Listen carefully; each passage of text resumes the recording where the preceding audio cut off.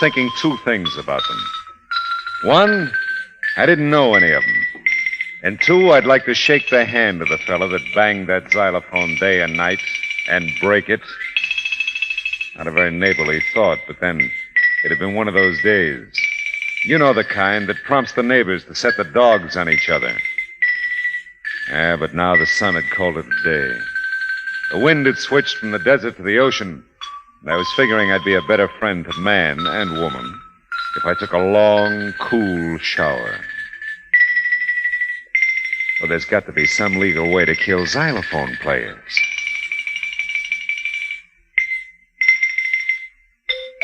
Oh, no, big finish yet.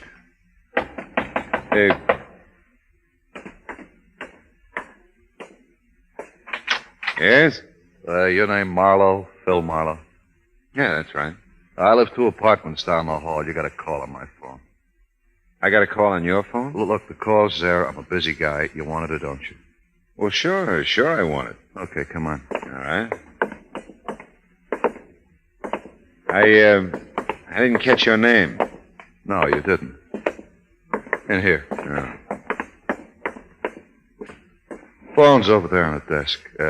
Snap it up, will you? Yeah, sure. Regular charmer, this fella. Hello. Phil, it's Ann. Oh, hiya, honey. Something must be wrong with your phone. I keep dialing your number and getting a very unpleasant little man. Yeah, he's not so little.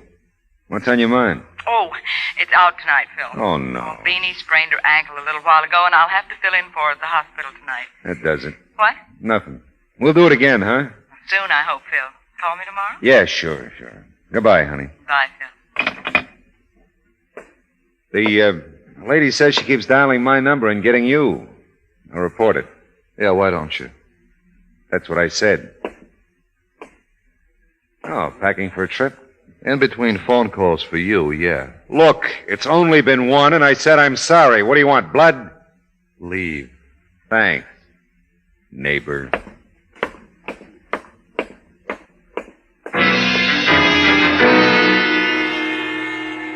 Like I said, it had been hot all day. I wasn't getting any cooler exchanging pleasantries with Laughing Boy. Back in my own apartment, I mixed myself a tall, cool drink and thought about Ann, who was neither. I just about decided on that shower again when I remembered about calling the phone company. I reached for the phone, and just as I did... Hello? Art, this is Rena. Listen, Ernie's crossed us. I can't talk now. I'll pick you up in 10 minutes. We'll clear out alone. Hey, look, 10 minutes, Art. Be ready. Sure. Yeah, I'll be ready, baby. Oh, my name isn't Art. And it isn't. Oh, well, one good turn and all that.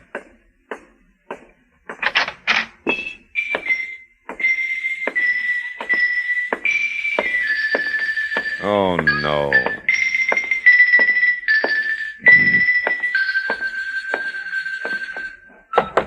Hey, Laughing Boy.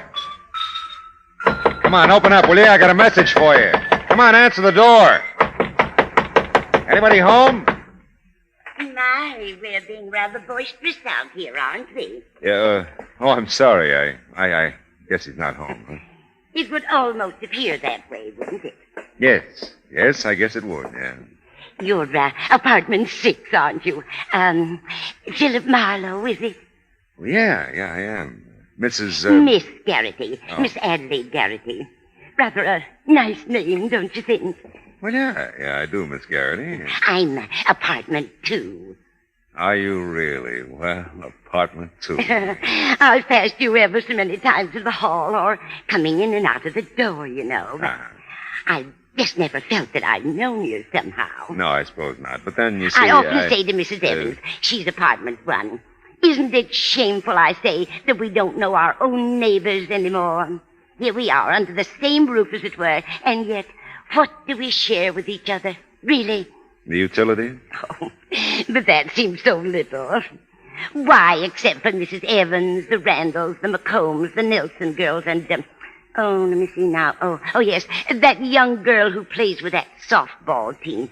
Oh, what's her name? Well, I really don't know. Hattie. Hattie, that's it. Yeah. Hattie Netherton. Well, as I say, except for those 2 or 3 people, I don't know a soul in the building. Well, that's the way it goes, isn't it? Some days you don't know a soul. Tell me, Miss Garrity, among the people in the building you don't know, do you also not know the fellow who lives here? Apartment 3. Yeah, this door I've been beating on. Who's that? You don't know. And you're making all that fuss. Yeah, well, it does seem silly, doesn't it? Well, I should say so. But I'm afraid I won't be much help to you there, Mr. Marlowe. He's our newest tenant, you know.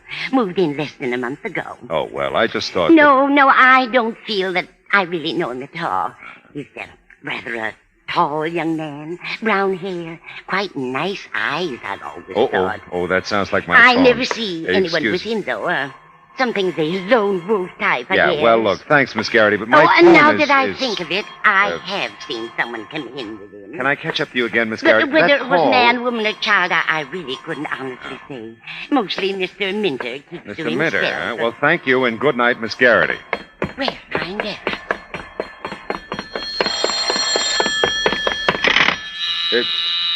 Oh, great.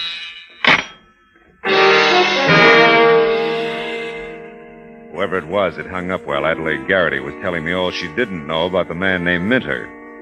On the call before, someone named Rena had called him Art. Could be my unfriendly neighbor in apartment 3 was Art Minter. Yeah, well, that's pretty simple. Left me nowhere. Then there was Rena's message. Ernie's crossed us. I'll pick you up in 10 minutes. We'll clear out alone. Not exactly social conversation. I had a hunch about the phone call mix-up, but before I began to build a case about it, I called the chief operator at the phone company. Chief operator. Yeah, well, we've got a friendly little wager going here, operator. Will you settle an argument for us? I'll try, sir. Good. Is it possible for 2 telephone wires to get crossed in some way so that I could dial one number correctly and actually get the other number? Yes, sir. That is possible. Uh-huh. It could happen only in the case of a slight equipment disorder, and only if the 2 numbers in question were on the party line. Well, in other words, by dialing my number correctly, you get the person on my party line, and by dialing his number correctly, you get me. Is that it? That's right, sir. Would you like to report such a difficulty? No, thanks. Like I said, I just wanted you to settle a little argument for us. Thanks very much. Not at all, sir. Well, now I knew that much. Neighbor Minter and I were on a party line, and the strange switch in calls was legitimate. Now, I'd gone this far with the thing, I decided to leave the wires crossed for a while, just for laughs. And I looked at my watch. It was time to get a look at Rena. If she was coming from Minter in 10 minutes, she was due. I left my apartment, started down the hall toward his, and sure enough. Art, it's Rena. Oh, please, Art, hurry. Hurry. Nobody home, lady? Oh, I'm sure he must be. I just talked with him on the phone a few minutes ago. Oh, well, maybe he's in the shower. Yes, maybe that's it. Yeah. Now, please, would you mind? That sounds like his phone. Yes, it does. I wonder... Yeah, so do I. What's that? Nothing. I mean, if he answers it, he'll probably answer your knock, too. Yes, I suppose he will.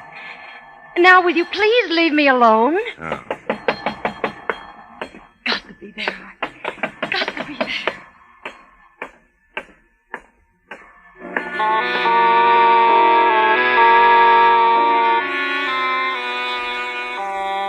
The phone ringing in Art's apartment was far more frustrating to me than it was to Rena. I knew darn well the call was really for me. I opened the front door out of the welcome freshness of the evening breeze and the scent of night-blooming jasmine. By the time I'd inhaled a little of both and walked out to the end of the sidewalk, Rena suddenly barged out of the building, looked desperately up and down the street, and then headed toward a car parked across the way. And her car had an Arizona license. In a minute, she drove away.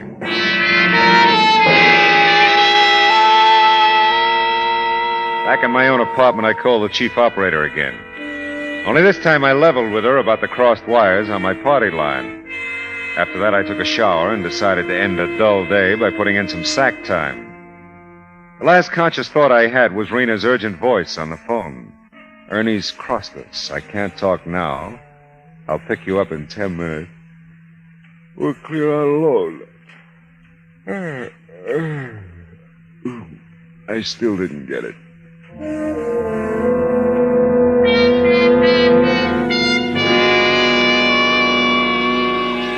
I didn't get it the next morning either.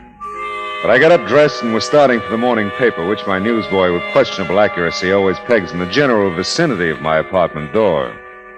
Didn't quite get there, though, before... Hello. Mr. Philip Marlowe? Speaking. This is the telephone company calling, Mr. Marlowe. Oh? The difficulty with your phone that you reported last night has been remedied. Normal service may be resumed. Oh, fine. Thanks for calling. We hope you haven't been unduly inconvenienced. Oh, not at all. It's been grand. Thank you for your patience, sir. Yeah. Well, goodbye. Well, that's that. Okay, I'm coming.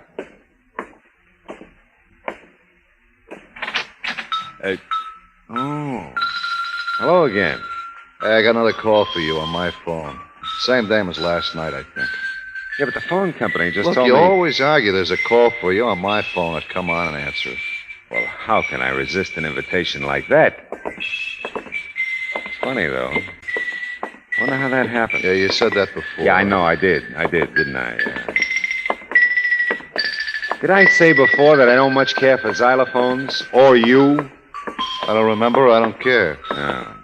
In here. Yeah, and the phone's over there on the desk. Hey, Buster, that phone's hung up. There's no call for me. What is this? This? This is a gun, Marlowe. Yeah, I see it is. You know too much, Marlowe. I don't like it when you know so much. So finish.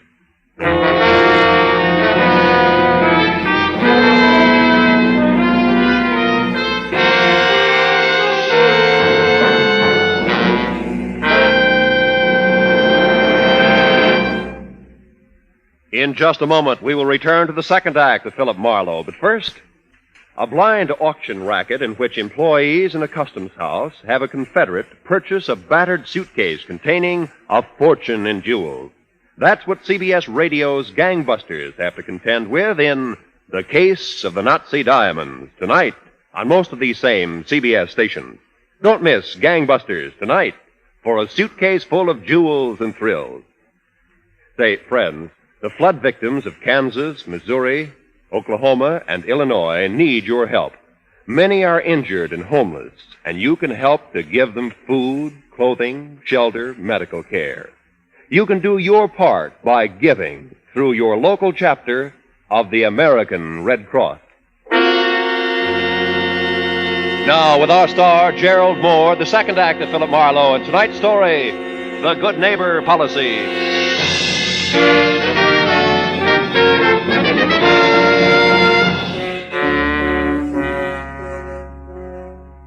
Admitted it's quite nice eyes, as Adelaide Garrity had described them. Were as cold and deadly as the automatic he rammed into my stomach. It was the first time I'd gotten a really close look at him. This one was too close for comfort. I had to keep looking at him, though. I knew that if I glanced away, blinked an eye, or made anything resembling a key move, he'd blast me to kingdom come. A little ahead of my time. He was dead wrong on one score, though. You got my call from Marina last night. You know too much. How can I know too much? I don't know anything. Now, look, Minter. When I saw you last night, you didn't know my name. You've been asking questions around, huh? Yeah. Well, so have I. Come on, Gumshoe. We're going to take a little walk. Now, look, kid, you're all wrong. And after we take that little walk, we're going to take a little ride. You can tell me all about how wrong I am as long as you can talk. Let's get going. Okay.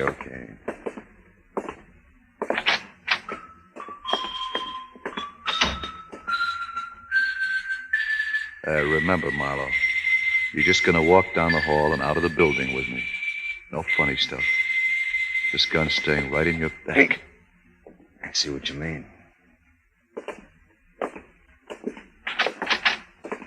And the dawn comes up like sun.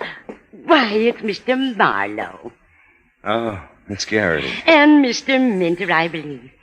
Well, we're up early, aren't we? Yes, we are. A little too early, if you ask me. Oh, have you the hiccups, Mr. Marlowe? If you do, I know the best cure.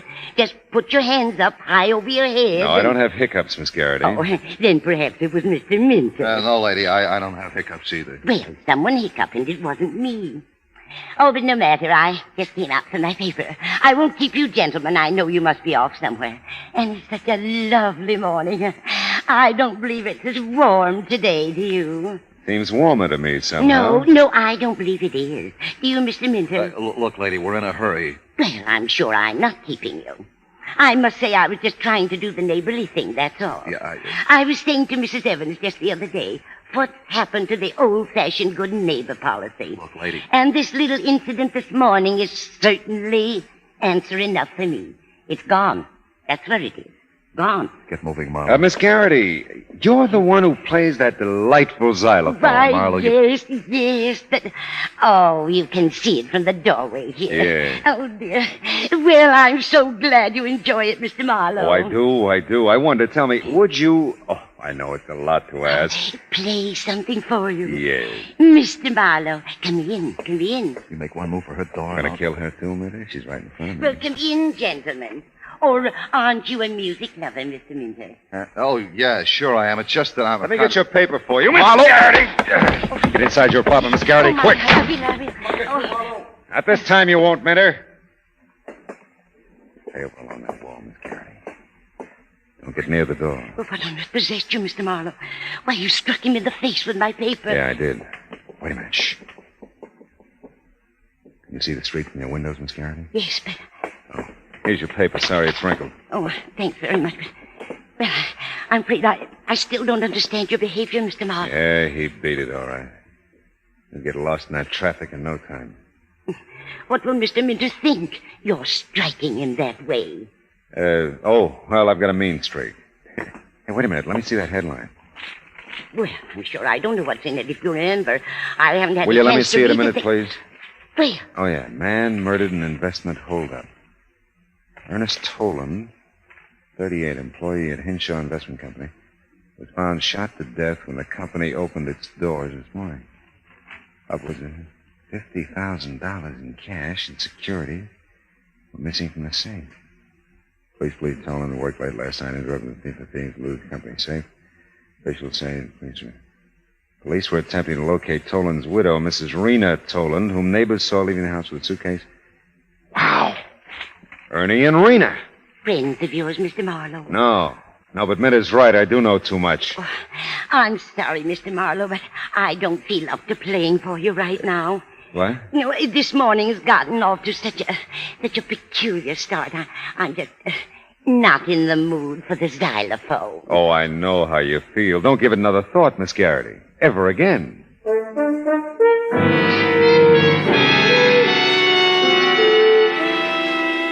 I called the landlady when I got back to my own apartment to see if she knew anything about Minter, like where he worked. She was good enough to be out of town. I even went back to Miss Garrity's, but she'd already hit the trail to share the morning's excitement with any of a dozen people, including probably that girl who played with the softball team. But old Mr. McWilliams, the janitor, was bringing up the morning mail.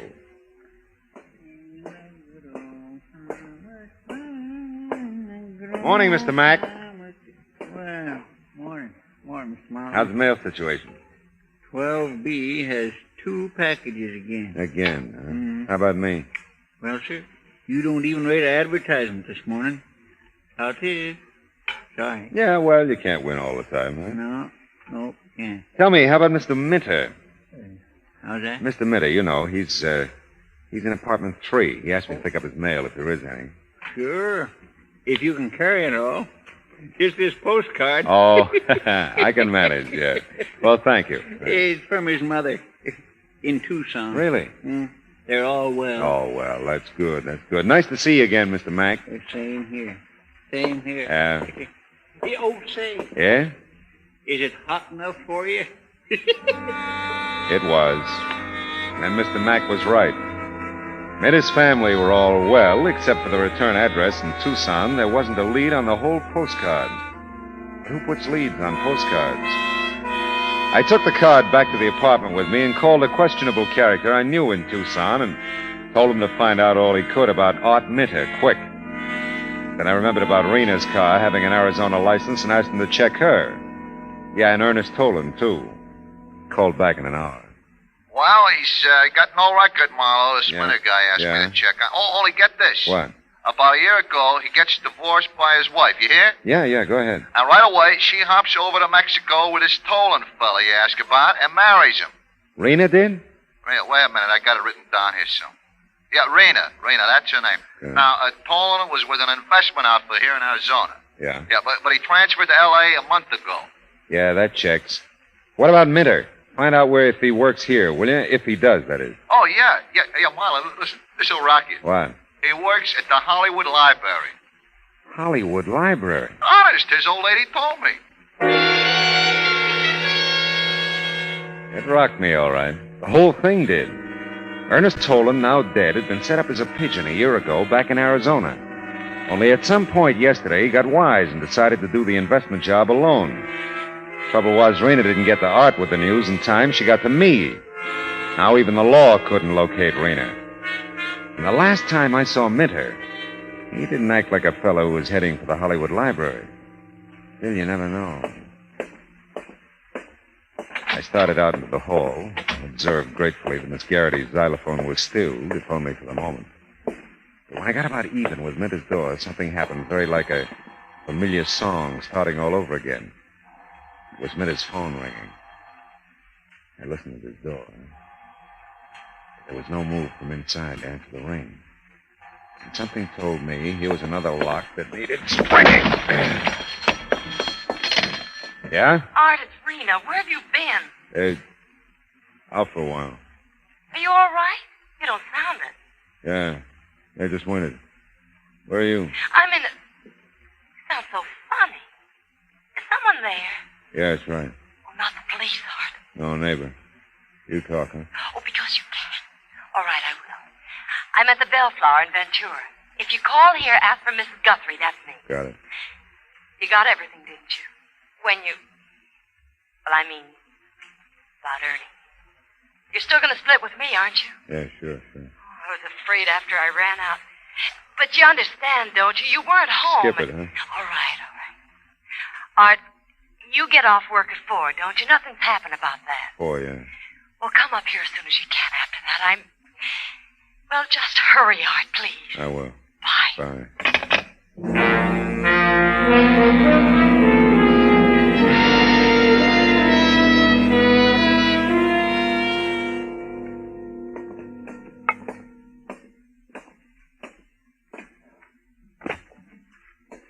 Excuse me, but can you... Please, not so loud. You. Lost my head, I'm sorry. Can you tell me where I can find Mr. Minter, please? Mr. Arthur Minter? Yeah. Oh, he's in the stacks on the mezzanine. That stair ahead. Thank you very much. Not at all. And walk as quietly as you can, please. People are reading. Wouldn't disturb me for the world.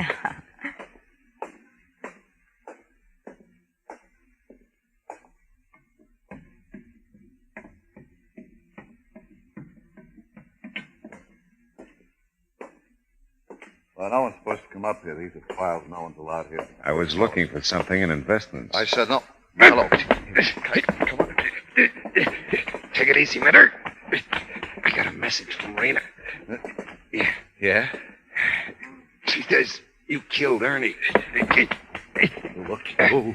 Yeah, and I got a message for Rena, too. Ventura cops probably have her by now. Might call Lieutenant Matthews did any good, and it always does. I'll kill you, Marlowe. You're a rut, aren't you, Minter? Come on.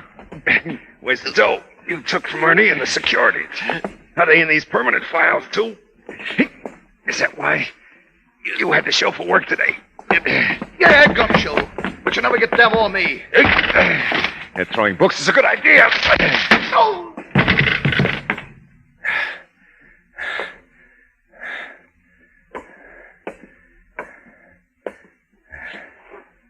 Well, this boy's really out. Yeah. Not to be said for heavy reading.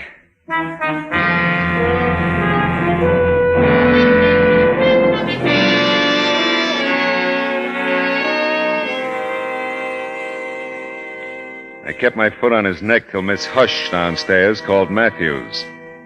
I needn't have. He didn't come too. And I waved the squad car off to headquarters from the library curb. Yeah, well, that's that. On the way back to my apartment, I got to thinking about a house with no neighbors, no xylophones, no crossed wires. No fun either. You know, all kinds of things go on in apartment houses. All kinds of people leading all kinds of lives.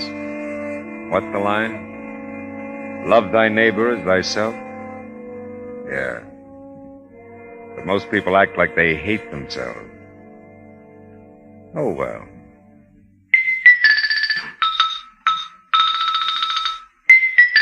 There's got to be some legal way to kill xylophone players.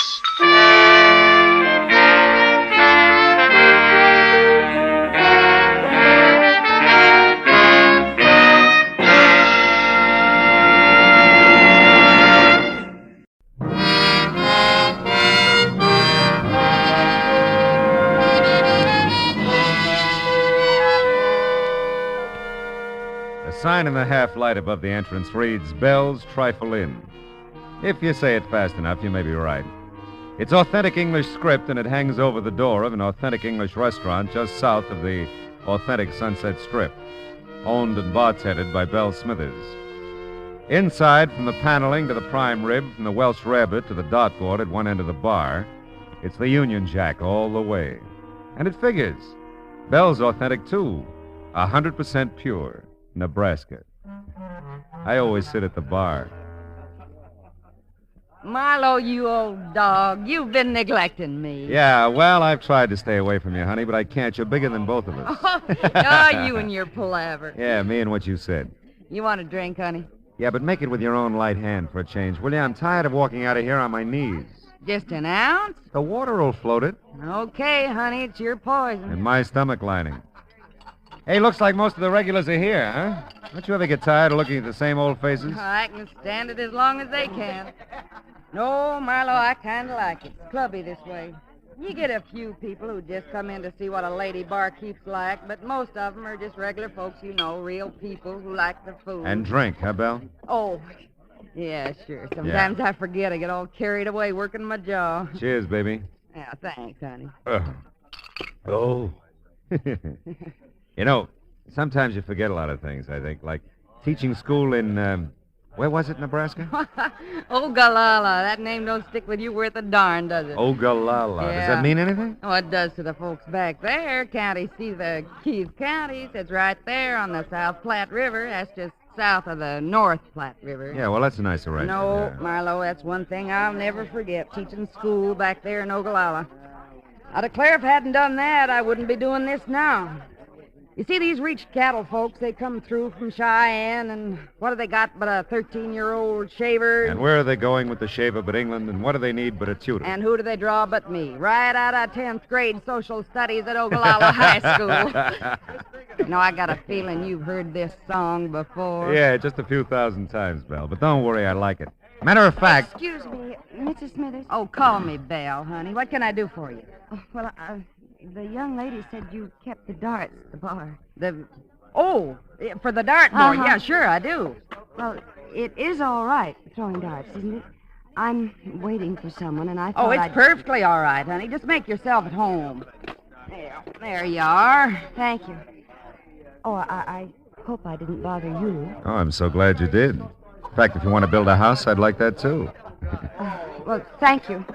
For the darts. Hey, Belle, that red hair, the green eyes. Did you get Marlowe, you and your... Don't say it. Just pour me another palaver and water. If you don't beat all, I declare... Look out, Marlowe! Oh, bullseye! smoke. She made it, Marlowe. Why, your head was right in front of the target, and she still made it. Yeah, well, I'm very happy for her. Oh, I hope I didn't frighten you. I had no idea your head was in the way. Neither did my head. As long as it's you. Oh, look, I'm really sorry. Sorry? Why, we haven't had a bullseye all week. That rates a drink and dinner on the house. Belle. For two, of course. Belle girl. Right now. Tonight. Come again. With Marlowe here, naturally. That's my girl. The red hair and green eyes smiled. A nice smile. Went along with the gag. We toasted her throwing arm, my head, and Belle's solid sense of judgment in putting the dartboard at head level at one end of the bar. By the time we moved to a table for two, I knew her name was Monty Carr. And before dinner was over, I had a pretty good idea that everything about her was All right with me. Hey, Marnie. Hmm? You got that look again. Oh, really? Which one? The dark one. Happens every time you look toward the door. Oh, yes, I expect it does. You see, I'm not exactly a free agent. Oh? Someone brought me here. Said he'd be back. Ah. Think he'll object to our little party, is that it? No, not really. I guess I hope he doesn't come back. I hope so, too. Tell me, can I play 20 questions? I'd rather you didn't. Okay. You know, I really feel pretty silly. It's so easy being with you. No.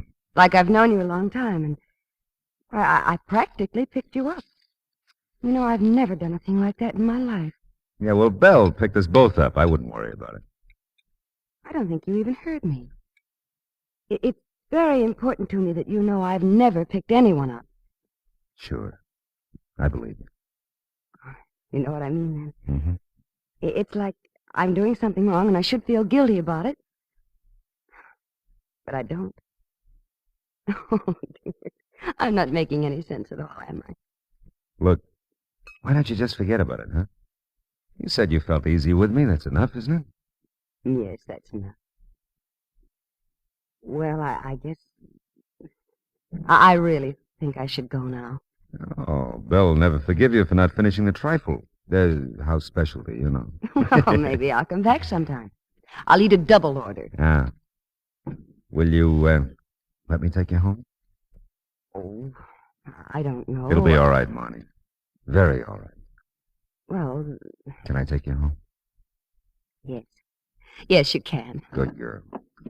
We'll stop by the bar and slip Belle the grip, and then we'll be on our way. Huh? Yes, I do want to thank And her. who do they draw but me, right out of 10th grade social studies at Ogallala High School. Yeah, you told me, Belle. Great story. You ought to change it a little, Belle, just for listener interest. Hiya, Matthews. Oh, hello, Phil. What brings you out? Miss Carr, Lieutenant Matthews. How do you do? Miss Carr. Great dinner, Belle. Dinner bell. Oh, I lost my head. Honestly, Marlowe, I declare you say the darndest thing. Yeah, I'm a regular Yale, yeah. It was a very nice dinner, Belle. Thank you. My pleasure, honey. You come again. She will. Night off, Matthews? Yeah, so far. Hey, you two have a drink with Well, me? I think the young lady's anxious to go home. Oh, I'm afraid I'm taking Phil out of his way, Lieutenant, but Bedford Drive isn't too far. Maybe he could Now, come wait a back minute, and- wait a minute. I'll make my own arrangements. I huh? know some lovely folks on Bedford. The Dickinson, 600 block. Do you know them? No, I don't. I'm north of there, 2470. Oh. Yeah, well, we'll see you, huh? Night, Belle, Matthews. Good night. It was nice to meet you both. Yeah, Good night. good night.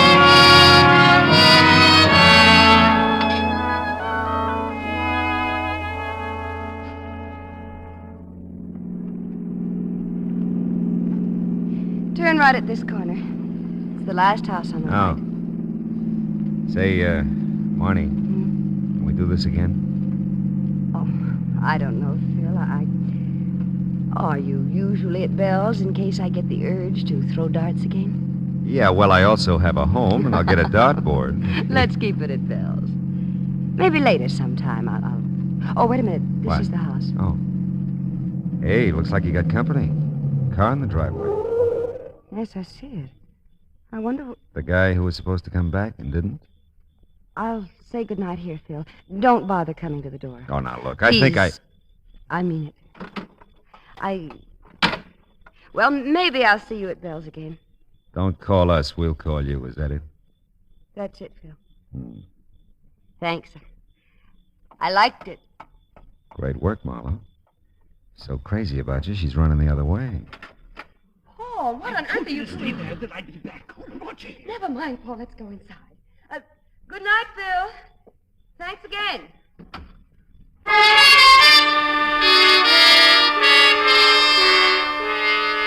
It wasn't ideal the way the evening ended. Not the way I'd planned it, but then how could you plan an evening like that? Girl meets dart, girl throws dart, girl meets boy. Didn't make much sense, but it didn't have to. It was a nice evening. Short, but nice. Monty Carr was a nice girl. And I decided to leave it at that. Nice girl. It was straight up 11 o'clock when I got home. I thought about the red hair and the green eyes for several pleasant minutes, and then I went to bed. to sleep.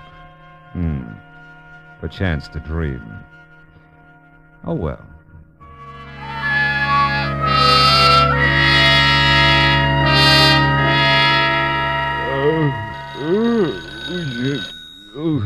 Oh.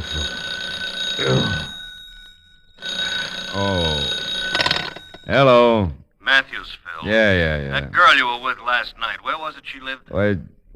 Where did she live? Yeah. Look, it's not even 8 o'clock in the morning. You're asking... Take it easy, Phil.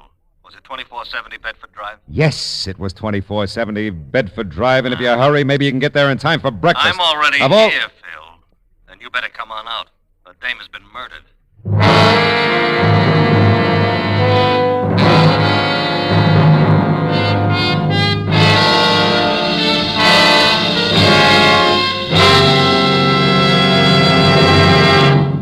In just a moment, we will return to the second act of Philip Marlowe. But first, so you think this old world of ours is fresh out of miracles? Maybe you sort of long for the days of the Arabian Nights or folks of fable who possessed those magic wands, lamps, rings, talismans that all produced wonders? Well, if you do, you'll find CBS's Mr. Aladdin a refreshing gent to meet. He gets the name Mr. Aladdin from the fact that his exciting adventures have the atmosphere of miracles about them. Listen for him later this evening on most of these same CBS stations. And now with our star, Gerald Moore, the second act of Philip Marlowe, and tonight's story, Life Can Be Murder.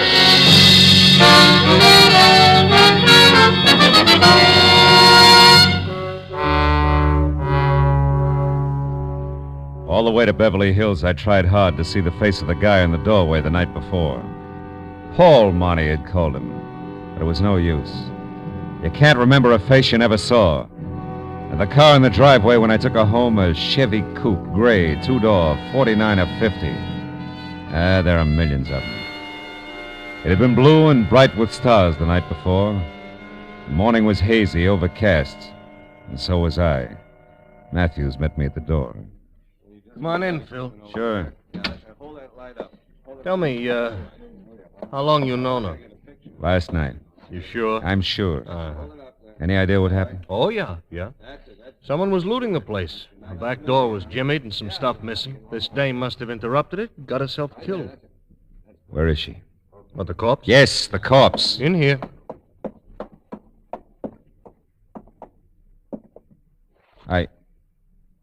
Hey, that's not Marnie. Did I say it was? Oh, no, but I thought that... Never mind, do you know who this is? Yeah. Ann Harkness, according to identification in her purse. Oh? She's from New York. Taxi driver brought her here about 11 last night from the airport, and the coroner says she must have been shot shortly after that. Uh-huh. You bring your girlfriend straight here from Bell's? Yeah. Well, that's new for you. All right, huh? That would put her here by 10:30 easy. So? So the taxi driver says a red-headed gal answered the door and let the Harkness woman in. That doesn't prove a thing. No, it doesn't. I'd like to talk to her, though, Phil. You know where she lives? She lives here, doesn't she? No. House belongs to Mr. and Mrs. Orville Edwards. They're out of town. They got called to Chicago yesterday with a death in the family. Oh. And the neighbors don't know anything about this Miss Carr, was it? Yeah, Monty Carr. Yeah. Well, I got a call into Chicago for the Edwardses. They ought to clear it up. Mm-hmm. Got something here, Lieutenant. Oh, hello, Mr. Marlowe. Hiya, Mooney. Yeah, what do you got, Sergeant? Well, this address book. Phone numbers from the phone desk in the hall. Nobody named Carr listed, though. Okay. But this note might be something from the big bedroom upstairs, front of the house. Oh, let's see. It's signed Marnie, Phil. It is? Yeah. Let me have a look. Yeah.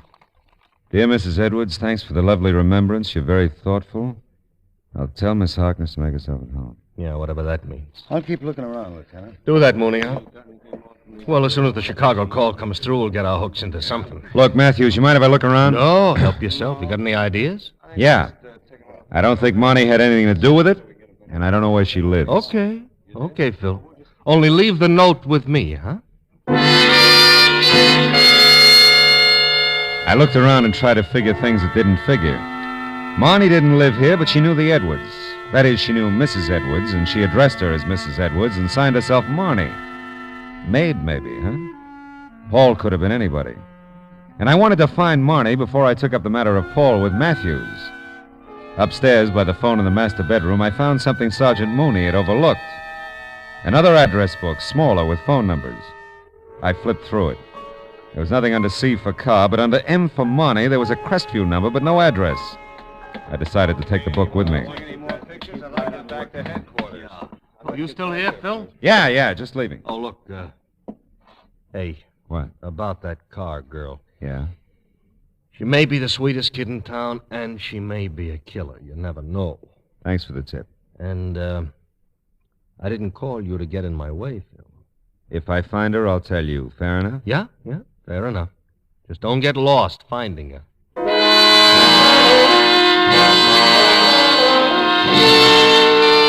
It was kind of a break. Head start, at least.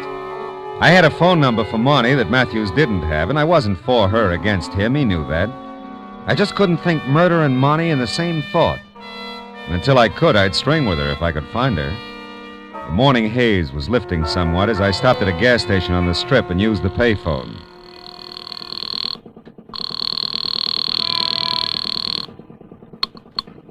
Mr. Felix's, good morning. What'd you say this was? This is Mr. Felix's beauty salon. Oh, is Marnie there, please? I'm sorry. Miss Marnie's not in today. Can someone else help you? Oh, no, Look, would you be kind enough to give me a home phone? I'm sorry, sir. We're not allowed to give out phone numbers. Oh, but I'm an old... It doesn't matter who you are. I can't give you her number. Okay, thanks.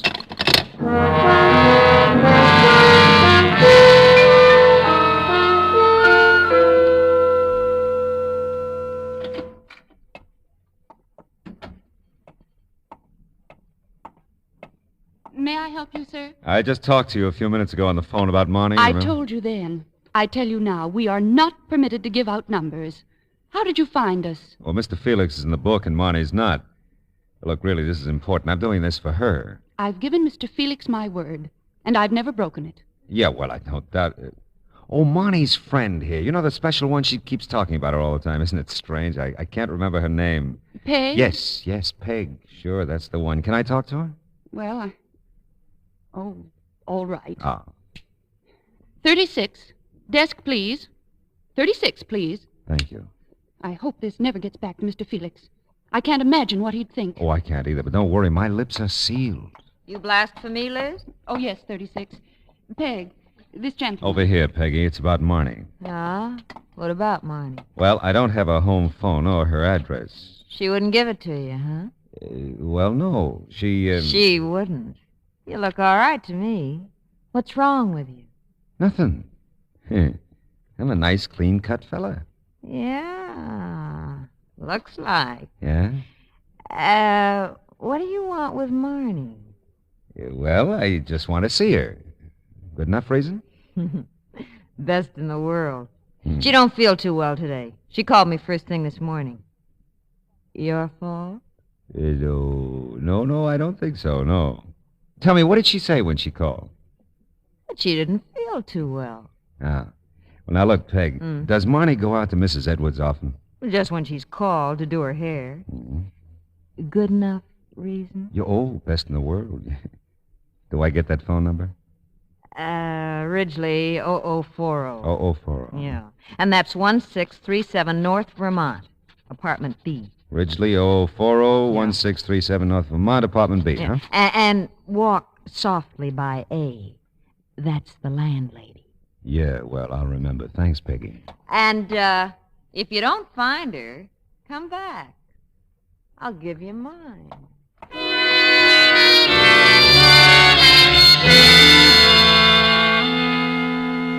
Peg was something of a prophet, among other things.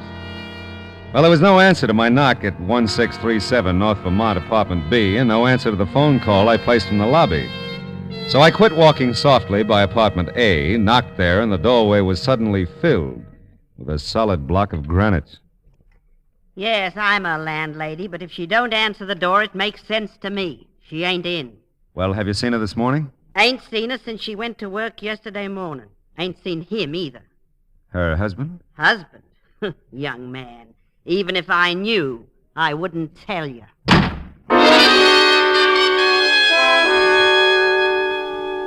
know, I was getting proud of my head.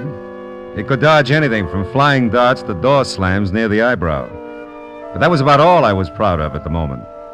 I wasn't exactly closing in on Marnie. The landlady's snort didn't give me much of a line on Paul, if that's who she was exhaling about. And there was the matter of Ann Harkness, who flew into Los Angeles the night before, just in time to be murdered. Well, I drove to a nearby drive-in and mulled it over a sandwich. Coffee was grim, too. I was starting in on the routine that begins with, if I were Marnie, where would I go? When I got a flash of an idea. 10 minutes later, I was banging on another door. Bell! Bell, anybody home? Bell! Oh, Marlowe, come in. Oh. I'll arrange for swinging doors first thing tomorrow. I'm sorry, Bell, but I got an idea. I told you lately we're not open for lunch. I said I'm sorry, didn't I? It's just that... Oh, I'm sorry, too, Marlowe. Guess I'm kind of off my feed today. I All right. declare you ought to see what that butcher sent me in the name of prime rib. And Charlotte Bell. called, said she'd floundered like a beached whale all night, bad tooth. She Bell, won't will you live. run down? And when I got here, this was here for you. Oh, let's see. Someone shoved it under the door, I guess. At least that's where I found it. Mm-hmm. Well, land of Goshen, come in. You get enough people, we'll put on a floor show. You have been a busy boy, Phil. Hiya, Bell. Make yourself at home, Lieutenant. I got work to do. If you know that, you also know I'm getting nowhere. Yeah, maybe. Hey, listen. Huh? You've been tailing me, Matthews? Tailing you? Yeah, that's what I no, said. Phil, no. Just the boy's been going the same place as you have. Ah. A little bit later all the way around, and along about the second stop, the description began to fit you. It did. Well, now, look, tell me, how did your phone call to Chicago come out? Oh, we found out where your Monte car fits in. Oh? Yeah? That Harkness dame was a friend from New York who came to call on the Edwardses. Uh-huh. And they tried to intercept her when they got the call about that family death in Chicago. Mm-hmm. Only they couldn't reach her. Now, your Marnie told Mrs. Edwards she'd stick around the house and wait for the Harkness dame. Is that all? Well, they described some of the stuff that might be missing. We checked, and it is. It is, huh? Yeah. Tell me, how do you figure Marnie by now? How can I figure her, Phil? She's missing. Yeah. Yeah. She is missing, isn't she, Phil? I said if I found her, I'd tell you. You remember? Oh, yes. I remember, Phil. I just want to make sure you do.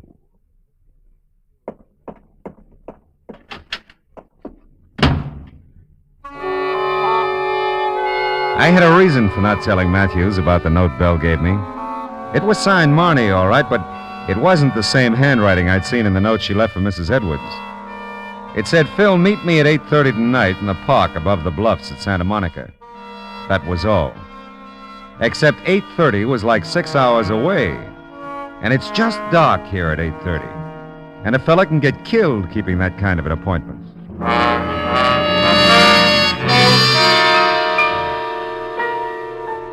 Did you ever wait 6 hours for something to happen? Oh, it's no fun. Neither is the thought that maybe something final has happened to a pretty nice person. I was almost sure now that Paul was my boy, but almost wasn't close enough.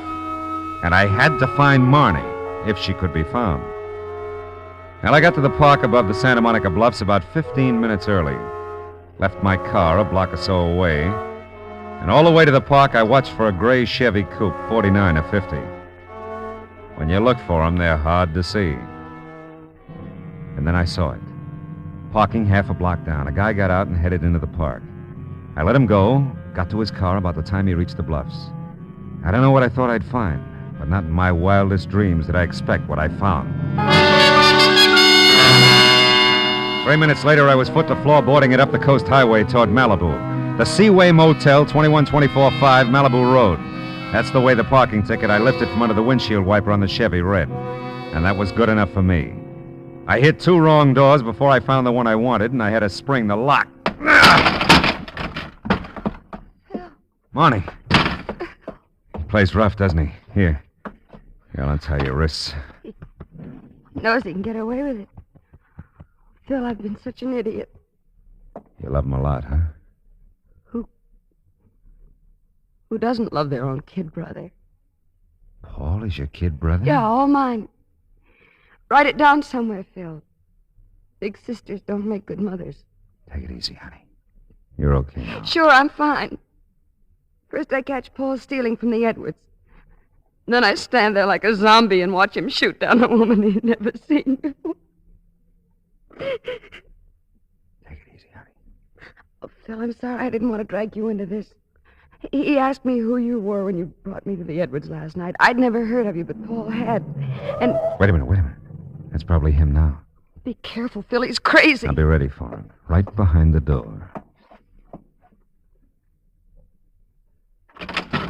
Your bright boyfriend stood me up. We gotta get out of here. Paul, Hey, what is this? You big...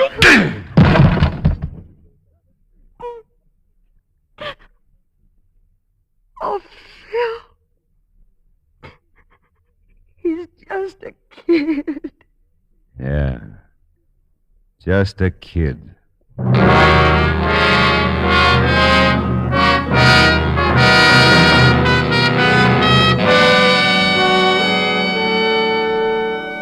I called Matthews and wound it up.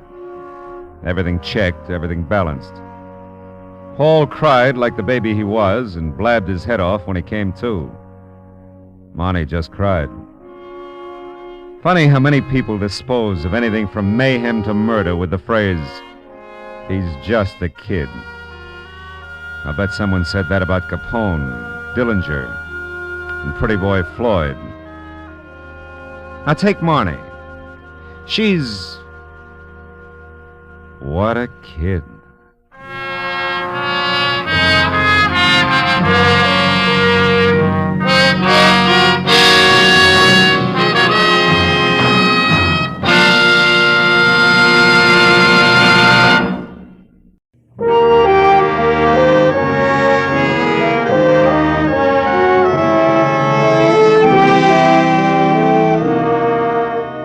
I stood at the window and looked down at the Saturday morning traffic. 1,000 inchworms playing follow the leader to the beach, to the mountains, to Aunt Millie's, to any place.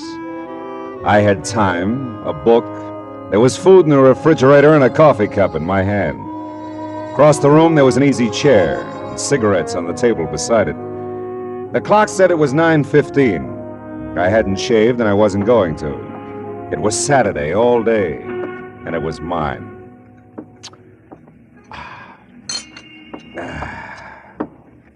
Now, let's see, where was I? Oh, yeah, here it is. She was the most breathtaking thing he'd ever seen.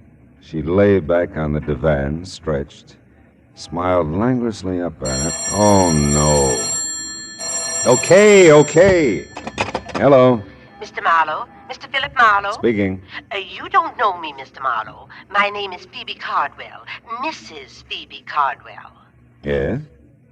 Well, I thought perhaps the name would mean something to you. Cardwell? No, I'm afraid not. Oh, well, no matter.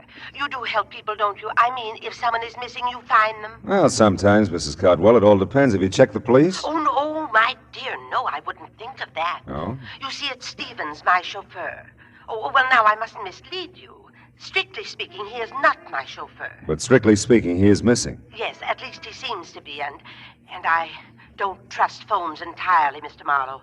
I couldn't even have called you except Matilda went to her friends, and I do need your help. Yeah, I see. If Well, you could come out right away. It's most important to me. I live in Venice, Mr. Marlowe. If you drive down Sepulveda to Washington Boulevard...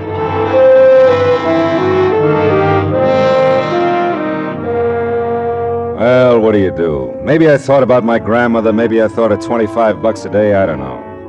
Whatever it was, I joined the inchworm anonymity that was the traffic line of the beach cities. Now, Venice is not a spot to which I normally gravitate, but there was something in Mrs. Phoebe Cardwell's distinguished old voice that told me this was not a Saturday for normalcy. The house was what used to be called a bungalow, and the ramrod little figure waiting for me in the doorway was what used to be called beautiful.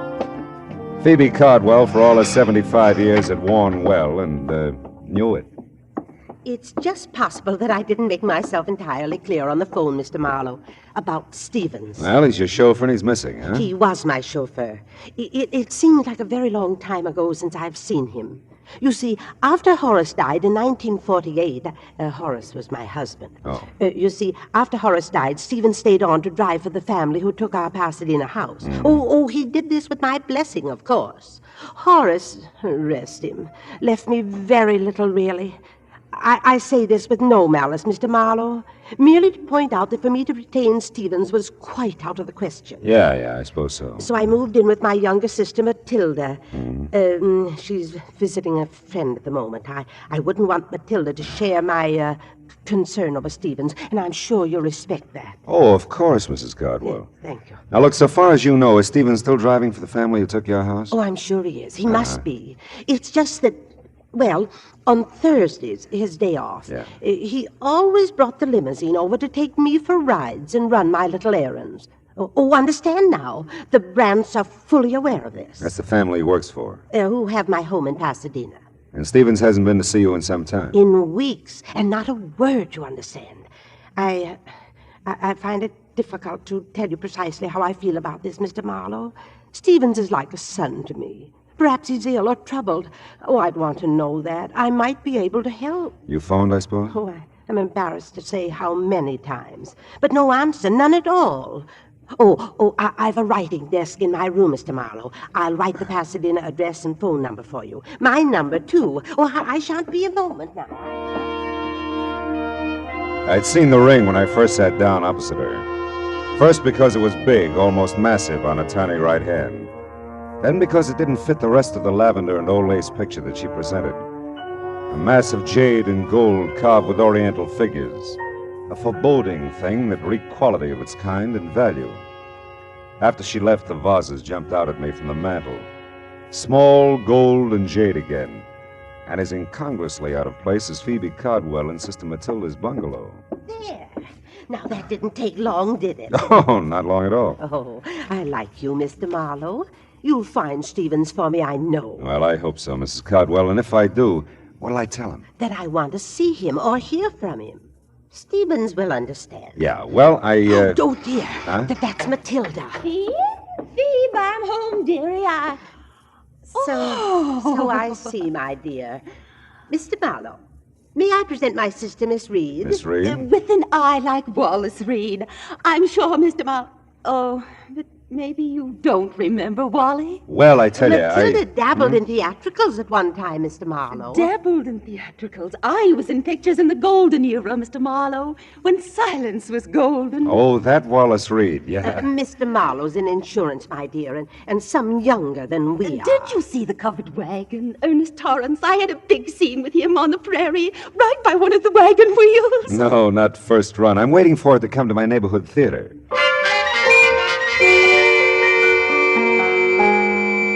Matilda was a doll. Real live Cupid doll, but her role in this thing was strictly comedy relief. The drama, if there was any, was Phoebe Cardwell. A missing chauffeur that wasn't hers anymore, and the glaring memory of jade and gold that didn't seem to fit anywhere. Well, I missed a house on Orange Grove Avenue by 2 numbers, parked the car, and walked back. The old Cardwell place was set well back from the street, and its solid red brick looked big, important, and empty. Nobody home. Nobody home. At first I thought there were 3 honey-colored Afghans on the lawn next door. But the one in the middle was talking to me. And as I walked closer, I could see she was by far the prettiest. And undoubtedly something more than man's best friend. The Brandts are at Emerald Bay for the summer. I thought I'd told everyone. Yeah, well, I'm the one who forgot to ask you. My name's Marlowe. I'm Kip Harcourt. Margaret Reilly. Kip's for the reserve section. Hello, Kip. I've never seen you before. Yeah, well, believe me, I'm sorry. I believe you, Marlowe. Yeah, I got a first name. I like Marlowe. Oh. Forget about the Brandts. Come on and play on this side of the hedge. I don't know the Pasadena rules. Same as Texas. No. Looks like we're going to have to move over. I'll give Stevens a raise for this. Thought you said nobody was home. Stevens doesn't count. He does with me. Don't move. I want to remember you like this always. You'll be back, Marlowe? This you know. Hey, Stevens. Stevens, wait a minute. I'd like to see you. Yes, sir? I'd like to talk to you about Mrs. Cardwell. Is something wrong, sir? Oh, no. She's fine. I'm Philip Marlowe, Stevens. Is there some place we can have a visit? We're upstairs over the garage in my quarters, sir. Come along. Mrs. Cardwell isn't ailing, she said. Oh, no, looked fine when I left it less than an hour ago. Oh, I'm glad to hear that. Yeah, here we are. Come inside, sir. Hey, nice place you've got here, Stevens. It's a bit stuffy in here, I'm afraid. I've been closed up a few days. Oh. Here now. Sit down, sir. Thanks. Say, Stevens, Mrs. Cardwell misses you, and you can drop the sir with me. Marlowe will do. Well, I'll try, sir. Mr. Marlowe. But a habit of 20 years or so, you know. Sure. Now, Mrs. Cardwell misses me? Is that what you've come to tell me? Well, that's about all she told me, Stevens. I understand you skipped a few of your regular Thursday visits with her, and, well, she's concerned about you. Well, I must say that's generous of her. Of course, it's not been a few visits at all, Mr. Marlowe. I've missed the last 2 Thursdays, and for a quite legitimate reason. My employers, the Brants, have opened their Emerald Bay place. Yeah, so Kip told me. The Miss Harcourt, I mean. Mrs. Harcourt, sir. Oh, really? That's too bad. Is it, sir? Yeah. Well, look, Mrs. Cardwell seems like a nice old lady. You know what you mean to her. It's not just you she misses, you understand? It's a way of life, something she was part of and enjoyed. Status, I think they call it. You know, it can be pretty important, Stevens. I understand that, sir. Sure you do. You'll give her a break, I know. Call her now that you're back in town. You know, keep in touch, huh? Yes, Oh, excuse me. Sure. Don't leave, sir, please. There's something I'd like to ask you. Stevens seemed like a right guy. Anyway, I was wondering about Kip, Mrs. Harcourt. I had her figured all right, but not for married. I dismissed it to the back of my mind and started casing Stevens' little palace. It was nice enough in the brown to gray motif, neat, tidy, like Stevens, except for a bunch of packing boxes grouped in the corner behind the divan. And on top of them, 3 items that stopped me cold. A large bowl, a smaller one, and a long oblong box. All a mass of jade and gold carved with oriental figures. You admire oriental art, Mr. Marlowe? Not specially. Do you, Stevens? Not specially, sir. You said you'd like to ask me something. Yes, and if I may, sir, I'd appreciate a straight answer. All my answers are straight, Stevens. It's my questions that get tricky. I'll remember that, sir. Are you certain you've told me everything Mrs. Cardwell said about me? Very certain. Does it strike you as odd, sir, that she'd hire a man of your particular capabilities to deliver the simple message that she misses me? Matter of fact, it does, Stevens. Strikes me as very odd.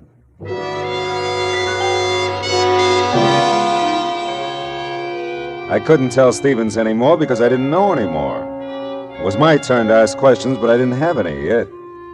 I was closing in on a pretty good one as I started down the drive again, but it got lost in the shuffle. I knew you'd be back, Marlowe.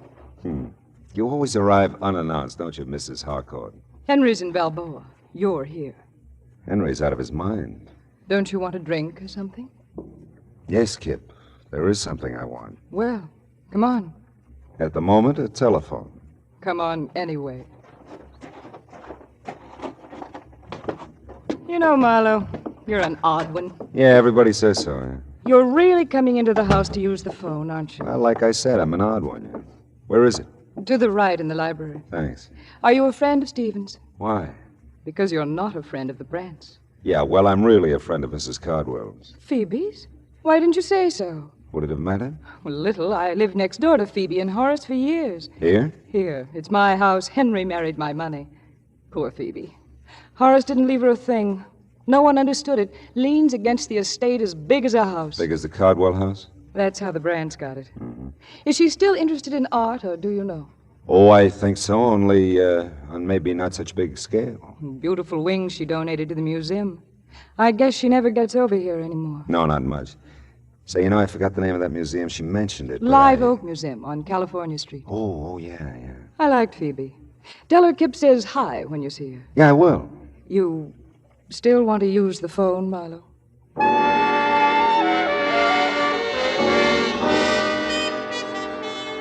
I used the phone. I called Phoebe Cardwell, explained Stephen's absence, and gave her Kip's best. And the case was closed. All I had to do was wait for a check. But all of a sudden, I didn't feel very good about any of it. It was like a hangover. You know, I felt something should make sense, but nothing did. The jade and gold at Phoebe's, the stuff in Stephen's quarters that looked just like it. Was it hers? Did she give it to him? Did he take it? Questions I had, but no answers. I stood there at the window in Kip's library and watched a car pull to a stop in front of the old Cardwell place. Watched a thick little man get out and start to walk up the gravel driveway. I wasn't sure until he walked right past the library window. Then I knew I had the beginnings of all the answers. The thick little man was Fritzy Ott, one of the better fencers around town. And he was on his way to see Stevens. A minute later, Kip told me of empty servants' quarters over her garage. Another minute later, and I was there. The two garages weren't 6 feet apart. And there was lots to hear if you listened.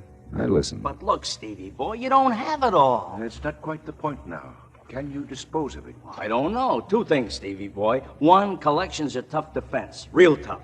Two, this isn't the whole deal. I don't understand. This isn't the whole deal. Some pieces missing. I've seen pictures of the Sinku collection. Some pieces are missing here. 2 vases and a ring, to be exact. Yeah, you're right. You got them? Well, not exactly. I might be able to get them. Look, I'm trying to tell you, Stevie boy. One, I'm not even sure I can fence the whole collection. But two, I ain't got a prayer of doing it if it's incomplete. Are you with me there? Do you understand that? Yes, I understand it. It might take time to obtain the other pieces. Then you better spend some time, Stevie boy, or we got no arrangement whatsoever. I tell you, I'll nose around, see what's the best deal I can get, providing you deliver the full treatment. You see what you can do about getting it, and we'll meet here tomorrow at noon. But I really don't think it. Oh, never mind. I've got to have the money.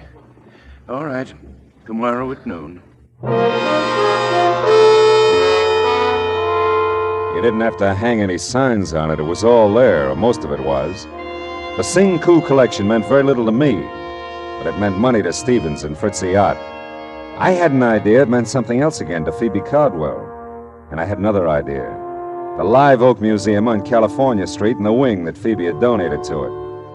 I couldn't risk the delay of a Texas rules bout with Kip, so I skirted the house and ran through the dusk to my car. 5 minutes later, I stood in front of the words Live Oak Museum, Percival Wallace, Director, open to visitors 9 to 5 weekdays, 9 to 12 Saturdays, 12 to 5 Sunday afternoon. Oh, nuts.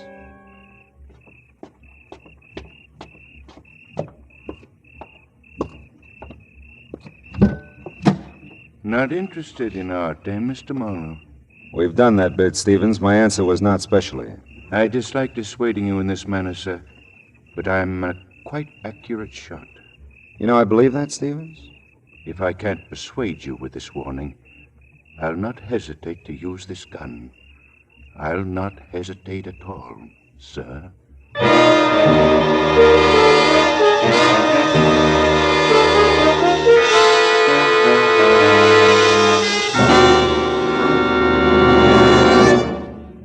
In just a moment, we will return to the second act of Philip Marlowe. But first, now that vacation time is here, our streets and highways are more crowded than ever. Don't take chances.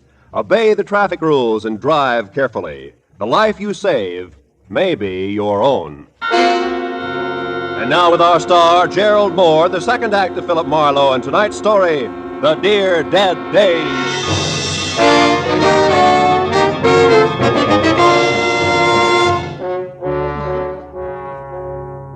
Stevens had a dominant personality for a chauffeur. He could give orders as well as take them. And I'm not a man who's at his best staring down the nose of an automatic. Well, we told each other a very proper good evening, and he left me with my thoughts, which were several and urgent. I bundled them together and headed for the Times office in downtown L.A. Note, there's just one thing mustier than an old newspaper file. It's the man who files it. 1948 was a big year, news-wise, Philip. The files are heavy. Well, how was it obituary-wise, Belton? That should lighten it. Local, national, or international? Local, Pasadena. Name, address? Horace Cardwell, Orange Grove Avenue. Cardwell, Horace. That's it. January 30, 1948. Page 1, part 2.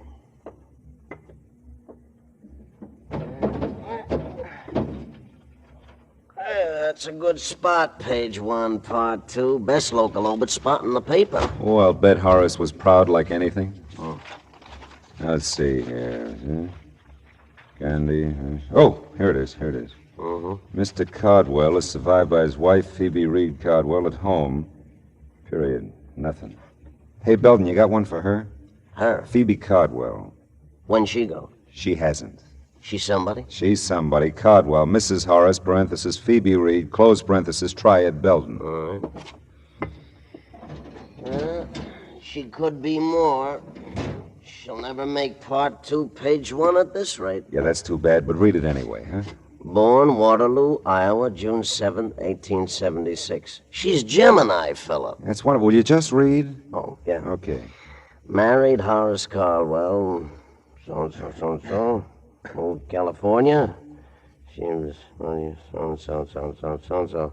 Oh, chairman of Art and Culture Committee, Live Oak Museum, Pasadena. That's it. Go ahead. Traveled extensively all over the world. Brought back many valuable paintings and objects d'art. Yeah, it's reasonable. To the museum. Most famous of which is Sing Woo collection of jade. And, well, that's about it, Philip. I love you, Belden. Thanks.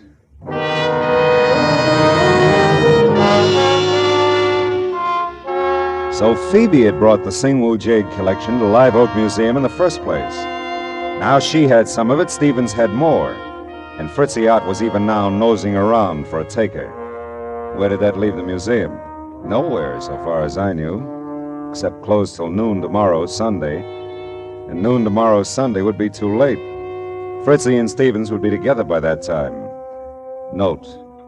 Percival Wallace is a quiet little man who doesn't like to talk to private eyes about museum business at home or anywhere. The museum has operated for 30 years, Mr. Marlowe, and not one shred of notoriety. Not one shred. Well, I think we can keep the record clean, Mr. Wallace. All I want to know is when the Sing-Woo collection was stolen from the museum. I didn't say it was stolen.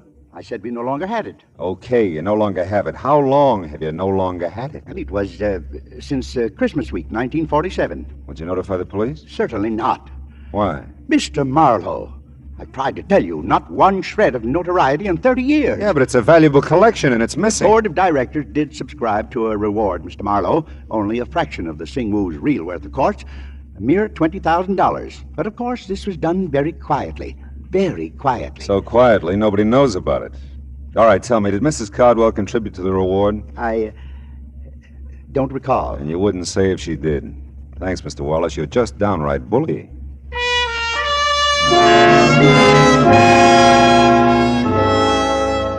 I got to Phoebe Cardwell's small bungalow in Venice in time to see a liveried limousine pull away from the curb. A few minutes after I got lost with the rest of the inchworms, the light-up-at-night variety, Mrs. Cardwell ushered me into the living room. When she turned on the lights, everything in the room jumped out at me again.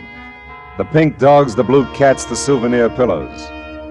But the most notable things in the room were the jade and gold vases that were gone from the mantel, and the jade and gold ring that was missing from Phoebe Cardwell's old hand. This is delightful, Mr. Marlowe. Genuinely delightful. Yeah, well, I was afraid it might be a little too late to call. Oh, ordinarily, yes. Oh, but not tonight. Why, you just missed him, Stevens. He came back and took me for a drive.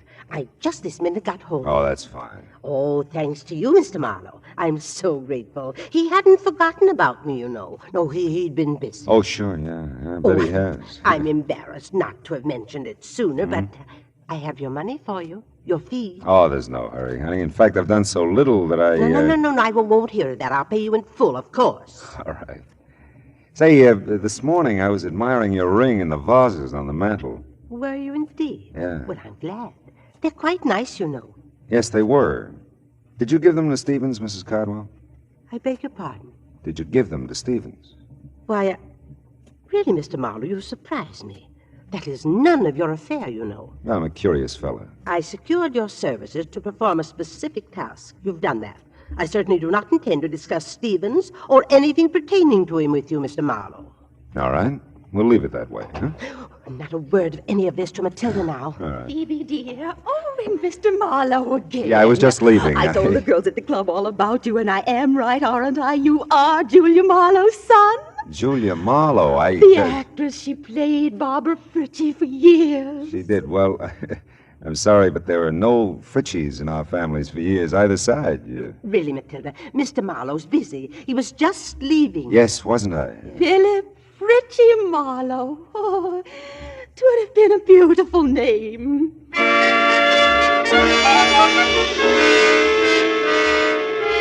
The lights in Kip Harcourt's house were off when I got back to Pasadena. Those in Stevens' quarters above the garage were still on. It was better that way. I wasn't worried about Stevens' automatic anymore. There was a very good chance he wouldn't use it. Hey, Stevens! It's Marlowe. Open up. Apparently, I didn't make myself clear, Mr. Marlowe, sir. If you still want to try your aim when I finish talking, I'll be a willing target. Come in, sir. It's almost midnight. You're meeting Fritzy at noon tomorrow. We're going to have to work fast. I warned you to stay out of it, Mr. Marlowe. Now, listen, Stevens, hear this. I know about a lot of it, and I got some good guesses on the rest. Let's make a deal. I'll tell you what I know and what I guess. If I'm right, you can get in touch with Fritzy tonight. And if you're wrong? Well, if I'm wrong, one of us deserves to be killed.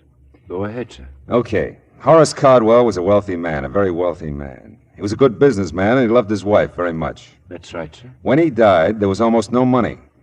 A small amount maybe for Phoebe, but the house, everything in it, the cars, everything, went to pay off debts, liens against the estate. What else do you know? That Phoebe Cardwell contributed a wing to the Live Oak Museum. That she brought art treasures from all over the world to put in it, including the Singwu jade collection. That the collection's been missing from the Cardwell wing since Christmas 1947. Horace died of a cerebral hemorrhage in January 1948. And nobody wants to talk about who took the collection, least of all the people at the Live Oak Museum. And, what do you guess from all this, sir? That a man, even a very wealthy man, can run out of money. Especially if he has a wife who's a wonderful woman, but with an eye and a hand for expensive art treasures. Phoebe's sick, Stevens. Kleptomania is an illness. I know, sir. It's been such a well-guarded secret. It took all Mr. Horace had to pay for the things she took. People to watch her, keep track of her. You know her, sir. He couldn't bear to get help for her, psychiatric help. Now, she needs money, just to live on. She has so little, and... You love her very much, don't you? Yes. Yes, I do. Well, she can't have too many more years, Stevens, and $20,000 is a lot of money. $20,000, Mr. Marlowe? Now, look, Stevens. You called it a well-guarded secret. Believe me, it was, and it is. Even those of you who've been protecting Phoebe all these years haven't leveled with each other. How she moved the collection out of there, I'll never know, but the museum's had a $20,000 reward for its return for several years. Well, I didn't know that, sir. I know you didn't. And it suddenly dawns on me that Phoebe's been handing you the Singwu collection bit by bit ever since she, came by it. Maybe in appreciation for your years of faithful service, huh? Well, she said it might come in handy, sir, if I ever needed money. If I needed money, Mr. Marlowe. Yeah, I know, Stevens. Hey, you got a conflict tomorrow. You can't be here meeting Fritzy and be at the Live Oak Museum when it opens at noon, too. Well, I'll call Fritzy. I'll tell him our arrangement is off. And Stevens, can't you just see Percival Wallace's face tomorrow when he eyes the Singwu collection again?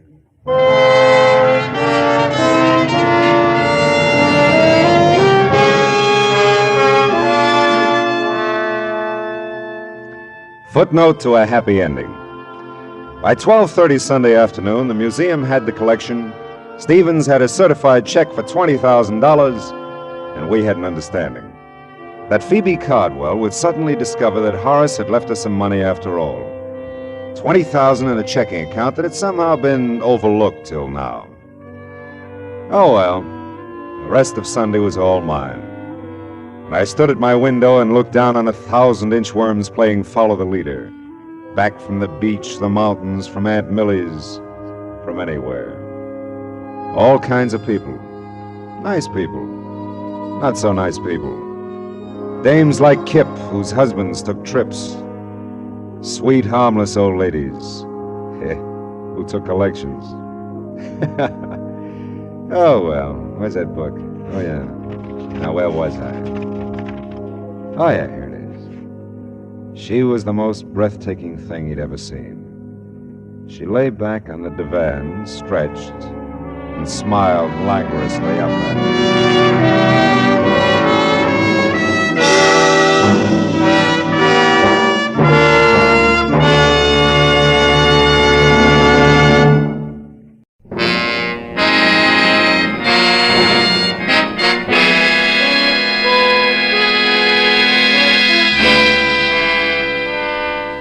The wire in my hand said it all. Need your help, urgent. Meet me at 8:30 tonight, Ship's Galley Cafe, Long Beach. Signed, Dale Higgins. The time and the place were known factors. The need for help, the urgency, and most of all, Dale Higgins were unknown. And my hazy recollection of algebra told me that 3 unknowns are mathematically impossible to find. Call it a challenge, call it money, call it a chance for a shore dinner, call it anything you like. But 8:15 found me pulling into a parking lot on Ocean Boulevard, not far from the amusement pier. Just leave it there. I'll be right with you. Oh, hello, Mr. Marlowe. Hiya, Red. How's it going? Oh, great, thanks. What brings you to the capital of Iowa? Corn. My aim's getting bad, Red. I thought I'd come down to the Pike and try for my limit at a shooting gallery. Gee, really? Yeah. Greatest practice in the world. Is it still 35 cents and no questions asked? Huh? Oh, to park the car. Yeah, that's it. Okay, kid, keep it. Oh, thanks. Hey, mind if I recommend the Quick Quack? How's that again? Used to be the Dead Duck. Best shooting gallery on the Pike for my dough. Oh, that Quick Quack. Oh, sure. Anybody be a fool to go anywhere else, Yeah, huh? my sentiments exactly. See you, Red. You bet, Mr. Marlowe.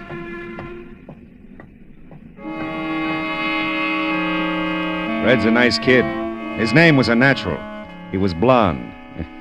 I bobbed along Ocean Boulevard in a direction that instinct and a blaring blue neon sign indicated would lead me on course to the ship's galley. The night was muggy and close.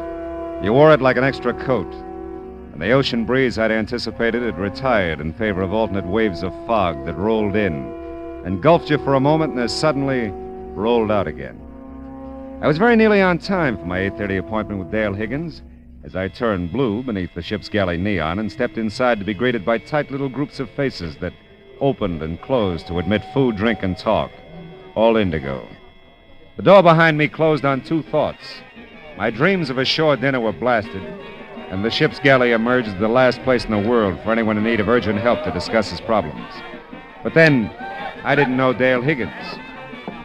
Are you Philip Marlowe by any chance? That's right. Yes, it looked like you were looking for someone. I'm Higgins. Oh, how are you, Higgins? Do we talk here? Probably not very well. No. Walk along the beach? Oh, fine.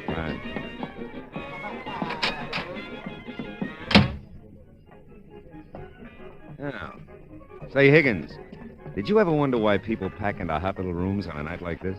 Oh, you mean the ship's galley? Yeah. Well, philosophy is not my business, Marlowe. What is? Well, I don't quite know how to tell you, I guess.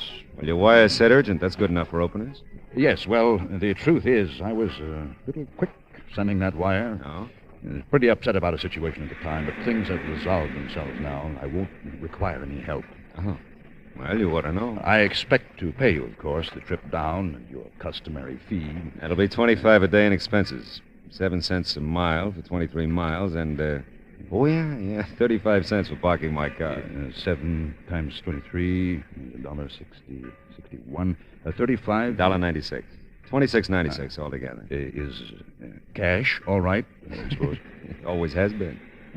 Marlowe, I am sorry about this. I didn't set out to bring you on a wild goose chase, but yes, looks like I've got the right amount. Thanks. Don't worry about it, Higgins. Anybody can change his mind. Yes, I guess that's right. Well, thanks for your trouble. Not at all. Yeah, well. Mm-hmm. Mr. Marlowe! Mr. Marlowe, wait! I turned in the direction of a voice, but the fog has a cute way of diffusing sound as well as sight. And I realized I wasn't closing in on anything, that the fog was circling me and I was circling it. So I stopped and waited. I listened and heard nothing but the sound of the sea and the faint wheezing of the pike calliope. Then suddenly it hit me. Somewhere along the fog-swept beach, a girl had called my name. And nobody knew I was in Long Beach except Red at the parking lot and Dale Higgins. Yeah, the choice was obvious. Did she find you okay, Mr. Marlowe? Yeah, Red, she did. You tell her where I was? Oh, sure. I told her you and me always did our shooting at the Quick Quack. Good boy. Now tell me who she is. Who she is? Yeah.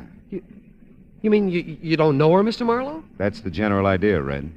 Well, I guess she's my age. This I know. Who is she? She's... Yeah. She's... You want your car, Mr. Marlowe? No, Red, not now. I think I left something back at the Quick Quack.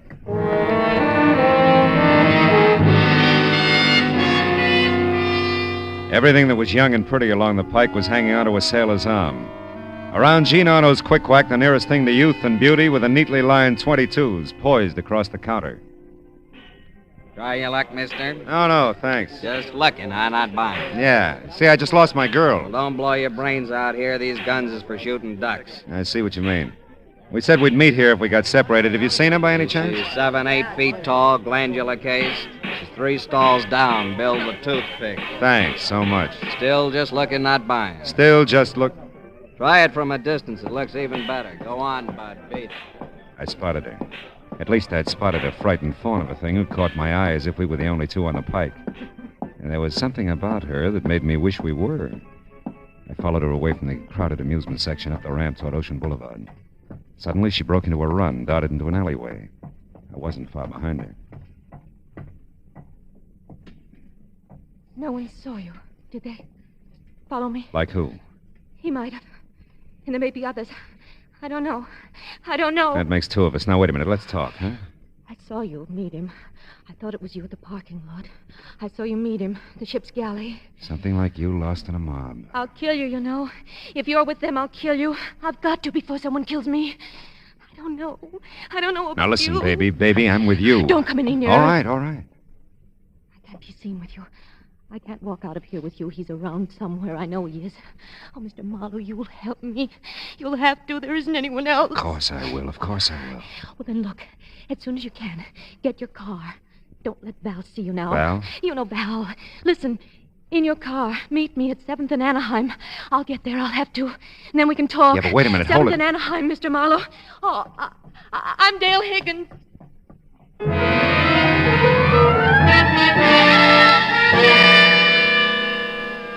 It was a study in contrast all the way. The din and kaleidoscope of Rainbow Pier against the lonely sound of a foghorn. The gray feel of fog and the dank gray-black of the warehouse district at 7th and Anaheim. An urgent wire signed Dale Higgins. Dale Higgins. And a guy who called himself Higgins. Husband? Lover? What? Well, here we go again, Marlowe. I parked the car and waited. The fog hugged the streetlight, but the sign was intermittently visible. I had the right place. I don't know how long it was before I heard the footsteps, but it was long enough for me to stretch my legs out along the car seat, lean my head back against the door, and feel the damp touch of fog sweep against my face from an open window. I remember starting to turn my head toward the direction of the steps and thinking that Dale had made it in good time. Oh!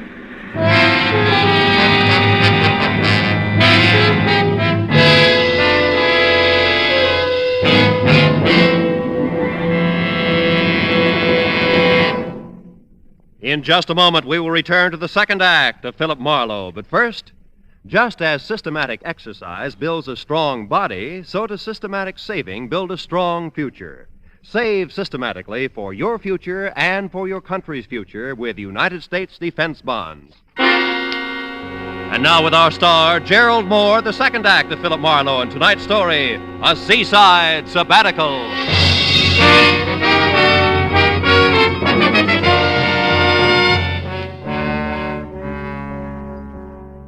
I could almost hear the chain pulleys clanking the first time I opened my eyes. And it took another game try before the fuzz faded away and the room slowed down to a Lambeth walk. Off somewhere, the faint sound of breakers.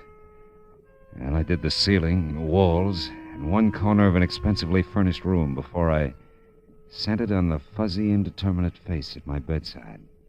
A kind face, motherly and pleasant. It talked. I'm Mrs. Higgins. Oh, no. Yes, I am. Is everybody in Long Beach named Higgins? You don't really feel a bit well, do you? No, not really. Oh, we're awfully sorry, Mr. Marlowe. I know when Dale realizes what she's done, she'll be sorry, too. Yeah, I suppose. Dale bean me? What with, a pier? She's often violent, I'm afraid. Such a high-strung girl. Gives way so easily, you know. Yeah. Imagines all sorts of things and then, well, just gives way. Yeah. But I won't worry you with that. Dale's my problem. I won't worry you with anything, Mr. Marlowe. Just you get a nice rest. I'm a cinch. We'll pay whatever damages there are, of course. But I won't hear of you leaving now until you're much better. Oh. Hey. The mother of the Higgins clan had locked the door and walked away. My head felt big and woozy and rammed down into my neck. I was not in the pink. Mother Higgins had ordered a nice rest, and it looked like I'd need it. But I don't like strange rooms and locked doors and high-strung girls who give way. I was still trying to get out of bed when another door clicked slowly open on the other side of the room. My little frightened fawn was back, and my head hurt. I heard Marie with you. That's how I knew you were here. Oh, poor Mr. Marlowe. Did they hurt you? They sure did. It wouldn't do, you know, if they found me talking to you. I feel better now that you're here. I wish I did. What happened to you, do you know? I have a rough idea. Say, honey, how much do you weigh? 105 when I left the convent. That's not important. Listen, I can't stay long. You know, a romance with you would be rough. Please, Mr. Marlowe. They're going to kill me. Val and Marie, All right. Now settle down. They are, and I don't know why. Maybe if I knew why, I'd understand. Yeah, but listen, I didn't even know Val then. Val? Val Nichols, a friend of Marie's. She sent him to the boat to meet me, and ever since then I just know they are going to kill me. Dale, listen to me. I don't know Val. As a matter of fact, until you told me, I thought his name was Higgins, and I don't know Marie. What makes you think they're going to kill you? You met Val last night. The ship's galley. You talked to him. And Marie was just here. Oh, don't try to confuse me. You're all I have. All right, honey, but tell me, isn't Marie your mother? My stepmother. Daddy's dead. And when I got off the Orange Coast the other night, whenever it was, there was Val. The Orange Coast? That's how I came back. Mr. Marlowe, you're not trying to understand. If you won't help me, then... He's coming. Don't let him... I hope that you're not bothering Mr. Marlowe, Dale. No, I'm not. He asked me to come in. He likes me. Of course he does, dear. We all do. No. Feeling better, Mr. Marlowe? The worst way. Oh, I'm sorry. Come, Dale. Let's let Mr. Marlowe rest. Oh, you could use a little rest yourself, my dear. No. He wants me to stay. I'm not bothering. You're not bothering at all, honey, but maybe it would be better if you come back a little later. Yes, of course it would, dear. Now, come along now. I can come back, though, Mr. Marlowe. You promise? Sure. Well, if you promise, I know you'll keep it. Never mind, Val. I came in alone, you know. I can find my way out. She's sweet.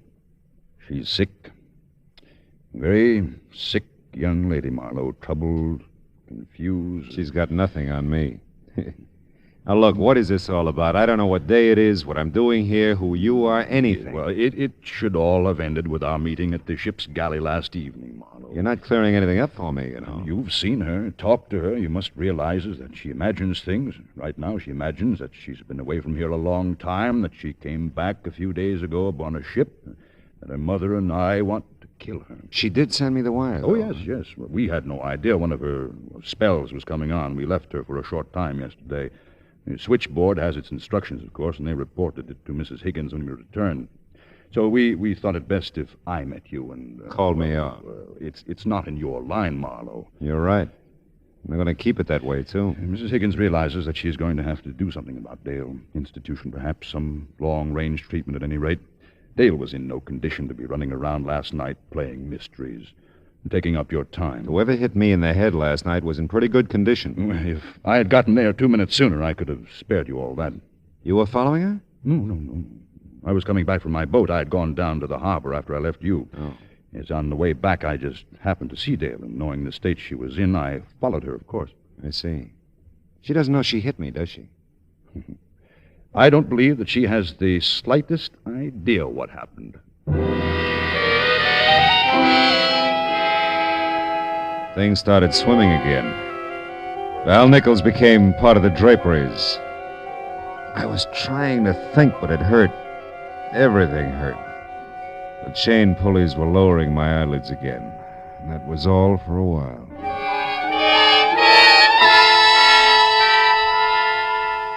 The next time I tried, I was more successful. The sunlight was streaming in the room. The clock on the night table, visible for the first time, said it was almost noon.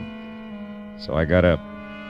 It was still pretty fuzzy on the edges, but I found my clothes hung neatly in the closet. Managed to get them on in the right order and made it to the door that had been locked before, but it wasn't this time. Mr. Marlowe, you shouldn't be up. Well, I'm always flying in the face of great odds, Mrs. Higgins. Bill's character. Even so, you should stay in bed a while. Oh, really, I'm fine, thanks. But you're not leaving. I won't think of it. You'll lunch with us at least. No, really. I've got to go, but I'd like to see Dale first. I sort of promised her I would. Oh, my. She's sleeping, Mr. Marlowe. Oh? We gave her a sedative. Doctor's orders, of course. She's had such a trying time, you know. I wouldn't want to disturb her, no. But maybe I can call later. Oh, that would be so thoughtful of you. I know she'll be disappointed at not seeing you, but I... Oh, Val, Up and about so soon, Marlowe? Yes, She's sleeping, isn't she, Val? The sedative and all. I mean, I was just telling Mr. Oh, Marlowe yes. She's resting very well, Marie. Now, don't fret about her. Well, I'll take you to your car, Marlowe. Oh, yes.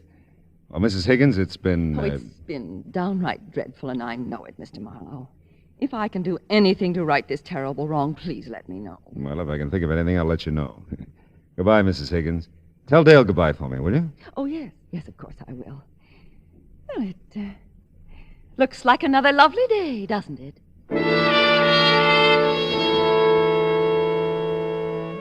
I followed Val Nichols' lead to an elevator, and for the first time discovered that I was in an apartment hotel on a different stretch of Ocean Boulevard than the one I'd grown to loathe the night before.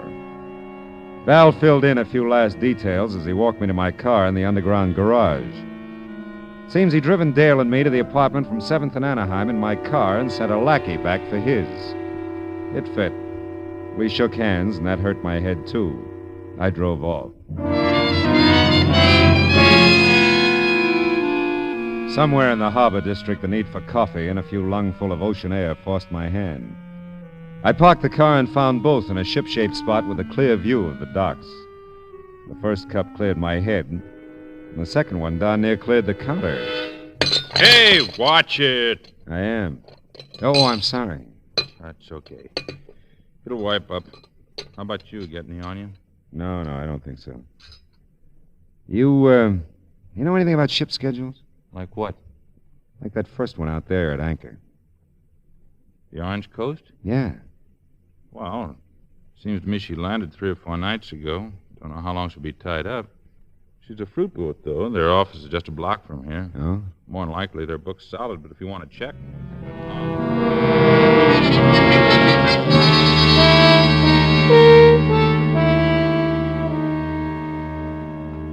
Yes, Mr. Marlowe, there was a passenger Higgins on the Orange Coast when it docked Tuesday. Miss Higgins it was. Miss Dale Higgins, according to our records. Any record of where she boarded the boat? Let's see now. Oh, yes, at Macapa. Macapa? Brazil. Macapa, Brazil. Was she traveling alone by any chance? I really don't know. There's nothing here to Any indicate... other Higginses aboard? No. How about a passenger named Nichols? Any chance of that? No Nichols either. Okay. Thanks. Thanks very much. It was my turn to send a wire, only it was a cable this time. And it was going to be a while between answers, so I checked into a nice, clean, inconspicuous hotel. Had some food and a half bottle of aspirin and placed 2 phone calls. Dale Higgins was still resting comfortably, according to her stepmother. But Muff Benjamin was still willing to do anything for a buck. He was there in no time. I heard you were here, Marlowe. Something big. Could be. You tell me. You're the guy who hears things. About you being here? Mm-hmm. Well, you know how it goes. People see people tell people. It's nothing. Yeah, I know. It happens all the time. Now, look, Muff, I gotta know things quick. Well, For money. Who and what? All right. I get this. The name is Higgins. Man old enough to have an 18-year-old daughter. I don't know his first name. He's dead, I think. But the daughter's name is Dale. You got that? And the wife that's surviving is called Marie. They have an apartment on Ocean Boulevard, the Shore, I think it is. I got it. Okay. Now, a guy named Val Nichols, check on him, too. And if Higgins is dead, find out about a will. I'm ahead of you. Good. Get back as soon as you can, huh? You double the dough, I'll double the speed. You're double.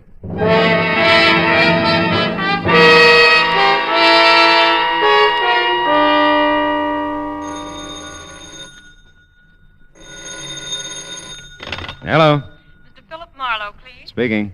I have a reply to your cable to Macapa, Brazil. Oh, good. Give it to me slow, huh? Dale Higgins, accompanied to boat by nun. None? Order of the Holy Cross has convent near here. Suggest you check there. Signed Emerson Ward, Macapa Fruit Exporting Company. Did you say Order of the Holy Cross? That's right. Do you wish to send a reply? No. Well, not yet, anyway. Thanks.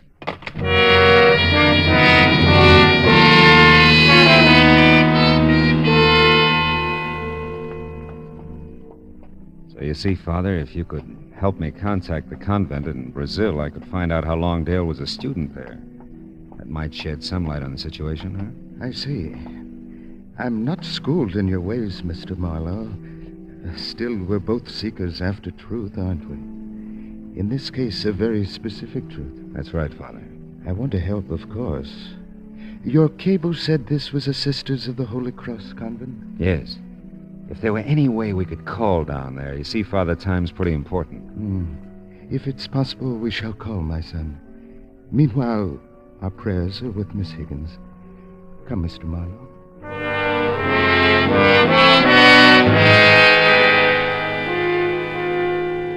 My prayers were with the phone company, too. And with Muff. And, of course, Dale. Because if her version of things were true, she was in real trouble. And until I knew what it was for, there was very little I could do for her.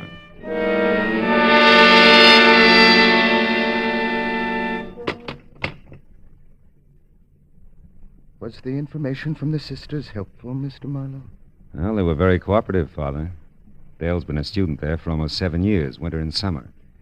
Her stepmother visited her every day, but Dale never left the convent until 2 weeks ago. Maybe it all fits, huh? I'll bless her, my son. Thank you, Father. And thank the Sisters of the Holy Cross.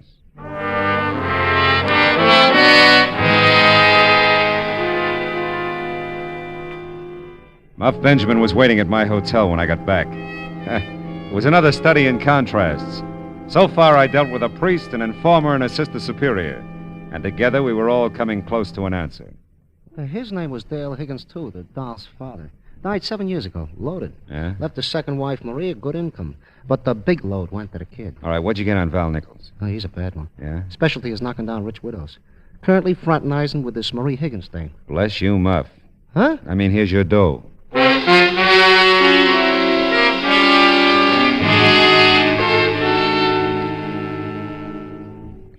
You do look so much better than when you left, Mr. Marlowe. Really? Is Dale still sleeping? Why, yes. I think I'll look in on her, huh? No, I mean, I'd rather you didn't. Where is she, Mrs. Higgins? Mr. Marlowe, you have no... I wonder if she liked it at the convent. What? 7 years is a long time to be away from home. A lot of things can happen in 7 years, you know, Mrs. Higgins. You can even end up legally dead. Why, I'm sure I don't have any idea. Dale's dad must have thought a lot of her. I'll bet she was pretty close to him, too. She was.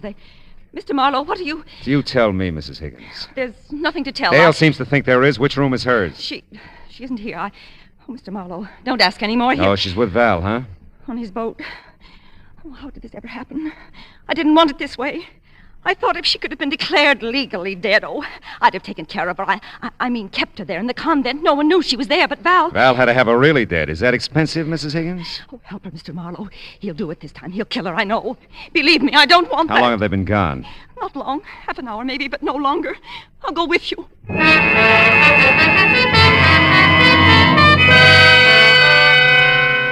Marie really cracked on the way to the harbor. It was going to be a fishing accident in the channel. And Val would get away with it, too, unless we found something that could outpower his 30-footer. It was called the Queen Marie, one guess who had given it to him. I found the boat I needed, all right, but the skipper seemed reluctant to go for it. Wildest thing I ever heard of. I tell you, it's a matter of life and death. The Coast Guard can't go on every ship. Look, a month ago we needed you off Balboa when our motor conked out and you came. But we've received no distress call from the Queen Marie. What do you think this is I'm giving you? Please don't waste time talking. All right, come on, how about it? Okay, but if this isn't on the level, you're in some trouble, Marlowe.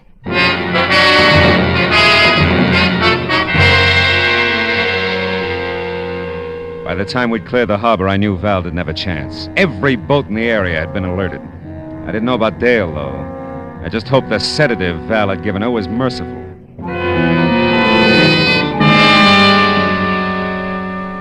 The Coast Guard took care of Val once we came alongside the Queen Marie, and I took care of Dale. She was in the galley, tied securely, still dopey, but she came around after a while.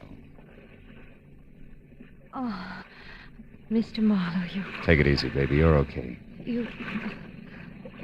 I was afraid you'd forgotten your promise. No.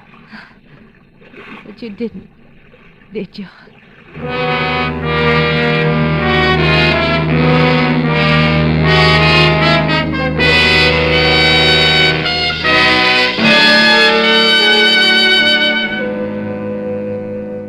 It was night now, and the lights that stretched out along the shore looked friendly and warm. Friendly and warm. I wonder when people are going to realize that the only happiness there is in the world is what they can give each other. Happiness, that is. Not a stab in the back. But you know, there's one thing about me. Yeah, I have to admit it. I'm an optimistic fella.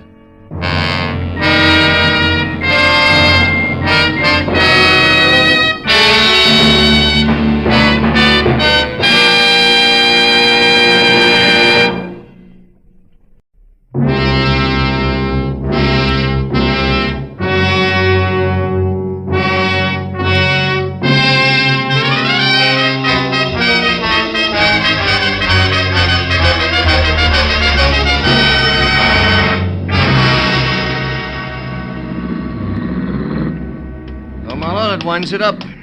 Boys got him in the wagon without any trouble, thanks to you. Oh, you don't have your car here, do you, Phil? No, Lieutenant, and I haven't had lunch either. Maybe the police department feels obligated on both counts, huh? Maybe. Get in, Phil. Mooney, some good restaurant before headquarters, huh? Check, Lieutenant.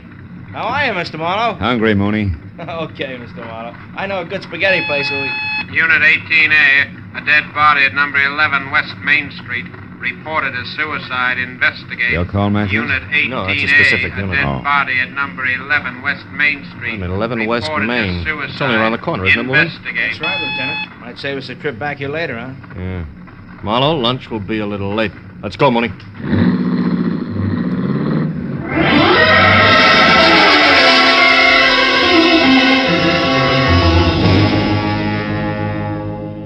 At number 11 West Main Street, a Skid Row rooming house, a middle-aged woman who had been the ground floor rear apartment was now dead of a bullet that had passed directly through her heart. A shabby, cramped room was packed tight with a dozen different stale smells, and the naked light bulb dangled from a cracked plaster ceiling. The dead woman lay in the middle of the floor. She looked about 45, had gray-black hair, and wore a cheap cotton dress under a faded, moth-eaten man's sweater. Up to there, she belonged to the backdrop. But beyond that, someplace in the deeply etched beauty of her face, the studied neatness of her hairdo, there was something vague and disturbing that made the whole picture slightly lopsided, like a cheerful tie on an undertaker. 10 minutes later, when I was out in the hall listening to Mooney run down the routine facts for Lieutenant Matthews, that something was still with me, bothering me, the way a half-remembered dream does when you're shaving the next morning. Lived here 5 years now. Came from the east, and according to the landlord, has no close friends or relatives in the city. Also, the bullet was fired at point-blank range. Uh-huh. Anything on the gun that was next to her? Not yet, Lieutenant. It was her fingerprints only. Looks like it's strictly pawn shop stuff. Serial numbers filed off, cheap make, etc. Yeah. Deputy coroner says she died about 10 or 10:30 this morning. Yeah. Along about that same time, the landlord says he saw a flashy black car parked in the alley outside, where people never park. Spiffy convertible. Was gone after he heard the shot, he thinks. Did you get the license number, Mooney? No, Mr. Marlowe, he got nothing. Oh. All we have on it so far is a fresh tire tread in the mud. It's a 750-15, pretty good shape. Uh-huh. And that is it, huh? Just about. The landlord thinks that the deceased was an actress way back from little remarks she made. That's about all. I still got one neighbor to check, though. Okay, Mooney. Let me know. Right, Lieutenant. Now, Marlowe, looks like I have to stand you up on that lunch date. Sorry. I'm not so hungry anymore. I'll see you around, Matthews. On the way out, I told myself 3 things. One aside from the fact that we belonged to the same fraternity laughingly called mankind, Jane Temple was nothing to me. 2, a lot of beautiful girls turn out to be beautiful women, and 3, if the black convertible meant anything at all, the police would figure it out by themselves. They came well equipped for the job. Well, by the time I was out on the street and the sharp autumn air had chopped away the stale smells of the dead woman's apartment, I was beginning to forget the name Jane Temple entirely. I might have kept going that way if he hadn't appeared just then. Hey, Huh? mister, over here, quick. Mister, you're not a policeman. You're a reporter for the newspaper, no? What makes you say that? Well, I see you go in there with the police, the plainclothes detective man. Nobody salute you. The ones in uniform, I mean. So maybe you're a reporter, huh? Maybe. Why? Well, I can tell you here. Come to my shop in 15 minutes. I don't want people to see us together now. Come to the shoemaker place across the street and down the stairs. Andrew Nodell. Yeah, but why, Mr. Nodella? What do you want a reporter for? What's it about? The fine lady who just died, Miss Jane Temple. Goodbye, mister.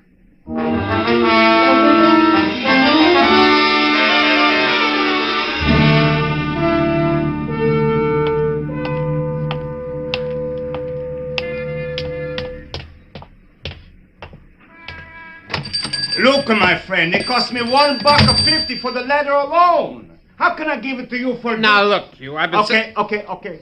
Andrew Nodella changed his mind. He won't argue with a customer. Here, $1.25, just like you want him. A cash. Yeah, it's more like it. I wasn't born just the other day. I can tell value. Sure. My mistake, mister. Now, excuse me, please. Okay. Hey. Kill ladrone, the chiseler. Yeah. I only gave in to get rid of him, you see. Now, I'll put the out-to-lunch sign on and lock up the door so we won't be disturbed. The police and nobody. Okay. There. Now, Mr... Marlowe. Mr. Marlowe, we go in the back room. This way, please. Now, wait a minute. Before we go anyplace, Nodella, one question. Why are you so worried about the police? Well, because down in this neighborhood, Mr. Marlowe, every time I do a good thing and I call the police when it's right, I get in some kind of trouble. These people are my customers. They don't like you should be a... Stool pigeon? A stool pigeon. Mm-hmm. All right, Mr. Nodella. Now about Jane Temple. Wonderful woman, Mr. Marlowe. Come in the back room, huh? All right. Mr. Marlowe, fine, a cultured lady. I know. I was not always a shoemaker. You know, in the old country, I was a student. And before that, I was an artist. I wouldn't doubt it. You and Jane Temple were really good friends, is that it? See, good friends. That's why I'm in a position to say I don't think she killed herself. She was not the kind of a lady, Mr. Marlowe. She was not moody. She liked to be alone with her memories, but that's all. Look, come here at the table, Mr. Marlowe. Look at this. That was hers. Scrapbook, huh? Yeah. She left it with me.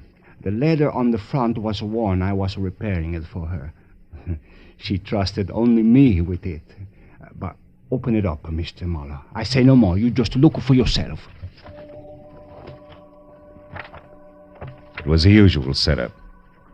Between the big covers of a big book, a little life story in tattered yellow clippings and faded photographs. 25 years ago, Jane Temple had been exquisite. The fragile, haunting kind of beauty that never goes out of style. The kind of universal beauty that makes style. The book itself came in 2 parts. The first told in rave reviews and letters from select admirers. It was the rocket-fast rise of Jane Temple, who, as one critic put it, was inspirational beauty and the inspired actress. Both. Yet on that level, the first part ended abruptly in 1928, with no explanation. The second part was another success story, but it ran right up to the present. The career of one Jerome Locke, from obscure London stagehand to top Hollywood theatrical agent. A healthy giant step. But no place did I see anything to connect the two. Nodella must have read my mind. You wonder, Mr. Marlowe, what one got to do with the other, huh? Yeah. Do you know? No. Maybe this can help you find out. It's another clipping that was not pasted in the book. Where'd it come from? Inside the back cover. I was only to repair the front, Mr. Marlowe. But as a surprise for Miss Temple, I went ahead to do it all, see. I found this clipping hidden in the lining of the back cover. It tells of a man named John Gordon being sent to jail in London, England in 1928 for embezzlement of a theater's money. There's a picture of him, Mr. Marlowe. Yeah, so I... Hey, this John Gordon Jerome is... Malachi, see? Yeah. The big agent man, Mr. Marlowe.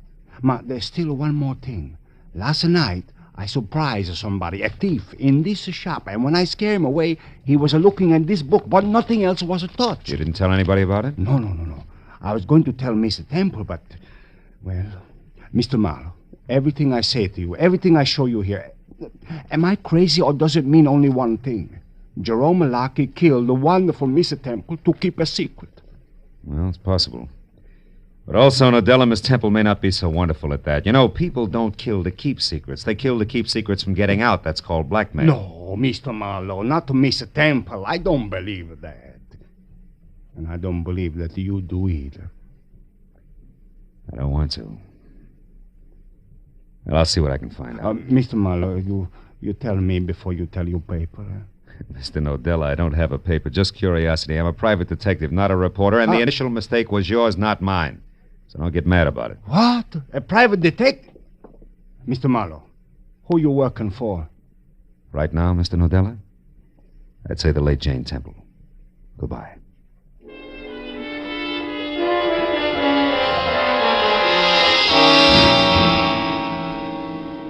The Jerome Lockey agency on the Sunset Strip was big, brassy, and busy and sported a blonde receptionist to match.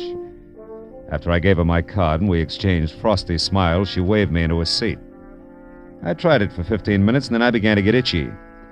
But compared to the dapper gray at the Temple's gentleman sitting next to me, that was a mild reaction.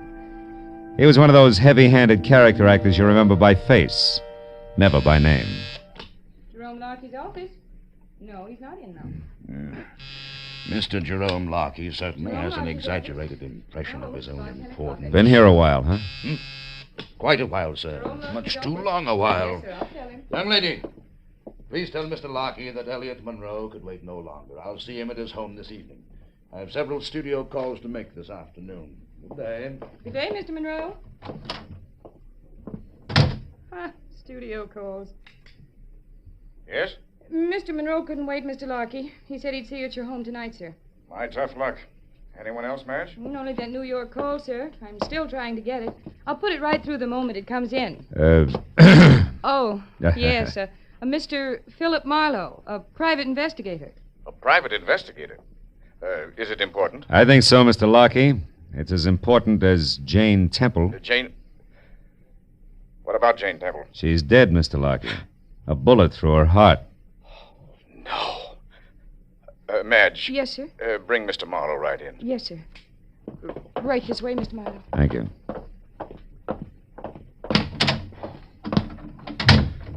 Well, Marlowe, why are you here? I mean, how did you know I had anything to do with Jane Temple? I didn't. But since she was an actress once and you're about the biggest agent in Hollywood, I thought I'd start with you. Start what, Mr. Marlowe? Start finding out why she committed suicide, Mr. Lockey. Tell me, do you own a black convertible? Yes. One of those step-down Hudsons. Tire size. Do you happen to know it? Yes. 750-15. Why? What's all that got to do with Jane Temple's suicide? Quite a bit. Might even change it to murder. Jane Temple murdered? By whom? Someone who'd profit, Mr. Lockey. Any idea who that could be? Not the slightest. Okay. Thanks for your trouble. And good afternoon. Wait. Hold it, Mr. Marlowe. Huh? I'd like to talk with you some more. But not here. You name the spot, Mr. Lockey. All right. My house tonight, 9 o'clock. 9 o'clock. I'll be there.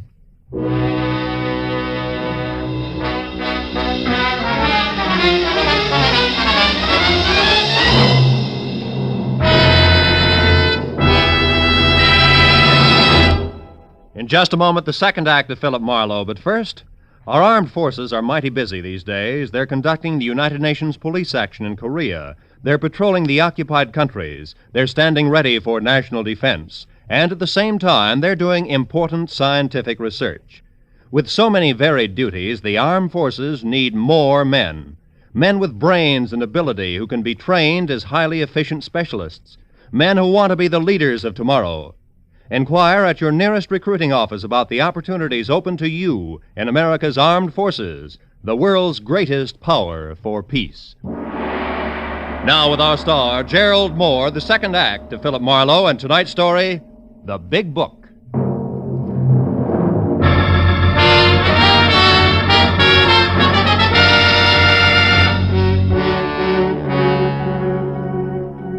When I walked out of Jerome Lockey's sleek private office, I was satisfied that in spite of the efficient air conditioner, the atmosphere in there would stay charged, with enough high-voltage implications so that sooner or later he'd have to make another move. Outside it was dark. I drove back downtown and finally located Lieutenant Matthews at a lunch counter, wrapping up the short end of a quick blue plate special. My story didn't affect his appetite a bit. Have a piece of pie, Marlowe. The cherry is great. Matthews, I've been trying to tell you that I've been listening, Phil, to all of it. All of it, from that crackpot shoemaker to a leather-bound scrapbook, right on up to a weird-looking Jerome Lockey's kiss. And now what do you want me to do, get an ulcer? Matthews, maybe Jane Temple didn't kill herself. Maybe she was murdered. Go on. Now, look, there was an old clipping and some pictures in that scrapbook that identified our Jerome Lockey as one John Gordon, who did time a few years ago for embezzlement, which, if revealed, would ruin the great Jerome Lockey of today. Now, look, it looks like... Oh, nuts. What's the matter? What's the matter? Look, Marlowe, I haven't been to bed for 24 hours. I'm dog-tired. I thought I finally got a break. A clean-cut case of obvious suicide. A nice old doll, disillusioned, broke, did herself in. Too bad, yeah, but just that simple. So what happens? You run into some jerk of a shoemaker with an imagination, and now it's all mixed up with ex-cons, blackmails, and murder. It's not my fault. I didn't do it, you know. I'm sorry, Phil. All right. A little fed up, I guess. Oh, nothing that a week or so of hearing wind in pine trees wouldn't cure, but... So you went out to see Lockey, huh? Uh-huh. Where'd you leave it? Hanging in midair. Made a date with him for later tonight at his house. You think he did it? Who knows? I saved my Sunday punch, his real name being Gordon, that is. Maybe when I spring that, it'll jar something loose, huh? Maybe. Oh, by the way, did you meet Mrs. Lockey? Not yet. Why? Nothing in particular. Good-looking blonde I saw once in the Beverly Hills station. Some beef about a collision. She impressed me as being a pretty tough fighter in the clinches, that's all. Just a thought. Yeah, finish your pie, Matthews. Yeah. You want to follow this through on your own, Phil? Yeah, if you don't mind. You see, I've gone this far, and, well, there was something about Jane Temple that, I don't know, it showed, even down there in that dump. Yeah. That's what I mean, Phil. I gotta get out under the pine trees for a spell soon. Keep me posted, huh?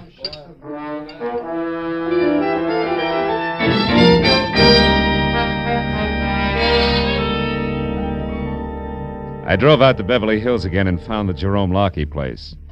It was a close-to-the-ground model that at first glance looked like a cozy little cottage. Second glance, however, showed the other two wings, 15 or 20 ultra-modern rooms that rambled over 2 acres of gently rolling real estate.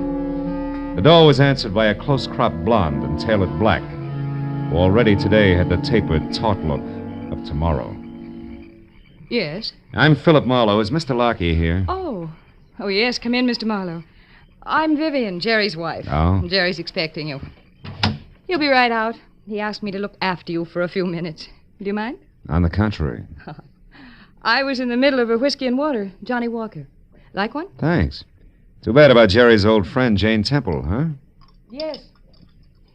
Yes, it was a perfectly horrible thing. Jerry's very upset about it, you know. It must be awful to fall so far. Yeah. The top is awful high. Did you know her? Oh, only by reputation. What do you suppose happens to a person like that? I mean, you'd think they'd try to climb back out of the squalor. Yeah, you'd think so. Like Jerry did. That's right. He deserves a lot of credit. Things must have been tough after he got out. Yes. Yes, they were. Why, when he got out of the production end of show business, he was flat broke. He lost a fortune that way.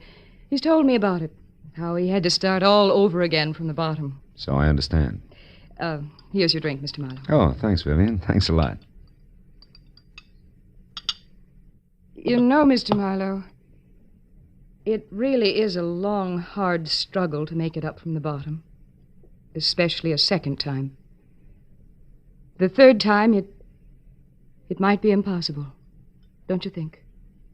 Yeah. When you're up there, the fight's even rougher, isn't it? Yes. Yes, it is. Sometimes a person would... Oh, it looks like you have another visitor. What? Coming up the walk outside. Oh, that's Elliot Monroe. He's always popping in here at odd times, usually to borrow something. He may want anything from a clean shirt to a cup of vinegar. We never know. Well, this time he wants to see your husband. I ran into him at the office this afternoon, heard him say so. Oh, really? Yeah, so I'll make my business with Jerry as short and as to the point as possible. Well, that's very considerate of you, Mr. Marlowe. Excuse me.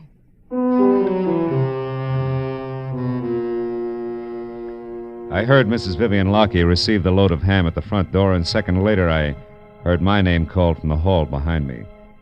It was Jerome, all smiles, doing his suave and determined best to bury the end of the world look he'd acquired in his office. But it peeked out around his eyes and at the twitching corner of his mouth. As he led me into the library and pointed me into a deep leather chair, I decided to let him lead off. I also decided to bait a trap and set it out. Now, how about a drink, Marlowe? I have one, thanks. Mrs. Lockie anticipated you. Anticipated? Oh, yes, of course. Well, let's see. Where did we leave off this afternoon?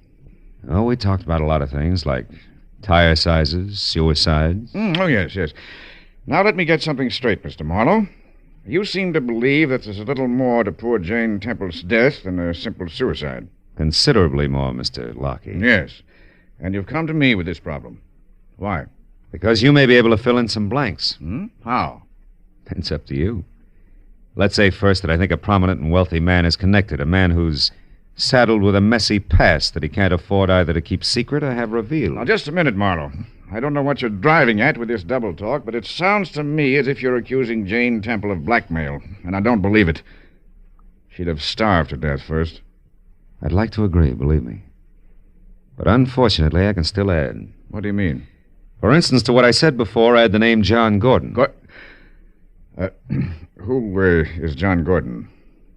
I'm not quite sure. But I do know this. Somehow the key to who he is ties into a basement shoe shop in the 100 block on West Main Street. Does that mean anything to you? No, why should it? Marlowe, why exactly did you come here? Please tell me. I just did. Well, that's that. Chances are I'll see you again sometime. Good night, Mr. Lockie. Marlowe, wait. Now, listen. In my business, bad publicity counts. And I've worked awfully hard to I know. I went all through that with Mrs. Lockie. Don't worry about me. This time I'm more than willing to let somebody else do the talking.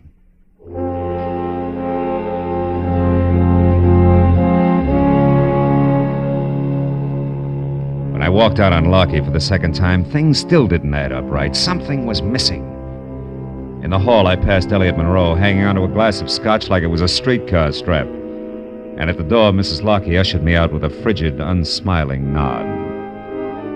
I drove slowly all the way to Main Street, and when I was parked and walking toward Nadella's shoe shop, I began to doubt that the trap I'd set was going to catch anything. Until a long black convertible turned the corner behind me. I ducked into a doorway and waited.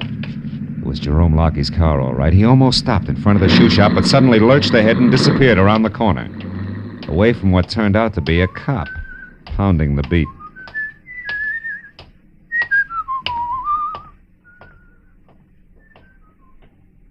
I was convinced he'd be back, so when the cop passed me, I ran around to the rear of the shoe shop and down the stairs to a window where I could keep out of sight and still see anything that went on inside.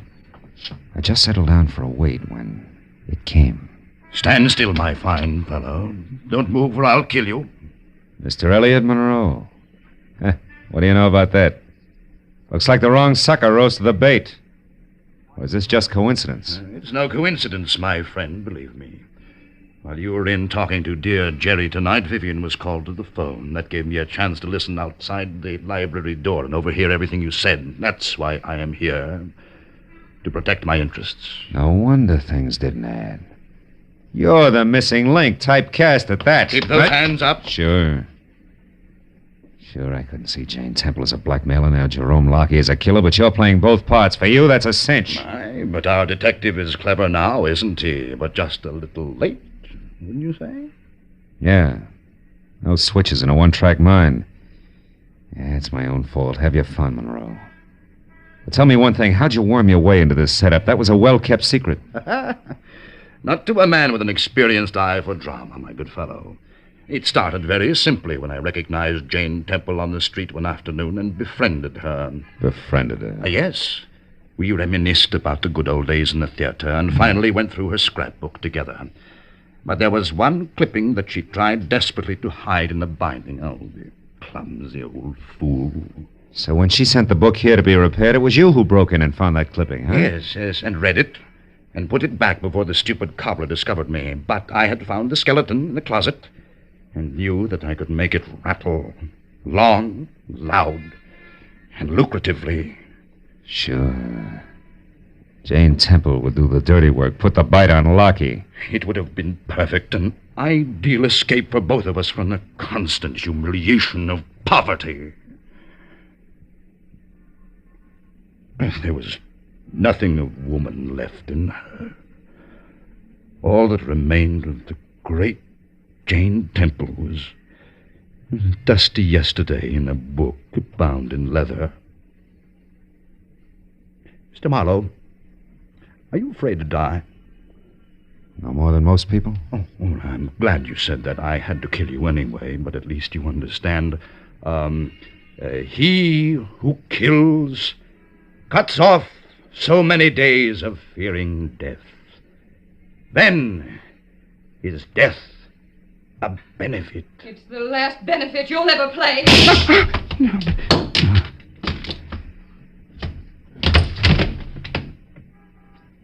Poor crazy clown.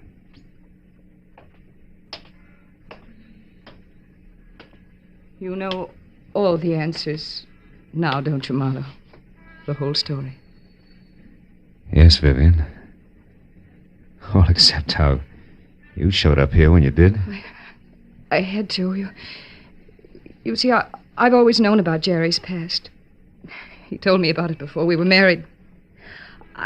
I knew that was why you came to see him tonight, and when I saw Elliot there listening at the library door, I realized that he must have known, too. When he left the house, I followed him. Got here in time to save my life. To be honest, Marlowe, that was incidental. I got here in time to save my life. I hope. Well, just the same, I'm going to return the favor when the police get here. You mean you... I mean there are a lot of things that belong in a dead woman's leather-bound book of memories. And no place else. I'm going to do my best to help you and Jerry keep them there. Oh. Thanks, mister.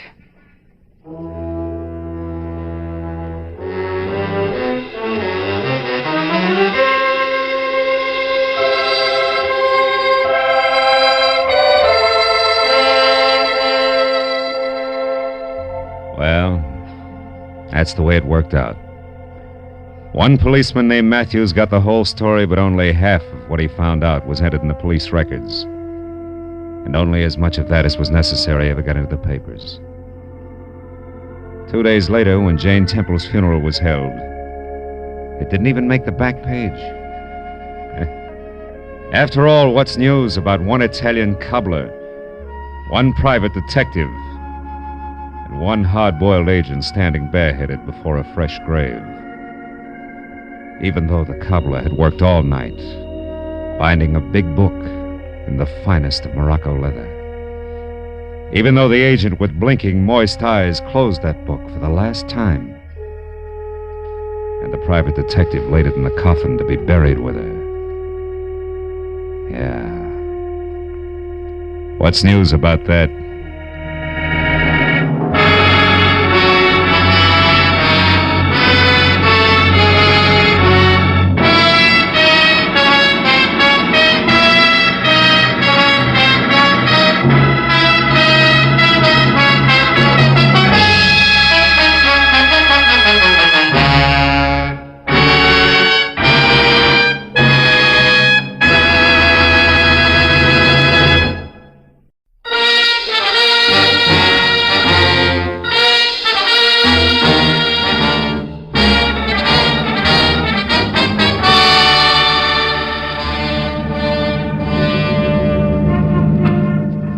can't understand it. Ben Reynolds is a wonderful guy with a really great future, intelligent, handsome. Well, you've seen his picture. Yeah. You said he's a doctor, didn't you, Casey, an MD? That's right. He's already known as one of the best young medical men in town. Turn left at the next corner, Marlowe. Okay. You also said he's to be married soon. Soon. Tomorrow. Oh. And to the swellest girl in the world, Margaret Vanderveer. Vanderveer. As in Beverly Hills, huh? Yes, you know them? Oh, just a name. Marlowe, we've got to locate Ben Reynolds fast and find out what's wrong. Well, you sure it's not just a last-minute case of cold feet? Cold feet? Yeah. Oh, Marlowe, he's in love with the girl. I'm his best man, I know. Besides, this marriage means a lot to the guy's career. He wouldn't run out. It happens, Casey. Oh, not to Ben. Why, he was fine, happy, full of laughs, right up to the minute we went into that flower shop.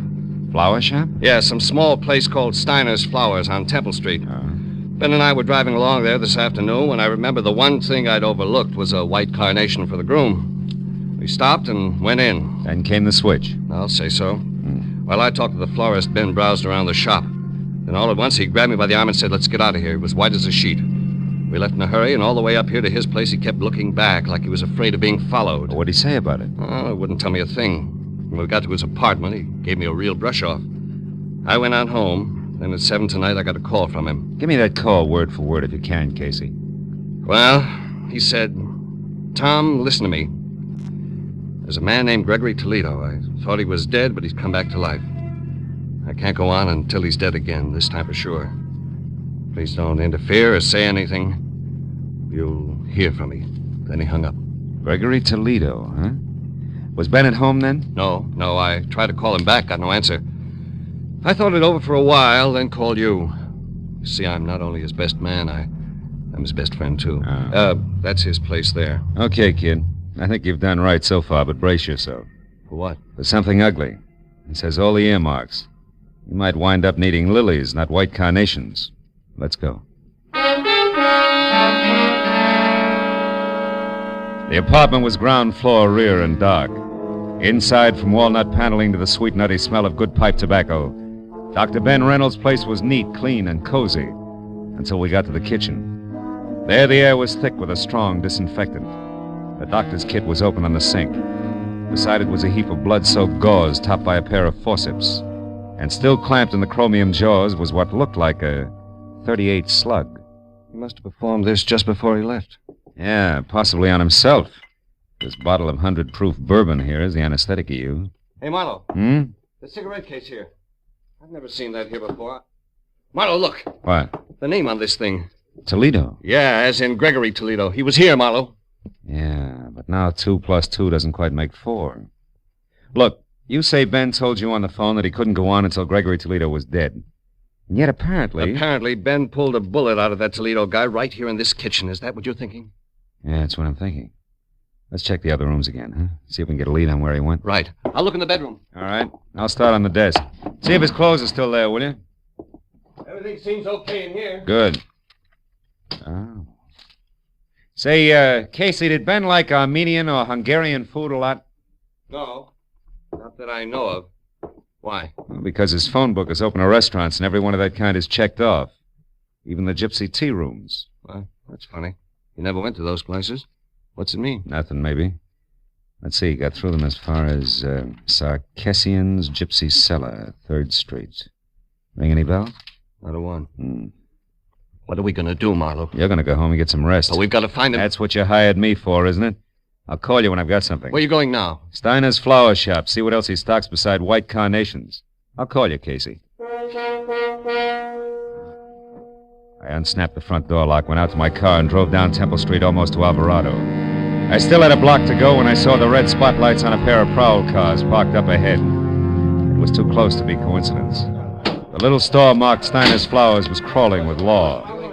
I pushed through the whispering circle of morbidly curious, keeping a respectful distance outside, and went up to the door. There, Detective Lieutenant Matthews spotted me and motioned me in. Hey, Marlowe. What brings you here? Business. Stop for a bachelor button. Uh-huh. Well, you're a bit late. The joint's closed. Proprietor's been murdered or so, I think. You think? Can't you tell? All right, let's put it this way. He's dead under suspicious circumstances. Ah, that's one way of putting it. You know there's not a mark on him? Nothing. Here, take a look. The back room. All right. There you are. That's him. One Harlan Steiner. There was a gun beside him on the floor, been fired once, very recently.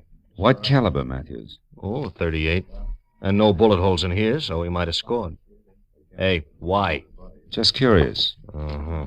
Wait a minute, what's this? Motive, maybe. List of currency denominations and amounts sent over from his bank and dated today. Adds up to $40,000. Hey, that guy had $40,000 cash delivered here? That's right. I didn't realize a small flower business could be that good even on a big day. Oh, at your age, it can't. And there's no sign of that cash around now. Well, maybe he was robbed. Huh? Mm-hmm.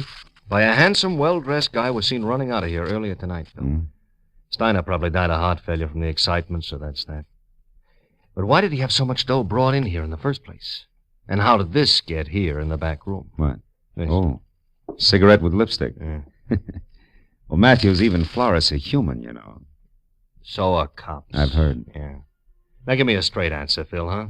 Of all the places in town, how come you show up here, this dumpy, out-of-the-way flower shop? I was driving by on my way home, saw your car, so I stopped. Easy as that.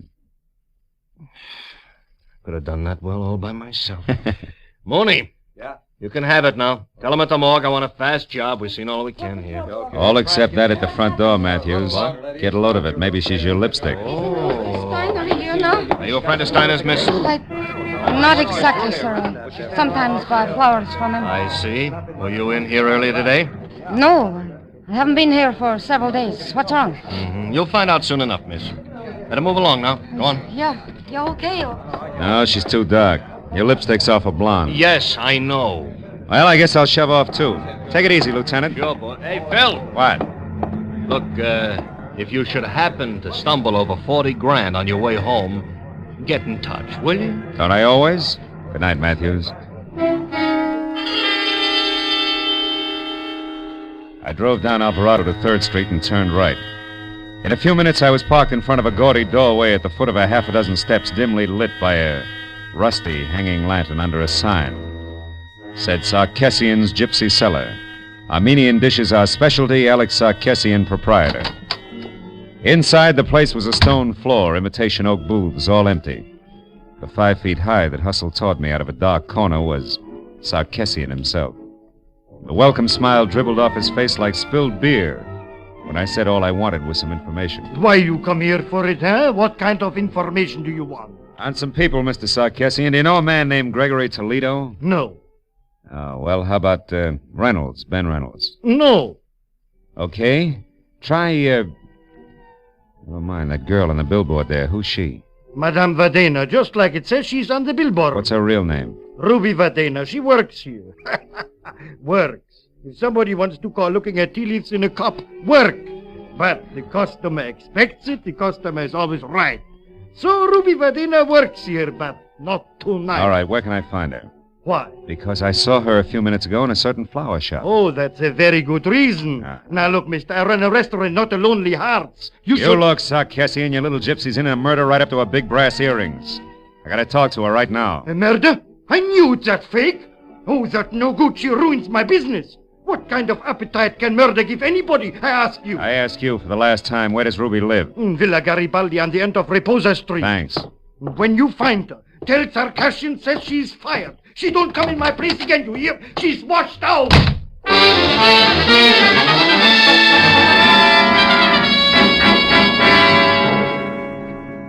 Reposa Street turned out to be a narrow, block-long tunnel under dark, matted cypress trees, at the end of which Villa Garibaldi squatted like an ancient yellow toad, 2 stories high.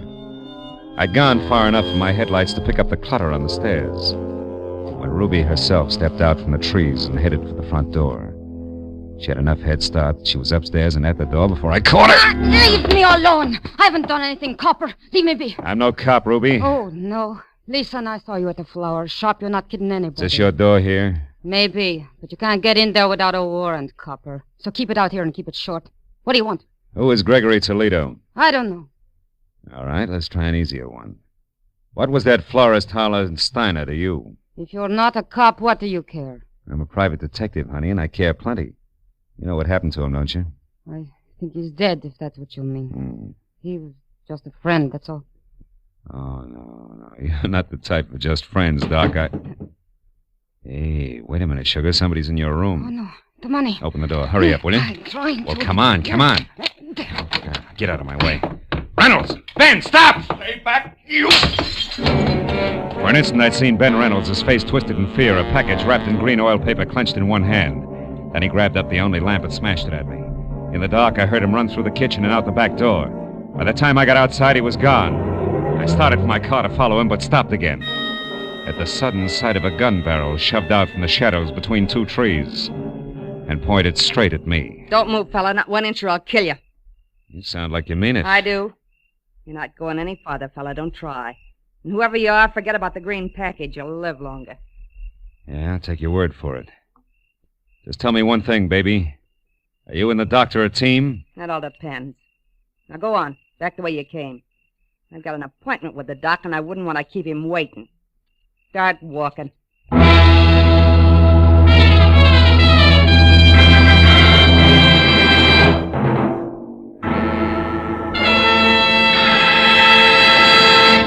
In just a moment, the second act of Philip Marlowe. But first, with the outbreak of conflict in the Far East, Care stockpile in South Korea has fallen into the hands of the invaders. But orders are being accepted so that the moment the conflict ceases, Care will be able to move in with badly needed food and clothing for the distressed men and women of Korea. By cooperating with Care today, you can help bring hope to Korea tomorrow. Now with our star, Gerald Moore, the second act of Philip Marlowe, and tonight's story, The White Carnation.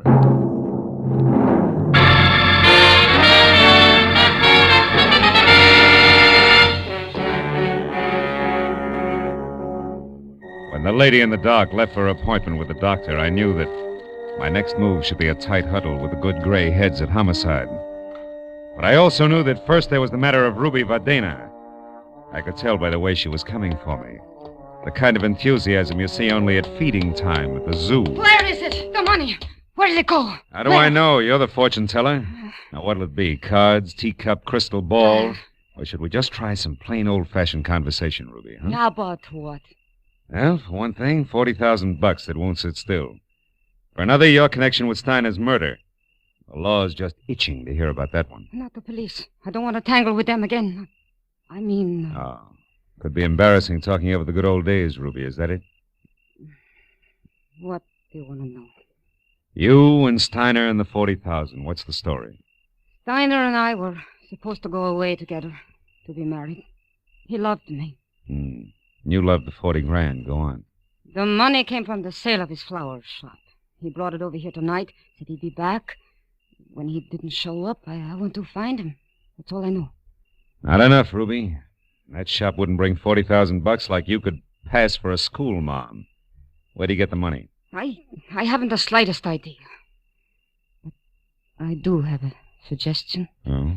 If you can get your hands on the money, which is really mine now, I'll split it with you, and we could even take a long, long trip, huh? Mm-hmm. No dice, baby. I wouldn't sleep nights worrying about my traveler's checks. So long, clairvoyant.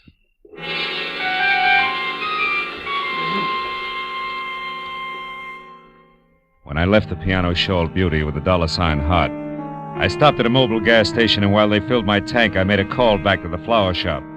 Learned that Detective Lieutenant Matthews had gone down to the morgue. But 20 minutes later, when I was there, I was still a step behind, because Matthews had since gone on to headquarters. However, I was also a step ahead. They had just learned why Steiner had died. Connor, the attendant, was pleased as punch to tell me all about it. Hey, see, Marlowe? Right here, the back of the neck. Got slapped with a hypodermic needle. Hole's no bigger than a mosquito bite. Real hard to find. Mm-hmm. And it was an injection that killed him, Connor, huh?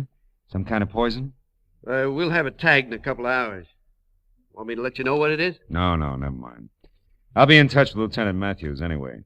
By the way, Connor, mind if I use your phone? Why should I? They don't send me the bill. Over on the wall there. Thanks. But, Marlowe, no long distance, huh? Oh, no. Downtown, Connor. Not another inch. That case, help yourself. Mm-hmm. You know, Marlowe, one night some news hawk got on the tube here and talked to his girl in Long Beach for 40 minutes. It was 2 weeks later we found out it was Long Beach, Long Island, not Long Beach, California. Yeah. Homicide, Lieutenant Matthews. Marlowe, Matthews, I'm down at the morgue. Oh, what is it, Marlowe? Steiner, or are you still just a wayfaring stranger? No, it's Steiner. Look, Matthews, I found out a couple of things that might help. I figured you would.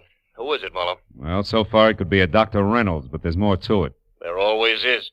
Wait there, Phil. I'll be over. Okay, but one thing first, Matthews. Does the name Gregory Toledo is in Ohio mean anything to you? Offhand, no. Why? Where does it fit in? Yeah, well, I'm not sure.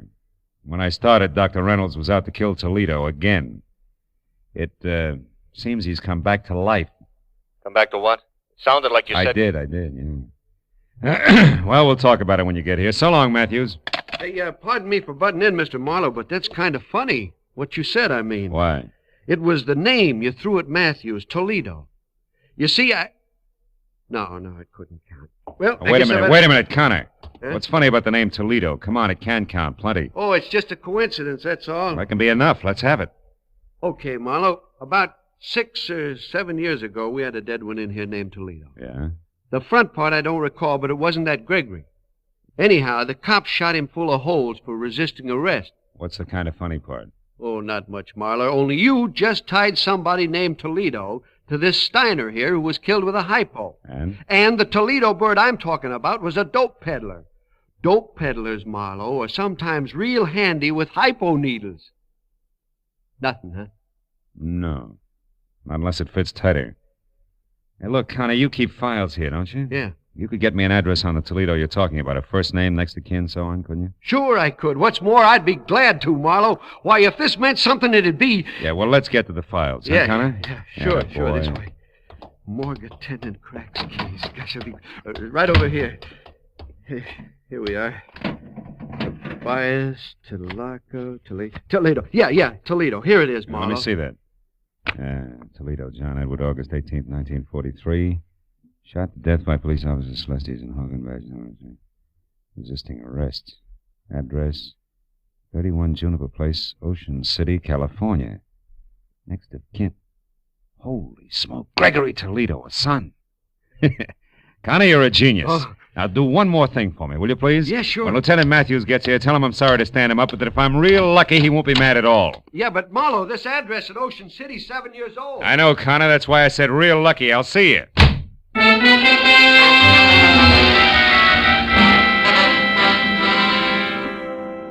The gentleman who answered the door at 31 Juniper Place was about 60. Wore a spotted torn bathrobe that read like a menu and needed a shave, a haircut, and peeping through his torn slippers, I saw a Blue Jay corn plaster. However, his spirit was bright.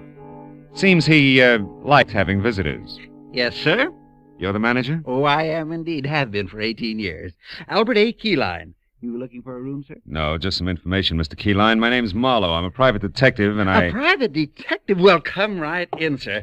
My goodness, don't often get to chat with a man in your profession. No, I welcome the opportunity. I usually keep the living room closed except on Sunday, but tonight I think we can forget that regulation. Yeah, well, look, The Morris chair there is the best one. Make yourself comfortable. Thank you. Mr. Keyline, did you know John Toledo? Toledo? I most certainly did. He stayed here for 5 years. I'm unhappy to inform you. He was killed on my front lawn there in 1943. It was good riddance to... Oh, I see why you're here, Mr. Marlowe, but frankly, I expected the police, not a private detective. Well, why should you expect the police? Because not 2 hours ago, Emma Mallory, my neighbor, saw Greta Toledo over at the amusement pier. Greta Toledo? You mean Gregory Toledo, don't you? I don't think so. I would have said Gregory if I meant Gregory. Oh, I don't doubt that for a minute. Besides, that boy'd know better than to come back to Ocean City. It's done him enough harm. I said Greta Toledo, John Toledo's daughter, Gregory's twin. Twin? Wait a minute, Mr. Keyline, this is important. Greta and Gregory Toledo are twins and the children of John Toledo? That's right, sir. All three lived here for 5 years, like I said, and a more different brother and sister you never heard of. Well, different like what? Like heaven above Careful. That other place below, that's what. The boy was fine. The girl a terror. At 13, she was tormenting alley cats, and at 18, when she left here, she was a brazen hussy. Both went their separate ways from here a week after John was buried. You haven't seen him since? No, except one night about a month later when the boy, Gregory, came here to visit me and asked for all the pictures I had of him and his father and sister. I used to be an amateur photographer, you know. I got a medal one time at a... Pictures, Mr. Keyline, why did he want them? sentiment. I guess he was kind of soft-hearted. I gave him the whole batch except one of Greta, and I only saved it because the lighting was so good. I've got it right here. I took it a couple of weeks before they got John. Look. See how the sunlight behind her head gives a soft feeling to the whole picture? Yeah, it's practically a halo. Yes, sir. Very professional. I'll just take that now, Mr. Marlowe. I might try and improve it someday. Yeah, the best of luck. Keyline, don't move your finger. My finger? Well, why not? Mr. Marlowe, are you sure you feel all right? Frankly, no. But I hope to get better as I go along. Listen, Keyline, that neighbor of yours, that Emma, who said she saw Greta Toledo at the amusement pier, was it the big one off the foot of Surf Street? Oh, it sure was. Emma saw her go behind one of the concessions and take a flight of stairs down to the beach. Which flight of stairs? There's a half a dozen of them, Keyline. Think, will you? You don't have to. I know, because Emma said it was the flight by the cotton candy concession. You know, that fuzzy stuff. And he's near the merry-go-round. I'm sure of that because Emma mentioned the merry-go-round. She never leaves out any details, you know. Emma's a thorough...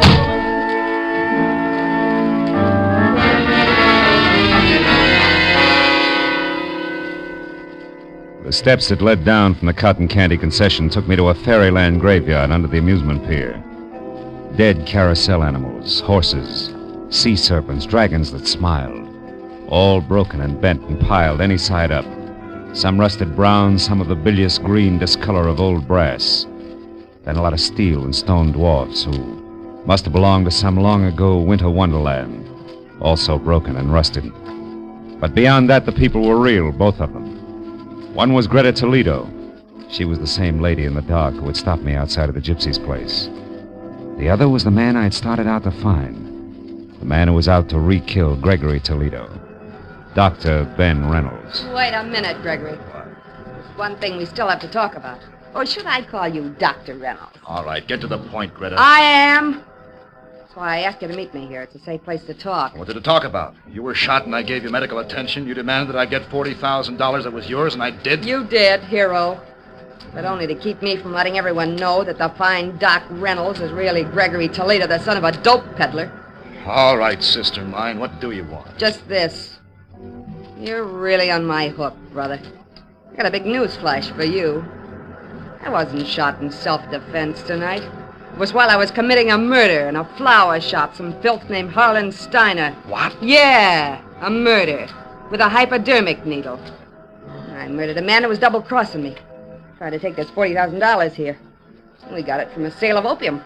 He was trying to take this money and run with it in a gypsy lady love. Listen. How tight do you think you can squeeze me? There's an end to everything, even blackmail. Don't you see that? I'd be much worse off as a murder accomplice than exposed as a doctor with a very unsavory family background. Also, Greta, I've got a few moral compunctions. A doctor's supposed to save lives, not destroy them. Then see what you can do about yours, Doctor. Don't try it, Greta. Oh. Lousy aim, sister.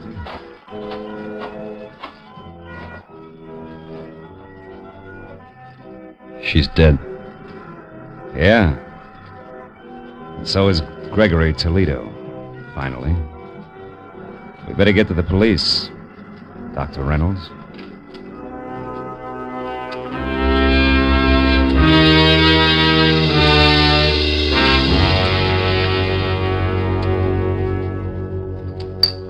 Well, Marlowe, you stepped out of turn all right, but you happened to step in the right direction. How? I still don't know. Yes, that picture Keyline showed you out in Ocean City, Mr. Marlowe. It was Greta, wasn't it? Yeah, it was. Ooh, this coffee's hot. Didn't mean a thing, though, Tom. I'd only seen Greta in the dark at the Gypsies. Yeah, then how did it help? More coffee here, please. Huh? Coffee. Oh, sure. Well, it helped, actually, when Keyline added his finger. That covered the girl's hair. And when I could only see the face... It looked like a man, and you saw not Greta, but her twin brother, Gregory. Wait a minute, who you knew as Dr. Reynolds from a picture you'd seen earlier? Good work, Marlowe. No. Good luck, Matthews. There was Connor in the morgue, a gabby woman named Emma Mallory, Keyline's hobby as a photographer, and, lots of little things. Pardon me, Lieutenant. I don't quite know how to say this, but what about the publicity, the newspapers, and what it'll do to, well, Dr. Reynolds being Gregory Toledo. Dr. Reynolds being who? Hey, miss, I'd like that coffee tonight. You know, I always did like you, Matthews. Good night, fellas.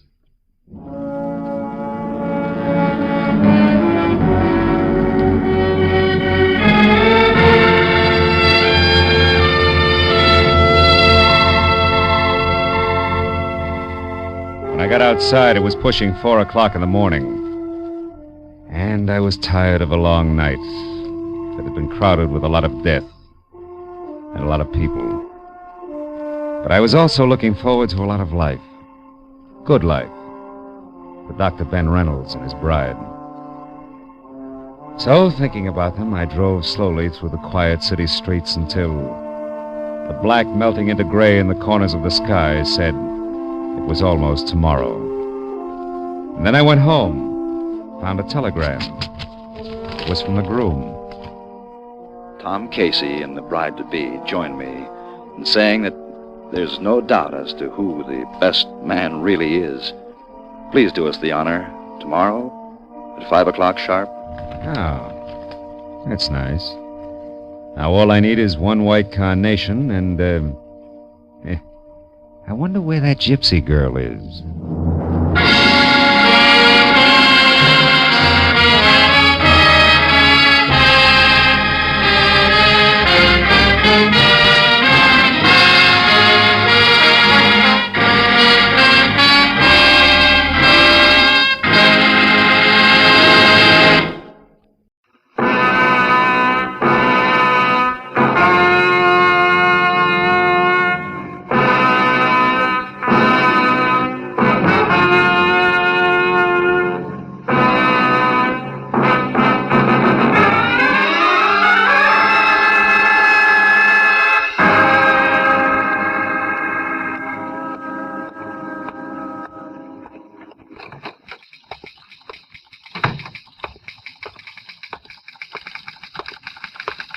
Yes, sir. I'm Philip Marlowe.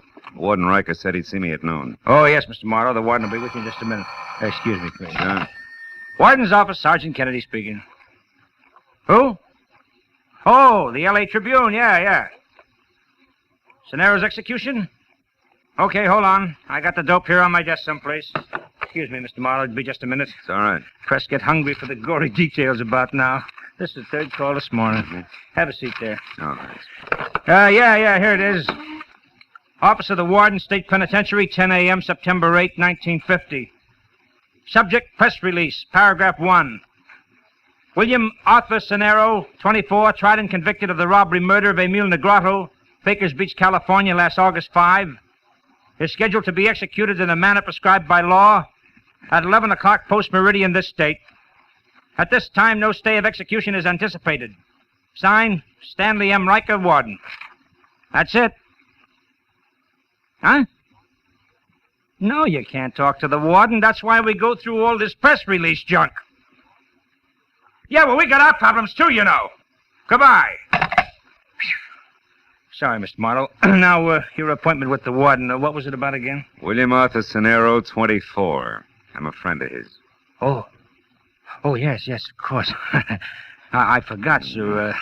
Well, I hope I haven't offended Mr. Marlowe. That is, I'll tell the warden you're here, sir. I knew I didn't have too much right to be mad at one Sergeant Kennedy. But today it didn't matter. Because I was mad at the whole world, and in particular what it had done to a used-to-be nice kid named Billy Sonero. And when I stood in Warden Riker's far from drab prison office and waited while a dapper man in gleaming Hickok cufflinks and soft gray gabardine got through talking to his wife in syrup sticky tones, I began to get mad at him, too. But that drained out of me fast because when he hung up, he scraped the goo off his voice quickly, shook hands like he meant it, and told Kennedy we weren't to be disturbed. When he spoke of Sonero, a lot of sympathy crawled in between the words, even when he came to the point. It's a breach of regulations for a condemned man to have any visitor other than the prison chaplain on the day of his execution, Mr. Marlowe. So first of all, just how well do you know Sonero? Well, he sold papers on the corner near my office as a kid. We swapped gags twice a day. And when his father died and he quit selling papers? I never saw him again until a year ago when he got over-involved with some tin horn gamblers. I managed to set him free. As a private detective? As a big brother. Went to work in a San Pedro boatyard after that. I haven't seen him since. And then you have no idea why he's asked to talk to you today? No, I don't. Do you, Warden? Mr. Marlowe, do you recall the details in this case? Well, yeah, more or less. Let's see, an old man named Emil Negrotto and his wife were robbed of $100,000 worth of uninsured jewels at their summer place at, Baker's Beach. Yeah, that's it, yeah. And Emil Negrotto was killed when he tried to interfere. Cenero was tied back to it by a single fingerprint and later identified by Mrs. Negrado. I believe she thought there were 2 more, huh? Yes, but Cenero denied this. Uh-huh. Also, Mr. Marlowe, you may recall that the jewels were never recovered. Cenero said they were lost at sea when the boat he fled in hit rough water on the way back to San Pedro. Now, Mr. Marlowe, do I begin to answer the question I just ignored? The jewels, I mean? Cenero may want to tell you that they weren't lost after all.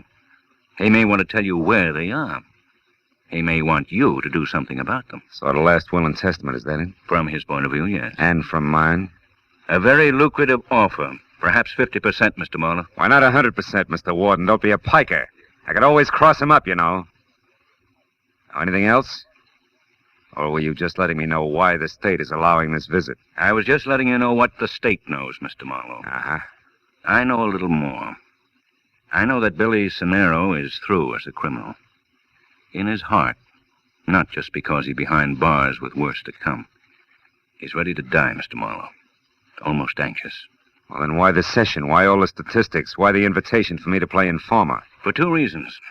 First, I may be wrong about the boy completely. Thus, his repentance is a fake. Which you don't believe. No. What's the other reason? Look, Marlowe, if anything goes wrong, you came in here as an informer. That's official. And unofficially? I want to give the boy a break. Cenero asked to get you because he wanted to talk to the only person in the world he thought he could trust. And right now, I think he has every right to just such a talk, whatever it's about. I only wanted to be sure he talked to the correct party, that's all. Sergeant Kennedy will show you the way, Mr. Marlowe, to Cenero's cell.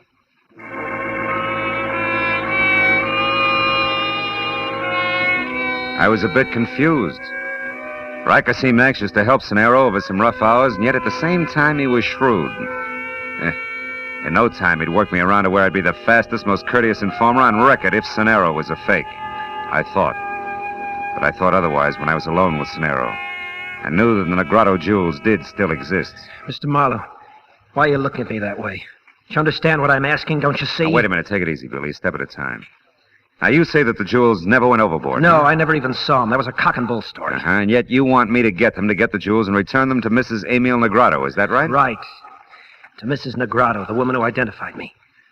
The widow of the man I killed. Look, Mr. Marlowe, sit down here on the cot and listen. Okay. Now, where's the beginning, Billy? Last August 5th.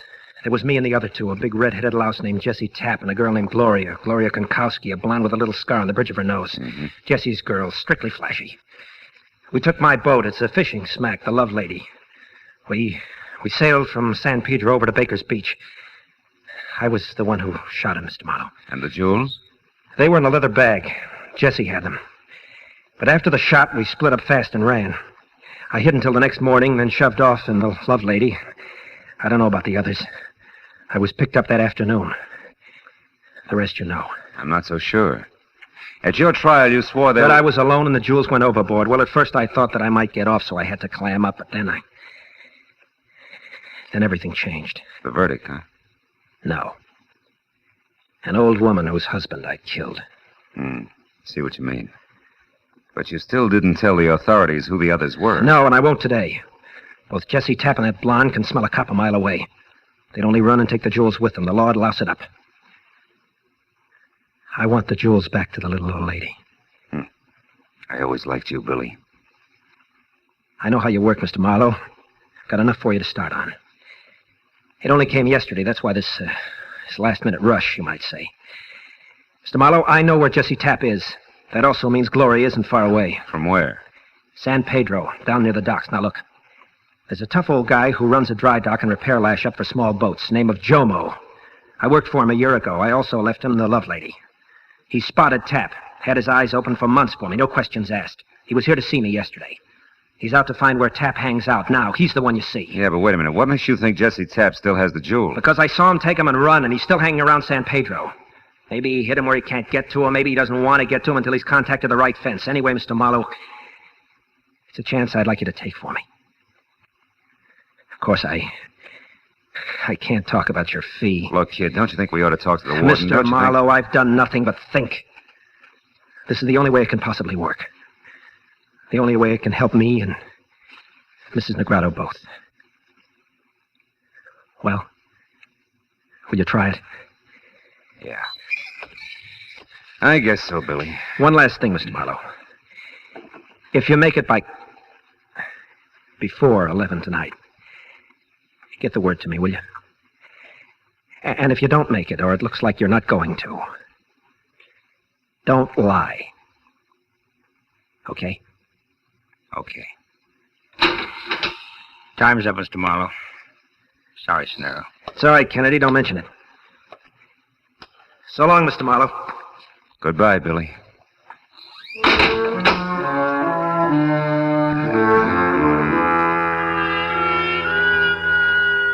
It took 5 minutes for me to walk back to the warden's office and 5 more to lie to him about what Scenero had wanted of me. And another 10 to get outside and head toward my parked car.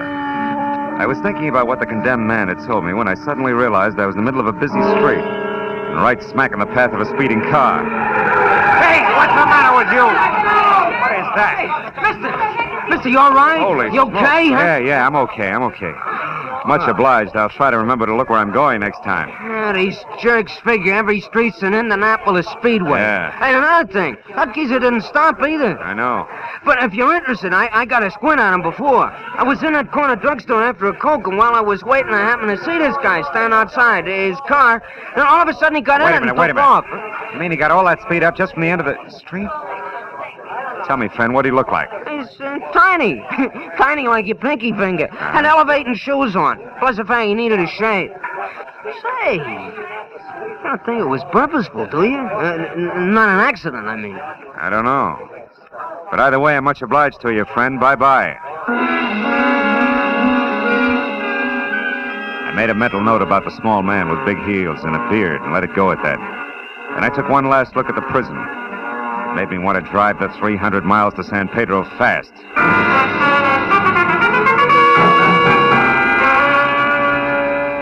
It was some hazy place between late twilight and early evening fog when I located Jomo in his Water's Edge dry dock and repair shop and told him who I was. I was fond of that Senado lad, Marlowe. I'm glad I can help him some way. That boat here was his, you know, the love lady. Mm-hmm. Putting her back in the water tonight. Love lady. That might be what he needed to keep him out of trouble at that. It's hard to say, Jomo. But look, I don't have much time. Do you know where I can get next to this Jesse Tapp? I followed him just this morning from a bar on 3rd Street. He's hiding out in a warehouse on Lookout Hill Road. It's shut down now. It won't open up again until... Hold it, Jomo. That noise, that came from out here. There's someone there, Mr. Marlowe? Oh. No, not anymore, there isn't. And there probably wasn't. I got me a clumsy little cat, Marlowe, always falling over. Jomo, you said Lookout Hill Road, right? Aye. Yeah, there's only a block long, the highest point in town. You just head straight up King Street to the top. You can't miss the warehouse. Thanks. Jomo. You have no idea what this is all about, huh? Well, I wouldn't say that, Marlowe. But you see, I don't let myself think for some things too much. I keep my mind on boats more than people. Easier to understand. Easier to repair, too. Good luck, Marlowe.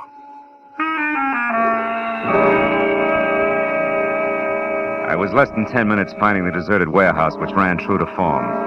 Rust and every other window broken. But when I was out of my car and moving around toward a side entrance, I saw something else. It was a girl, tall and blonde, standing in the deep shadow of a Fit Shampoo billboard. When I started for her, she threw one scared look my way, then scrambled into her pocket for a key. I made it just as she got it out and into the door lock. Let's not be hasty, honey. Get your dirty mitts off! When you stop kicking, I will. Not before, sweetheart. Not before, Gloria. How do you know the name Bright Eyes? That cute little scar on the bridge of your nose. You should have ducked, kid. Not that it doesn't add character. I'll go soak your head. I don't know you. You should. Jesse does. Who are you, anyway? Name's Marlowe. Here to see your boyfriend Tapp per schedule. It's a business appointment, Gloria. Business? Oh, yeah, sure. Fence, huh? Yeah, fence, huh? Now do we go up or throw pebbles at the window until Jesse comes out? Which? We go up, now that I know who you are.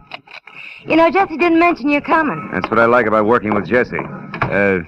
Which way? Up these stairs. Mm-hmm. Kind of nice setup we got here, huh? Yeah. Sweet of the owners to let you have a key. Well, it wasn't exactly that way. Jesse had... Changed the lock, yeah, I know. Is that the door? One mark president? Uh-huh. Mr. Tapp's very own. Imagine Jesse as an executive. Funny, huh? Hey, Mr. Head of the firm, you got callers. Jesse! That jerk's probably asleep. The way I figured, asleep in a swivel chair. Hey, Mr. President, you got company. Hey, Jesse, come on, wake up. The guy here who wants... Jesse. What is it, Marlowe? What's wrong with him? Too much to fix, honey. Head of the firm, Jesse's been shot to death. No business as usual today. Dead. How do you like that? Not much. Now, maybe it's you I do business with, huh? What are you talking about? Now, look, I never like to get into money matters with dames, but now I'm stuck. So let's get to work, you and me. Where are they, Gloria? Where or what? Come on, you coy little jerk. The Stones, Negrado Stones. I want to see them. I don't know where they are. He would never tell me. Ah, don't lie. You were his girl. Listen, mister. Ever since I met that guy, I've been living on double talk and slaps in the mouth. I spent my nights dodging my own shadow. I'm glad it's over. Why'd you stick? Because of them Stones. I knew I had him hid someplace. Figured maybe they'd get us away from here after all. He kept saying he had to wait till the time was right. That's all he'd ever say. Even to me, his girl. You know, with that talent, you ought to be in pictures, kid. Yeah? Believe me, mister, I learned the hard way not to try to pin Jesse Tapp down. You do whatever you want, I'm getting out of here. Before the action. Just a minute. What? Somebody did this, baby. I can name 20 who'd been tickled pink. Yeah, but I took a lot of chances setting up this deal to move those Negrado jewels. I wouldn't want to be edged out now by cheap competition like a squirt and build up heels. What's that? Nothing, a swing in the dark. Excuse me. Sure. Now you excuse me. He's strictly your problem, sucker. I stood and watched her as she walked away. I didn't know just what my next move should be, but then it hit me. Whoever had killed Jesse Tapp would go for her next.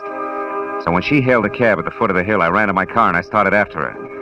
But by the time I got turned around, a switch engine playing shuffleboard with a string of boxcars cut in between us. When that was over, Gloria was gone.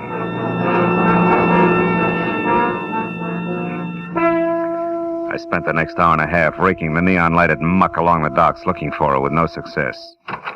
Until finally in a rancid backwash called the Reef, I got a break, but from another direction. The same unshaven little man with high heels who tried earlier to run me down was at the bar, blinking back the sting of a straight shot. I watched while he picked up a handful of small change from the bartender, and when he pranced toward a phone in the hallway at the rear, I followed him. It was too good to be a coincidence. Yeah. He had That's to right, tie in. operator. San Diego. Yeah, Christine Fuller, right. How much? Okay.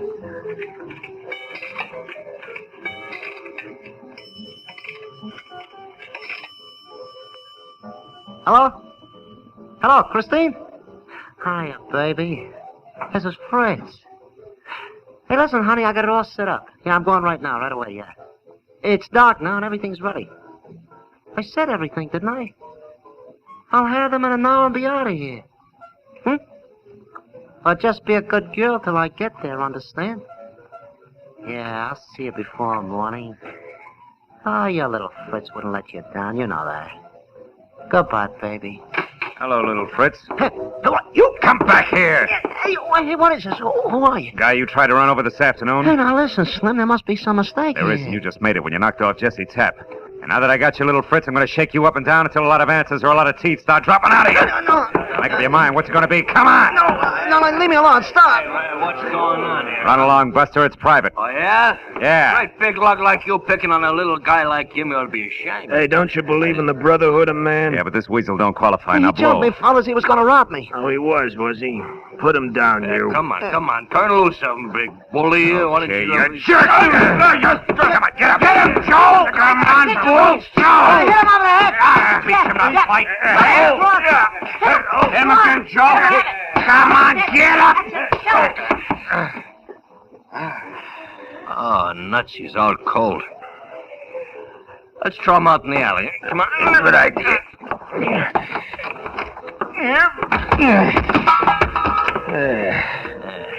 Hey, where'd the little guy go? Hey, he baited. Oh, you'd think he'd stick around long enough to buy us a drink, wouldn't you?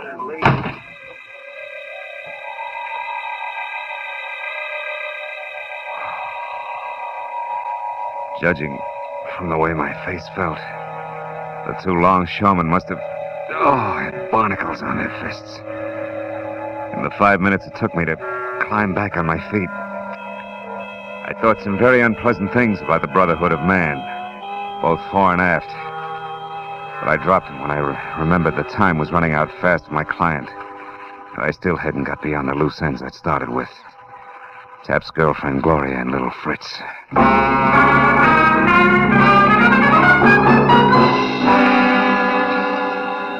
It was a hunch that took me up the hill of the old retired warehouse again. I parked a block away and started toward it on foot when the glow from a lonely cigarette said that it wasn't quite as deserted as it should have been. The cigarette belonged to a woman who was someplace under a lot of makeup. Oh. Interesting evening. You asking me or telling me? Well, either it is, it has been, or it could be. Take your pick. You look like a bright boy. Hey, you look like you fell into a meat grinder. No, just a philosophical discussion. Oh? Nice view from here. Not too bad. Girl like me needs a view once in a while. Keeps the past from crowding the future. You can see the whole waterfront from here without smelling it. Yeah. That's great, huh? Now, look, you haven't seen anybody hanging around here in the last few minutes, have you? You kidding? Nobody hangs around this old dump. It's the first time I've been up here in a month. Nobody's hung around here since old Tom died. He used to be the night watchman. And it was a lot of laughs for you, old Tom. He had that upstairs room, that one up there. Mm-hmm. And he's the time I've been... Hey, that's queer. That's real queer. Look. What? Hey. Oh, a telescope. Mounted on the windowsill. Yeah, old Tom never had a thing like that up there. Who do you suppose put it there? I know who, honey. My question is why? A telescope. Well, it seems to be pointed down there toward the small boat anchorage. Yeah. Where a certain boat was in for paint and repairs. Tap could watch every step from here when the job was done. Holy smoke, it could be. Thanks, baby. You've been a big help. Sure. All things to all men. Have fun, Sonny.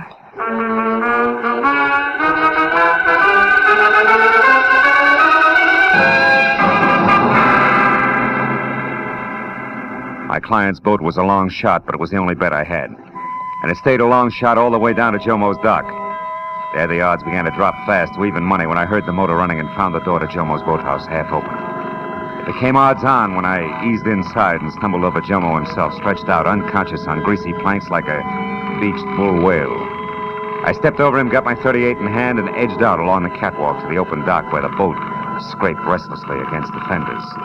There were no lights except for a tiny spot no bigger than the hole in a candy lifesaver that probed frantically along the seams inside the cabin. It was little Fritz with a shielded flashlight, intent on finding something fast. I stepped into the boat, deliberately kicked over an oil can and crouched. The light went out. Who's there? Somebody out there? Oh, speak up. Throw your gun over the side and stand real still. Do it now, little man, or I'll blow you in two. Oh, no, wait. Yeah. Who are you? It's me, Fritzy Marlowe. So Tap hid the stones right here on Bill Sonero's boat, huh? Yeah, that's right. They're still here. Fortune. Hey, look, fella, if we played smart, this Shut place up. for both. I want a few things straight first. Correct me if I'm wrong. Tap hid the jewels aboard here after the robbery without Sonero's knowledge. But after Sonero was caught, he gave the boat to Jomo, who kept it locked up inside there. Which meant that Tap had to wait until Jomo'd finished his repairs before he could get back the stones again, huh? Yeah, that's right. They were too hard to handle anyway. They had to be hid someplace. They were safe here, so why stir up another fuss? What else you want to know? Are you going to explain to your little sugar in San Diego that Christine Fuller you cooed to tonight when you don't show up for a few years? Marlowe, we can do business. And another thing. How'd you get into this act in the first place? I got ways, like a couple of friends on the inside. Oh, that figures. One of them must be on the inside of the state pen. That's how come you hooked onto me so fast with that car. Who is it? A guard named Kennedy. He's a pig, a cut-rate chump. And the other friend? He's behind you with a gun. Oh, fine. Oh, that's my baby. I'll take your gun now, Mr. Marlowe. Oh! Stop it. Put it away, Fritz. Did you find the stones? Not yet, but it won't be long now, sugar. Marlowe, get in that cabin and run this boat. We're going out. Go on, move. Oh, no, wait a minute, baby. We don't know anything about bugs. We're not taking any more chances here. Untie that rope at the back, Fritz. That's called cast off the stern line. Shut up! Get inside, Marlowe. Go on. Sure. Well, Skipper, where to? Just head for that open part out there. Hey, it's gonna be rough. Well, that won't matter to us, baby. We've been through plenty together, huh? Yeah, like putting Jesse Tapp out of the way for a starter? Sure, well, he asked for it. He was a pushover for Gloria here. Why, you... So it was little Gloria who killed him, eh? All right, so it was me. Fritz called me up and warned me you were coming here to Pedro, and I overheard you when you talked to Jomo. I knew you'd get to Jesse and make him spill, so I killed him. It was going to have to be done sooner or later anyway. The old double cross. Yeah, the old double cross. So what? That's the game the smart ones always play with the suckers. Always win. Not always, Fritz. Oh, often enough to make a... What? Hey, Gloria. Gloria, what? No, don't, Gloria, no! Keep your hands on that wheel, Marlowe. I heard Marlowe's crack about that Christine Fuller, Fritz. You louse. Straight ahead, Marlowe.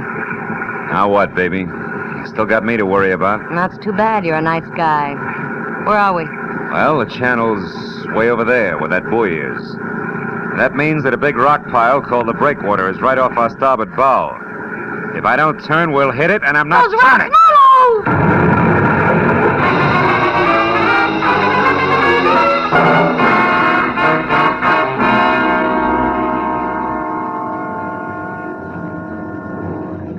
Feeling better now, Mr. Marlowe? Yeah, thanks, Lieutenant. The water was awful cold. You said it. Have another cup of Coast Guard mud. Do you good. Oh, thanks. Look, I was wondering if... If we located the girl you told us about? Yeah. Yeah. She wasn't as lucky as you were. However, your boat hung up on the rocks. The boys found all that jewelry in the cabin, in this leather baggie. Well, we'll be in a couple of minutes. Good. I'll just have time to call a young guy and tell him he can close out his books. They balance now, and he's paid up in full.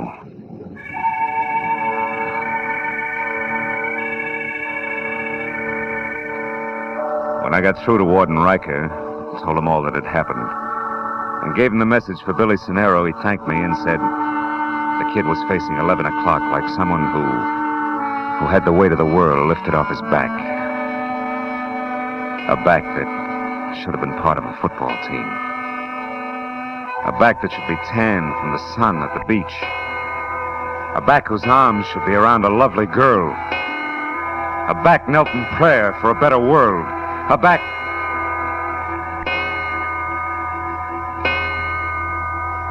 strapped to the electric chair.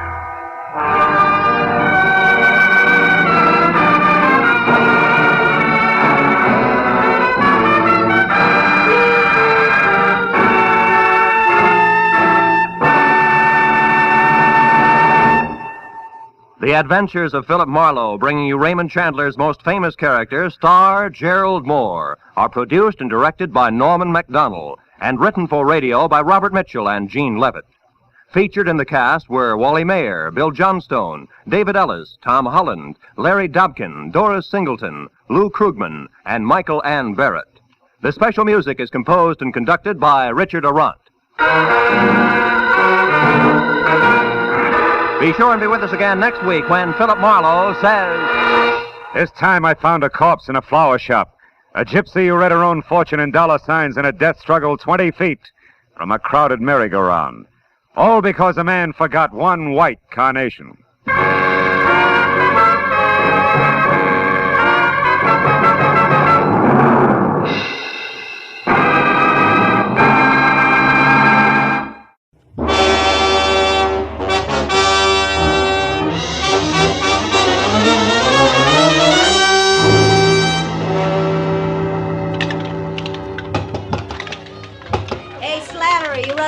Don't be neglecting the regular clientele. Okay. Everybody relax. Remember, them also serve who only stand around and wait. I'm calling them like I see them. Hey, you're dry again, chum. Another shot? Yeah. Say, Slattery, you happen to know a guy named Sammy Arch? I was supposed to meet him here at 6. That was an hour ago. Hey, yeah, chum. Another shot. That's yours, friend. Rye, wander on the side. Rye and a little help. Slattery, I asked you a question. Listen, chum, I sell whiskey, I sell gin, I sell beer. Pretzels I give away, but only pretzels. If you're busting with questions, try Louis. Louis? And a punk in the corner there, the guy with the patent leather hair. Oh. Louis welcomes visitors. Now, you want to pay for this drink? Oh, wouldn't miss it for the world. Mind it for me, will you? Hey, round boy, I'm gonna forget I'm a lady. Your name Louis? That's me. Slattery tells me you might have some information I want. Could be. What race? Don't want any dope on ponies, Louis. I'm looking for a guy. A guy like who? Archer. Sammy Archer. Do you know him? No. What's the matter? You welch on a bet? No. Well, thanks anyway, Louis. I got something good at Belmont if you... Check. Beer twice. Hairpin once around. Coming up now. No luck, huh, chum? I thought maybe Louis could help you. He knows everyone in town. Yeah? Well, here's the Sammy Archer, a guy I never met. Well, so long, chum. Yeah. Don't go away mad, huh? Oh, not a chance, Slattery. After all, you... Hey, what kind of scotch was that? Tastes like boiled cabbage heads. Slattery, what did you... I drink it was dope. Are you no good, two-timing?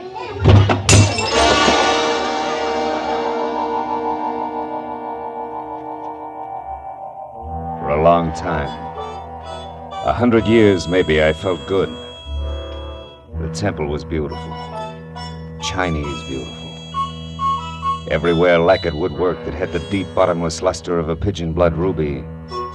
And 1,000 shelves filled with 10,000 smiling ivory Buddhas. And the lovely, streamlined dancing girl, beaming in a white silk mandarin robe, waiting my pleasure. But then suddenly the 100 years ran out. The lacquered woodwork was a bar. The Buddhas, lines of whiskey bottles. The white silk mandarin gown and apron. The lovely dancing girl, Slattery.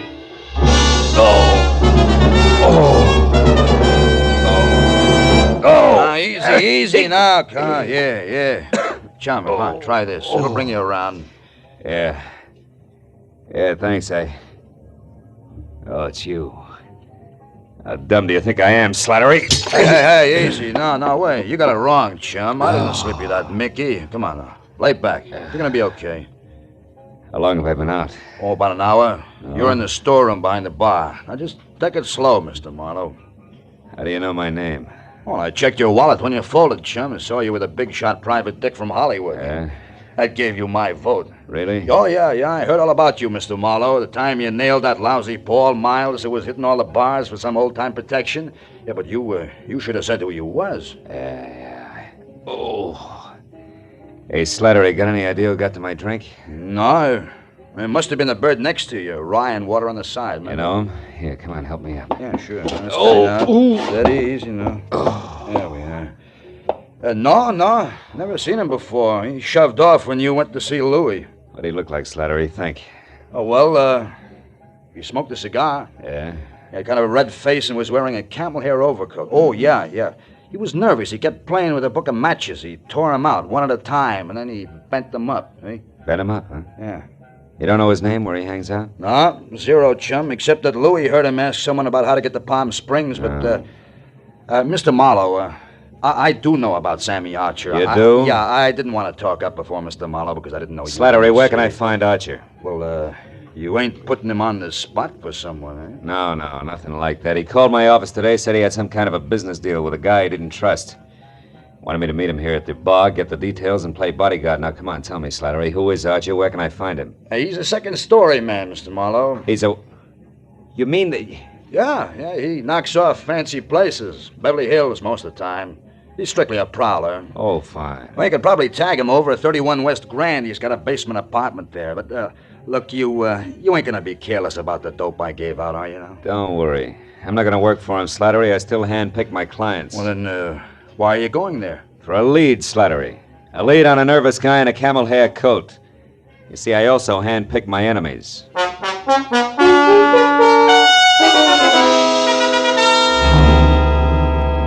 31 West Grand Avenue was a dirty stone tenement propped up by a dirty stone stoop. The cracked pavement led to the basement apartment, which showed a fuzzy slice of yellow light, where the door was cracked open inches.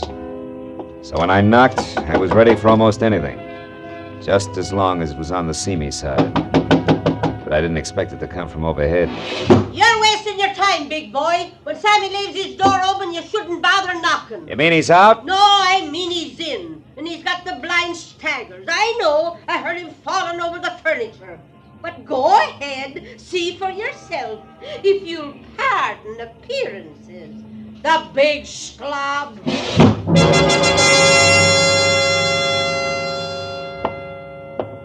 The lady was right.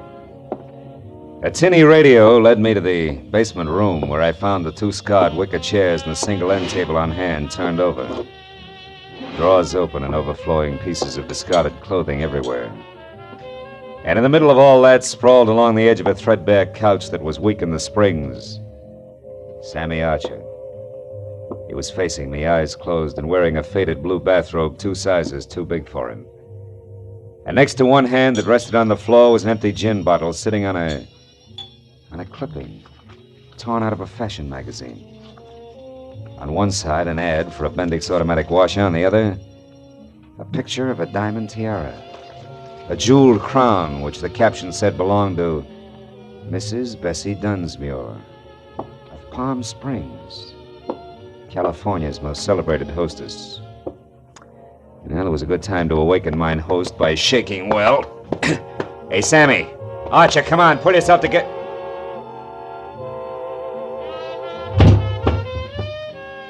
I should have known better.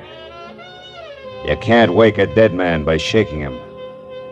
Especially when he's got a knife buried in the middle of his back.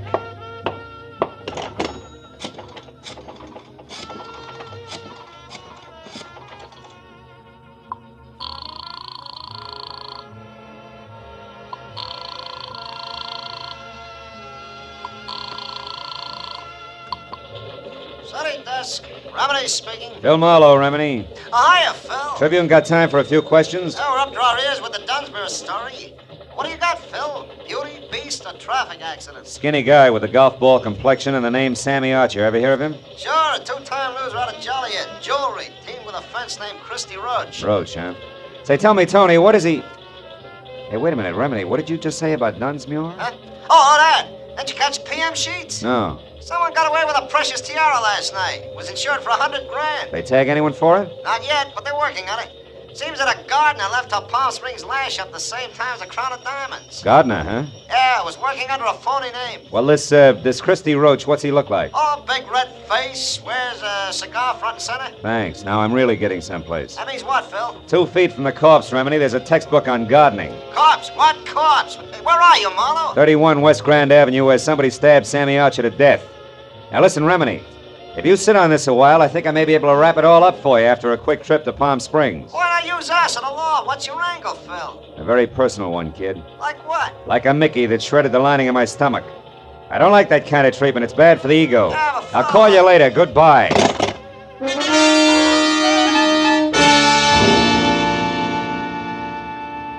The trip to Palm Springs was 2.5 hours of hard driving through sterile wasteland.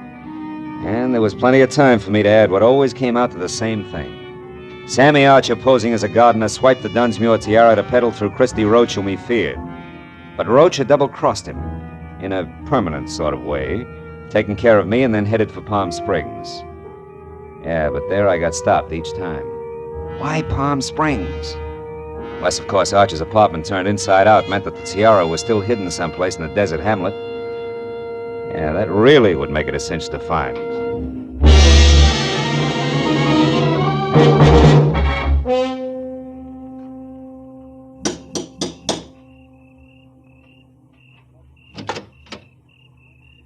Yes, sir? I'd like to see Mrs. Bessie Dunsmuir, please. My name is Philip Marlowe. Police or gentlemen of the press are no longer welcome. Good evening, sir. Steady, Jeeves.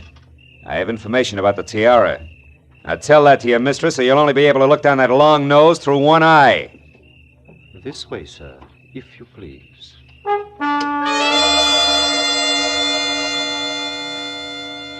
The interior of the Dunsmuir shanty was strictly colossal. From a foyer the size and shape of the Union Station to a plush, leather-lined den that was about as cozy as a parking lot. And Mrs. Bessie Dunsmuir herself fitted perfectly. Because as the renowned party giver glided into the room, I saw enough jewelry on her arms, ears, and neck to match Tiffany, carat for carat. She listened intently while I brought her up to date. After that, she ushered me into an uncomfortable chair, rang for Long Nose, and then asked a sensible question. Mr. Marlowe, this Sammy Archer, what did he look like? Well, he was thin, Mrs. Dunsmuir, and sandy hair. Does that fit your ex-gardener? Precisely. Now perhaps we're actually going to make some progress. The police here haven't, and... come in, Martin. Oh, a liqueur, Mr. Marlowe? Oh, no, thanks. Thank you, Martin. Mrs. Dunsmuir, Yes. Did you ever notice a red-faced man who smoked cigars hanging around, talking to Archer, perhaps? No, I never did. Did you, Martin? No, madam, I don't believe I did. Excuse me, madam. Sir. Good evening, Dunsmuir residence. Who's calling, please? One moment, sir. Mr. Endicott, madam. Endicott? I don't seem to know any Endicott. Hello? I'm sorry, Mr. Endicott, but I don't seem to recollect... what? You... Well... Yes. Yes, of course. I'll see you tonight here. Goodbye. What's wrong, Mrs. Dunsmuir? Oh, just some more trouble over the estate. Ever since my husband passed on 3 years ago, we've had a mountain of trouble with his investments. I see. Well, about the tiara, Mrs. Mr. Marlowe, do what you can about locating it. You'll be rewarded handsomely by the insurance company if you're successful, I'm sure. They stand to lose $100,000. Yeah, but Now, can't you tell me anything about Archer? I'm afraid not. I don't believe I ever said more than 2 words to him. Now, excuse me, Mr. Marlowe, and thank you for your interest. Martin, Madam. please show the gentleman out.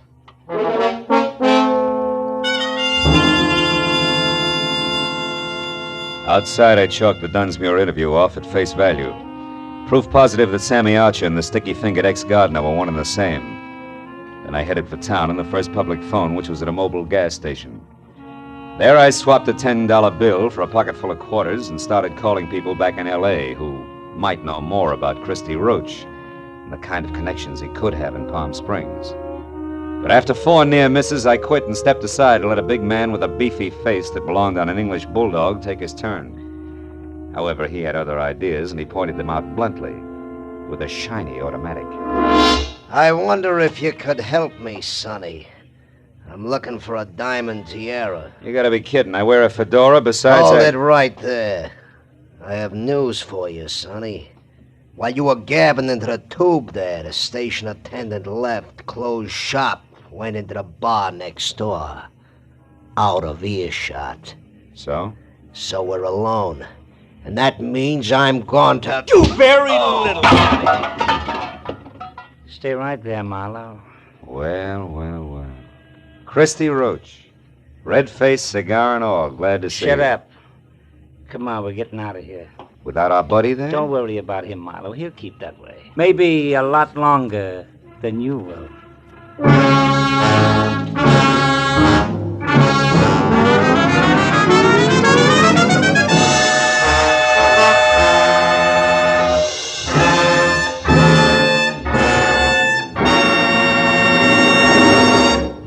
In just a moment, the second act of Philip Marlowe. But first, every Wednesday night, CBS, the network of the stars, brings you Groucho Marx in his dizzy quiz, You Bet Your Life.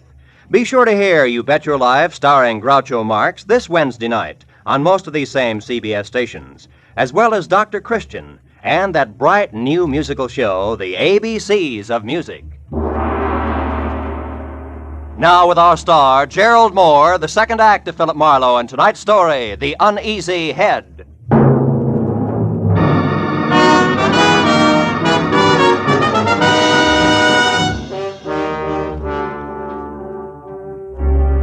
From the way Christy Roach had brought his gun barrel down on the bulldog's scalp, I knew he meant it when he jammed the same gun into the small of my back and marched me to my car.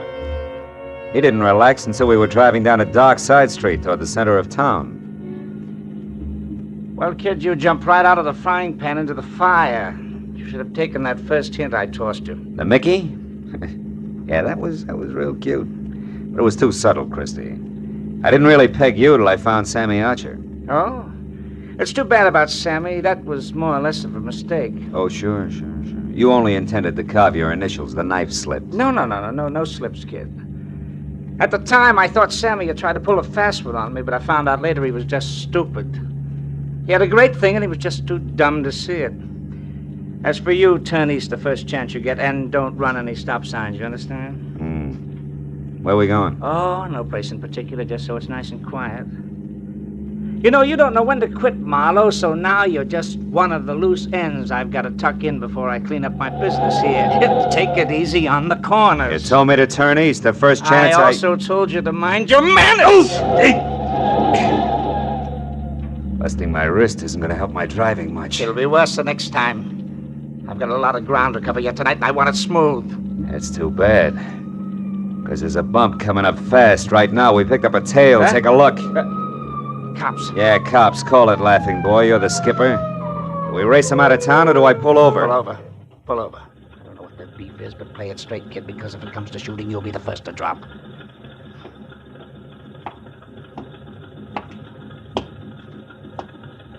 I got your read, buddy.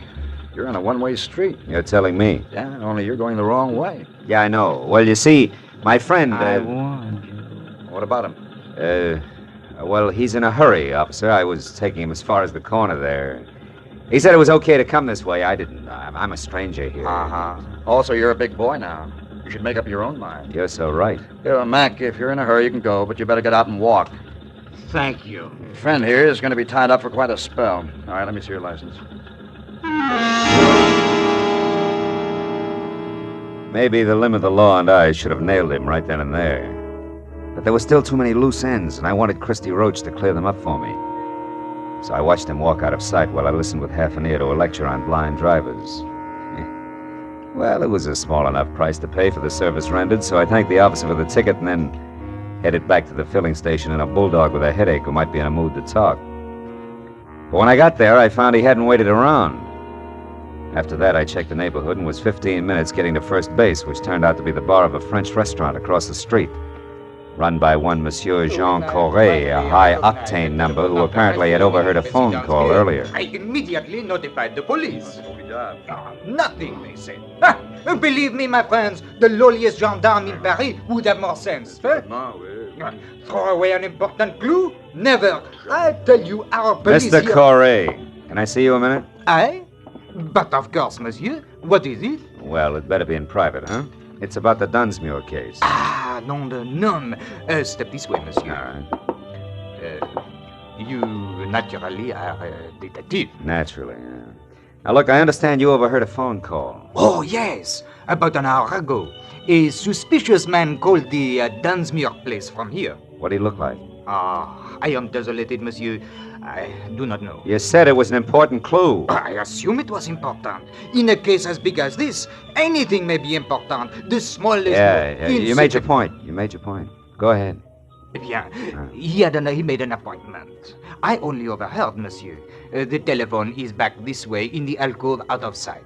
Bien, I was passing by right here when I heard the man ask for the Dunsmuir residence. He talked to his party and made an appointment. I couldn't hear where or when, so I went on about my business. But suddenly, a memory exploded like a bomb in my head. Bessie Dunsmuir, the owner of the stolen tiara. I rushed like this, monsieur, to the phone. Pardon, madame. But he was gone, monsieur. I called the police at once. The rest I can fill in. Now tell me something else, Mr. Corret. Did you happen to notice a man with a cut on his head around here a while ago? A cut? Yeah. Why, yes. One who looked as ugly as Satan himself. I saw such a one in the washroom. Ah, you mean he's suspect? Well, not exactly, no, but he's connected. Where can I find him? You ask me, monsieur. He was sick. I tried to help him, but he refused and left. You've no idea where he went? No. But wherever it was, I'll wager he was too wobbly to get there, monsieur. All right. In that case, I better make a quick call and The telephone, certainly. Yeah. Permettez-moi, monsieur. Bessie Dunsmuir hasn't had a new husband for 2 whole Madame. years, my dear. I can't imagine how she keeps up that elaborate front of hers. Why, do you know You! What? Madame, hang up the telephone at once. I insist. Vitement. I beg your pardon. In the name of the police, Monsieur is a detective. I demand you clear the line. I've paid my nickel and Never mind. Skip it. But I would like to know about those bent matches on the floor. What do they mean, monsieur? I better skip the call and get going fast. You've been a big help, Corey. Maybe I can get you the Croix de Guerre. The bent matches that littered the floor under the phone meant that the man who had made an appointment to meet with Bessie Dunsmuir had been the fence, Christy Roach. And to top it off, she'd lied about it. Didn't make any sense. But I added it to the rest of the question marks and made a beeline for Bessie's mansion. I parked a block away from the place, walked back, and let myself in through an iron gate at the side, and wound up in front of a car, half hidden in a clump of hibiscus bushes. A man was leaning in the open door with a match in his hand, reading the registration on the steering post. It was the bulldog I'd seen first at the gas station. When he saw me, his hand dived under his jacket for a gun, but I was on him before he could get it out. Oh, my head. You're due for another dose of the same, Buster, unless I get some fast answers. The time for games is over, and even a private detective can run out of patience. You're a private dick. Yeah. I don't get it. This car here belongs to the guy who helped you. Fence. Christy Roach. And if he's inside, I got... Roach didn't help me, and you've got to do nothing till I find out about you. Who are you? Temple. Fred Temple. Amlin Insurance Company. Oh, no. We're covering the missing tiara. Only something's haywire. An insurance investigator? Yeah. I'm not gonna make it, fella. My head, you better get in there and stop. When he passed out, he sagged against me like a sack of wet wash. I stretched him out on the grass, and after one look, knew there was nothing more I could do. I went over to the house and quietly tried locked doors all the way around until I came to an open one in the butler's quarters. A bed lamp was on, so I braced myself for another meeting with Martin. When he came to the door, he was in his nightshirt. As soon as enough of his chin was showing, I swung! It was a distinct pleasure. I stepped over him and went through his rooms and on up the long hall of the main part of the house. I finally located Bessie in the leather-lined den. She was alone, but judging from the rate she was burning up the jittery cigarette in her hand, she expected trouble at any moment. Marlowe, how did you get in here? Why are you here? Just checking up on a lie, Bessie? I don't know what you're talking about. A late day tonight. Incidentally, he's due any second now. His car is outside. On my grounds? Yeah. Surprised? What's so important about that? Now, look, you better tell me all about it, Bessie. No. Get out of here. Get out. Later. Right now, this setup is so full of holes, even the truth is leaking out. First, Roach the fence, figuring Sammy Archer, the guy who swiped your tiara, was pulling a fast one. And he changed his mind and got a new angle. Second, you brushed me off because actually you're afraid of finding the tiara. And third, the insurance company that's covering your loss is suspicious. Yeah, it's screwy, but it can only add one way. Like the tiara that was stolen from here yesterday is worthless. Are you insane? It was famous, fabulous, worth a king's ransom. Yeah, the original, maybe. Not the cheap duplicate. I may be fuzzy on the details, but the big picture's easy. You dismantled the original and sold it probably quite a while ago. But not before you made a duplicate to keep up appearances so gossips wouldn't know you were going broke. Also, you kept up the insurance on it for the same reason. And the duplicate was stolen. People knew you'd been robbed, so you were forced to claim the insurance, but you knew that if the fake was recovered legally, you'd be prosecuted by the insurance company and disgraced. Sure, Christy Roach knows that, too. He's coming here for blackmail, isn't he? Why else? Come on, Bessie, you might as well... You might as well... Might as well what? What are you looking at? A cigar butt there on the floor. Oh. It's burned a hole in your rug. What happened to make Roach drop a cigar, Bessie? Where is he? I don't know what you're... Stay away from that desk! I mean it, Bessie. Next time it's for keeps. Now stay back. Where is he? In the closet there. I didn't know what else to do. You were right about the blackmail. About everything. I had to kill him. He'd have wrecked my life. Yeah. Just your way of life. That was top-heavy anyway. I guess so. But I thought I had to have it that way. Well, at least I'll give them all a big laugh on the way out. Bessie Dunsmuir's a great entertainer.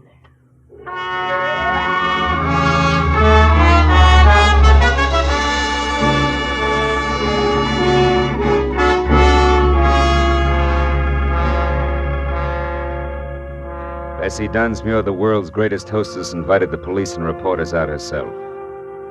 The fake tiara was found in the back of Roach's car, and she wore it cocked over one eye for the benefit of the press, the photographers, and her friends.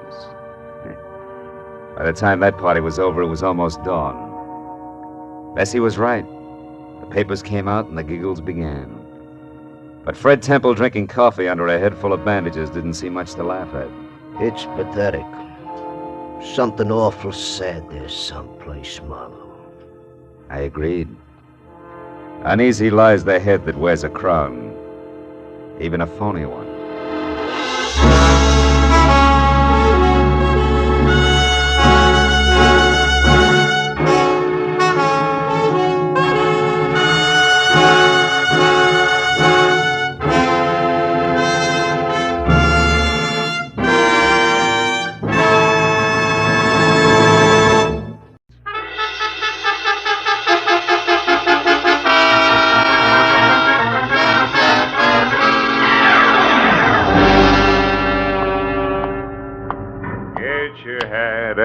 Hit the street.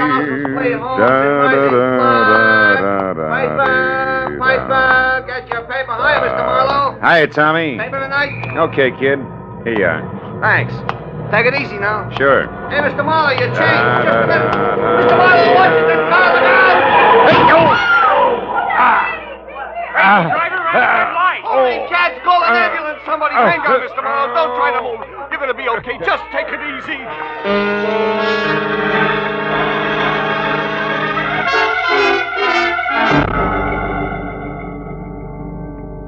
Well, that's the way it happened. 2 weeks ago. When they scraped me up off the pavement, I felt like everything must have been broken. But finally, the doctor boiled it all down to a fractured tibia and assorted bruises. Headed me 10 days in the hospital, tangled up with enough pulleys, weights, and trapeze bars to rig a circus tent. After which, I managed to get sprung to the peace and quiet of my own apartment. There, on a special bed in my living room, I spent 4 days scratching my broken leg through an inch of plastic cast while I worried about the business I was missing. Until finally, Ordine Patterson, a girl with a multi-million-dollar estate I'd worked for once, insisted on seeing me immediately about a job, one she was sure I could handle, even flat on my back. Phil, it's about my brother, Maynard. Oh, another jam, huh? Yes. Oh, wait a minute, I gotta get comfortable. I guess your father knew his son pretty well when he left.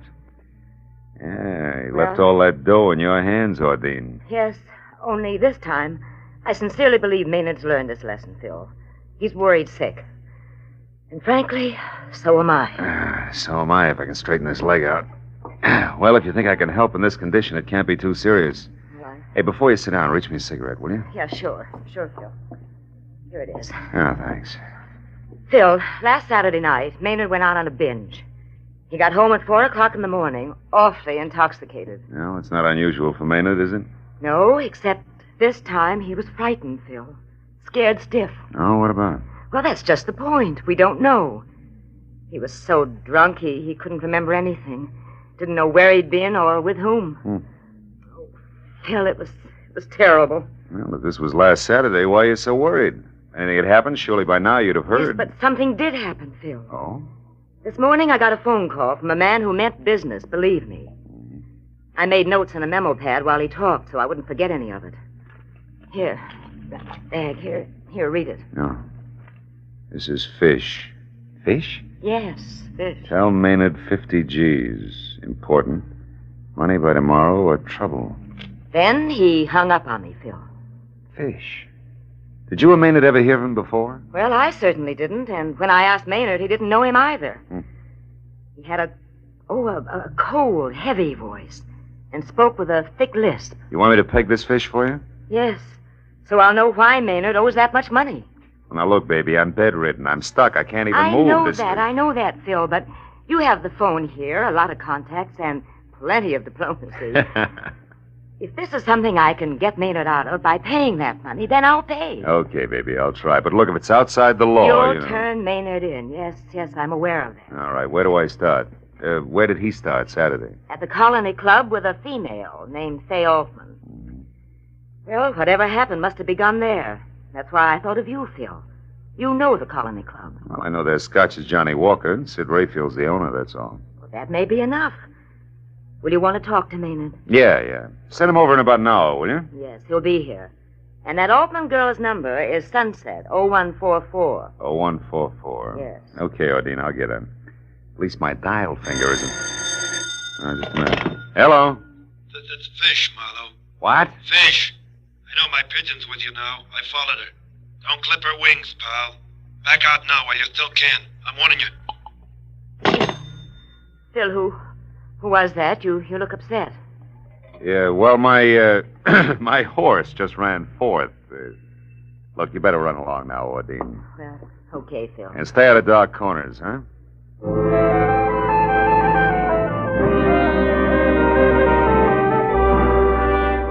In spite of my sitting duck position, I told myself that a private detective who listens to warnings today is out of business tomorrow. So I put in a call for Sid Rayfield at the Colony Club. Sid was out, so I left a message for him to get in touch with me. Next, I tried Fay Altman, but the Sunset number went unanswered. After that, I started checking for the next best thing to legs I could think of. A guy named Hunger Malloy. By profession, a roving bookie, by appearance, a slouch in threadbare hound's tooth propped against any convenient lamppost. Hunger, by some peculiar instinct, either knew or could find out about anything, especially slightly illegal. And because I'd once pried him out of a tight spot, he loved me like a brother. I finally located him in a pool hall on Melrose and told him what I needed to know. He promised it was as good as done and was off to the Colony Club and I would hear from him. Well, that left me with nothing to do but scratch my cast again, worry about my gun being in the desk drawer in my office, think about Fish, and wait. Things went like that for 45 minutes and then... Come in.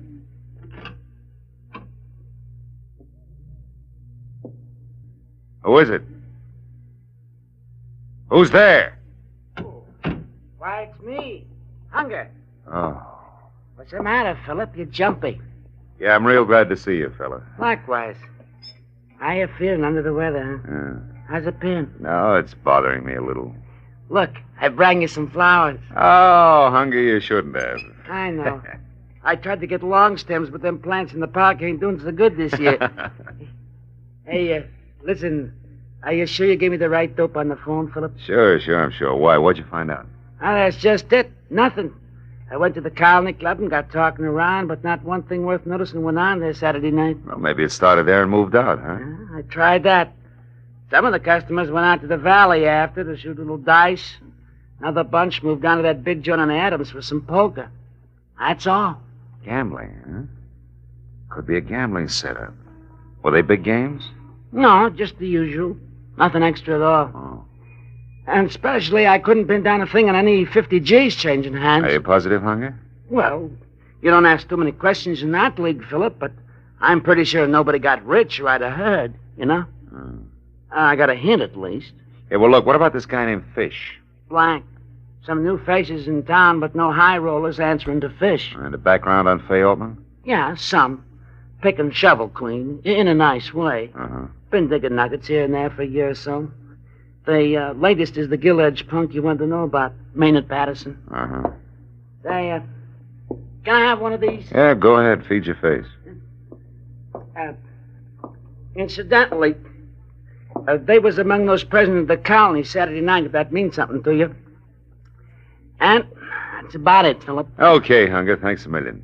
I'm sorry I couldn't be more help, but I think you're getting a bum pitch. Oh, well, in fact, visitors. Hey, I got a back way out of here. It won't look so good. Sure. Bedroom, Hunger. You can go out the window and down the fire escape. Hey, wait a minute. Is that a new shirt? No, I come into a bit of clink, so I had it washed. I hope you're feeling better, Philip. I'll see you. Yeah, thanks. Oh, come in. Ordine, my sister said you wanted to see me, Mr. Marlowe. Sorry about your leg. I'm sorry about it, too. I can't get comfortable. Hey, I hear you really tied one on the other night, huh, kid? Yeah, but I'm through, Mr. Marlowe. I swear it. Yeah, sure. Sit down. Oh, thanks. What about the gambling? Lose your head over that, too? Yeah, I guess I do. As far as my allowance goes, anyway. Now, look, I want you to tell me all you remember about Saturday night. Well, I went to the Colony Club with Faye. That's my girl, Faye Altman. By the way, how do you rate stuff like Faye on your allowance? Huh? Just a Skip minute. it, skip it. Go ahead. Well, I was drinking quite a bit, and by 1 o'clock, I guess I was pretty fuzzy. I lost Faye someplace. Then I went outside for some air, and from there on, it's just a blank. Well, now, look, if you didn't pass out cold, you're bound to have some flashes you can remember. I want it all. Well, I do remember a couple of things, Mr. Marlowe. Oh? They're more like a dream than anything else. I seem to remember a big, old-fashioned house. It was dark and gloomy with high ceilings and old, ornate brass chandeliers. I don't know how I got there or what I was doing. Were you alone? Well, I don't think so. I've got a man's face in my mind, a flabby guy in a silk shirt. He had big hands, freckles on the backs of him, with kind of a reddish hair on him. I remember him against something green. Did he lisp? I can't seem to remember. And just thinking about him gives me the willies, but I don't know why. I can't figure out why. I talked to Faye. She waited for me until the Colony closed, and then she went home. She was pretty mad about it. You sure that's all you can remember? Yep. Yeah, that's everything. How does it make any sense at all? Not much. Sounds like you could have been mixed up at a poker game at a green top table in an old dump on Adams. Lost your shirt to a fat guy named Fish. You think that's all there is to it, huh? Well, not quite all. There's the little matter of $50,000 you owe him. 50,000?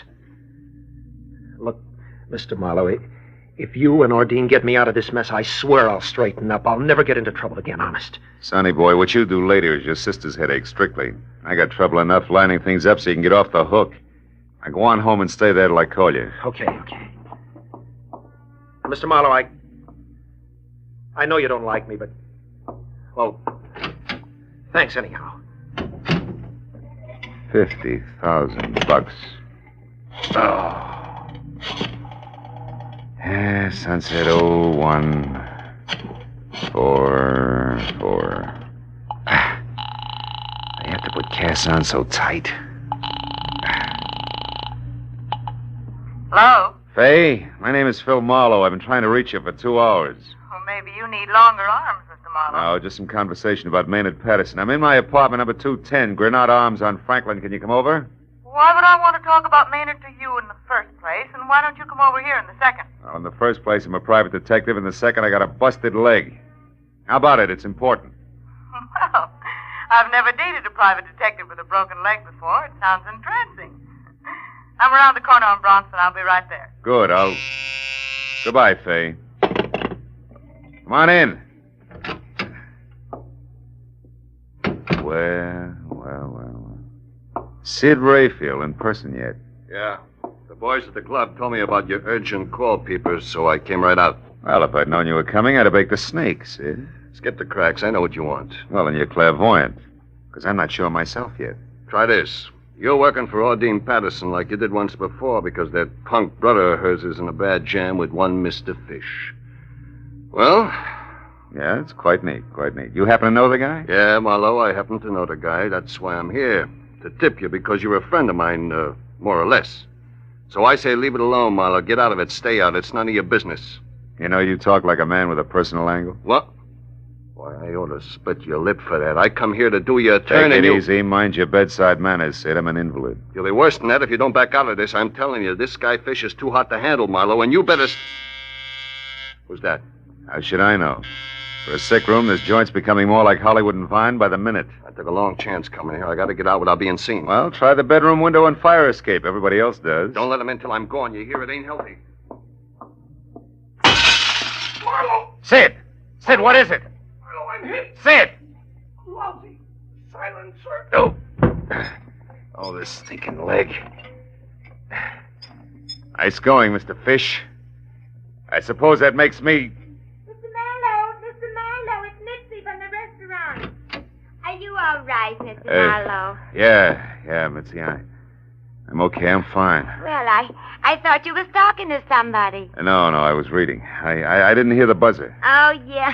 I know what you mean. Sometimes I get real carried away myself. That's fine. Look, I fixed up your dinner. Everything just like you ordered. Here, I'll drag the No, table Mitzi, over. I don't think I'll eat right now. Just put the tray down and beat it, huh? Like a good girl? Yeah, but why what about the dishes? Oh, get him in the morning. Will you get out of here? Will you go on? Well, gee whiz, okay. Good night, Mr. Marlowe. Okay, Fish, the girl's gone. Well, come on in. Did you hear me? I said come on in. I guess I'm as ready as I'll ever be.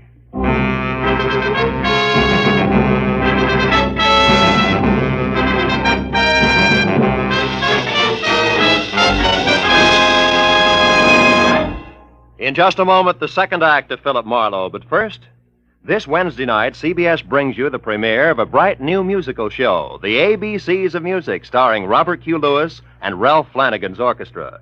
It promises a half hour of top hits and top entertainment every Wednesday on CBS, when also you hear the hilarious Groucho Marx quiz show, You Bet Your Life, and the drama of Dr. Christian. The ABCs of Music, Groucho Marx, and Dr. Christian come every Wednesday on most of these same CBS stations. Now with our star, Gerald Moore, the second act of Philip Marlowe, and tonight's story, The Bedside Manners.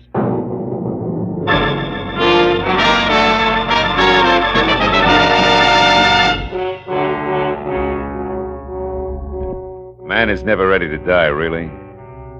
Sometimes saying you are helps. Sometimes, like when you're flat on your back waiting for a killer with a silencer, might step into view through your bedroom door.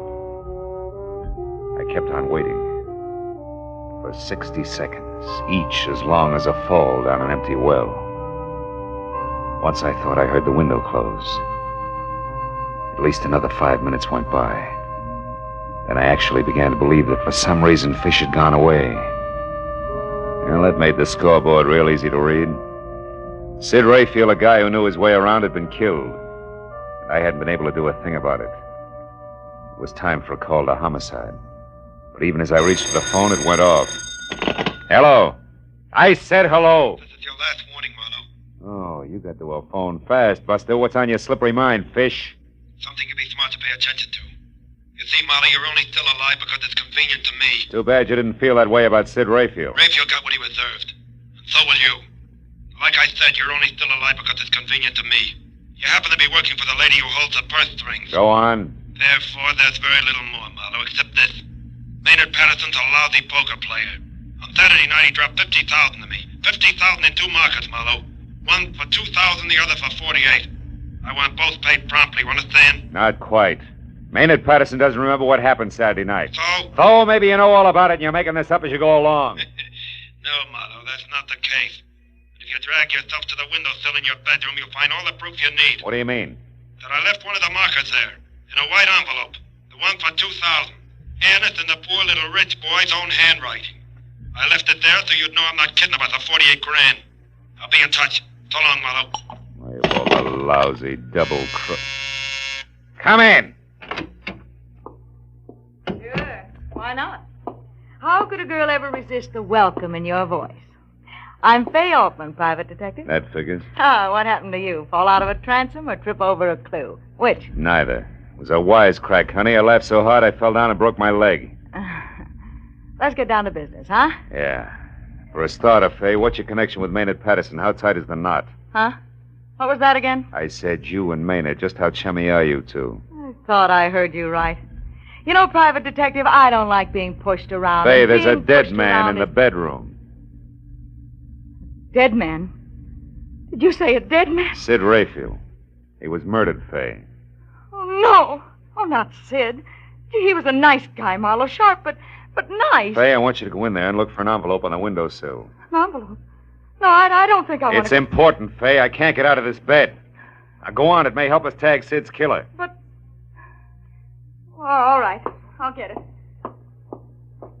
You say it's near the window. Oh, Keep going, Kay. At the windowsill. Do you see it? yeah.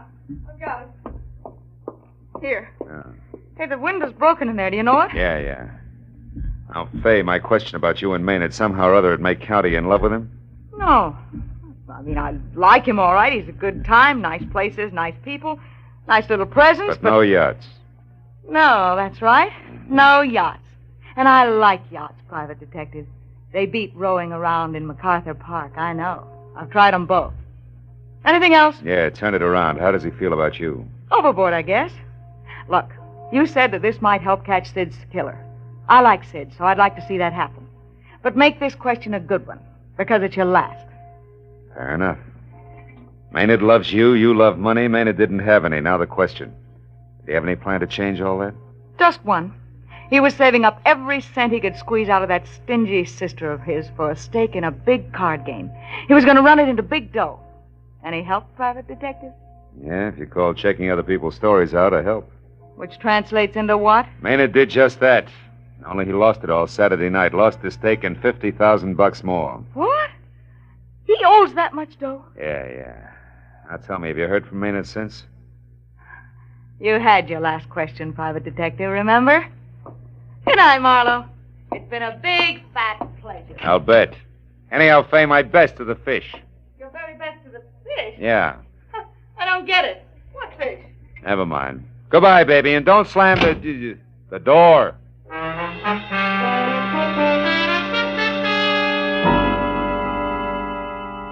The lady was gone. It was time to call the police.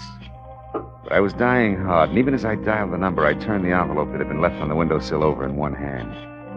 The envelope was the cheap kind you find in any dime store with nothing written on it. And the note itself, which read, "I owe the bearer $2,000 payable within 24 hours," was signed Maynard Patterson and dated Saturday.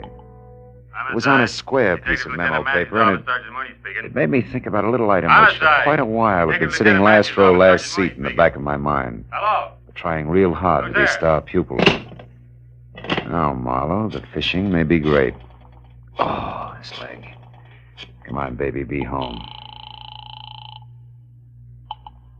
Hello? This is Marlowe, Ordine. Oh, Phil, what have you found out? I'm not sure, but among other things, they may have caught a killer. Now, listen. Do you still have that note? You know the one you brought over here, the memo you made after Fish called? Have you got it? Yes, it's in my handbag. But Never mind the question. Just get it, will you? All right, I'll only be a moment. I'll hang on. You better just hang up, Marlowe. I wasn't expecting you just yet, Maynard. No. Nor this gun, I'm sure. Hang up. It'll only make a call back, you know. Yeah. And won't my dear sister be exasperated when she keeps getting a busy signal? No matter how long she dials, only a busy signal. The pronunciation is thignal, Maynard. Huh? Or do I call you Fish? And don't look so surprised, your act stank. People who can't pronounce the letter S avoid it instead of going out of their way to use it as in Perthring. My mistake, Marlowe. Yeah, among a lot of others. You never should have been careless about the kind of paper you wrote the IOU on. Your sister, who you're trying to swindle, came in here earlier with the same jottings on a piece of paper that's got the same top edge. Irregular. Because no doubt... I know. Because it was ripped off the same telephone pad. And I wouldn't have used that paper since IOUs are customarily written during or immediately after a card game. And I couldn't have been at home at the time of the game. All right, stop it, Marlowe. There's no need for any more hypotheses. No, you can fill in all the blanks, can't you? Step by step, a rotten, tailor-made scheme to get your sister to save you by paying $50,000 to a gambler named Fish who doesn't exist. I said stop it. Slimy setup that began with a fake one-night stand of bottle and bond amnesia. Moved on to an also fake telephone call to Ordine from a heavy named Fish. A man with a lift. Shut up, Marlowe. And the payoff, the confession call to me. Shut also... up. Oh! Yes, Mr. Marlowe, everything you say is so. But I'm still not beaten, and I won't be. You're the only one who knows all this. And even as Fish killed Sid Rayfield, Fish is going to kill you. Fish, Marlowe, not me. Fish, the ruthless gambler who never will be caught, but who my sister will pay, nevertheless. Is that clear, Marlowe? Not quite. Why did you kill Rayfield? He had me convinced that Fish actually existed. Which is the reason he died. He was playing my game, Marlowe, but not for me. Somehow or other, he found out what I was doing. Maybe because he always checked carefully when anybody got too interested in Fay Altman. And he decided to help things along, then cut himself in. Well, you know the answer to that. Now, if you don't mind, turn on the radio, Marlowe. Why? Silencer doesn't make Turn it on. Louder. I wouldn't want anything to go wrong now, Marlowe. I've been so lucky. Lucky that I got away from my sister and was free to watch this building, this apartment. Lucky so that I could see who came and who went and act accordingly. Yeah, I've been lucky, all right. You do grant me that, don't you, Marlowe? Yeah, sure. You've been lucky. Yeah, you've been real lucky, Patterson. Up to now. But you know how it is with luck, kid? One minute you have it, the next minute it runs out. Look, do you mind if I turn this off? It's putting me to sleep. You are brave, aren't you, Marlowe? No. Just lucky. Lucky that someone's standing behind you. Who? The mounted police? No. Just a guy. A guy named Hunger Malloy. It's a funny kind of a guy, Maynard. He was here earlier tonight, and he ducked out by way of the bedroom. At least, I thought he ducked out. Oh, quit it, Marlowe. Huh? Now, don't budge an inch. I'm not going to turn around and give you the chance to go for that gun, which is probably under your pillow. Oh, no. Oh, but Maynard, you should do something. You're about to be hitting the noggin, honest, Maynard, with a vase. That, Marlowe, I'll believe when it happens. He just wouldn't take your word, would he, Philip? Well, that's the way it goes. I'll see you. Now, wait a minute, Hunger. Come back here. I can't, pal. You got a corpse in there. That means cops. Them and me don't mix. Don't worry about it. Just tell me before I bust. You started for the window 20 minutes ago. What happened? Well, Philip, What happened, Hunger? I got delayed. After that, stuff was popping. This louse was in there, then the corpse delecti, and then the louse again at the window, leaving an envelope, et cetera, et cetera. Yeah, but the delay, Hunger. Before company started coming, what was it? Well? The truth, Philip? Yeah, try it. It may not hurt at all. Okay. They was on your dresser. The jazziest pair of pearl cufflinks, Philip, I seen since I used to deal in Vegas. I was attracted. Hunger, as a last favor to a guy you've already done a big favor for, take him. The cufflinks. Go ahead, kid. All right, Philip. As long as you put it so nice, I will. Now, like I was saying, good night, Philip. Hey, wait a minute, Hunger. The cufflinks. Take them with you now. Of course. That's exactly what I'm doing, Philip. See you around.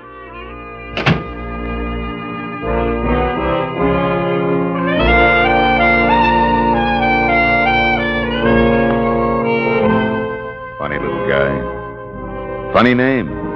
Hunger Malloy. You know, it's a strange thing. But a broken leg makes the old wheels go round. Well, that figures. Makes you think about brakes. And that brings me back to Hunger Malloy again.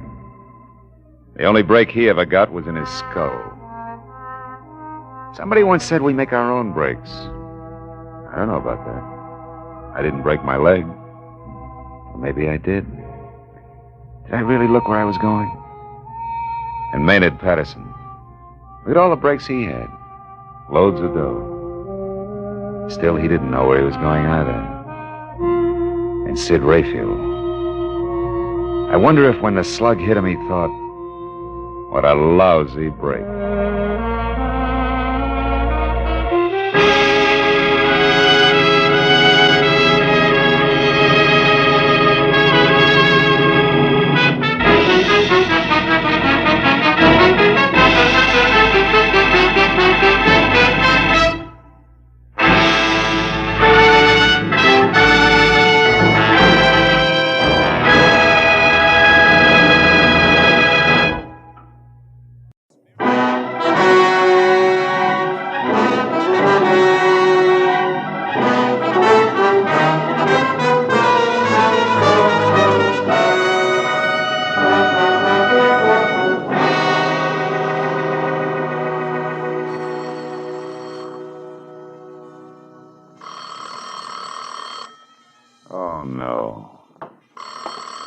There are some times when the phone just never should have been invented. Hello, Marlowe speaking. This is Orrin Metcalf. You remember me, don't you, Marlowe? Oh, sure, barrister. What can I do for you? Meet me here at the Blue Chip Bar at once, Marlowe. Huh? Look, I can hardly hear you. Speak up, will you, Orrin? The Blue Chip Bar. Yeah? It's a miserable cafe on Melrose near La Brea. Melrose near La Brea? Yes, I'm in a booth, the last one on your right as you enter. But be careful, Phil. We can't afford to be seen. And please hurry. I'll pay you handsomely. To do what, Orrin? To impersonate a dead man.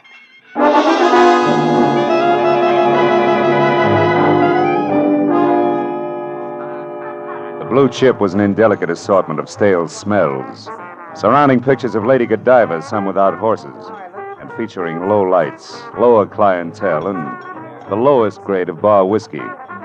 Against that backdrop, my new client stood out like a Dresden doll in a police lineup. Orrin Metcalf, in spite of the electricity in his voice, was only 5.5 feet tall. Couldn't have weighed more than 130 pounds.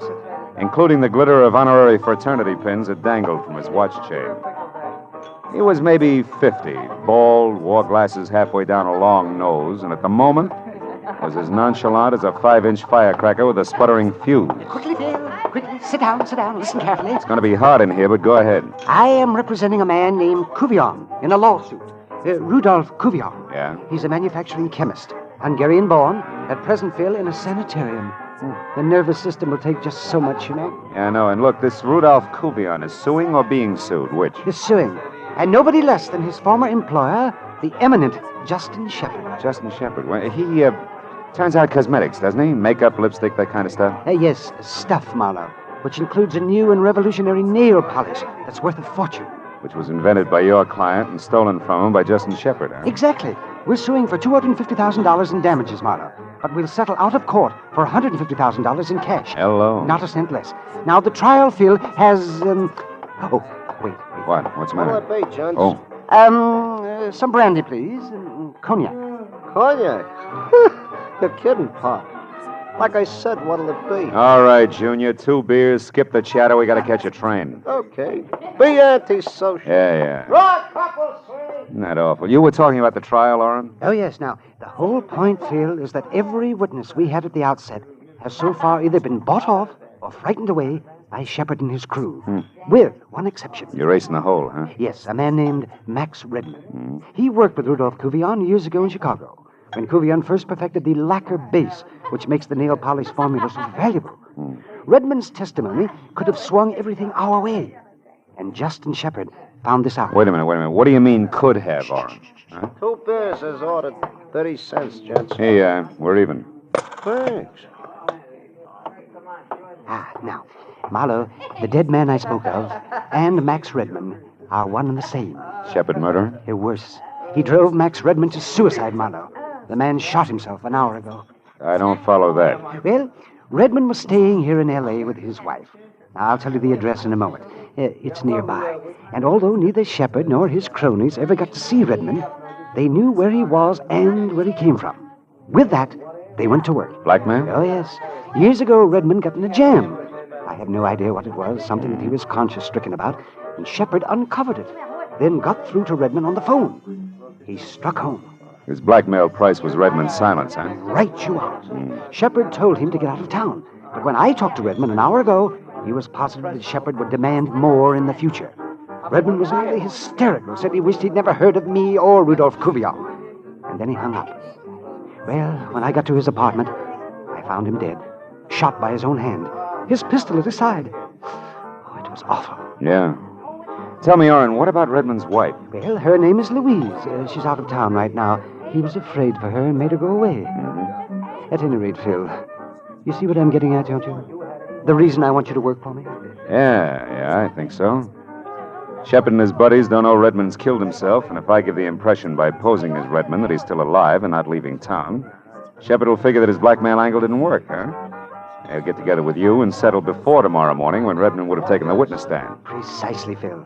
$150,000 settlement as against a court award of $250,000 means a saving of $100,000 to Shepard. He'll pay it, as long as he thinks Redman's still alive and willing to testify.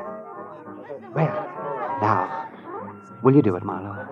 Poses Redman, huh? There's $1,000 in it for him. I don't know. $1,000, Phil. And Rudolph Cuvion, helpless in the sanitarium. And Max Redman. It's an awful lot to turn down, isn't it, Oren, huh? Thank you, Phil. Thank you. Now then, here's the deal. Oh, wait a minute. How about... No questions. Every minute counts. Now, I've got Redman's top coat right here. Now, you put it on when you leave. And here are the keys to his apartment. It's the Garden Court Apartments on South Ogden. South Ogden? That's right. Now, you sneak inside. And a minute later, very obviously, go out again. Get into his car. It's a new green Nash. Drive up into the Hollywood Hills along Lookout Road. Why there? Well, Redman drove up there a lot. Now, later, return to the apartment. You'll probably be followed as Redman always was. And the man will be big and muscular. And in a black coupe. Now, once they know that Redman... well, that's you, of course. Yeah, sure. Doesn't intend to leave town. There may be an attempt on your life. So watch your step. Getting killed as Redman destroys the illusion we're out to create. That's not all it destroys. Eh? May destroy me.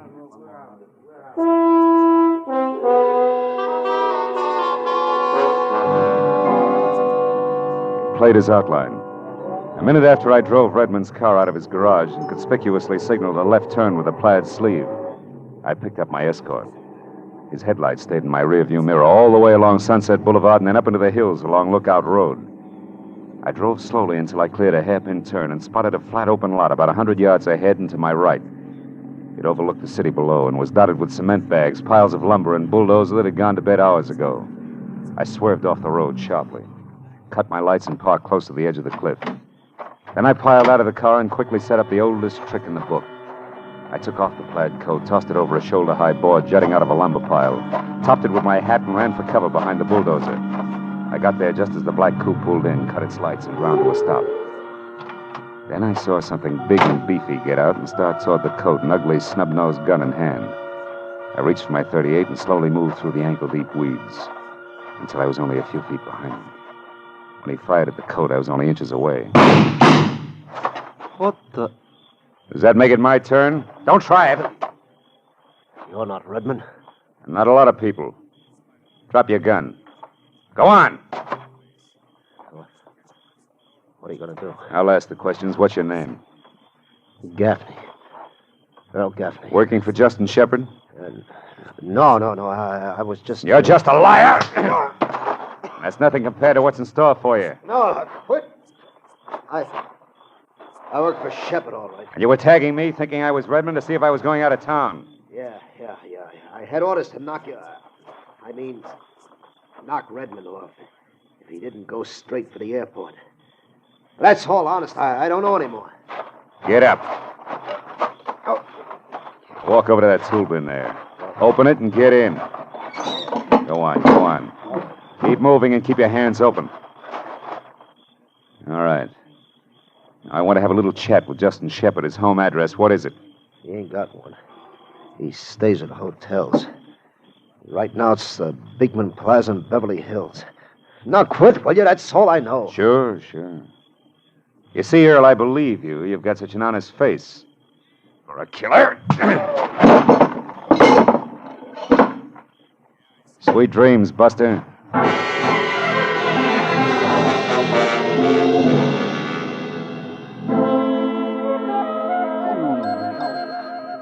Dozen gladiolas and 1 golden iris. Yes. And deliver them here to the desk at the Beekman Plaza Hotel. No, it's not in Santa Monica. It's in Beverly Hills. It has been for years. Goodbye. Stupid people. Yeah, they're just everywhere, aren't they? Indeed. Oh, may I help you, sir? Yes, I was looking for Mr. Justin Shepard. Is he in? Oh, yes, and sir, you could almost reach out and touch him. No, really? Yes, that's he over there, reading the paper in the Louis XIV chair. The Louis XIV? Mm-hmm. You see him? The short, round man to one side of that woman wearing that stunning taffeta. That what?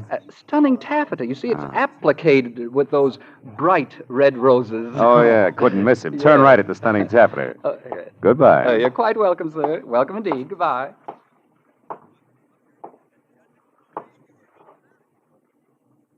Mr. Shepard? That's right. My name is Philip Marlowe. I'm a private detective. I know. I've heard of you. Oh? What's on your mind, Mr. Marlowe? A chemist. What about him? What does he have to do with me? Earl Gaffney. Who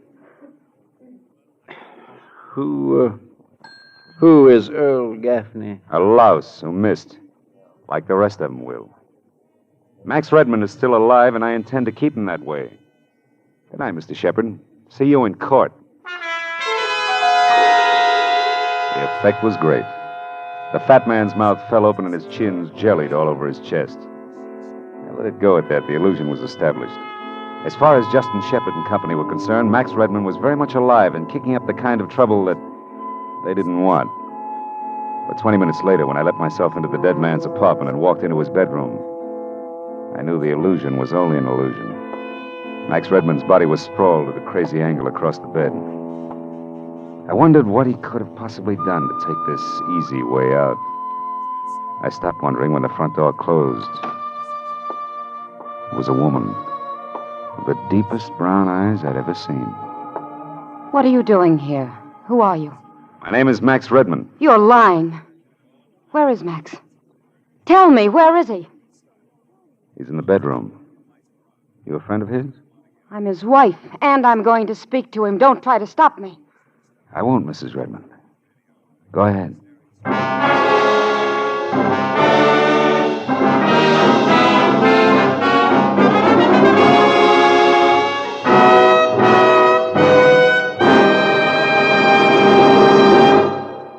In just a moment, the second act of Philip Marlowe. But first, Bing Crosby climaxes his season on CBS this Wednesday night with a terrific lineup of top talent. Arthur Godfrey, Bob Hope, Perry Como, and the four Crosby sons, who've attracted nationwide attention as his guests earlier this year. Bing, Arthur Godfrey, Bob Hope, Perry Como, and the youngsters will be heard in a great musical roundup of the season's top tunes. So be listening this Wednesday when on most of these same CBS stations, the Bing Crosby Show comes along with these top guests. Now with our star, Gerald Moore, the second act of Philip Marlowe, and tonight's story, The Fox's Tale.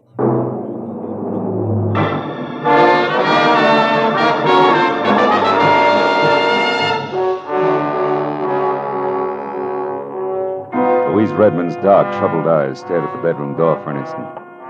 And she darted past me and inside. When she saw him, she froze, her eyes on the gun at the dead man's side.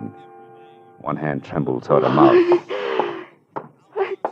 Hang out of yourself, baby. Oh, Max. Max, why did you do it? Why? Your husband had proof that a fat buzzard named Justin Shepard swindled a fortune from Rudolph Kuvian, an old friend of his. Max was going to offer that proof tomorrow morning in court. He wouldn't kill himself because of that. Well, there must have been something in his past that he couldn't live with any longer. What? Do you know what it was, Louise? I don't believe any of this. You were in here posing as Max. You're responsible for his death, but you won't get away Louise, with it. give me that gun. Let me go. Little fool, let go. I said let go. It's better. You're smart enough to give in fast anyway. Now sit down over there and listen. Who are you? Why are you here? I'm Philip Marlowe, hired by Orrin Metcalf. You know him? Yes. He found Max like that. They couldn't let Shepard know that the case against him was dead, so he hired me to keep up the illusion that Max was still alive, that nothing was wrong. Metcalf is sure that Shepard will crack before morning. But we'll need your cooperation, Louise. How about it, huh? When you took that gun away from me, you smashed my only picture of Max. You couldn't even leave me that intact. I'm sorry. I know it's going to be tough on you, baby, but... Hey, wait a minute. Louise, did Max write that on the picture there? Yes. To my Louise. With love. Louise, listen to me now. This backhand script. Was Max left-handed? Yes, but what is that? He was shot in the right temple. You mean that someone killed him? That's the general idea, yeah. Justin Shepard. The man Max intended to testify against. No, not unless he's a lot slicker than I think. But he has an assistant, a tough one named Gaffney, who was watching this place when I took over. If he did it, then followed me, he wouldn't have had a chance to report to his boss. I don't understand. Followed you where? Oh, to that lot on Lookout Road where Max liked to go. I caught Gaffney there and filed him away in a tool bin. I better go and have another chat with that boy right now. You wait here. Here. Now, look, baby, we can't quit. You've got to finish the job Max started for his old friend Kuvian, and better than that, maybe we can get Max's killer, too. Are you game? I'll do as you say. As I went out to Redmond's car, several things bothered me. And not the least of them were Louise Redmond's dark, deep eyes. When I got in the car, I felt the pistol that had killed Max. It was in my pocket where I dropped it after I'd taken it away from the girl. I pulled it out and looked at it. It was a Belgian Browning 765 automatic. I broke it apart and then, on a hunch, I slipped it back together, got out of the car again, and took the gun up to Louise. I don't know much about guns, Marlowe. All you may have to do is point it, Louise. The threat will probably be enough. In case it isn't, that's the safety catch there on the side. I'll be back as soon as I can.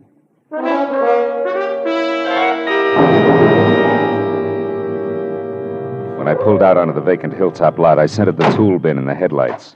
I was out of the car and wading through the foot-high foxtail grass before I noticed that the stick I'd shoved through the hasp was now on the ground. I ran the rest of the way and jerked the lid open. Gaffney was gone. I started to close the lid, but stopped at something in the bottom of the bin. I'd have liked a coiled rattlesnake better. It was a glistening, sticky puddle, and it was blood. The scream had come from a hollow beside the lot. I ran toward it. Saw two kids in a parked car, scared stiff and staring into a tangle of brush in front of them. Mister, there's a man down there. He's hurt. Bad. Where? Show me. In that brush. We both saw him. He stood up just a second ago and he started toward us. There was blood all over him. And then he fell down again. Okay, get your girl out of here. Get back to your car. Okay, mister. Oh, hey, holy cats. You're Philip Marlowe, the detective. Yeah. I've seen your picture lots of times. All right, be a good fan and stay out of the way. The guy's dangerous. Go on. Yeah, okay. Come on, buddy.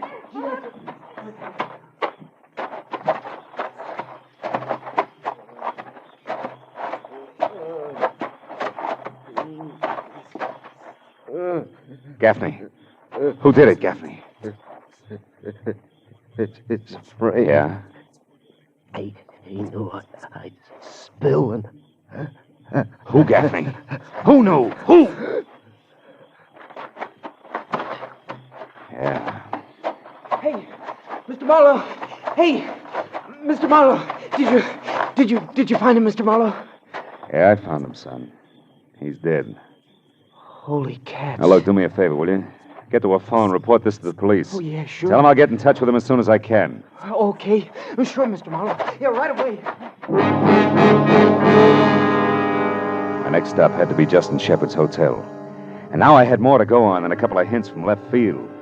Just as I pulled up in front, I saw Shepard behind 16 cylinders of imported limousine, swinging away from the curb. He seemed in no particular hurry, so I tailed him far enough to realize that he could be heading for Max Redmond's apartment. Then I took off through the side streets, wide open. I got back to the apartment in time to brace Louise for Shepard's visit. But, Marlowe, what can I do? Maybe I'd better... Maybe you better let him in. Go ahead. Yes? Stand aside, young woman. I'm coming in. Please do, Shepard. What? You again. Nice of you to drop in. What have you got in the bag, lunch? Don't be facetious. And don't worry, it's all here. I know when I'm beaten. I suppose it would be quite pointless to ask where Redmond himself is. Completely pointless at this late date. Very well. Then I assume I'm to leave this with you. That's right. It had better be right, my boy. Believe me. Good night. Just a minute. How come you're running your own errands? You took care of that yourself earlier tonight. You're a competent man. You should be working for me. Working for you has its drawbacks, Shepard. But you muffed it. Gaffney didn't die right away. Gaffney's dead? Marlowe, be careful. Yeah, he lived long enough to tell me he was framed, Shepard. By you. When you can prove that, I'll be at my hotel. But I advise you not to push your luck. Marlowe, you let him walk out. Yeah, the guy was right, baby.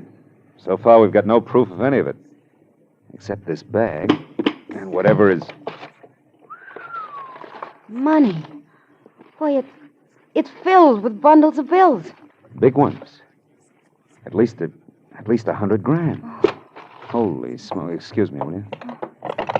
Who are you calling? Somebody will be very interested in this. You just wait and see. Metcalf speaking. Oren, this is Marlowe. I'm at the Redmond place, and get this. Justin Shepard walked in here, dumped $100,000 on the table, and left again. Not a half minute ago. At Redmond's? Yeah. Why, it's a bribe. We've got him, Phil. We've got him. Don't touch it. I'll be right there. Now, wait a minute. There's more. Go on. Louise Redmond came back. Louise? In the middle of this mess? Yeah, she's here now. Oh, must have been rough on her to find Max. Worse than you think. Because that's still not all. What do you mean? That you can bet your briefcase on the fact that Max didn't kill himself in the first place. He was murdered. Sit tight, Phil. I'll be right there.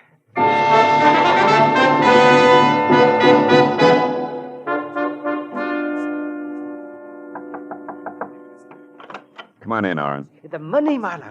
Where is it? In the bag there on the table. Yes. Excellent. Iron-bound evidence. Best in the world. We'll have this impounded right away, and... Oh, Mrs. Redmond, I can't tell you how sorry I am, my dear. Thank you, Mr. Metcalf. But I'm grateful to you and to Mr. Marlowe here that Max's death wasn't entirely without purpose, at least. What about that, Phil? Can we prove he was murdered? Well, the bullet entered his right temple, but he was left-handed. That's about all we got. Simple as that. And yet it went by me completely. I doubt we can stick anybody for it. Why not? Well, because his killer may be already... Already what, Phil? Oh, already dead. Another killing? Well, what are you talking about, man? One Earl Gaffney, Shepard's gentle assistant. What? I locked him in a tool bin, but somebody found him there and shot him to keep him quiet. Justin Shepard himself. Surely. Now, look. If we can't get him for Max, we'll nail him for Gaffney. Don't count on it. Hey, listen. We've got that fat lizard right where we want him. Now, first of all, it won't fit, Oren. Why not? If Shepard sent Gaffney to get Max, then killed Gaffney, why did he bring all this dough here, to bribe a dead man? Well, yes, you're making sense, Phil. I knew you'd see it. Go on. Okay, try this for size. Max Redmond never intended to testify in court. He wasn't after a legal settlement because then the money would go past him to Rudolph Kuvian. This bribe here is all Max was after. But somebody was in it with him. You're crazy. How dare you say that? She's right, Marlowe. Now you're talking like a fool. Am I? Max, no doubt, got into a beef with his partner over the split of the bribe and was shot. That's a guess, Soren, but this isn't. Gaffney got it because Max's killer couldn't figure how much Gaffney had heard and seen in here. He couldn't take a chance, you see. But whoever killed Gaffney had to wade through the same weeds I did in that vacant lot to get to him. And most of the weeds up there are foxtail grass. You know the kind that comes off on your clothes, that sticks in your socks like little darts? That's right, Oren. Take a look. Your argyles are loaded with the stuff. I don't have to look. You're a bright boy, Phil. Thanks. It went just as you outlined it. Up to this point. I'm sorry you got so much of it right because you can't think of everything. You might be surprised. Don't reach for your gun, Oren. I'll drop you. It was a filthy scheme. Come on, hand it over. Your gun. Why, surely. Here you are. Now you drop it, Marlowe. Go on. Well, the heartbroken little wife. With the very same gun you so generously gave me. That's what I meant, Marlowe. You can't think of everything. Louise and I are going away tonight together, and we're taking that money with us. Stand still, Marlowe. I know more about guns than I pretended. Sure you do, sure. I had a hunch about you early tonight, baby. Your homecoming was too pat, and you know what? You didn't bring back so much as an overnight bag. And what's more, when I took that gun away from you, you practically handed it to me. You were acting all the way. I'm not now. I'll kill you, Marlowe. Louise, shoot him! Shoot! Shoot! I can't! Shoot! The gun, Oren! It won't fire! Oh, fooling. I took one of the parts out before I gave it back to you, sweetheart. You couldn't make that go off with a blowtorch. Oren, help me! That's right, Oren. Help the lady. Oren. Believe me, sister, you'd get the same thing right now, but for one good reason. I'm going to need you intact in that court tomorrow morning.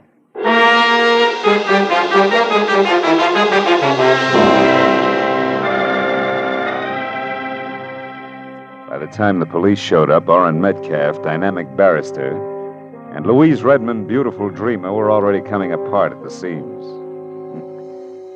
2 hours later, when I finally got away from it, they were still screaming hysterical insults at each other. Now, before I went home, I stopped by the sanitarium just long enough to shake hands with Rudolph Kuvian, who turned out to be a nice, quiet, thoughtful old guy. And I assured him of a fair shake that was long overdue. I guess it made him happy. It was hard to tell, because the look on his face said that maybe the real price in things other than money had been much too high. Well, that's the way it is with some characters. They're human.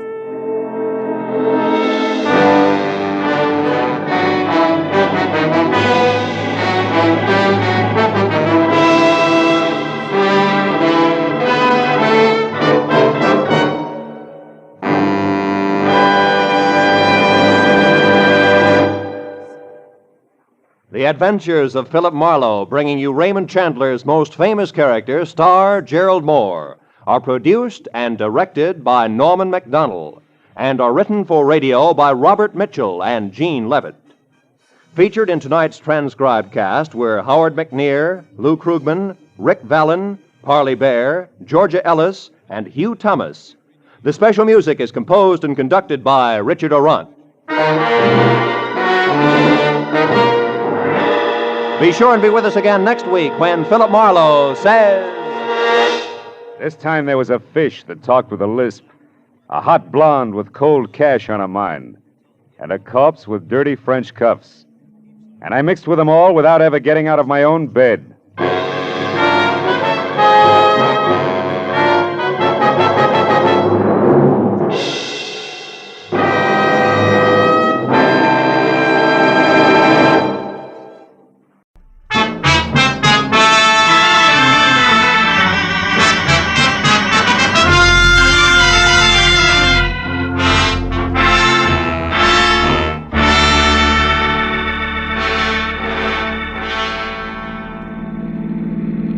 Turn left at the next corner, cabby. Okay. Boy, this Beverly Hills in a sunny afternoon is really something, ain't it? Yeah. Wide streets, classy homes. Boy, these jokers got it made. Some life. Nothing ever gets to them to bother them except the income tax, maybe. Yep.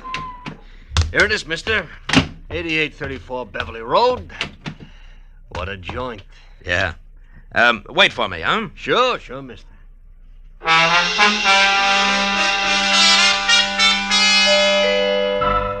The door was answered by a girl of about 16, a tall, slender girl with dark eyes, too deep for her years. Oh, come in, won't you? I believe Dad's expecting you. She led me across a living room as dignified as the lobby of a bank to a door that she opened. If you'll wait here in the library, I'll tell Dad you've come. The library of Stanley Towner, my new client, was as somber as his living room, except for one thing. Over a fireplace that half filled one wall was a life-size portrait of a woman, a most beautiful woman. Could have been a painting of what the girl who had just left would look like in another 25 years. I was still staring at the picture when Stanley Towner came in. That's a portrait of Margaret, my wife. We lost her 1 week ago today. I'm sorry, Mr. Towner. Well, we'd been expecting it for over a year. The doctors had warned us, but... even when you're braced for a blow like that, Yes, I know what you mean. It was her heart, Marlowe. She was coming home from a shopping trip in Westwood last Tuesday evening when it happened. She had her own car and was just pulling into the garage here when the attack seized her. Catherine, my daughter, and I both heard her car hit the garage wall. We ran out and found her. The doctor did everything possible, but Wednesday morning she was dead. I'm sorry. It's all right, Mr. Towner. I must tell you all this because the reason I called you here has to do with Margaret's death. I don't understand. I've got to get Margaret's watch back. A what? A watch? Yes, a wristwatch. It's, well, I'll try to explain. I loved my wife very deeply, Marlowe. Now that I've lost her, the most important thing in the world to me is the preservation of her memory.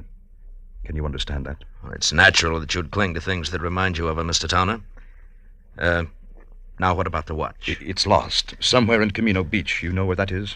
Yes, a few miles below Redondo. Yes, that's right. Well, the day Margaret died, I had taken her watch with me to have it repaired. I went down the coast on some business, and on the way back I stopped at Camino Beach for lunch. A place called the Trade Winds. You had the watch with you when you went in? Yes, in my overcoat pocket. I came out, got in my car, and was halfway back to my office before I realized it was gone. I've got to get it back, Marlowe. How much is it worth? In cash, about $500, but to me, now, it's worth 20 times that. What's the watch like? It's a Benris, platinum, set with emeralds. Mm-hmm. I gave it to Margaret on our 20th wedding anniversary. There's an inscription on the back to Margaret from Stanley with eternal love. I know that watch is somewhere in Camino Beach. Can you find it and bring it back here to me? There's nothing more you can tell me? Unfortunately, that's all there is. I'll do my best, but I can't guarantee a thing.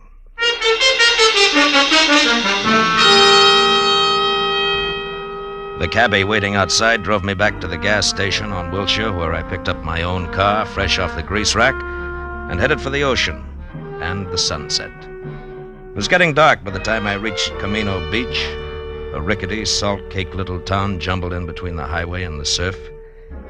Well, my first stop was the Tradewinds Cafe, a waterfront shack on spindly legs standing knee-deep in a smelly backwash. It only took 10 minutes to find that there was nothing there for me. After that, I drew a blank at each of the 3 hock shops in town. Wound up an hour and a half later, no farther than the sidewalk curb, where I watched a traffic cop brand my tire with his parking marker, plant a heavy foot on my bumper to steady his bike, and light a cigarette. Hiya. Is your car? Yeah. What is it? Am I overparked? Nope, not yet. Just borrowing your bumper a minute. Mine? Of course not. Got a lot of scratches already. Say, that's a fancy chalk label you put on the side of that tire there. Z, the mark of Zorro, huh? No, the mark of Ziegler. That's me.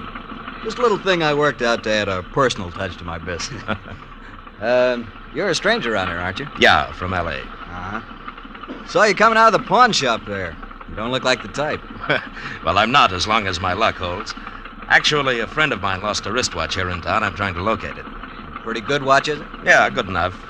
The really tough part is that it has a very big sentimental value. I've tried all 3 of the pawn shops in town, but no dice.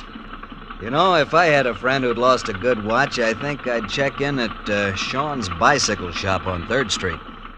Well, thanks a lot, Ziegler. Don't mention it. Oh, incidentally, I wouldn't bother to tell him who sent me down if I was you.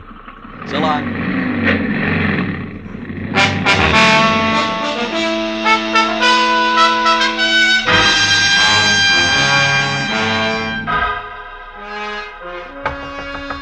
Hello. Hello, anybody there? Hello, Sean? What do you want? I'm closed for the night. I'm, interested in a lady's wristwatch, Mr. Sean.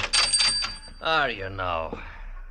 Just how does that bring you to a bicycle shop? Look, we both know your offense, so let's not waste time on that. The watch I'm after is platinum, set with emeralds, and has an inscription on the back.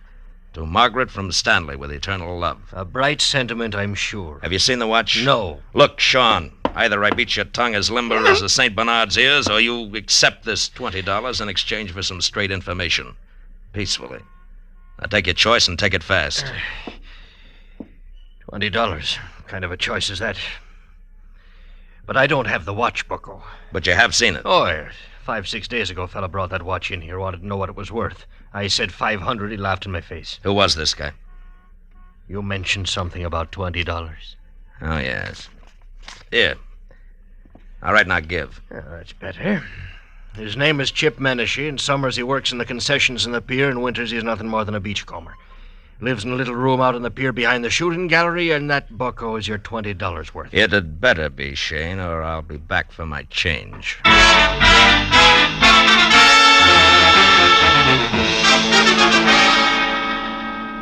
The amusement pier was deserted. When I finally found the one-room shack tacked on behind the shooting gallery, it was dark and quiet. I knocked once, got no answer. So I pushed a wad of rags out of a broken pane of glass in the door, reached inside, and unsnapped the lock and went in. With a light from the one naked overhead bulb, I started through the room. On a packing crate that passed for a dresser, I found a week-old newspaper clipping. It said the body of one Leon Stice of Camino had been found on an isolated beach Wednesday morning, shot in the chest. No apparent reason.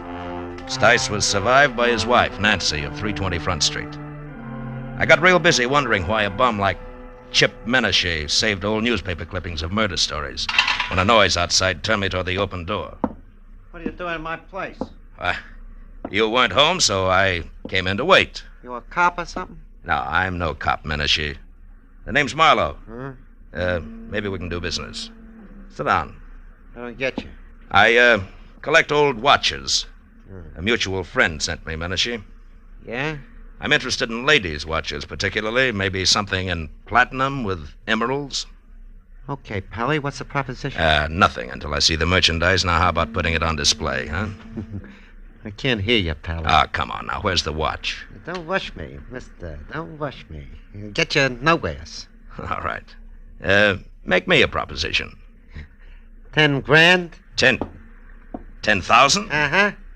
You must be out of your mind. Yeah, we'll see who's out of their minds. That's a very valuable watch. Maybe you better get out of here and add it all up again. Yeah, maybe I'd better at that. But, Menashe, don't go away, because I'll be back. I won't go away. I know when I'm sitting on top of the pile.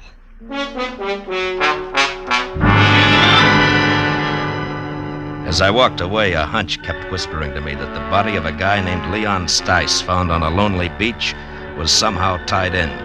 So I decided to pay a call on his widow. I drove down Front Street to number 320, but there was nobody home.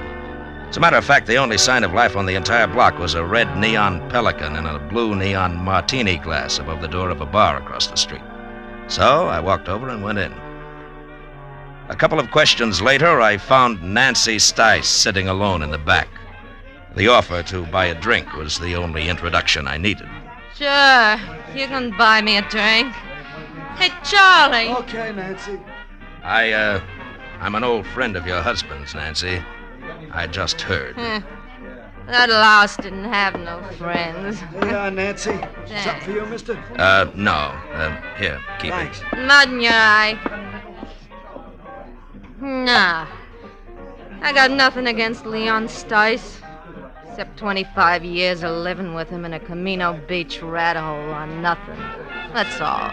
Any idea why he was killed? For the role he was carrying.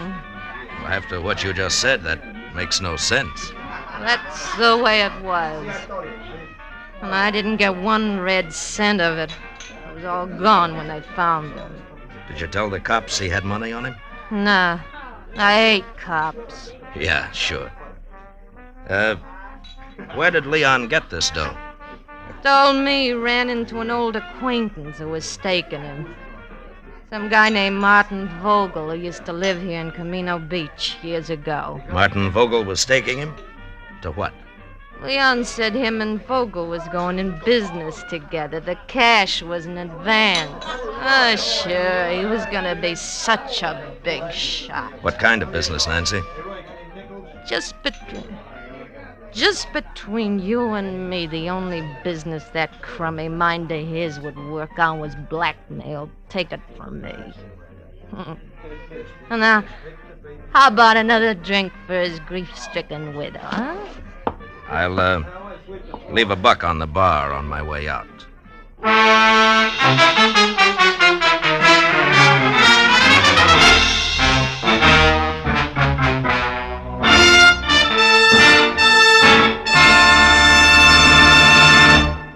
In just a moment, the second act of Philip Marlowe. But first, a brief message from the Ford Dealers of America. From coast to coast, Ford owners agree the big new Ford brings you more for your money. More in comfort, more in performance, and more in economy. But only through personal experience can you appreciate the restful ease of Ford's famous midship ride and the luxurious comfort of Ford's non-sag foam rubber cushion front seat. Only by driving this great car can you enjoy its smooth power and solid roadability. And only by getting the facts about Ford's economy can you understand that so powerful, so smooth riding, and so beautiful a car can cost so little to buy, to run, and to maintain. But see, hear, and feel how much the new Ford gives you. Find out how much it saves you. Yes, before you buy any car at any price, it will pay you to stop by your local Ford dealers. Take the wheel of the 100-horsepower V8, or its companion in quality, the 95-horsepower 6. Once you've driven it, you'll agree the new Ford is the one truly fine car in the low-price field. Now we return to the second act of Philip Marlowe and tonight's story, The Anniversary Gift.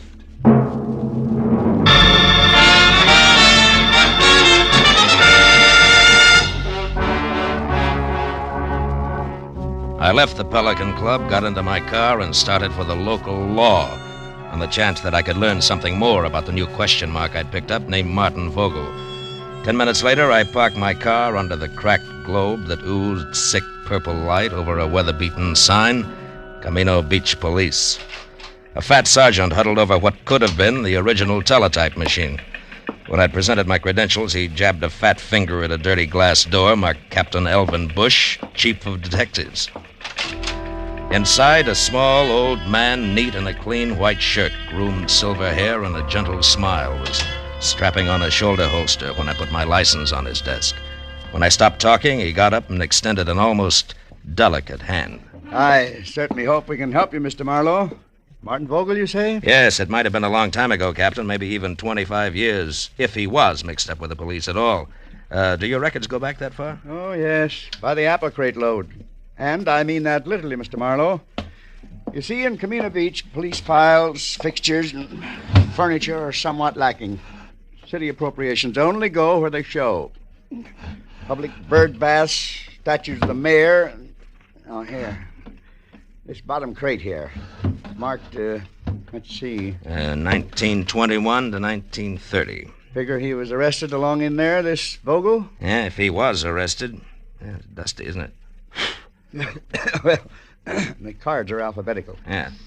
And let's see. Riker, Rooney, Stemple. By the way, Mr. Marlowe, what's your angle? I'm not sure, Captain. Svensson, Underley, Letterman, Van. Vogel. Martin. Got it, eh? Yeah, picture and all. Bring it over here in the light. Yeah. Martin Vogel arrested Camino Beach Hotel, May 28, 1923, on warrant from Chicago, Illinois police. Returned to Chicago, sentenced to 5 years in state penitentiary for embezzlement. Arresting officer, Patrolman Elvin Bush. Picked him up myself, did I? Well, I've locked up a lot of people in the last 35 years. Yeah, I guess you have it. Holy smokes. Huh? What? That can't be. What is it, Mr. Marlowe? You look kind of pale. There was no mistaking it. The time-yellowed picture of Martin Vogel made it plain. Vogel and my client, the distinguished Mr. Stanley Towner, were one and the same. That meant that Towner had lied to me, and more important, had no doubt killed Leon Stice, who was blackmailing him because he knew he was Vogel.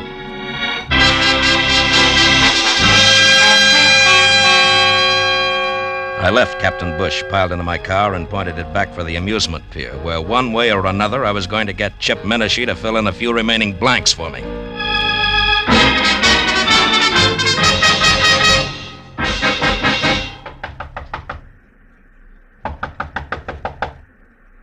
Yeah, who is it? Marlowe, Menashe. I want to talk business. Okay, Marlowe. Looks like I doped it right. I thought you'd come back. All right. Now get up. And listen hard. I want the watch and the story that comes with it. I told you my price. It's still 10 grand. You're bluffing, Menashe. You know the watch means money, but you don't know why. Yeah, Mr. Weisenheim? All right, now come on, talk. Okay, quit. I'll tell you what you want. I took the watch from Leon Stice. I found him dead on the beach. It was clenched in his fist. And the dough you're spending? Was in his wallet. Let me up, will you? All right, come on. Now sit over there. Hands in your lap. School isn't out yet. What more do you want, Marlowe? How do you tie the watch in with Stanley Towner? What makes you think I did? The fact that I was sent here to Camino Beach and the fact that you were ready and waiting for somebody. Well? Okay. I was lucky. When I read about Stice in the papers, I also just happened to read another article, an oddity, you might say, about a woman in Beverly Hills, a rich man's wife who got a heart attack in her car just she pulled into her garage. A woman called Towner, front name Margaret. Wife of a big shot broker, also called Towner, front name Stanley. I went from there. I was shrewd. Yeah, genius. Okay, now give me the watch. Come on, let's have it. All right, get your mitts off. Here. Now you're real happy, Muscles? Happy that you... Hey, cops. Coming this way. Hey, Menashe, wait a minute! By the time I got to the door, he was halfway across the boardwalk to his car. But Captain Bush and his sergeant were ready and waiting. When Menashe was next to the gun he kept in his glove compartment, the spotlight on the squad car slashed through the dark, found him, and froze him in a position. We've got you, Menashe. You'd better quit. Menashe, do you hear me? Yeah. No, you listen, copper. Let him have it, Becker. The windshield sprang into little pieces. That got him. Come on, Becker. I waited until Captain and Becker were next to the body and had lifted it off the steering wheel. Then I moved quietly along the side of the buildings as far as the squad car. There, I turned and started back toward them. Hey, what happened? Oh, it's you, Captain. What brings you around here, Mr. Marlowe? A guy in town told me that somebody named Chip Menashe might give me a lead on Martin Vogel. You won't be able to now. That's Menashe. What? We wanted him for a week-old stick-up murder. Stick-up murder? That guy on the beach? The same. Say, Becker, did you find the money on him? Right, some $300, Captain. Good. Well, you better call for the wagon now. Check. Funny thing, Mr. Marlowe. One fingerprint did it. Oh, how's that? That guy on the beach, Leon Stice. We found his empty wallet in the sand next to him. It had an isinglass front over his driver's license with a thumbprint that wasn't his. But was Chip Menashe's, huh? Well, we got on to Menashe because he was spreading a lot of dough around. Today, Becker got down here and lifted one of his prints. That cinched it, huh? Yes, that and the shot he just threw at me. Yeah, strictly a stick-up killer who got caught. Marlowe, about this Martin Vogel, you still want to let it go that the Beverly Hills police are going to get in touch? I think so. Good night, Captain Bush.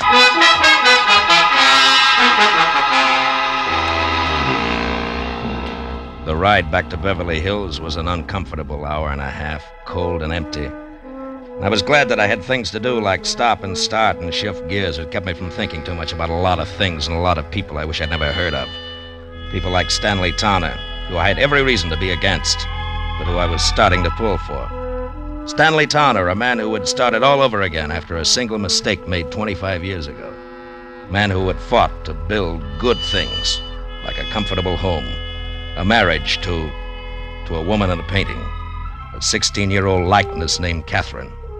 But Stanley Tanner, who was also a killer on a lonely stretch of beach far from home, destroying something rotten who would destroy him. A killer that nobody knew about, except me. Well, I pulled into the driveway and parked behind the car that had been Margaret's. As I got out, the light of the garage went on and the side door of the house opened. I felt almost wrong dropping my hand around the .38 in my side pocket. Good evening, Mr. Marlowe. You have the watch? Yeah. I had quite a tussle getting hold of it. I imagined you would. Menashe's dead, Mr. Tanner. Menashe? Who is Menashe, Mr. Marlowe? The reason you hired me? The man who called you and dangled this bait? Here. You were right. It's a beautiful watch, Mr. Vogel. Vogel? You know about it? Yeah, they keep police files a long time. I know about everything. Except why you didn't go after the watch yourself. Well, I was afraid. Afraid to show yourself in a town where somebody might remember you, huh? The town in which you had committed a murder, is that it? Yes, that's it exactly. Dad, is that you down there? Yes, dear. Me, Mr. Marlowe. Well, why don't you come into the house? It's so late and it's chilly. You'll catch your death of cold out there. Yes, in a while, dear. Now go back to bed. All right. Good night, Dad. Good night, dear. Well, good night, Mr. Marlowe, and please make him do as I say, will you? Yes, I will, Catherine. Good night. Do you mind if we go along to the police at once, Mr. Marlowe? I'd rather she didn't know right now. Tomorrow is soon enough. And, can we take your car? Yeah. The lights go off out here? Yes. The switch is on the garage wall over there. Okay, get in. All right. You know, Mr. Tanner, I'm sorry about Catherine and the way she's going to be hit by this thing. The switch is there on your right. On your right, Mr. Marlowe. Yeah.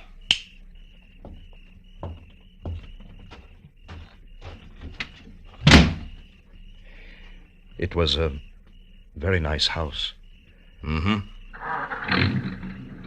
Mr. Tanner, you certainly loved Margaret a lot, didn't you? Completely, Mr. Marlowe. And her memory, too?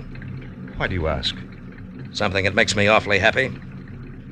Mr. Tanner, you didn't kill Leon Stice. Marlowe, what are you saying? That you never lost your wife's watch at Camino Beach. You never had it. She lost it herself. Lost it when she struggled with Leon Stice just before she killed him for your sake. For you and Catherine and everything you've worked for. No, Marlowe, no. Yes, Margaret had a bad heart. She knew she didn't have long to live. Also, she knew that Stice was blackmailing you. It figures, Tanner. And what also figures is that you'd rather pay for a murder that you didn't commit than to have Margaret's name soiled. Yes, I would, and I will, because you can't prove any of this. Correction, Mr. Tanner, I can.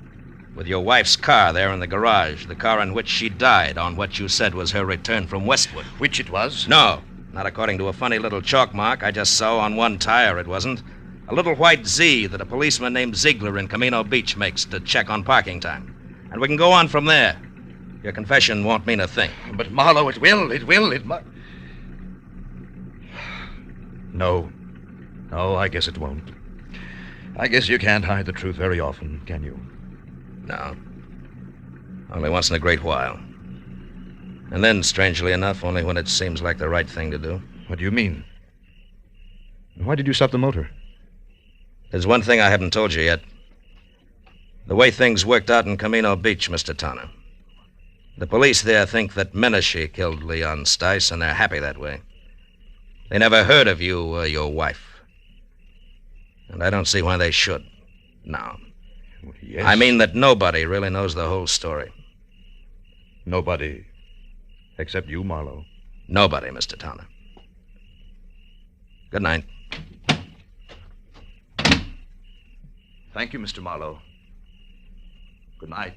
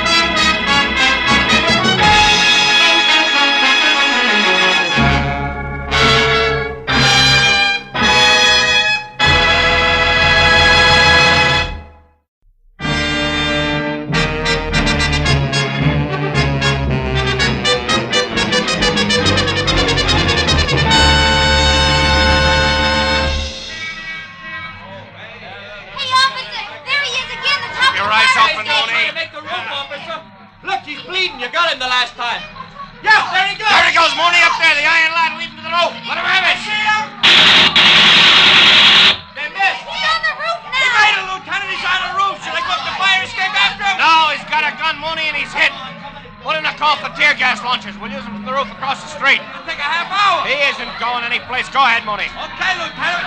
Hey, here comes Marlowe. About time I want to talk to him. Mooney! On the rope, he's over the edge there. Fire, Mooney! Matthews, hold it. Mooney, don't shoot again. What are you talking about, Marlowe? He's a killer. He's armed and dangerous. Listen to me. What do you want us to do? Scold him and send him home without a supper? Matthews, I'm going up after him. No, you're not, Marlowe. Come here. Let go of me, Matthews. Listen, Marlowe, nobody goes up there. We're going to gas him out. Come on, Mooney. Call for lunches. Matthews, please, listen to me, will you? Oh, why not? Tell me the whole story. We got nothing but time till they get here with those lunches. Please, Matthews, quit kidding. Nobody is kidding, Marlowe. That boy up there is a killer. Keep watching that rope, Becker. You make it curious. Well, Marlowe, this story you've got. About 10 minutes ago, Matthews. At the beginning, Marlowe. Go on, Phil. I'm trying to. We'll start at the front. I'm a sucker for detail. You got a half hour before the tear gas arrives.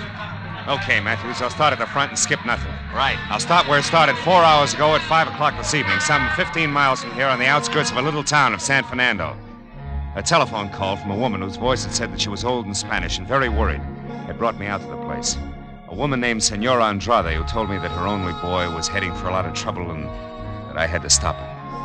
The Andrade home stood out like a thoroughbred alongside the milkman's horse in comparison to the other houses squatting on the sun-baked soil. The senora herself, at maybe 60 and in a cheap black cotton dress, a lace shawl and homemade slippers, was the tidiest person I'd ever seen. When she bowed from the waist in graceful greeting, I saw a single small ivory comb was the only thing holding a mass of long gray hair in one neat bundle. Senor Marlowe, you will excuse me if I do not extend you the hospitality of my house, but Pedro, Pete, he likes to be named, is already gone. There is no wasting time. Of course. Pete, your son, Senora, huh? Si. And a good boy, Senor Marlowe. Here is a photograph of him.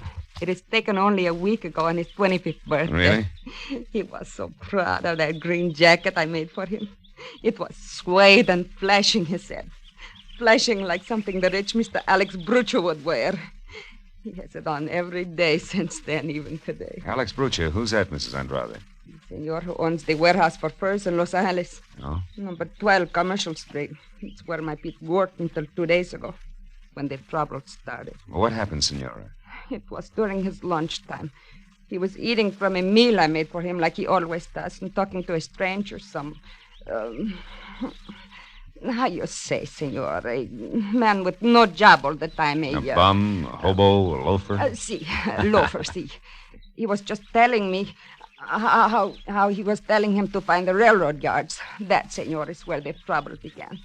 Oh, please, Senor Marlowe, you will have a chair there. Oh, yes, thanks. Now, tell me, Senora, this trouble. Surely giving instructions to a loafer, as you say, didn't start it. Oh, but it did. After the lunch hour, the foreman, Senor Connor, questioned Pedro about this loafer. And when my boy said that the man was only asking for the railroad yards, this Senor Connor said he was a liar, that Pedro was giving out information about the shipments of furs, that he was fired, discharged. Just like that? See, senor, after 2 years of good, hard work. You see, Senor Marlowe, Pedro tells me that Senor Alex Brucher has been having his shipments of furs stolen on the road. Hijack? Hijacked. And it is this reason why Pedro is fired. You want me to prove to Mr. Alex Brucher that Pete had nothing to do with this hijacking, huh? Get his job back, is that it? No, senor. It is too late. Why too late? Pedro already went down there this morning to do that. Oh. He went and told Senor Connor, the foreman, that he had nothing to do with the hijack. And more. He told him, Senor Marlowe, that he was fired because of Helen Castile. Who's that? The pretty girl who for a short time now works in Senor Brucher's office. Oh. Well, then I don't understand, Senora. This Helen Castile and my boy are falling in love. But Senor Brucher also likes this girl. Oh. What happened when Pete told this to Mr. Brucher? He never did. Before he even got to speak to Senor Brucher, that devil man, Senor Connor, and some other men beat him. Cut his face, blood on his arms, his clothing torn. He came home just before I called to you. Almost dead, Senor. Oh, I'm sorry. Well, how about now? Now, Senor Marlowe, Pedro has gone back. Revenge in his heart. That is why you must stop him. Senor, you must bring him home before he kills. Before it is too late. Take it easy. No, take it easy, Pobrecito. Senora. Don't worry. I'm sure I can bring him back. Positive. Oh, gracias, Senor. It's all right. Here, Senor, in this can. I have money. 19, maybe more dollars here. You take it. No. Not yet, Mrs. Andrade. I don't think it'll cost that much. We'll see, huh? Goodbye, Senora.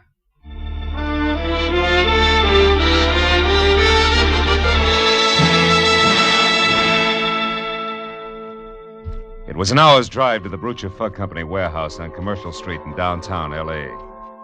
I started up a long cement ramp that led to a glass cage in a far corner of the warehouse marked office. It was just about the end of a working day. And when I was next to the door, let it enter, a bell someplace said that the end had arrived. Okay, man, knock off. You could tell the way everyone's spirits went up. Everyone except the girl inside, half leaning on a file cabinet. I figured she was Helen Castile until I got closer.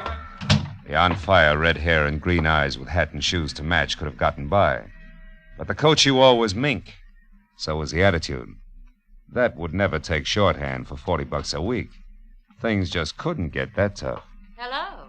You look like you lost something. Oh, is Helen still here, Helen Castile? Gone to powder her nose. Maybe back before she leaves for the day. May not. I don't know. Oh.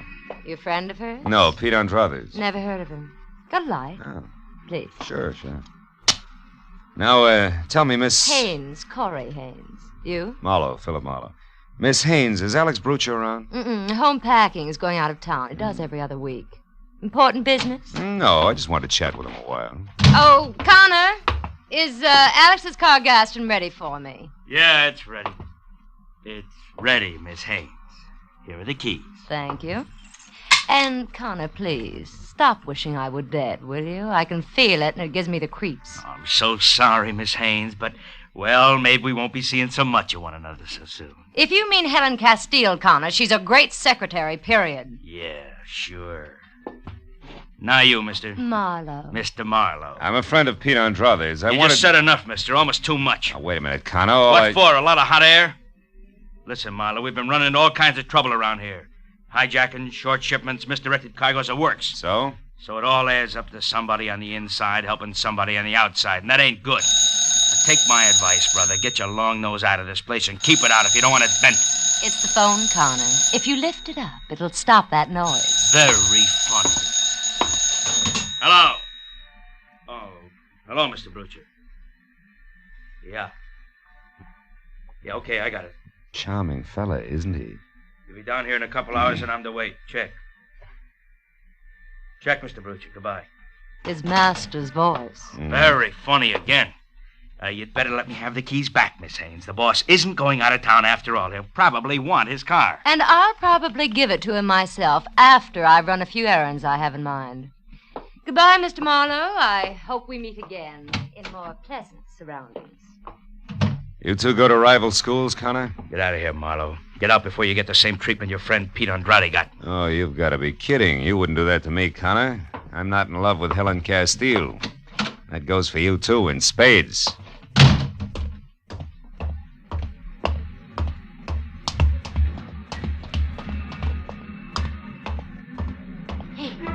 Hey, you, Mr. Marlowe. What? Over here behind the crates. I don't want Connor to see us. I'm Helen Castile. How do you know who I am? There's an intercom phone in the office you just left. Yeah, I see what you mean. I knew Pete was in some trouble. I haven't heard from him in 2 days. Mr. Marlowe, what they've done to him is terrible. How do you know about it? Did Pete come to you? No, his mother hired me. I'm a private detective, which, Helen brings up a sharp point. Are you sure you're not playing both sides, baby? Well, you... All right, save it. That's all I wanted to know. Well, you want... You mean you just said that to see how I'd act? Well, I had to be sure. After all, you're still working for Alex Brucher. Not anymore. I only stayed on before this because I didn't want Pete to be fired. Shh. Hold it. I think we've got company. It could be rats. There's some around. Yeah, with and without brass knucks. Now, listen, honey, for everybody's good, I don't want Pete mixing with Alex Brucher. Now, before you get out of here, tell me fast, where does the boss live? 41 West Adams Boulevard. 41 West. Okay, now go. I'll cover you till you clear the place. Go on. All right, my car's across the street. If you need any help later, Mr. Get Marlowe... going. That rat may have friends. Okay. Goodbye, Mr. Marlowe.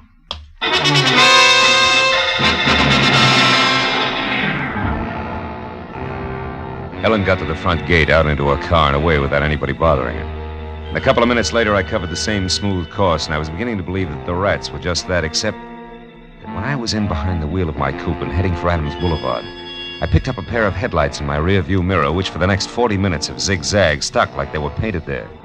But finally, a traffic jam gave me all the brake I needed. And a sharp right turn, followed by a lot of speed, left me free and once again on my way to West Adams Boulevard.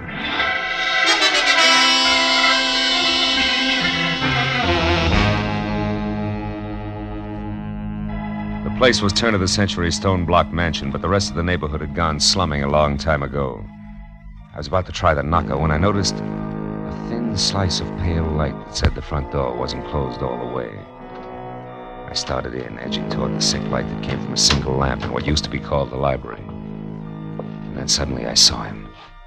A man in a smoking jacket, lavishly monogrammed A.B., his face beaten raw, his clothing almost shredded, blood clotted thick on the back of his head. He was dead in the corner of the room. Next to the body was a heavy marble lamp base, also bloody. Inches from that, I found something that might as well have been Pete Andrade's calling card. A button made of green suede. I had it in my pocket just before the company spoke up. Don't go for your gun, Marlowe. That'll leave us even. So the kid finally made it, huh? Maybe. Maybe I did it, Connor. Nuts. You just came in, I know. I was waiting outside. The jerk I had on your trail lost you. I figured I'd better leave the office, but quick. I figured right. But tell me, Marlowe, just so I score 100%, what's your angle? The Andrade kid's mother. And the private detective was working for her. She was afraid of this. Oh, no. Stop. The sentiment's killing me. I wish something would. Well, let's call the police. Not so fast. What do you mean? I've already got the rest of my figuring done. About now, the kid should be at his girlfriend Helen's flat. I know where it is, and that's where I'm going. You see, Marlowe, I want to be a hero. I want to bring the kid in. Understand? Oh, sure. Real easy. You want to bring him in dead. That way nobody even mentions the beating you gave him on Brucher's orders. Because he wouldn't stay away from Helen. That way you're clean. Exactly. Clean as a whistle. Except for you and your big mouth. Now stand still, Peeper. I want to whisper something in your ear.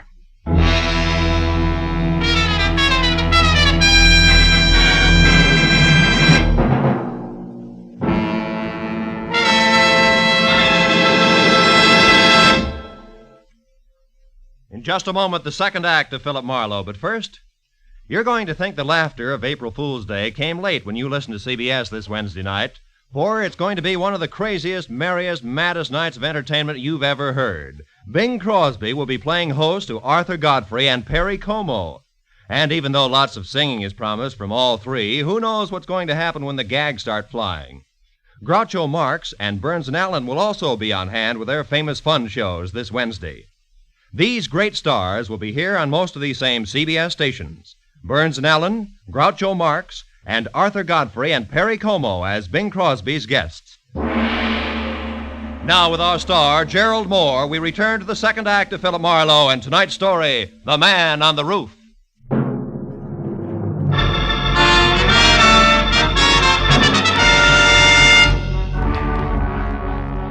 Connor started toward me with a .38 wrapped in his thick fist. I figured I better do something about him and do it fast. I waited until he walked around Brooch's body on the floor and it was out of his line of vision. Then I pointed at it. Connor, look, he's moving. What's that? Hey! An old trick, sucker. Now let's throw your gun out of the conversation. We'll start over. Come on, get up. Get your hands off. Get them off, you crummy!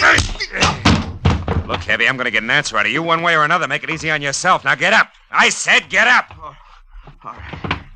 All right, boys. You win this round. That's better. What do you want to know? Helen Castile's address. She's got her room. Number 4, 3200 Crenshaw. Hey, thanks! So long, muscles.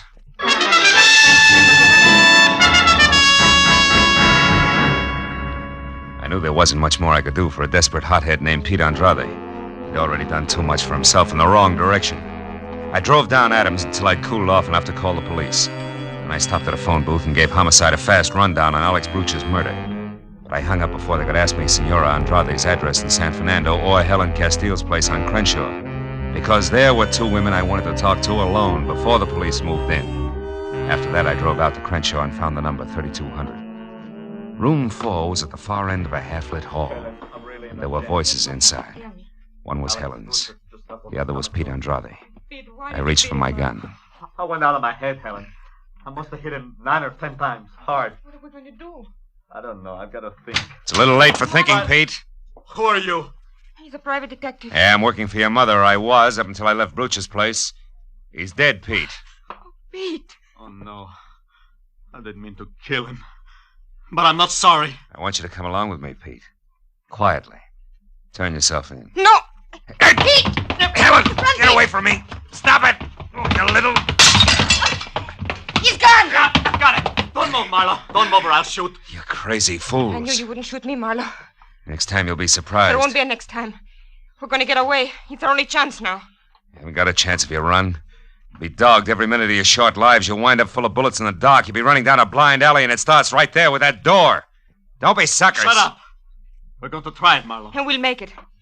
We've got to have money, Pete. Yeah, and I know where to get it, too. Broocher always kept plenty of petty cash in the office at the warehouse. I'll take that. What about the watchman, Pete? Are you going to keep on killing? Pete, listen. You can get in quietly with Broocher's keys. Corey Haynes has them. The office keys are in the same ring as the car keys. She always borrows them when she uses his car, and she's got it tonight. Then I'll get them from her. Where does she live? Out on Orange Drive.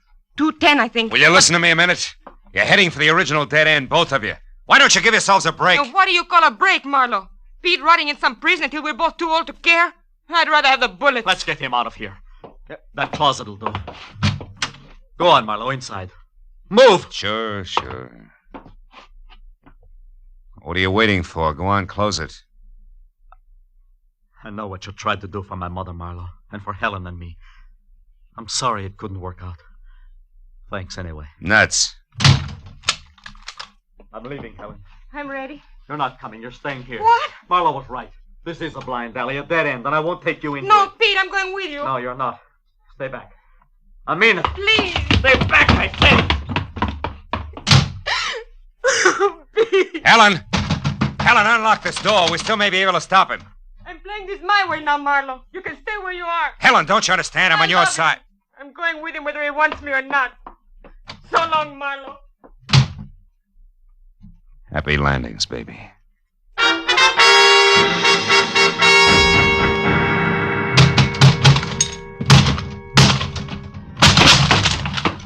The lock on the closet door gave up before I did, but only because it was older by several years. I got out of the house and kept ahead of the speed limit all the way to Orange Drive and figured for what it was worth that I'd cut Pete's lead down to a scant 10 minutes.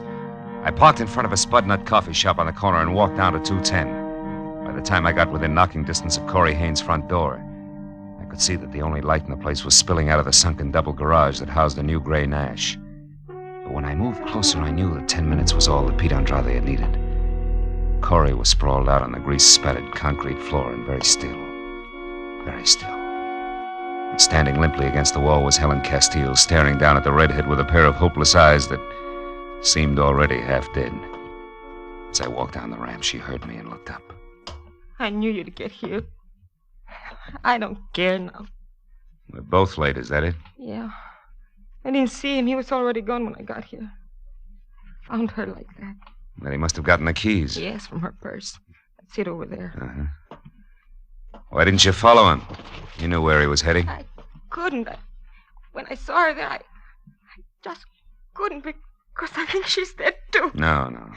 She isn't dead. You mean she's just out? Yeah. A long way out, but not dead. From the looks of things, she must have put up quite a scrap. Maybe she... Wait a minute. There's something screwy here. Oh, Miss Corey! Miss Corey, what's happened? Who are you? Miss Corey's maid. What's happened to her? She's unconscious. Oh, this is terrible. She knew there was going to be trouble. I swear she did. Miss Corey, honey, speak. How do you know that? Because she was worried. She told me 4 or 5 times she was going to stay in all evening, like she was expecting somebody. Sure. It figures all the way. Look here. Are you sure this is her purse? It certainly is. Was she robbed? Not exactly, but... Oh, yeah. This clinches it. Now, look, call an ambulance right away. Get Corey into a hospital and hurry. Oh, yes, sir. Helen, you stay here with her. Don't leave, understand? I'll see you.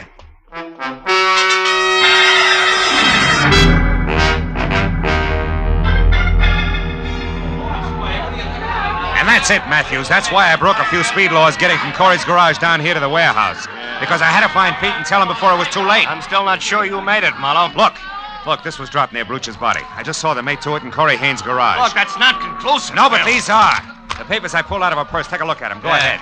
One glance will tell you where they came from and why.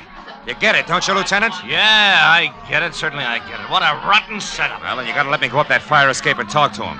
He'll listen to me, Matthews. I know he will. I told you once before, Phil, he's been hit and he's cornered up there. It's driven him haywire. It'll probably blow the top of your head off, but... Go ahead. Go on up and try it. I'll pass the word. Walked across the street and started up the fire escape. I knew Pete Andrade from someplace in the shadows on the roof was watching me, every inch of the way. But I climbed up to the 4th floor before I spotted him. His head inched out over the ledge, my own .38 in his hand. I went on to the 5th floor and it started up the ladder to the roof when it came. Stop there. That's close enough. It's Marlowe, Pete. I know. That's the only reason you got this far. You got lots of nerve, Marlowe. Pete! I didn't bring a gun. Because I just came to ask you a question. Nothing else. Question? Yeah. A big one. Did you use anything on Brucha except your fist, Pete? No. Why? What's the difference? Plenty. I don't think you killed Brucha. What? Is this a trick? No. Look, Pete, no trick. Look at this. I found this green suede button near Brucha's body. I thought it came from your jacket, but it didn't. It was torn from a pair of green suede shoes that Corey Haynes had on tonight. Corey Haynes? I don't get you. It means first she's a liar. That she saw Brucha tonight. It means she got there after you did. Probably found him unconscious where you'd left him and finished the job with a heavy marble lamp base. You're crazy. This is a trick. Why would she kill him? They were going together. They had been. Until Brucha got interested in Helen. Yeah? After that, Corey was on the way out, and she knew it. She decided to get all she could out of him while she had the chance. Go on. Every time she borrowed his car, she used the keys to get into the office, steal information out of the files, and sell it. She was the informer. That dame. I'm coming up, Pete. How do you know all this? I found some papers to prove it in her purse. She was in a tough spot when Brucha changed his mind about leaving town tonight. Yeah? She had to get the papers back in the files or Brucha would discover they were missing. But Connor staying in the office prevented it.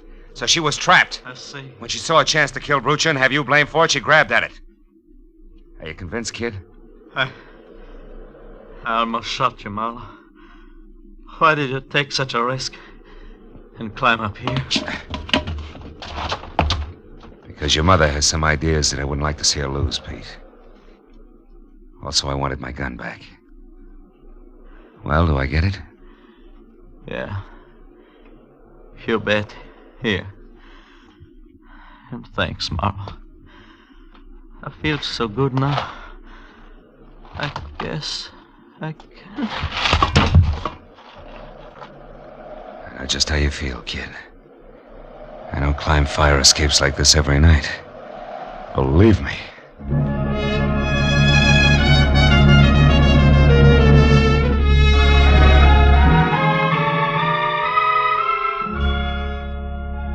It was a long, long time before all the scattered reports were in. Before the doctor in the prison ward had said that Pete would be okay, and before Corey Haynes had put a wobbly signature to a full confession of murder. And still another hour went by as I drove out across the wide, flat valley to San Fernando, where the profile of the hills in the east had already begun to show against the gray dawn rising behind them. When I stopped in front of the little house and went up to the door, Senora Andrade was there on the porch. She'd waited all night. Her expression didn't change when I told her all that had happened. Didn't change, actually, until I was finally ready to leave. Then she put out her hand and took my arm. And the lines of worry in her face softened. Senor Marlowe, last night I had but one son. Now this morning I have two. In my heart, you will always have a home. I am grateful. Gracias. She was most welcome.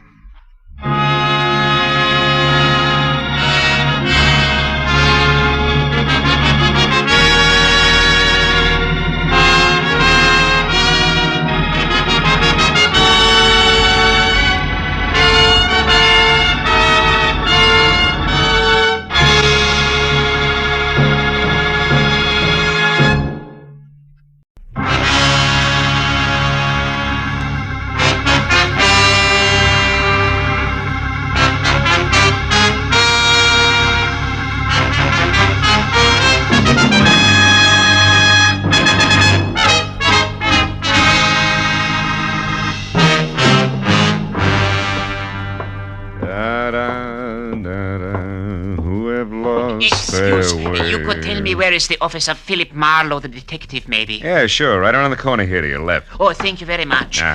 My friend, you know this Mr. Marlowe, eh? Well, yes. Yeah, I think you could say I know him. Tell me, he is a reliable man? Well, it depends on what you want to rely on him for. Excuse me, will you? I want to unlock the door. What? You are Philip Marlowe? Yeah, you're so right. Come on in, Mr. Never mind. Now listen to me. I will pay you twice what Henry Pound has offered to you. Also, I will add to that $1,000 for a bonus. Wait a minute. What is this? Henry Pound, 1,000? Please, I have not the time for haggling. We make it $2,000. But you must work for me, not for Henry Pound. You only pretend to work for him. Now, look, Bud, in the first place, I haven't heard from Henry Pound since I worked for him 4 years ago. Huh? Second place, I still don't know who you are or what you want. Huh? Maybe you better sit down over there, start at the beginning, and tell me. You are lying to me! Very well, Mr. Marlowe. The short, dumpy man with wild black hair turned suddenly savage, swung a hard fistful of knuckles at my front teeth, and piled me back up against my office desk. By the time I got out into the hall, he was gone. I was going to follow him, but my phone, screaming for attention inside, stopped me. I decided to be philosophical about it. After all, screwballs find me all the time. Hello, Marlowe speaking. Phil, this is Henry Pound. Remember me? Yes. I just had a reminder. I've been trying to get hold of you for 2 hours. My boy, where have you been? Out to dinner. Now listen, Mr. Pound, me first, Marlowe. This is most important. What? I need your help again, immediately. It no doubt includes a stubby crumb with a head full of wild black hair and a nasty temper that left here on the run 10 seconds ago. Kurt Babesco. Whatever you call him, it's probably it. Babesco, Kurt Babesco. He's the one man I have reason to fear, Marlowe. Yeah? Come out here to my place at once, will you, my boy? Old Henry Pound's future is dangling over a very deep abyss by the merest thread, all because the sword is gone. What sword? What sword are you talking about, Mr. Pound? From the island of Cebu in the Philippines, the sword of Cebu. What? It means everything to me, and it's gone, vanished. I must have it back. Hurry, Marlowe.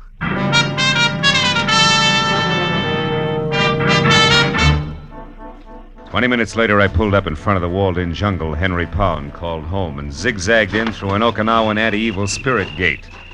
Waded past a grove of dripping elephant ears and ragged banana trees and finally made the front door. The house itself, from turned-up eaves to thatched nipa lanai, must have been gathered piecemeal on Pacific Islands, all the way from Hokkaido to the New Hebrides. It was Henry Pound himself who answered the door. Oh, Marlowe. You know, the only thing wrong with you is I never get to see you except when I'm in trouble. That's the business I'm in. Well, come in. Sure.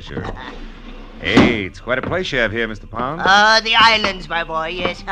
Since business keeps me away from them, I brought their atmosphere here to me. Even the music, huh? All but the mosquitoes. Oh, shoo-shoo.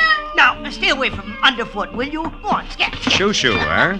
That's an albino Siamese, isn't it? Yes, quite unusual. Yeah? But he sheds that abominable white fur of his like any common cat this time of year. Yeah. By the way, did you see my servant Hideki? Was I supposed to? Well, when I couldn't reach you by phone, I sent him down to your office to wait. Well, he must have gotten lost then. Well, no matter. Now, let's get down to cases, my boy.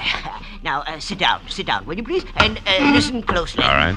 My major business, as you remember, is importing pearls from the Orient. Yeah, I remember. And since you worked for me last, I acquired a partner, a fine fellow named Voss in Manila. Mm-hmm. With his contacts there and mine here in the States, we've been extremely successful. Was he the one who sent you that sword you mentioned? Yes, it arrived 2 days ago, but he sent over half the curios you see in this room. That's why I failed to realize that there was anything special about the sword of Cebu. Well, what is so special about it, Mr. Pound? Here, read this letter I got from him. Henry, I'm certain now there's going to be trouble. From one Kurt Bibesco in particular. The man you saw tonight? Yeah, oh, I see. However, I've taken every precaution. Rest assured, Henry, that if anything ever happens to me, I shall somehow get the complete list of my contacts here into your hands. Sincerely, Eugene Voss. Well? Eugene Voss was murdered 4 days ago in Manila. Murdered for that list of contacts. You think the sword ties in some way? Well, I'm positive of it. Yeah. Well, what's it look like? Well, it's 3 feet long, Marlowe. The handle and the sheath are from the same gorgeous piece of white mahogany, and literally covered with intricate and exquisite carvings. Sounds wonderful. Oh, it is. When the sword is in the sheath, the 2 pieces form a complete pattern. Mm-hmm. I thought of it at once, of course, but when I came in to examine it again, it was gone, stolen. Naturally, I called you instead of the police. I've got to get it back, Marlowe, intact and without publicity. Why, that sword is worth... what the... Hideki! Hey, he's hurt. Hideki! Oh, Mr. Pound, Hideki very sorry. He did not see Honorable Miss Amaro. Hideki was attacked outside the minute he left. By a stocky guy with wild black hair? Oh, yes, that him, yes. He find out where Hideki was going, then he hit Hideki. That all Hideki remember until a few minutes ago when he waked up again. Oh, well, do you need a doctor, Hideki? Oh, no, thank you. Just the same, Mr. Pound. Hideki already feel much better. Well, if you're sure, if you... well, now you better go lie down anyway. So, thank you. We wash head first and be ship-shape no time. Yeah. Very sorry, Hideki was such fool, Mr. Pound. Excuse, please, very sorry. Well, now, that explains how Babisco got to your office, my boy. He's our man, all right. Yeah, but I don't think Babesco has the sword. You see, he's looking for it. He offered $2,000 to me to double-cross you. Oh. I can't understand it. Babesco is the only one who might know the truth about the sword. If he didn't take it, then who... Oh, Shoo-Shoo, you stupid cat, get out of there. Look out! I knew it. Now see what you've done, broken my siling vase. He was playing with a piece of paper over there. Wait a minute. Oh, yeah, here it is. Eh? It's a rent receipt made out to somebody named Saunders. Let me see it. Sure. Received $40. Rent 1 month in advance for 812 Front Street, Venice. It is dated yesterday. Marlowe, I've never heard of this Saunders person, yet this thing was dropped here in my house. Perhaps by our thief, Marlowe. Do you realize what a break this is? Dropped isn't the word. This was deposited. Oh, what do you mean? It's a plant complete with name, address, and date. It was left here by someone who wanted it to be found, because whoever has the sword of Cebu right now might also have it up for sale. I think you're right, my boy. Wait, what do you plan to do? The only thing I can do, go to Venice and strike a bargain in our favor, I hope. I'll call you, Mr. Pound. I pushed my way out through the jungle to my car, turned around at the dead end of the street, and went down the way I'd come. At the first intersection, leaning against a lamppost, was 6 feet of lantern-jawed redhead in a turtleneck sweater and seaman's jacket. Gave me a hard, steady once-over until I was out of sight. Later, halfway to Venice, I picked up a pair of very sticky headlights in my rearview mirror, but lost them again. I turned onto Front Street and finally found number 812 all by itself out at the far end. I parked a block away and walked back. It was a battered, rickety beach shack. I moved in gently and found a crack wide enough to look through. There was no furniture, just one big packing crate, a kerosene lamp, and a blonde. Ho, what a blonde. She belonged in that joint like an orchid in a blacksmith. In one hand, she held a cigarette, and the other a small automatic. I went quietly to the back of the house, found a tin can, and threw it. And I plastered my back up beside the door and waited. She came out slowly, gun first, and when there was enough showing to get a hold of, I grabbed. Let go. The gun, sister. Come on, give. There. That's better. Now we can go in and talk, huh? You think you're so clever. I get by. Hey, cozy little spot you picked. You got here, so it serves its purpose. Who are you? Philip Marlowe, Henry Pond's private detective. Where's his sword? We've things to talk over. Your first. bargaining position is lousy, Miss Saunders. What's the offer? 0, baby. I'm getting it back for free. Now, where is it? Get your hands off me. The sword is here in the house, but the scabbard isn't.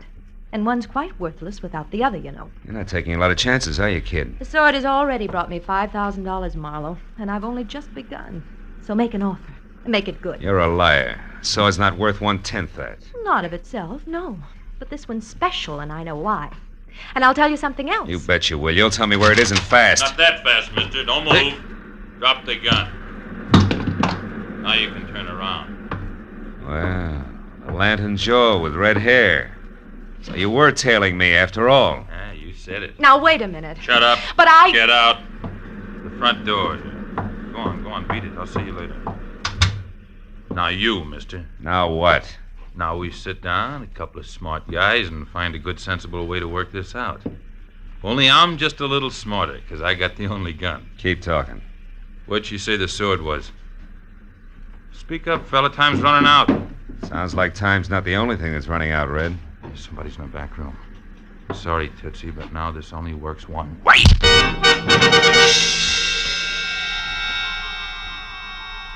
Oh. I couldn't tell how long I'd been out. But I felt like I'd lost at least a weekend in somebody's boiler factory. I got back far enough to realize that something was going through my pockets. He was snaggle-toothed, had a week's growth of beard, and put the room in need of a healthy spraying of sweet air. Yeah, that's a little better. I thought you was done in there for a minute. Yeah? Who are you? Oh, what happened anyway? Yeah, that's what I'd like to know. Call me Sid. Okay, Sid. Yes, thank you. I was walking along the beach out there like I always do, when all of a sudden I heard a scream. You know, like it was a wounded cat. It came from in here. And I know this house has been empty for years. Was it you was screaming? No, I went out too fast. Yeah. Well, I come a-running, and just when I stepped up in the porch, a fella in a pea-jacket come charging out and beat it down the street. Yeah, I remember. Red and the noise in the back. Oh! Have you been in there, that back room? Me? Yeah. Sid? No, I just looked this far, and I found you. What's it all about, mister? What's back in there? Hey, bring that kerosene lantern, will you? Yeah, sure. Here, I got it. Look, a guy. Yeah, a wild-haired Romanian named Bebesco, with a sword of Cebu sticking clear through him. Dead center.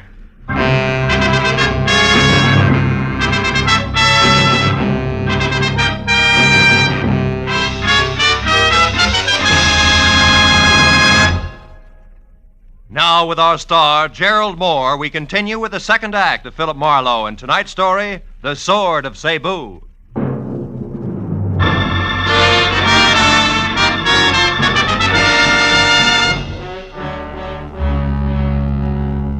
While the beachcomber gaped like a marionette with broken jaw, strings of the impaled body of Kurt Bebesco slumped at our feet.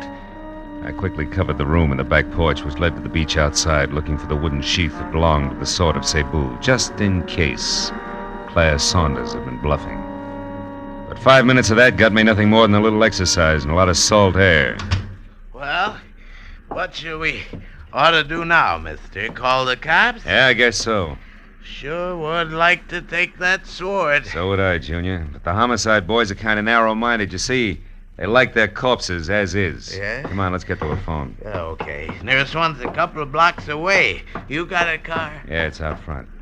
Got a light? Yeah, here's some matches. Thanks. Hey, wait a minute. Huh? What do you do with the conga club?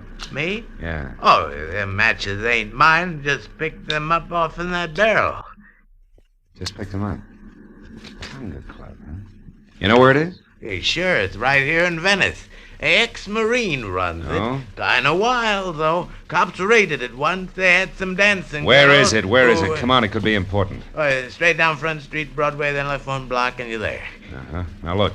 You call the cops and get back here and wait till they come. Tell them my name is Philip Marlowe. I'm a private detective. Yeah. Oh, no. No, sir, not me. I ain't waiting here alone. $10? That's all? You heard me. Here. Tell the law I'll get in touch as soon as I can. Also, Sid, I'll match that 10 the next time we meet if you've kept your mind on your work. Yeah. Okay. Well, where'll I tell him he went to? The conga? You catch on fast. The conga, Junior.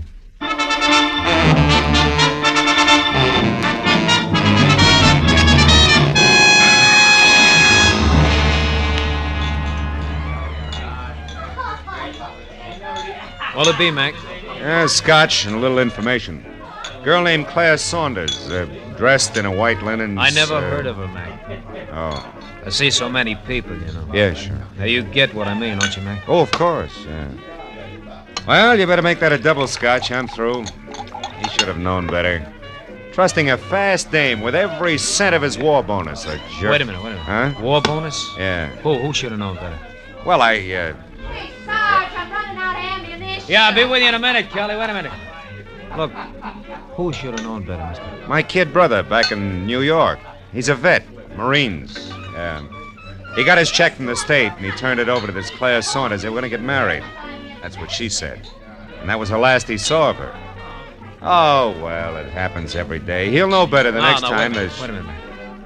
I just happen to remember. I know that doll. You do? Yeah. Been around a couple of days now. It's pretty flush, all right. Know where she's staying? Yeah, sure I do. A ritzy motel about 4 blocks from here, the Pavilion. Pavilion, huh? Yeah. She got bungalow 10 there, Mac. I know because she was complaining about it being the N1 and too long a run for the bellhop and a cracked ice detail. Oh. You go get her, Mac. And when you do, tell the kid brother that another ex-Marine tipped you off. Yeah, you bet I will.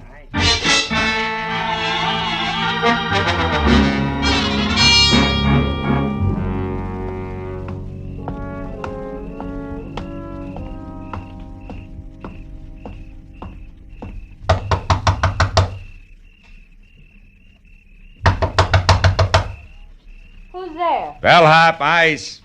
Oh, there must be some mistake. And you made it. There, we're going to straighten it out right now. Get your filthy hands. Quiet down, Duchess, now. Sit down, over there. Don't as much as bat a false eyelash. While you do what? Take inventory, baby. I know you're alone because I played Peeping Tom before I played bellhop. Chambermaids do a much-needed job on bedspreads. All right.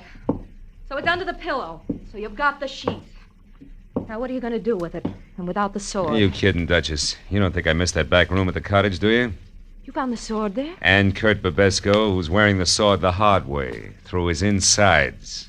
Somebody was killed with a sword. Oh, come on. It's a little late for that wide-eyed pitch, baby. Doesn't your carrot-top partner tell you every time he kills? Marlowe, you got everything wrong. Oh, sure I am. Yeah, sure. But just for laughs, let's pass it and you along to the cops, huh? Oh, no, please don't. Please. I'll tell you everything, Marlowe. Turner isn't my partner. He hardly knows me. That's better. Now, just who's Turner? The man with the red hair. Uh-huh. Oh, Marlowe, believe me. I can explain everything. Okay, let's try it. Did you steal the sword from my client, Henry Pound, yes or no? Yes. Why? Marlowe, let me start at the beginning. A week ago in Manila, please. All right, let's have it. It was late in the afternoon, and I was shopping for a handbag, just looking in store windows when suddenly I noticed a man hurrying down the opposite side of the street. A man who turned out to be Eugene Voss, Henry Pound's partner, maybe? That's right. I could tell he was afraid of something, Marlowe. He darted into a curio shop nearby. A minute later, I saw Turner. You know him? Just slightly. We'd met once.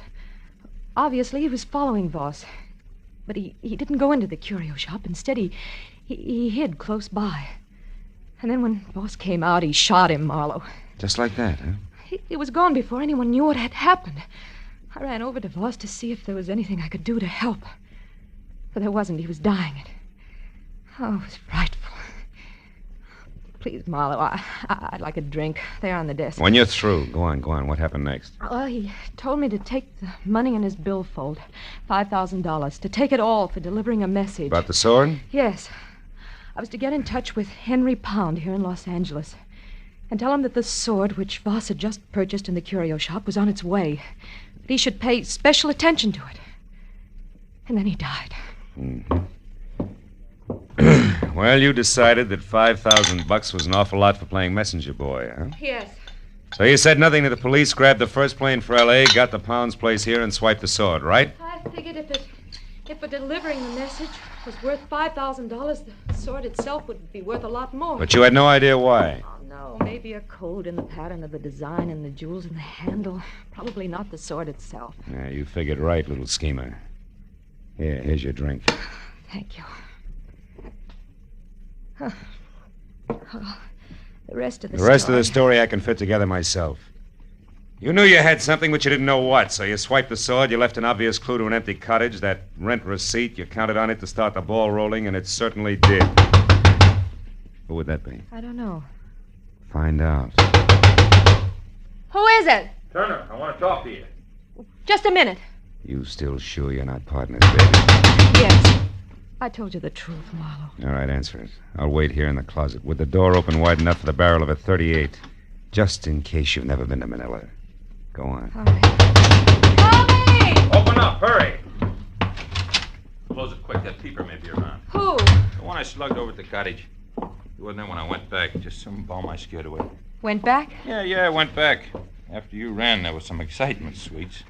First, I slugged the peeper because I heard some noise in the back I thought was you. Me? I never returned to the cottage. I know it. It was a louse named Babesco. I got him all right. With the very sword he was after.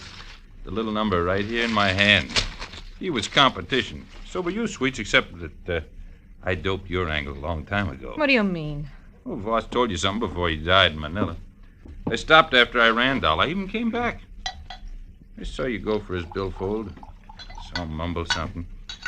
When I ran into you again here in L.A., I knew you were swinging in the dark. It was a nice try, Sweets. But you missed. Now give me the sheath. These two belong together. Come on, hand it over. You don't want me to be rough to you, doll. No. Here. Here it is. Well, that's better. Like I said, they belong together. Huh. That's funny. They should fit. What are you laughing at? The answer, Sweets. A slip of paper with a list of people on it. I think it's crumpled in the bottom of this sheath here, and that's why the sword won't go all the way home. Yeah, here it is. A piece of paper. A valuable piece of paper. Sure, names and numbers of all the players. Had to...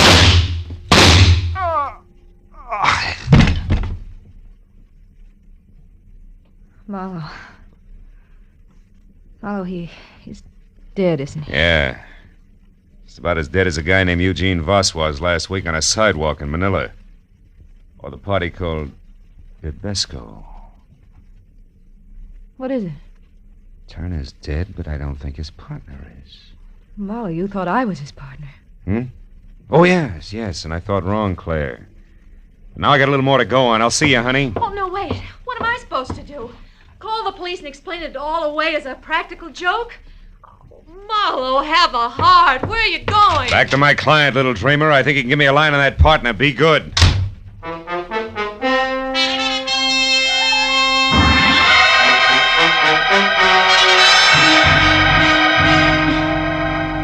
I was an hour plus driving slowly back to the transplanted world on Crestline Drive, and all the way I kept adding and subtracting all the screwball figures I'd run into, hoping that someplace I'd find a mistake. But when I was there through the junior jungle and standing at the front door, I knew that my hunch was right. Marlowe, you've got the sword? Sword and sheath alike, Mr. Pound. They're in my car. Also, I got news. Babesco's dead. I'm not sorry. So is Turner.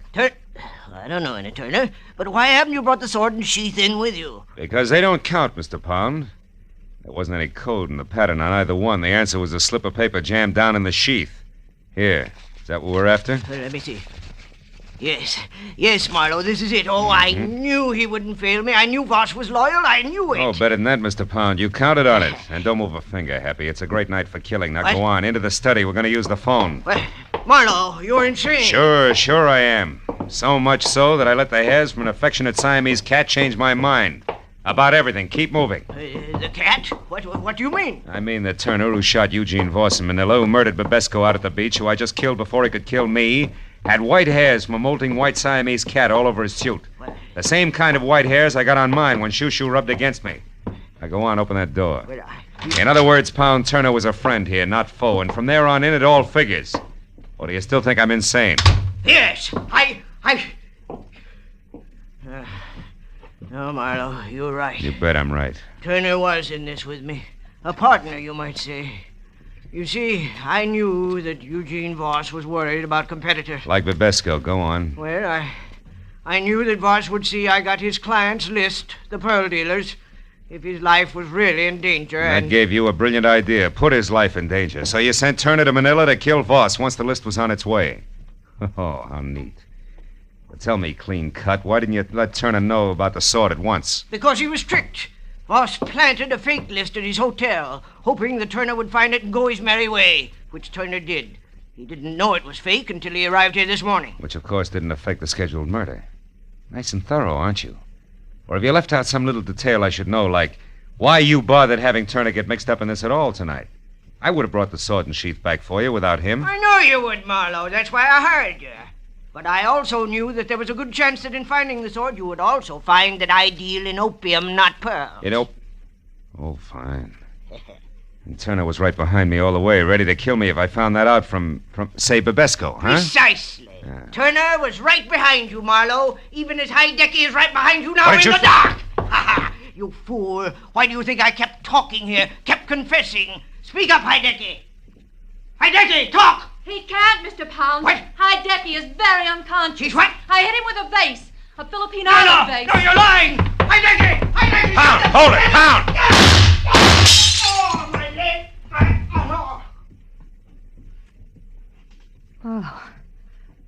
Marlowe, you've got him. Marlowe! What's the matter? Behind that curtain. There's nothing there, honey. Huh? Nothing more than a friendly cat named Shoo.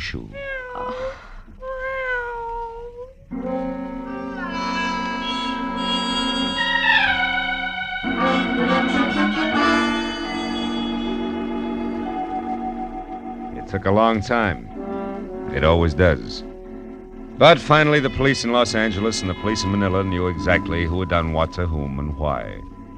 All of which left Henry Pound, the vicious little character who wouldn't even recognize honor among thieves, with a short, unpleasant future.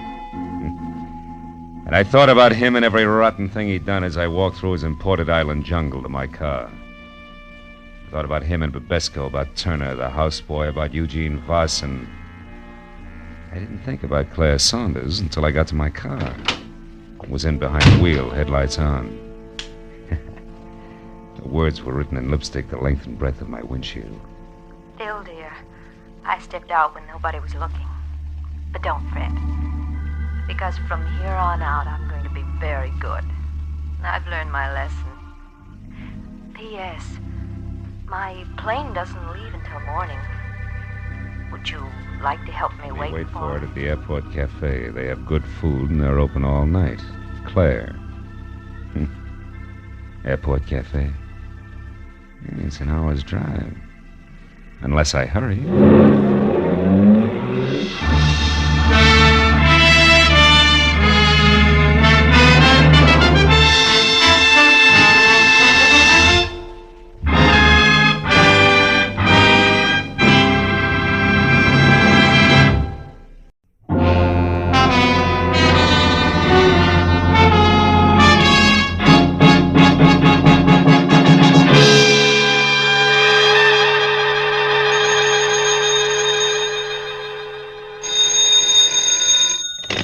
Hello. Mr. Philip Marlowe, please. This is Marlowe. Oh, my name is Harvey Kettering, and I'm to be married in 4 hours at 9 sharp. Well, congratulations. I hope you'll be very happy. But my bride is gone.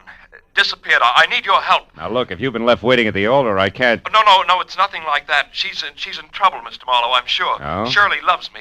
Now, I'll pay anything you say, 200, 300, anything. Only get out here fast, please. Oh, wait a minute. Where is here? 3840 Sunswept Drive. It's in Studio City, just across the hills from Hollywood. 3840. Take Laurel Canyon. Now, look, Mr. Kettering, Please, Mr. Marlowe, please. Okay. All right, Mr. Kettering, I'll see you.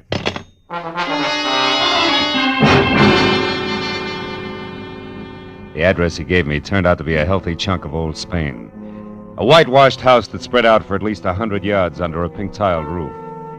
I was admitted by a butler with owl eyes, no shoulders, and a small bay window, and we played follow the leader over cool marble, ankle-deep Persian rug and inlaid Philippine mahogany.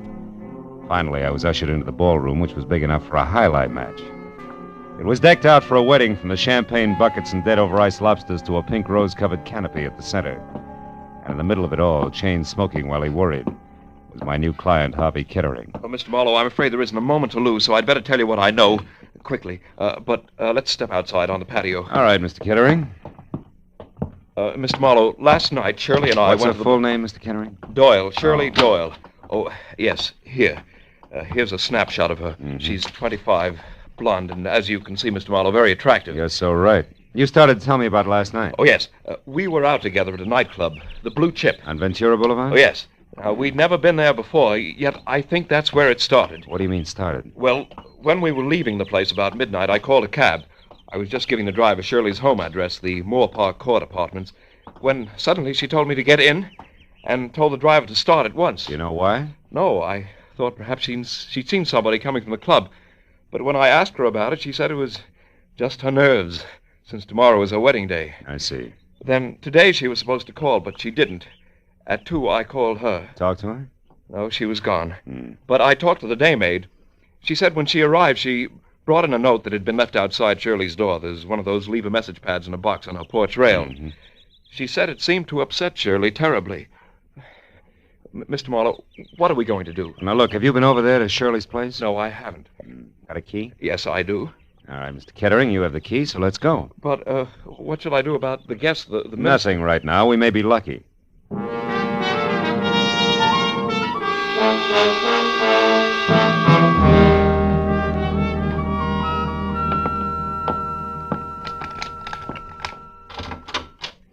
There are only 3 rooms, Mr. Marlowe. What do you suggest we do? Well, first, let's look for that note. She may have left it here somewhere. Now, you try the bedroom. I'll start with the wastebasket. Full of papers. All right. Just as you say, Mr. Marlowe. Yeah, sure. Endicott Clinic. 321 North Rossmore. Say, Kettering, what does Shirley do for a living? Oh, she was a receptionist, Mr. Marlowe, at a medical clinic on Rossmore. Well, that figures. Mr. Marlowe. What? Mr. Marlowe, I found it. The note the maid spoke of, it's the same paper written with a soft pencil like the one attached to that box outside. It was on her dresser. Give it here. Let's see it. Dear Shirley Doyle, guess who I ran into last night? Francis Dragato. Suggest you meet me at the corner of Ventura and Woodsett Boulevard at 10:30.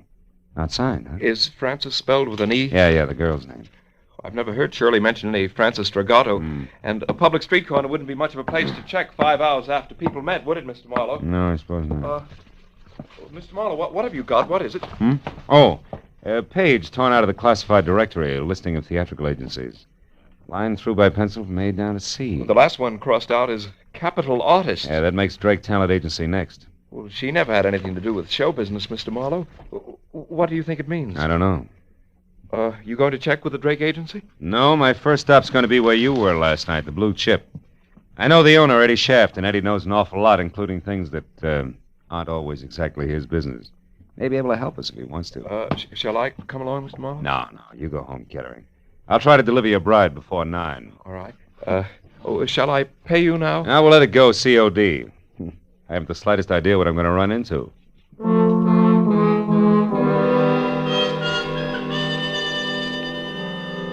The snapshot of Shirley Doyle my client had given me reminded me of the kid you went to school with. You know, she had the kind of well-scrubbed look you knew was quick to smile, but I knew that she could be in a lot of trouble if she was tied in at all with the dapper Eddie Shaft.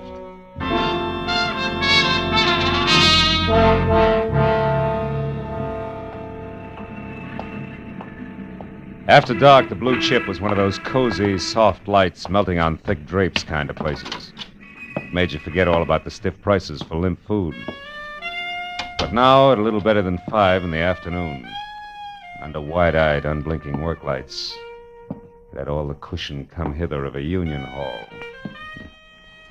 In one corner, a skinny musician with a golf ball complexion was working over a clarinet, while in the middle of a dance floor with no more diameter than the hole in a candied lifesaver, a girl was standing on a piano stool.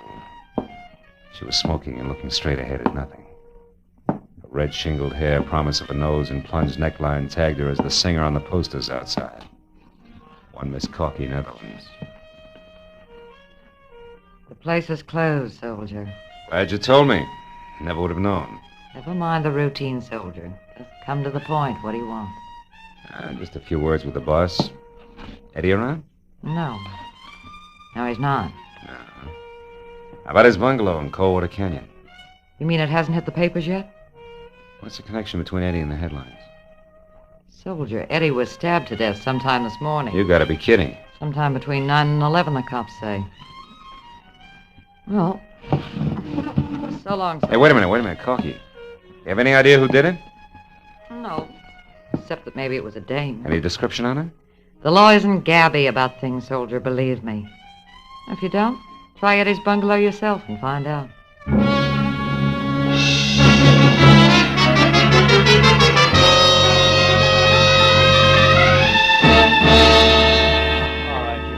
Hustle up, will you?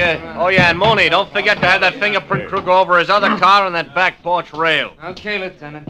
Hey, can they start the body downtown now? Yeah, I guess so. We're not going to get any smarter staring at it. Hiya, Matthews. Huh? Oh, hello, Phil.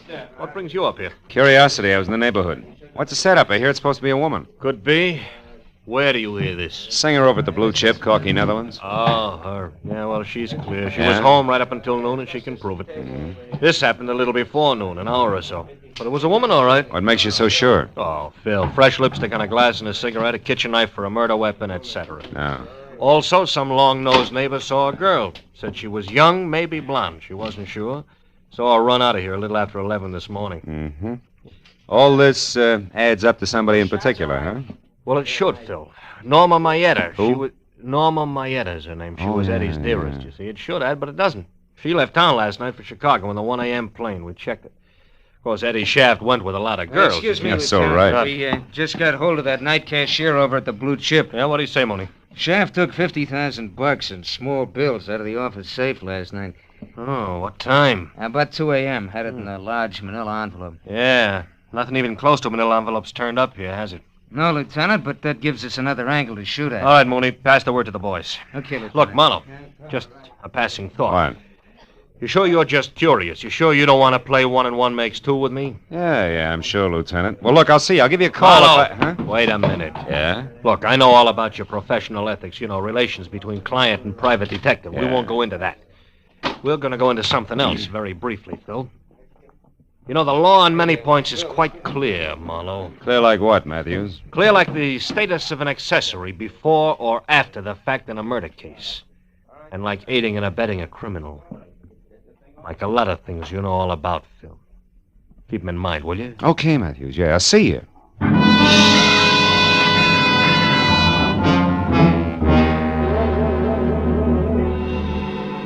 Since the lieutenant hadn't mentioned Francis Dragato, I didn't see why I should.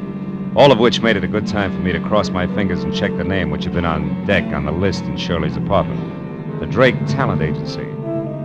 The place, which was on Sunset Strip, was strictly coy colonial, from a miniature Mount Vernon front to an oversized mirror-polished brass knocker on the front door that said my tie was crooked. And I was sure that the gentleman who answered the door noticed it. He was impeccable. In cocoa brown gabardine, white high-at-the-throat tab shirt, and also cocoa brown silk tie.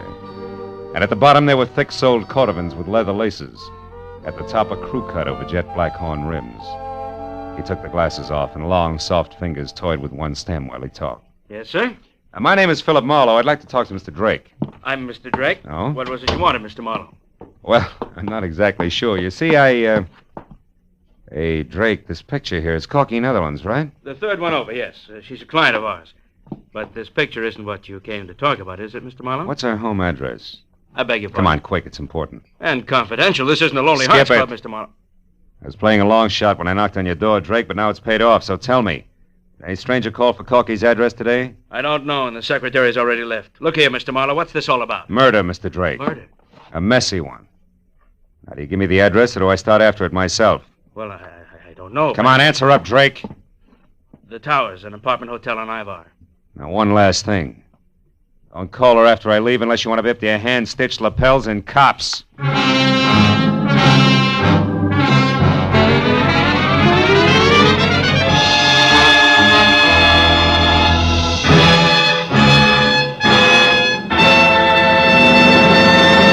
In just a moment, the second act of Philip Marlowe. But first, you might think that after several years with Gracie Ellen, George Burns had seen everything, done everything, been everything. But this Wednesday night, you'll find George in a brand new role, that of a Florodora girl, with costume and complications by Gracie Ellen. The Burns and Allen Show is heard every Wednesday on most of these same CBS stations, along with the Bing Crosby Show and the Groucho Marx program. Now, with our star, Gerald Moore, we return to the second act of Philip Marlowe and tonight's story, The Deep Shadow.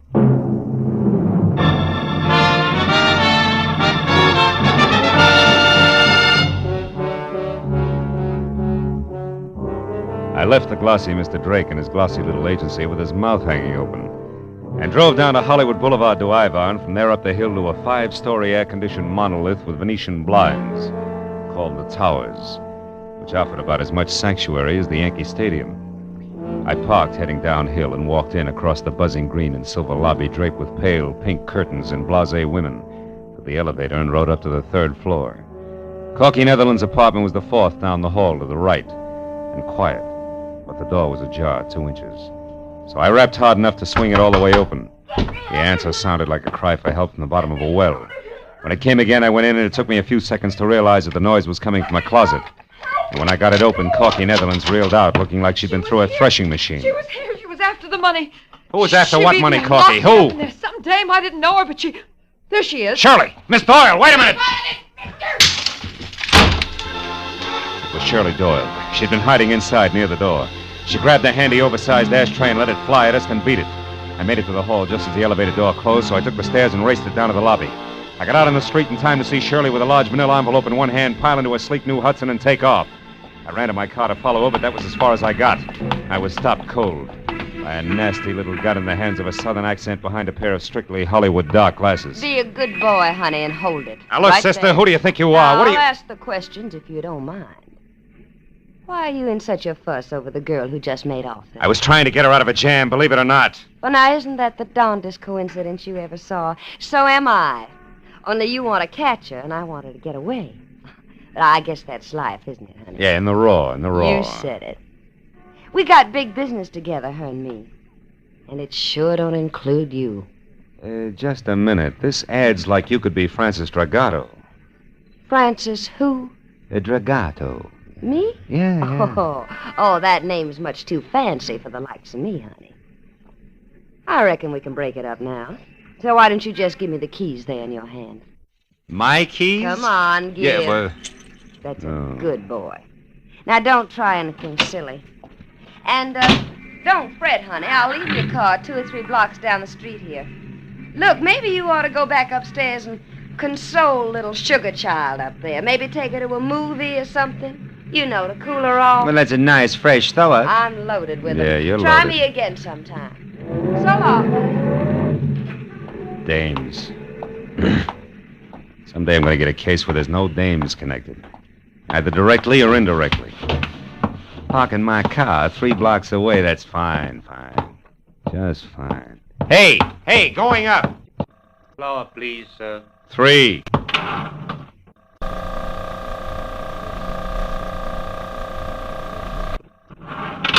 Did you catch her, Marlowe? Did you get her? No, she got away. Which leaves you and me, Corky, to make cozy conversation about that mention of dough you slipped on when I let you out of the closet. Come on back in the room, honey. What money? Now, look, you worked for Eddie Shaft as a singer in his club, but what else was Eddie to you beside boss? Just a minute. I don't see what business that is of yours. It's easy. He was murdered. The cops have already talked to me, soldier. I'm clean. Those negotiations can be reopened at any time. For one thing, you forgot to tell them anything about dough, and yet they're very interested in 50,000 missing bucks. That 50 grand was right here in the apartment, wasn't it? Well, You can't blame a girl for trying, Marlowe. No, not unless she tries too hard. Now, what does the name Francis Dragato mean to you? Francis Dragato? Okay, skip it. Where'd you get the dough? Eddie gave it to me to keep for him. Why you? I thought Norma Maeda had the inside track with Eddie. Not after he fell in love with me. Oh, no, that's not good enough, baby. There was a double cross. Where was it? Now, look, Corky, you might as well be smart about it, huh? All right, I didn't kill him. But if you can get that dough back for me, I'll split it with you. Right down the middle. I'm listening. That club of his is dying on its feet. The blue chip's going broke. Eddie and Norma Maeda raised $50,000 to keep it going. But Eddie decided to get out from under. He got rid of Norma by sending her to Chicago in a trumped-up deal. And he put all that cash in one lump and gave it to me to hold. We were going to run out together. Only somebody got to him, nailed him, and that left you holding the bag with $50,000 in it. That's nice. Except then a girl who belongs in this mess like a great-grandmother belongs in a high hurdle race stepped in and took it away from you. With the help of a southern accent and dark glasses. Who are you calling? Friend of mine at Homicide. Why, you... Sit down and shut up. So far, you've been lucky, Corky. Don't push it.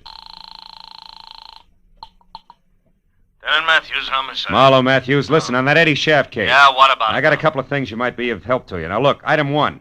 That missing $50,000 is being sought after by a southern accent and dark glasses. A woman? Yeah, and she pulled a gun on me. Item 2.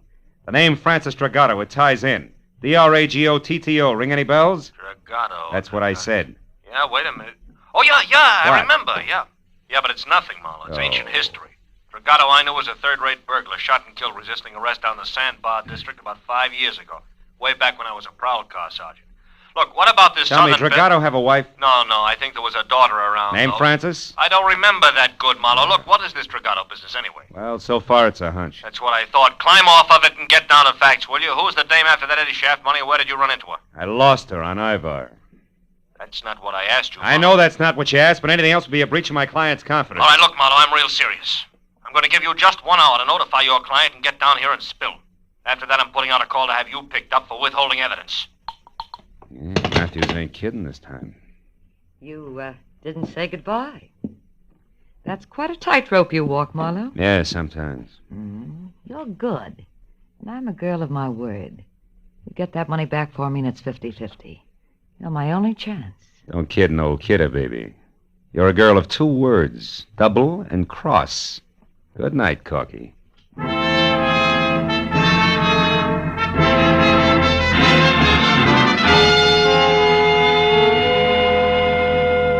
Well, I found my car all right, a half a block from Sunset Boulevard. It took 20 minutes to get from there to the Sandbar district. It was downhill all the way. It was a neighborhood squeezed and cramped in by a solid wall of massive factories, and as festered as the bottom of a bent garbage can. At the corner of River Street and 3rd, I found the house. 3 sagging, rotten stories of tenement that squatted in the eternal shadow of a huge gas tank like a sick, dirty old man. The proud, gleaming giant of City Hall was only 7 blocks away. Might just as well have been 70 miles. I went up to the door and knocked, and finally it inched open just far enough for a face the color of dishwater to peek out. She hissed at me for a minute through the gap where her front teeth should have been, and then told me she was Ma Hargis, the manager, motioned me inside. The living room looked like something swept out the back door of a down-at-the-heel museum. So, you want to know about the Dragottas, huh? Yeah, they lived here, didn't they? Maybe not. Cops got the old man about 5 years ago? It's possible. What became of his daughter? Where's Francis Dragato? Why? What are you being so cagey about, Ma? Because a bird that asks questions has got an angle, always. The one who knows the answer's got a price, huh? Always. Okay, how far will a couple of bucks go? From here to the door. $2 won't even buy a buzz on beer these days. All right, we'll make it 5. Here. Oh, that's better. Well, Dirk Dragato and his kid Francis had the 2nd floor here for 15 years.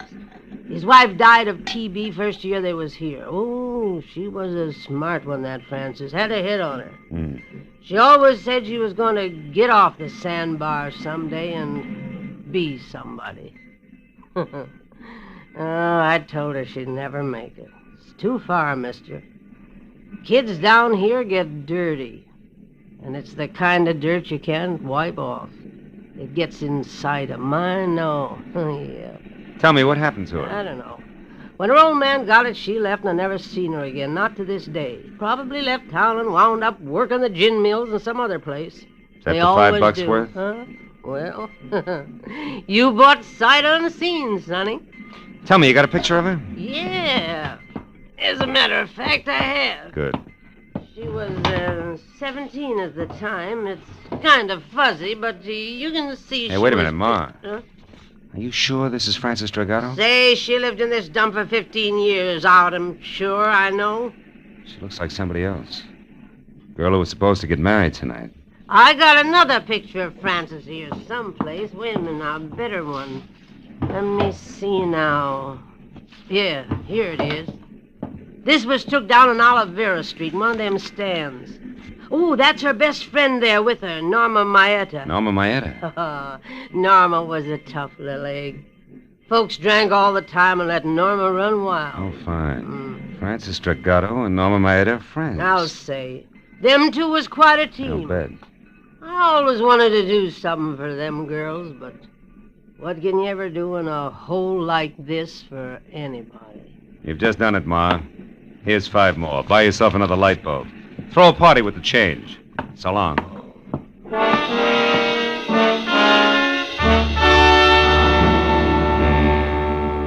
The eyes of one young woman and the chin and mouth of another, side by side, smiling into a camera, had cleared up a lot of questions.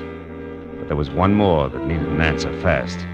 I called Matthews from the first phone booth I came to, brought him up to date in a hurry, and then asked him to check Norma Maeta's place, and if that was blank, to meet me at the Moore Park Court Apartments, which was the only other likely place I could think of.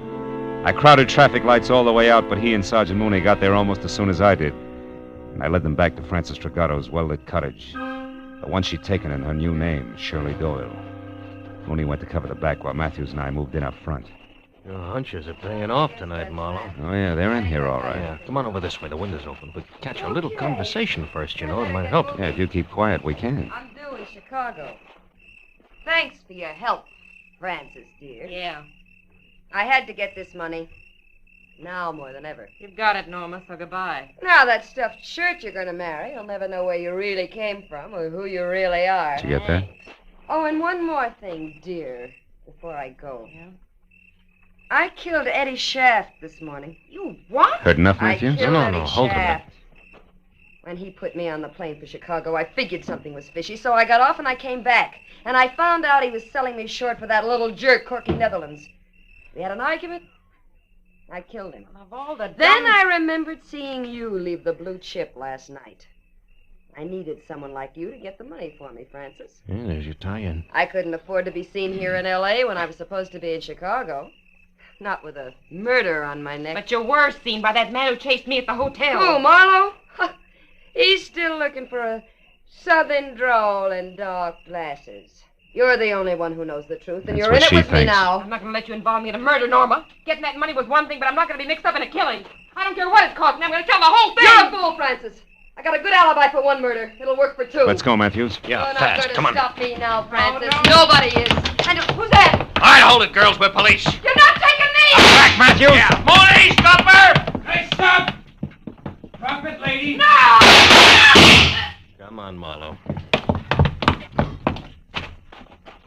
I think she's dead, Lieutenant. She wouldn't stop. She was shooting at me, but she's a woman. All right, Mooney.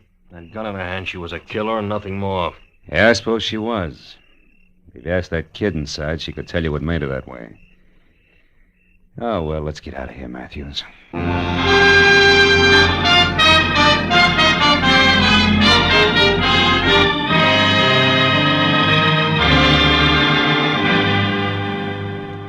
I can't thank you enough, Mr. Marlowe, for bringing Shirley, that is Frances, back to me safely. Oh, believe me, Mr. Kettering, it was a real pleasure. And you, Lieutenant Matthews, for your cooperation on withholding the publicity aspects of this horrible thing. Oh, no, it's okay, Mr. Kettering. Glad to help out. We're going to be married, you know, right away. Shirley told me the story and wanted to postpone the wedding, but I wouldn't hear of it. Good. After all, I'm not marrying her for the past. I'm marrying her for the future. Yeah. Best wishes, Mr. Kettering. Yeah. Maybe tomorrow when Shirley's calmed down. Give her my congratulations, will you?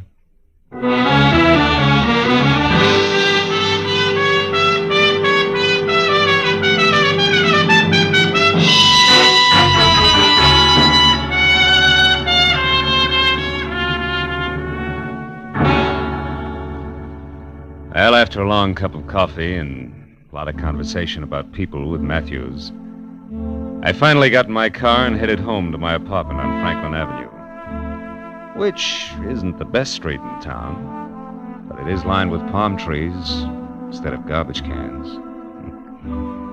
And the sun hits it all day long.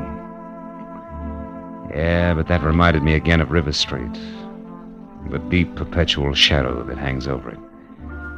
A dirty shadow that Ma Hargis said could never be rubbed off. The shadow that spawns the Norma Maedas of the world.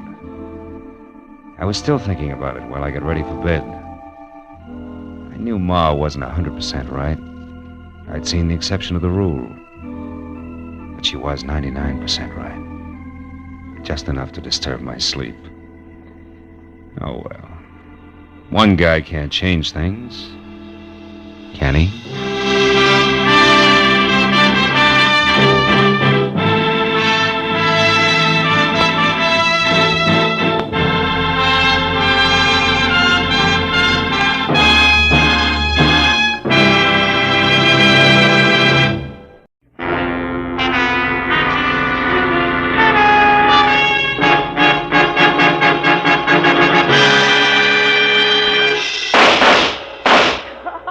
Stop it. Put down that gun and listen to me. Stay back, Uncle Enoch.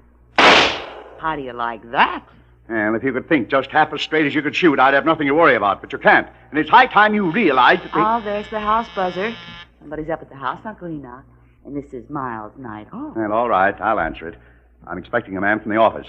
But as soon as I've finished with him, you and I are going to have a talk, young lady. Do you understand? I said... Oh, what's the use?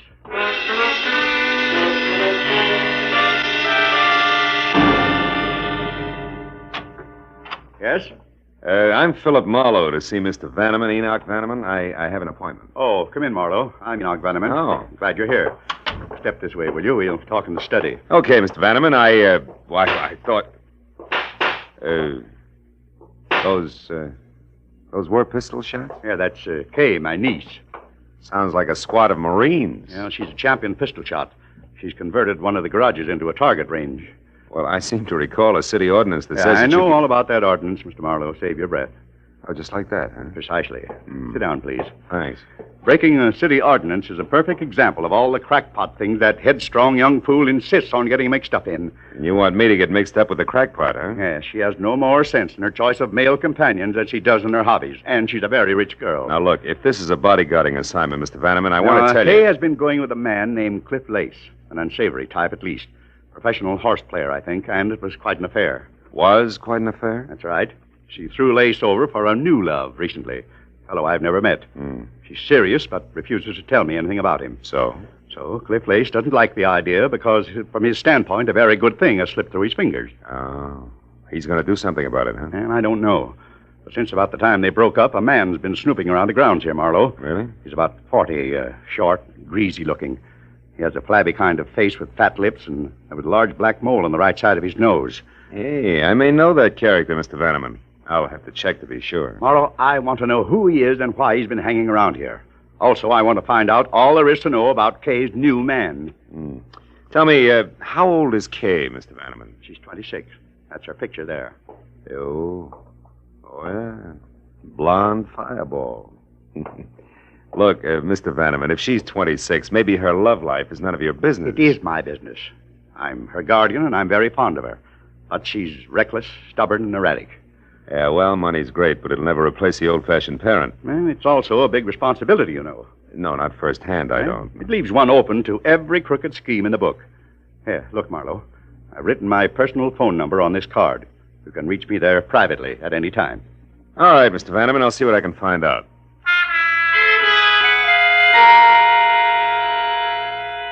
I got in my car and I crossed the 2 acres of tailored flora the Vannemans called front yard. I could see in back the squat, windowless brick building topped by a skylight that housed the target range. Then a minute later, I drove out through the big Bel Air gate into Sunset Boulevard just as Kay Vanneman streaked past me in a sleek new Nash. I was sure I knew already who the snoopy little man who'd been hanging around was. The description of flabby face, fat lips, and mole fit tight on a guy named Mutt Pomeroy, who'd somehow been issued a private detective's license, and somehow managed to keep it. He was just about as ethical as a stab in the back. I remembered he had an office in a fire trap on Bronson, so I made that my first stop. Climbed a flight of dark, smelly stairs to a tired door marked Pomeroy Private Investigations.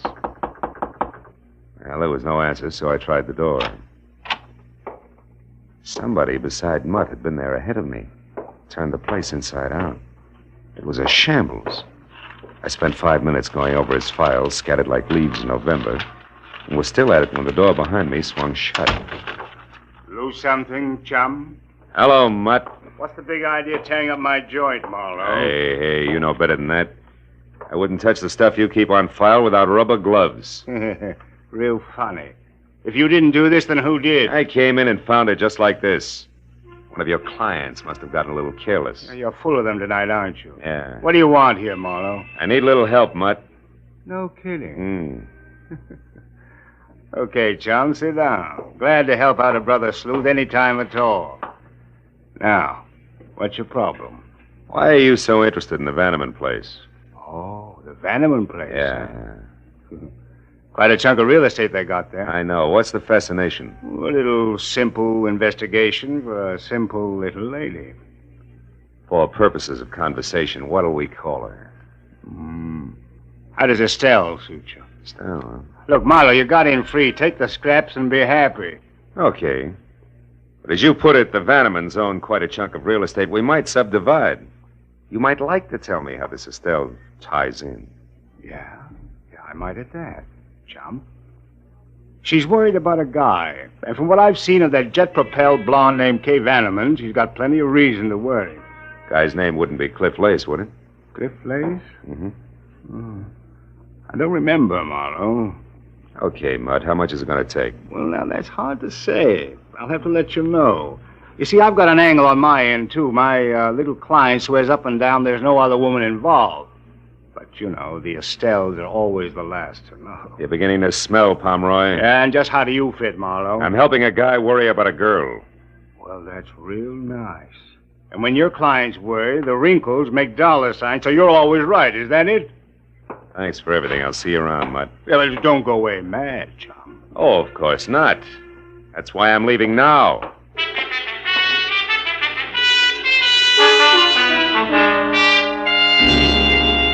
It took a friend at the phone company all of 10 minutes to locate Cliff Lace's address for me, which turned out to be a snug bachelor's nest bungalow style at the foot of the Hollywood Hills, numbered 4300 Cherimoya. I parked, started for the front door, and on the way, past an open window where the silhouette of a man at a telephone was cut into neat slices by a Venetian blind. But you better want But his voice came through in one piece, and you couldn't miss it. You see, Estelle, I know almost all about you. Oh, yeah. I got your name earlier tonight from a mutual friend, Mr. Mutt Pomeroy. Yeah. I think it's about time we got together for a little business conference, huh? Right there at the plaza in, say, 2 hours. You'll still be registered as Ruth Bridges.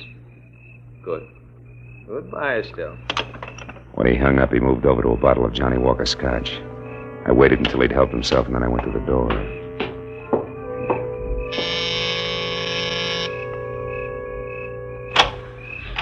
Yeah. My name's Marlowe, Mr. Lace. I'd like to talk to you. What about? Whatever it was you were looking for when you ransacked Mutt Pomeroy's office tonight. Do I come in? Yeah, of course. Thanks. But I'm afraid I don't know what you're talking about. Oh, come on. We both know that's a lie. Let's forget it and go on from there, huh? Just a minute. You a cop? No. But I'll call him at the drop of a hat. Make it easy on yourself. What's Mutt Pomeroy to you? Bag of worms. I want to know who he's working for. The fact that you had to break into his place to get information should let you out, so who is it? What makes you think I'd know? Because you found what you were looking for. What's Estelle's last name, Cliff? You do get around, don't you, Brightpoint? Yeah, I do. Only sometimes not fast enough. Look, Buster, why don't you answer the door? Somebody's got his finger caught in the buzzer. Yeah, that's right. Kay, I told you I didn't... I stopped by to deliver something, Cliff. An ultimatum. I'm telling you for the last time... Hold it. We're not alone. I don't care what I have to say to you. I'll shout from the rooftops. We're through, washed up. Now get out of my life and stay out. Kay, please. Good evening, Miss Vanneman. I don't know you, Slim, but keep out of this. Look, darling, don't... Now you listen. I'm in love with Boyce Neely. Really in love this time. I intend to marry him, and I won't have you... Marry Boyce Neely? Oh, don't be ridiculous. Cliff, I'm warning you. Look, you'll get this. You'll never marry Boyce Neely. That's one thing I'm sure of. I know a lot more about him than you do, darling. Believe me. When the time is just right, you're going to hear from me again, but loud. Why, you filthy... If you try to do anything to hurt Boyce and me, Cliff Lace, so help me, I'll kill you. I mean it. Sometimes she's going to throw that temper at me just once too often. Who you kidding, Lace? Ever see her use a target pistol? Ah, she's too smart to trump her own ace. Don't count on it, mister. No, I'm not worried. Where were we, Marlowe? We were looking for some answers, which I just got. Good night, Lace. Keep your head down.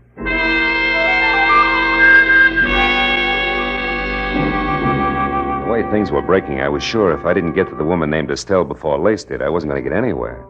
So I spent the next hour folded up in a phone booth, running down the list of respectable and semi-so hotels with the word plaza either fore or aft.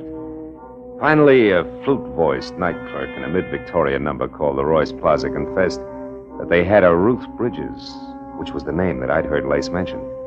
She was registered from Santa Monica, but at the moment out.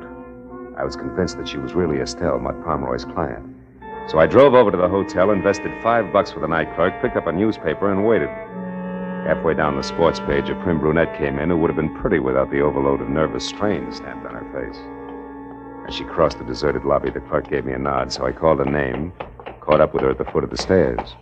You called me? Yeah, if you could spare me a minute, Miss Bridges, I'd like to talk to you. What do you want? Well, my name's Marlowe. I'm a private detective. A private detective? Yeah, look, honey, let's move over into the corner. You know, that boy on the desk is going to sprain his neck if we don't. But what do you want with me? Well, suppose we start off with your real name, Estelle. What's the rest of it? Neely, maybe, huh? How did you know that? It's taken me all evening to get it. That's the only way it figures. It's right, isn't it? You're married to Boyce Neely? Yes. I'm Mrs. Boyce Neely, but what business is that of yours? Well, that's what I'm trying to find out. You hired Mutt Pomeroy to check on your husband because you're worried about him, right? Why? Boyce is in trouble. He's in a jam, that's all. Is it money? No, Boyce does very well. He's in real estate in Santa Monica. Oh, maybe with the law, huh? Yes. Yes, I'm afraid so. He's been acting so strange. He wouldn't talk to me or anything. I just had to find out what was wrong. I see. Well, look, what's your connection with Cliff Lace? Why, I don't know any Cliff Lace. Oh, come on, baby. Take it a little easy and try again. Cliff Lace, I know you called him tonight, and he called you. All right. He wanted to talk to me about Boyce and some girl named Kay Vanneman, but he's crazy. I know he is. Boyce is not mixed up with another woman. He couldn't be. I hope I meet your husband soon, Mrs. Neely. I'd like to punch him in the nose. What do you mean? But Pomeroy was right. The Estelles are always the last to know. Look, do me a favor. Will you go up to your room, go to bed, and get some sleep? You're going to need it. All right.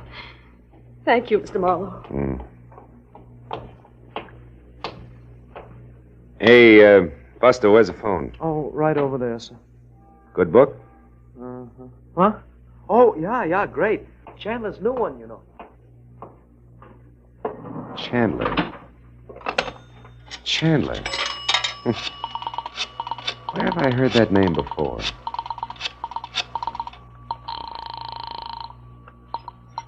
Hello? Enoch Vanneman? Marlowe, Mr. Vanneman. Kay there? No, she's not, Marlowe. And listen, I want you to forget whatever else you're doing and find her immediately. Why, what's the matter? She left here about 15 minutes ago in a fury. Where was she going? I don't know for sure. She left shortly after you did tonight.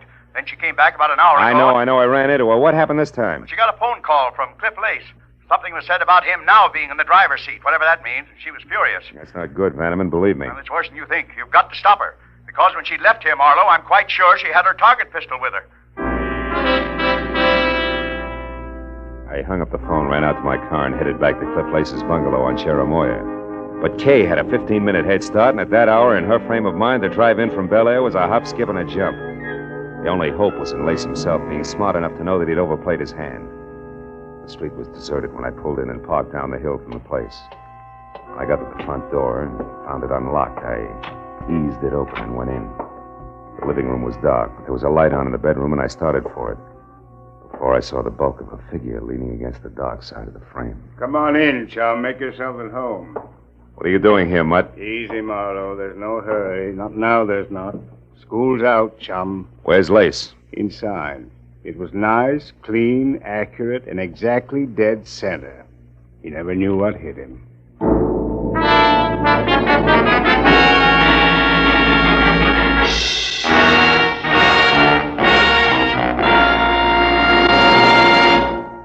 In just a moment, the second act of Philip Marlowe. But first, for a moment, let's look at the headlines on CBS's entertainment for tomorrow night.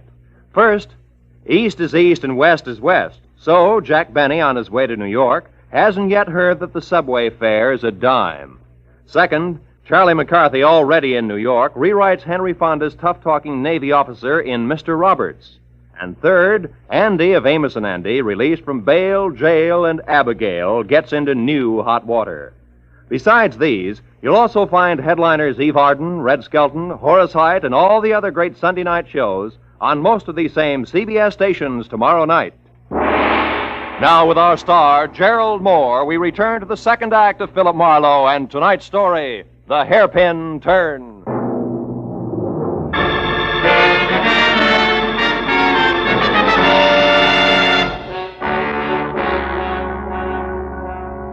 A small, neat hole front and center at his forehead said that Cliff Lace had been shot to death. And everything from jealous motive to target pistol method pointed directly to Kay Vanneman. But that was still a long way from proof, and there was Mutt Pomeroy on hand. The kind who always figured only one way. To the right of the dollar sign. Now, let's not jump to any dumb conclusions, Marlowe. Like what? Like the look on your kisser that wants to know what I'm doing here. That I can explain.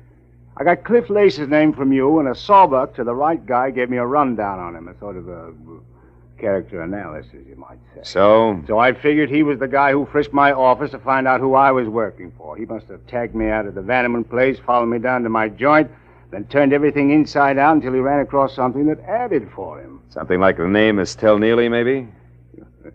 You move fast, don't you, Marlowe? Yeah, when there isn't too much crowding. I've got most of it already, Pomeroy, so spill. Spill? I don't know what you mean, Marlowe. I mean that Estelle Neely hired you to find out why her husband was worried. You come up with an answer, all right. It was called Other Woman. So? Estelle didn't even suspect anything about another woman. And you didn't tell her what you found out because it was Kay Vanneman, a gal with $1 million, right or wrong. Suppose you're right, Marlowe. What are you getting at? A possibility that you could have done this. Kill Lace? Why? Because Lace was playing the same game that you are, chum, blackmail. Your motive was money and so was his. Plus the fact that he didn't like Kay giving him his walking papers. So when he wouldn't come to terms with me, I killed him, is that it? Yeah, it could be. Can you prove otherwise? No, I can't. But other things can, Marlowe. Things, yeah. Like that lipstick-smeared cigarette in the ashtray behind you. It's not my brand. And I don't drop hairpins on the carpet when I kill. Do I go on? Or were you just trying it for size because you hate to think that a gorgeous item like young moneybags could be it? Right or wrong, Marlowe? You know, leveling with you, Pomeroy, takes the kind of talent that can cash a $7 bill at a bank. Who are you calling, Marlowe? The cops. It's the custom. Wait. Look, don't be a sap. What'll that get you? A killer, maybe. Yeah, and from there on a pat on the head, a well done from the law. Get smart, chum. Shielding a murderer is a lot healthier for the bank account than nailing one every time. Get your hand off the phone. Now, Marlowe, listen. Get it off! Okay, go on, louse it up, Boy Scout. Who knows, maybe some bright day you might even run for alderman, Marlowe. Without your votes, I'm sure. Homicide, Sergeant Becker. Phil Marlowe, Sarge, is a DOA waiting for you. 4300 Cherimoya. Name's Cliff Lace. Occupation questionable. He was shot. Any idea who did it, Marlowe? Yeah.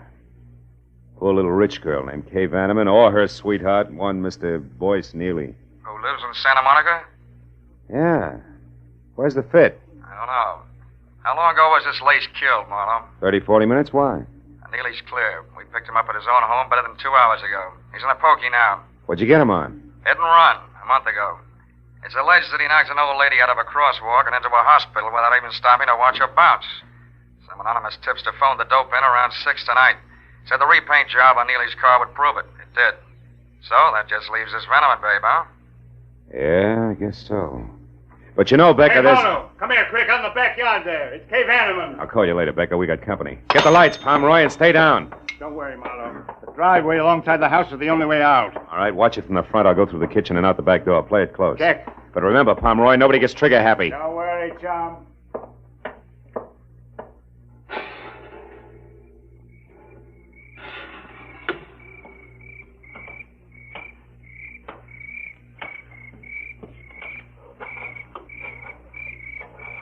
Kay!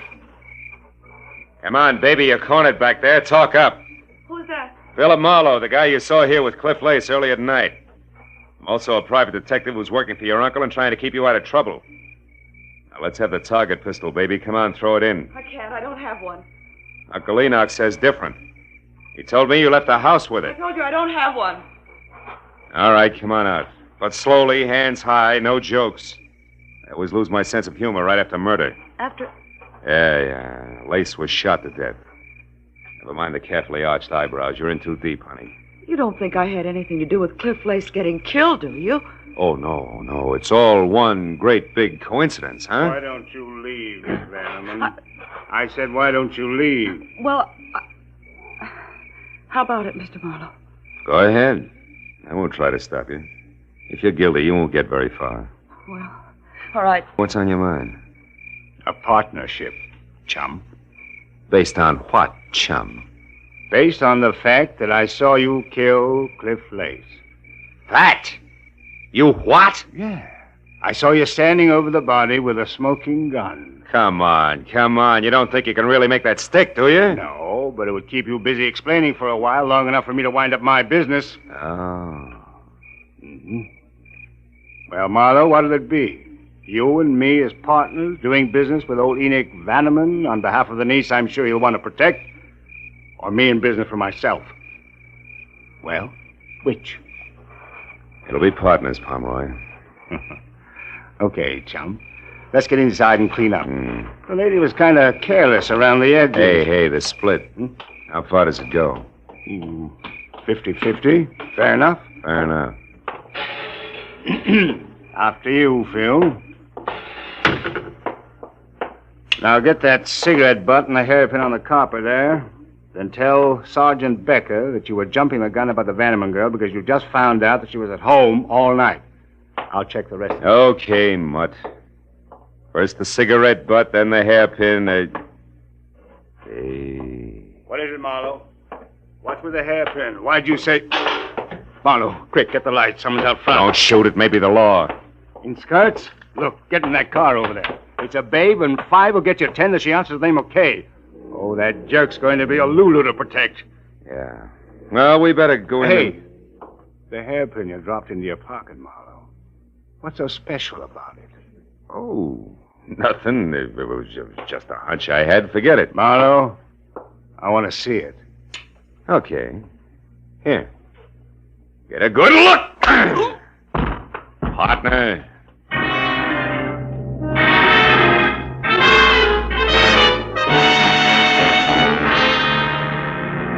It was a fast 20-minute drive back out to Bel Air and the Vanneman place. All the way I worried hard that the hunch I was playing was right and that I was going to be too late to do anything about it. When I was there, parked halfway up the pebbled driveway, out of my car and running toward the fluorescent light and the sound of a woman's voice that filtered through the heavy iron mesh over an air vent in the windowless target range. I slowed to a walk, switched to 45 from pocket the right hand, and then I moved up to where I could both see and hear.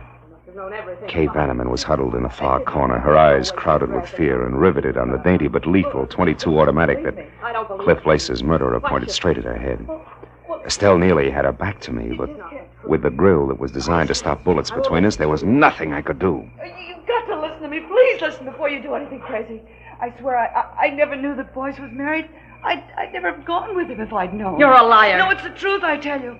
It started like the others, fun and no questions asked. But then I fell in love, and it never occurred to me that he might have been married. Stop it! I don't want to hear any more. I've already killed once for Boyce, the guy I turned into the police for something he did a month ago. You turned your own husband over. I did that so they'd put him away out of your reach. You'd never wait for him. You'd go your own merry, merry way a week after he was in jail. Boyce would be glad to come back to me after 5 years of living in a cage like an animal. And he'd never suspect that I was the one who informed. I hired a private detective, Mutt Pomeroy.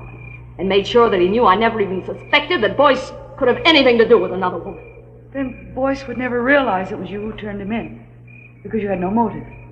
But Pomeroy would be a witness to that. I killed Cliff Lace because he traced me from Pomeroy, and then found out that I was the one who told the police about Boyce. He would have blackmailed me forever. And I'm not sorry, nor will I be when I kill you. Now sit down, Miss Vanneman, and listen carefully. I couldn't because I'm shoot, gonna but I tell you knew that it would be everything. disastrous to yell, but I had to do something in a hurry. I moved up quietly to the door. It was locked. That only left one chance, the skylight on the roof. The building was low, and a lawn chair nearby was all the help I needed. When I was up and over to the skylight, there was glass and no mesh underneath. I still hadn't made it, because from that angle I could see Kay, but only hear Estelle. Now you know just what kind of a woman is going to kill you. But why me? I told you. I don't care what you told me.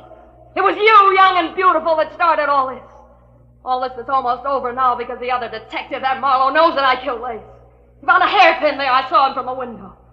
I saw him pick up the hairpin, Miss Vanneman. No, stay back! The black hairpin that couldn't possibly belong to a blonde like you. The hairpin that said Marlowe knows that I killed Lace. So I'm through, and I know it. But before they get me, my hand, Marlowe, is she dead? No, just out.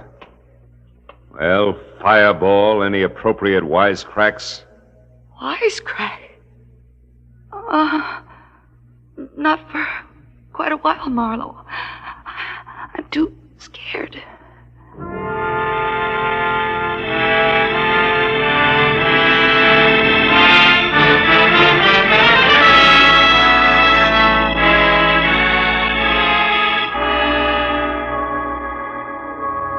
Well, it was the usual hour and a half of questions and answers with client, followed by the same questions and answers with police before I finally closed the door on Enoch Vanneman's marble halls and started down past the manicured shrubbery to where I'd left my car.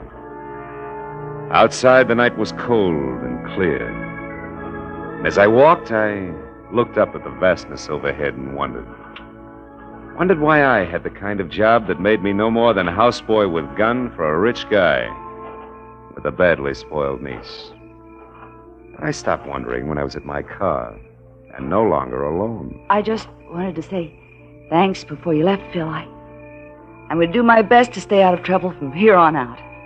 You know why? No, why? Because I want to be good enough for the right guy who may come along someday. A guy like you, I mean. Oh? Thanks, Phil. I'm very grateful.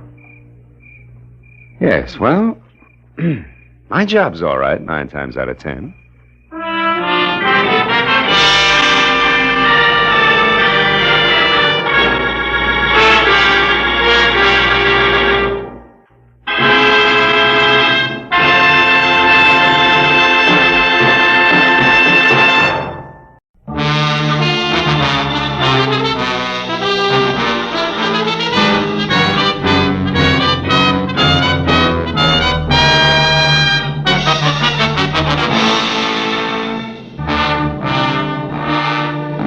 Never fails. When you worry over your bank statement, then hug your office phone from 9 to 5, anxious for business, nothing happens. But the minute you decide you'll get rich another day, chuck the puny balance sheet into a bottom drawer and make plans, you want it.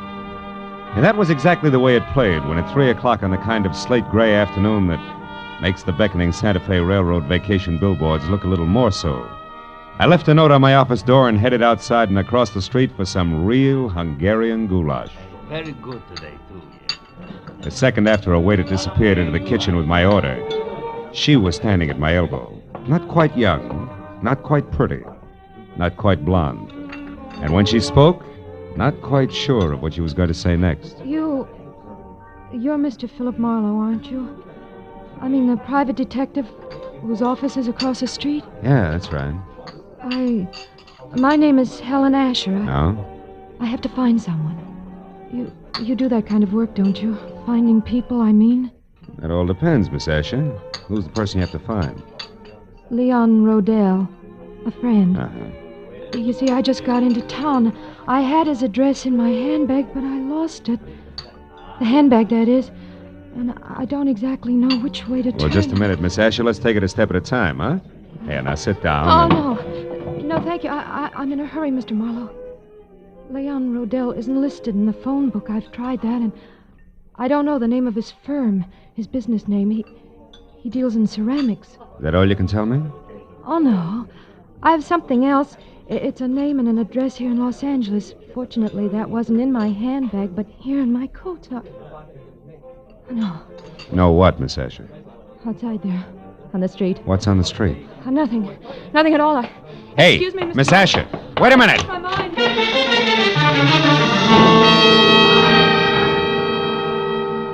There'd been a sort of sad look about Helen Asher that made me want to help her. So after an even sadder look at the plate of goulash that was coming toward me from the kitchen, I followed her to the street. Mr. Marlowe, the gold! When I reached the sidewalk, she was across the street in a cab and away. That might have been the end of it if something small and ugly that had been standing just outside the restaurant hadn't turned and moved into the alley alongside the building. On a hunch that he'd had something to do with the sudden exit of Miss Asher, I followed him and found him standing next to a line of empty ash cans, calmly lighting a cigarette. You always run into alleys to light your cigarettes? You always concerned? What do you know about Helen Asher? Helen Asher? I haven't any idea who you're talking about. Come on, little man. I'm talking about the gal who just got into that cab. Do the words begin to flow, or do I wring them out of you? Sheep, get your hands off me. You're ripping my pocket. You're lucky it isn't your nose. Come on, talk. All right. It's no secret. Here, it's all in this letter. Look, right here. Oh!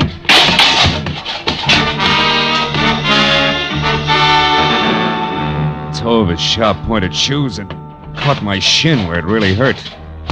By the time I was out of the ash cans, back on my feet, I knew the damage had been more to my dignity than anything else. I knew also that the little man was gone, and I had no idea where. I was halfway out toward the street before I realized that I still had the little man's letter clenched in my hand. It was from an Omaha life insurance company and addressed to one Eldon Hook, 31 Marlboro Drive, Sunnydale, California. Sunnydale wasn't just around the corner, but the fear I'd seen in Helen Asher's face, plus a score to settle with Eldon Hook, said the 20-mile drive into the San Fernando Valley was a minor point.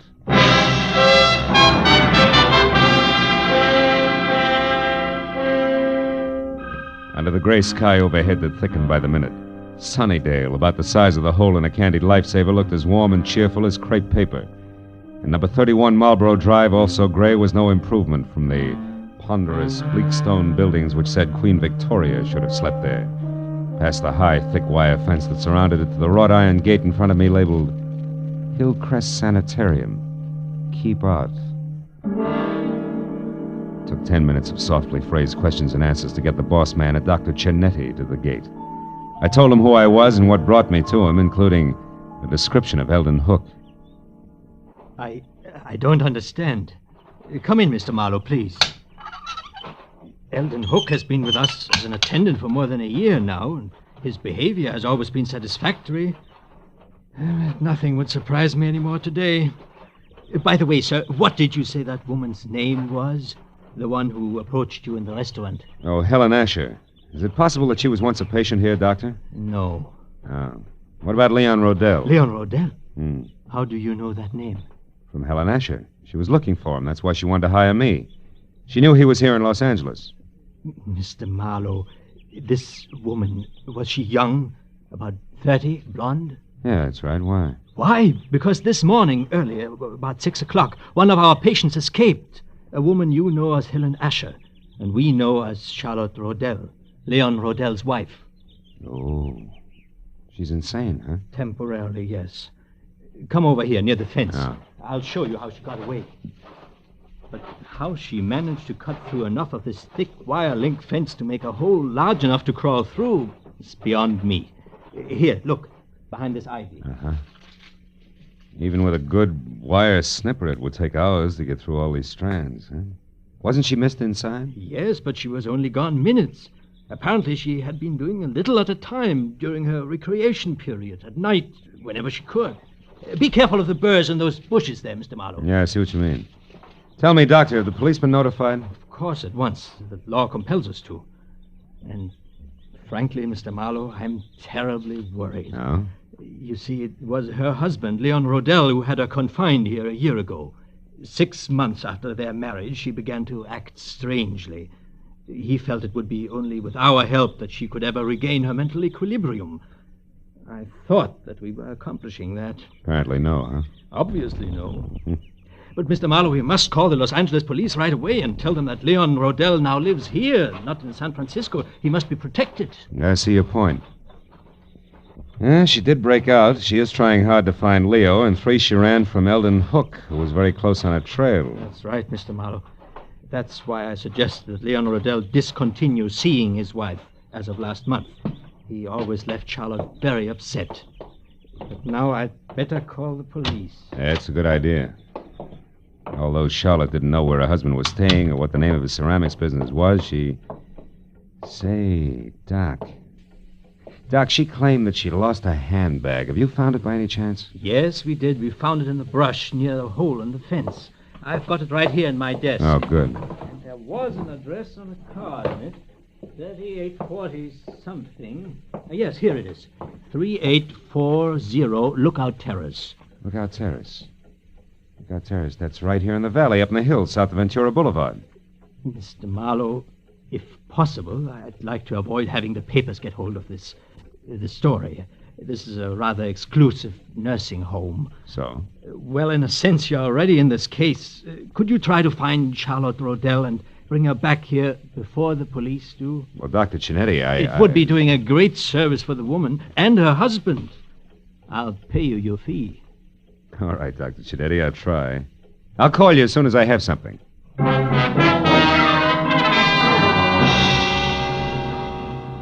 When I'd first started from Marlboro Drive in Sunnydale, it had been a combination of interest in a sad-eyed girl and a strong desire to punch Eldon Hook on the nose. Now it was business. It took 20 minutes of fast driving to get over to Lookout Terrace in the hills that separate Hollywood from the San Fernando Valley, and 3840 itself. The house was a squat chunk of overly stuccoed, archaic California architecture at the top of a steep driveway. When I was out of my car and walking toward the front door, everything was black, except tiny pinpoints of light sparkling up from the floor of the valley I just left. Good evening, sir. I hope I didn't startle you, Mr. Rodell. Mr. Rodell? Oh, I know your name. Yes, sir. And I know some other things as well. Like what? Oh, incidental facts. Like, well, it's cold in there. So you haven't been home in hours. And? And the refrigerator's empty, so you're only staying here off and on. Also, the old mail inside, phone bills, etc. They don't have your name with this address. So this is probably a friend's house. Which totals to what? To 0, maybe. 0, Mr. Rodell, like you're gonna total if you don't pay the money you owe to my good friend in San Francisco. Yeah, you know who I mean, don't you, Mr. Rodell? Yeah. What I don't know is how good friend thinks I'm gonna raise that kind of dough. I made it funny? Oh, you're kidding. What's 15,000 to you? You, shall I say, an intimate friend of Ordine Blackburn's? Oh, Ordine Blackburn. Yeah, Ordine Blackburn. Come off it, boy. I'm thorough. An eager sort. I know that the lady from Bel Air's loaded and that she's nuts about you. No fooling. Now, before I leave, a word of advice, Rodell. One can't run away from his obligations forever. And you won't be able to walk away after 24 hours. Unless, of course, you pay. Good night. Good night, Eager. Till we meet again.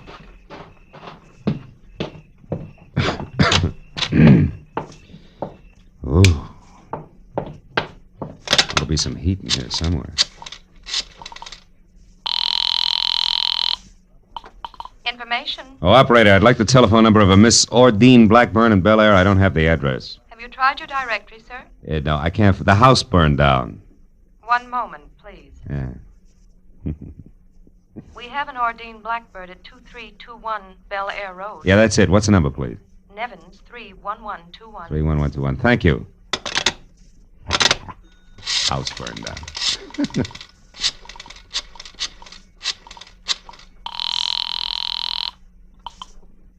Hello? Hello, Miss Blackburn. Yes, this is she. Miss Blackburn, my name is Philip Marlowe. I'm a private detective who at the moment is anxious to get hold of Leon Rodell. You know where he is? Yes, I do, but I don't think... Now, please, it's important. Leon Rodell's life is in danger. I want to help him. Leon's life? What's going on, Mr. Marlowe? Well, there isn't time to explain, believe me. That's what she said, but Who said? Someone who called about 20 minutes ago. A Miss Helen Asher. Oh? She said she was supposed to meet Leon at his storeroom about purchasing some ceramics, but she forgot his address there. Did you give it to her? Well, yes, I did. Oh, great. She's the one who's after him. What's that address? Come on, quick.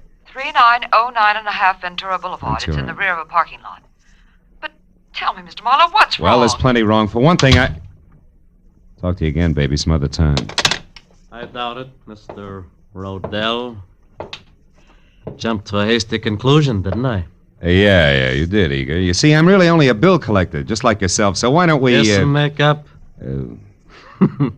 Not a chance, sweetheart. I wouldn't be happy that way. I wouldn't know when you were telling the truth and when you were lying. You know what I mean? Mr. Marlowe. Now, as I said before, good night.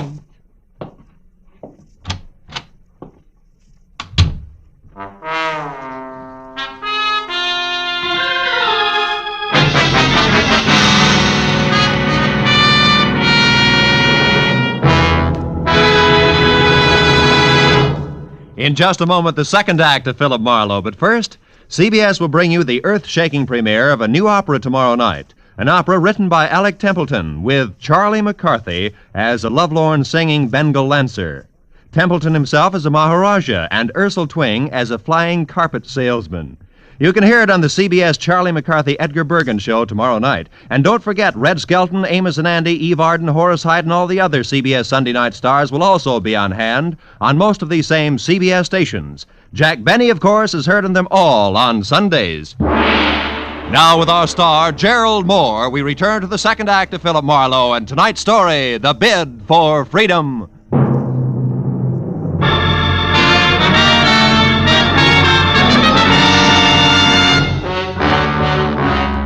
Gun butt I'd been slapped with felt like a log chain. Next time would be different. I waited till Eager drove away, then went out and got in my car and unwound my way down the hill again to Ventura Boulevard. There I turned west and drove out to 3909.5. There's a glass and neon super grocery store closed for the night. The only light showing at Leon Rodell's ceramic outfit trickled out onto the ground in a narrow wedge through what had to be a partly open back door. And even as I watched it, the wedge danced into a crazy pattern and disappeared. I ran for it and got there just in time to see Charlotte Rodell dart down the alley. A second later, she vanished in the shadowy jumble of backyard buildings. I knew there was no use trying to follow her. Instead, I eased the storeroom door open and looked into a room full of flower pots, lamp bases, and dishes. Nothing moved. Charlotte, I was sure, had had a reason for running, so I went in, toward a table in the corner where the only light was burning. I was almost up to it before I saw the reason. Yeah, it was a good one. Eldon Hook, the sanitarium attendant, was on the floor behind the table, his body still trying to arch away from the knife in his back. When I bent over him, he opened his eyes. They were already cloudy. I was close. I found the hole in the fence, and I knew Ordine was... Ordine what, Hook? Who did it? Can you tell me? I never figured on... I left Eldon Hook just as he was. Went to the door that opened to the front of the ceramic shop. A desk was there with a phone on it. I got halfway through the Homicide Bureau number when a silhouette showed up at the curtains at the front door. I put the phone down, stepped back into the shadows, and waited.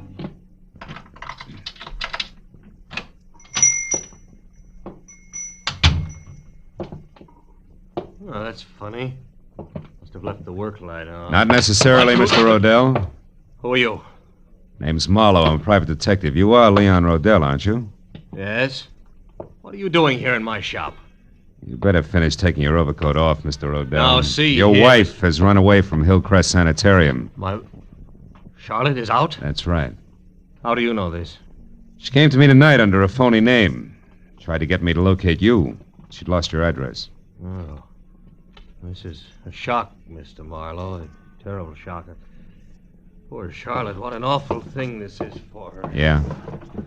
Excuse me, I need this. Sure? Oh, you? No, thanks. Yeah. You see, Marlowe, I've only been here in Los Angeles a month. And the last time I visited Charlotte, That was about 3 weeks ago, and I hadn't planned to stay out. Wait a minute. My wife is the only one who had my local address. If she lost that, how did you find me? That's a long story. I got the address Charlotte lost, and I've already been up to your house, but the last step was a call to a Miss Ordine Blackburn. Ordine? Yeah, she sent me up here. Oh, then you know about Ordine and me. A little. Well, I suppose under the circumstances that's hard for you to understand, Marlowe, and even harder to accept. Not exactly, under the circumstances. Oh, well, the law is not as generous as you are. Has no room for understanding. Insanity isn't grounds for divorce until after 3 long years have passed. And maybe Miss Blackburn doesn't want to wait that long, huh?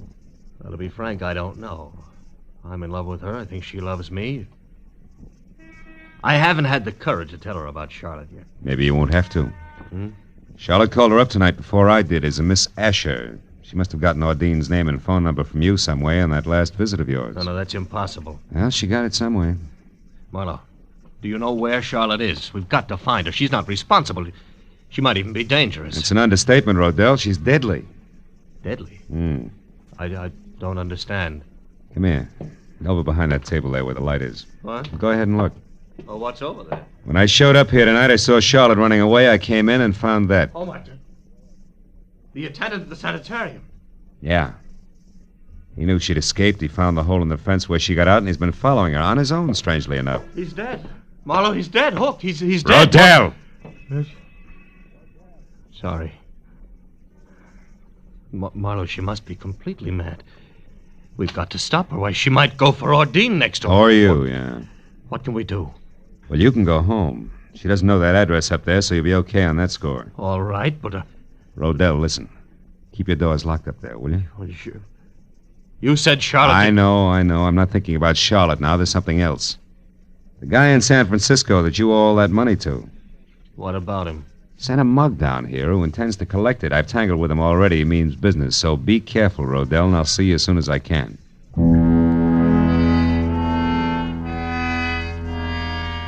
I watched him go out the door limply, his head down. He looked about as tough as a bowl of whipped cream. Then I went back to the desk again and saw that he'd left his overcoat where he dropped it on the chair. I called the police, gave him the word on Charlotte, and when that was over, I had to switch on the desk light to check the sanitarium number before I could call Dr. Chinetti. That's when I saw the letter lying on the desk, an important letter.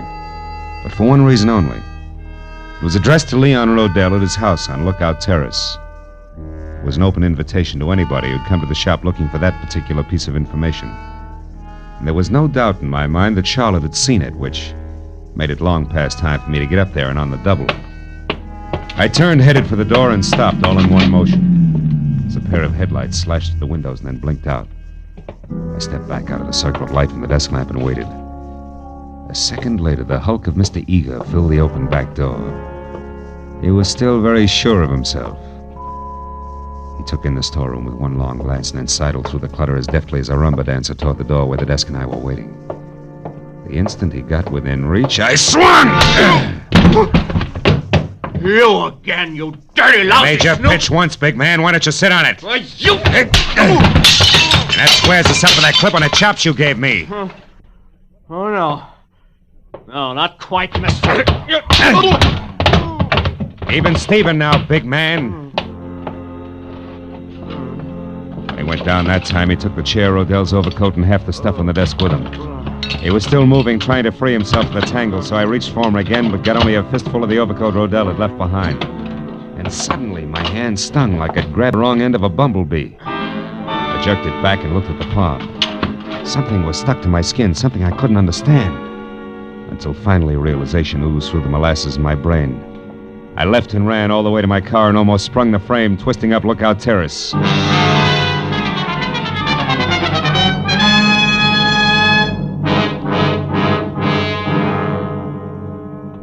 I parked down the hill from 3840 and ran as far as the house next door, where I got to the back, hopped the fence, and got my gun in hand. As I expected, Leon Rodell was there, and so was Charlotte in a coupe.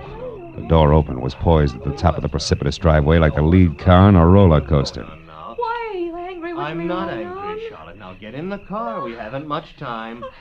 I did everything just like you said, Leon. I know. I lost my handbag The with car- your address in it. the car, I Charlotte, had to yes. find you, didn't I? You did I tried fine. everything. And then I learned about your shop and I went But there. you shouldn't have done that, Leon. Charlotte. Now get in the car. Leon, I saw what you'd done to that Mr. Hook from the car, sanitarium. Charlotte, we're rushed. You killed him with a knife. I had to, Charlotte. He'd been spying on us all the time. He knew all our plans, and he wanted lots of money to keep quiet. Now, the It frightens car, me, Charlotte. Leon. I wish you had. Stop it, Charlotte. It doesn't matter anymore. It doesn't Don't matter. kid yourself, Rodell. Mr. Marlowe. Oh, I found Leon by myself, so I really don't need you after all. I only wish you were right, baby. Don't move, Rodell. Oh, but you don't understand, Mr. Marlowe. Leon and I are going away together on a I trip. understand, and we- all right, more than you do now, Charlotte, and I think you better go in the house and wait for us, Oh, no, huh? no, don't you Please, see please, we... do as I ask. All right. But don't be long. Some trip you had in mind, Rodell. Your wife in this coupe and straight down over the bank, strictly solo. She didn't even suspect. Keep your hands off me. Sure, I'd never get him clean again. It'll give me great satisfaction to drop you with a bullet. And I'll do just that if you take one step before the police get here. So stand still, Rodell. Real still.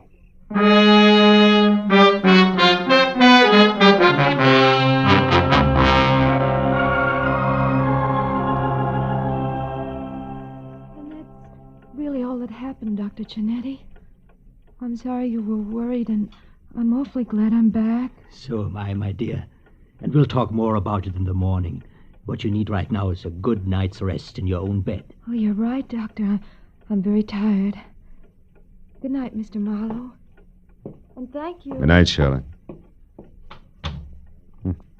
She still doesn't realize, does she? No, and it's a good thing. Plenty of time for that later when it can come gradually. At this point, she could tear herself to pieces over a thing like this. Yeah. Her husband who urges her to run away and helps her do it for the sole purpose of getting her out where he can kill her. Not much security in that setup, huh? No. You mentioned another woman, Mr. Marlowe. Miss Ordine Blackburn. Oh, Adine, yeah. Gullible rich girl without much on the ball. Rodell planned to marry her and solve all his money problems. Believe me, Doc, he had 'em, big ones. I see. Well, she's better off this way. Yeah. 6 months of marriage to Rodell, and she'd have been a candidate for your sanitarium herself. He's that kind of a guy. And my late employee, Eldon Hook? Well, he knew that Rodell had been urging his wife to run away and that he'd cut that hole in the fence. Hook found out that Rodell was interested in Ordine, and he tried to shake Rodell down. He signed his own death warrant on the spot. You know, it's sometimes frightening to me, Mr. Marlowe, to realize how many warped and twisted minds there are that never get help until it's far too late. But there's always some good in every bad thing, they say. What about this case? Charlotte. I expect her to recover completely, soon. Because now the main contributor to her neurosis, so to speak, is gone forever. Oh. That was Leon Rodell. Yeah, well, Doc, it's a long way back to Hollywood. I better get going, huh? And just one thing more, if you don't mind. Charlotte would have died in a smashed car in what would have passed for an accident. Also, she'd have been blamed for Hook's murder if you hadn't found out the truth about Rodell. I'm very curious. You remember the burrs that grew along your fence outside? The birds? A blasted nuisance. Yeah, but as you just said, Doc, there's always some good in every bad thing. Rodell told me that he hadn't been up here for 3 weeks. And yet tonight his overcoat was loaded with burrs. I got one in my hand from it. Oh. That gave me a hunch. Well, from there on it played. Disappointed? To the contrary, satisfied completely. Good night, Mr. Marlowe. Good night, Doc.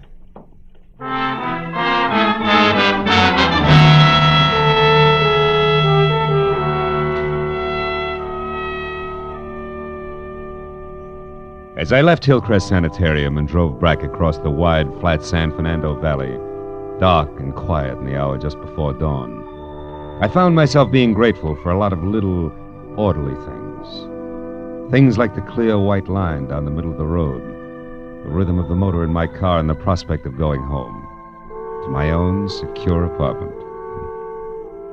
And then I wondered about Charlotte and the sort of nightmare jungle the world must be to a mind twisted suddenly, out of focus, where there is no symmetry or logic.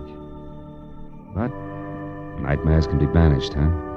Fears driven away. And in time, with Dr. Cianetti's help, she'd come out of it all right.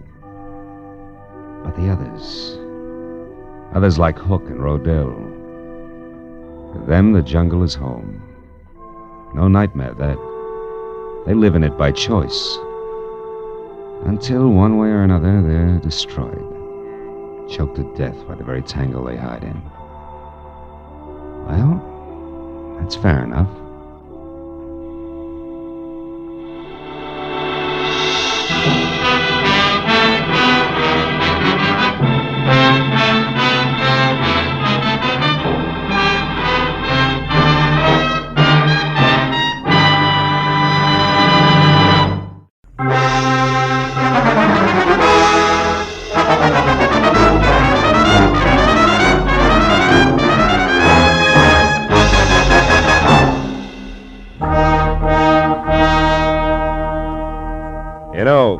Every once in a while, into the life of one Philip Marlowe, a little peace and quiet must fall. A day marked by neither murder nor mayhem. No phone calls, just nothing. I was just beginning to like it, too, when the door opened and a head full of slick orange hair walked in. It was on a man wearing a new flannel suit, a hand-painted tie, and a reckless grin. He shoved the telephone out of his way, sat down on the corner of my desk, and sized me up with a pair of careful gray eyes. Got a proposition for you, laddie. Tell me about it. Let you know if I'm interested. You should be. There's good money in it. It's not always the answer. Go ahead. You got a good car? Good enough. I don't keep it in the office. You like Mexico? Look, is this a social call or a quiz program? Well, this is business. I asked you a question. Yeah, I like Mexico. I don't like you. Well, that's good, because you're going to drive a couple of friends of me down there. Name your price. Not interested. $1,000? Not interested. That's too bad. Would have been nicer to work this out without a gun. Listen, you two-bit Talk jerk. Easy, laddie. This gun is bigger than both of us.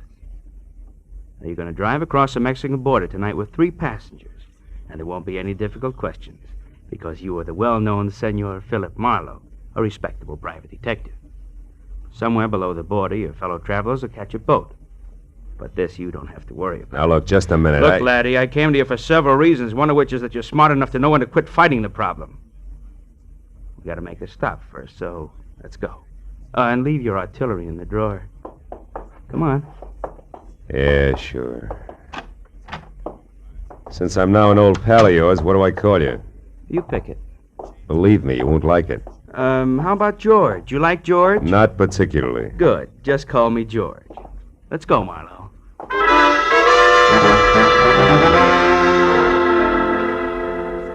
We nodded at the elevator girl, waved goodbye to the kid in the parking lot, and headed south on Highway 101. All with the front of that Mauser nudging my kidney. It was screwy, but I was on my way to Mexico. Don't get ambitious, Marlowe. Not too fast, not too slow. Just keep it rolling nice and steady.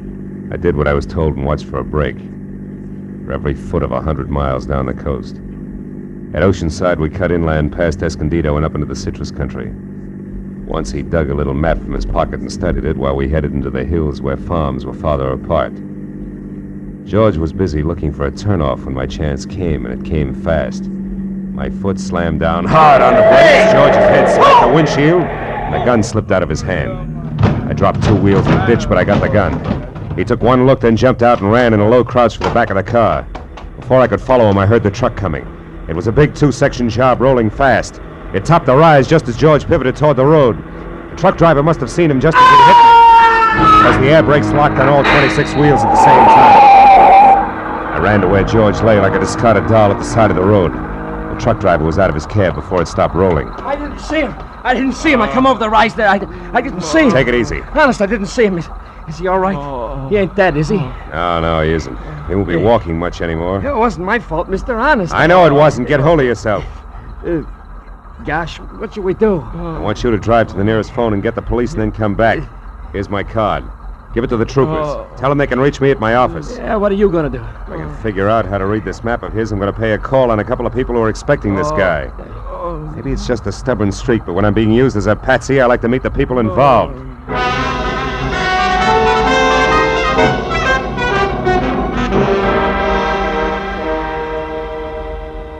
As I drove, I studied the map, and 2 miles down the highway, I found the first landmark, a dead tree.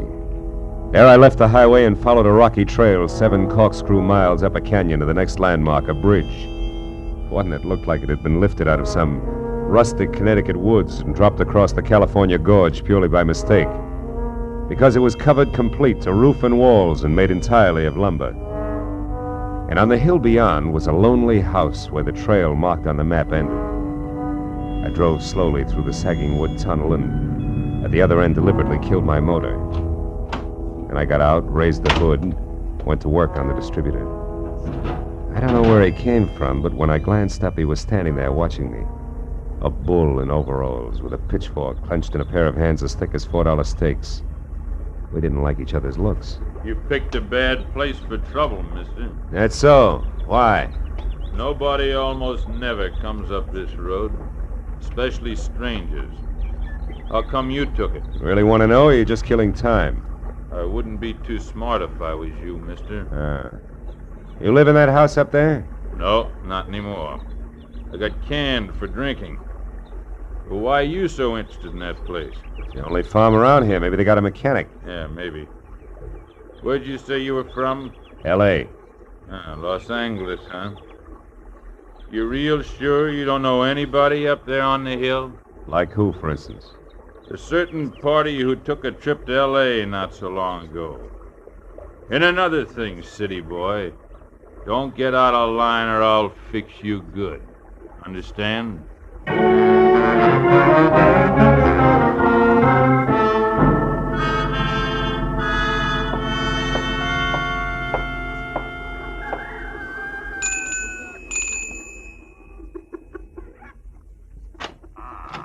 Yes? Oh, yes. No, I mean, how do you do? You want something?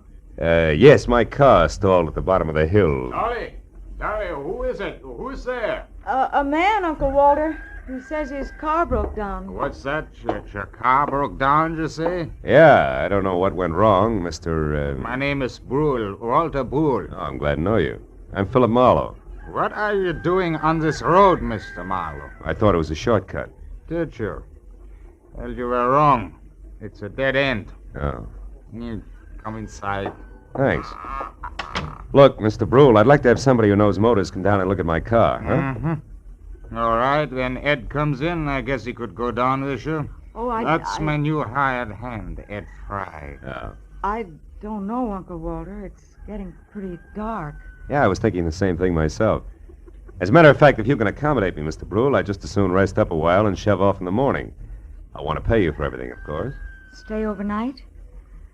Oh, I'm afraid that's impossible. Impossible? Why? What's the matter with you, Dolly? If necessary, I'm sure we can arrange to take care of Mr. Marlowe some way. Well, okay. Well, that's better. Now, if you want me, Dolly, I'll be out in the barn. Make yourself comfortable, Mr. Marlowe. Your uncle, huh? He owns this place? That's right. My mother was his favorite sister. Oh.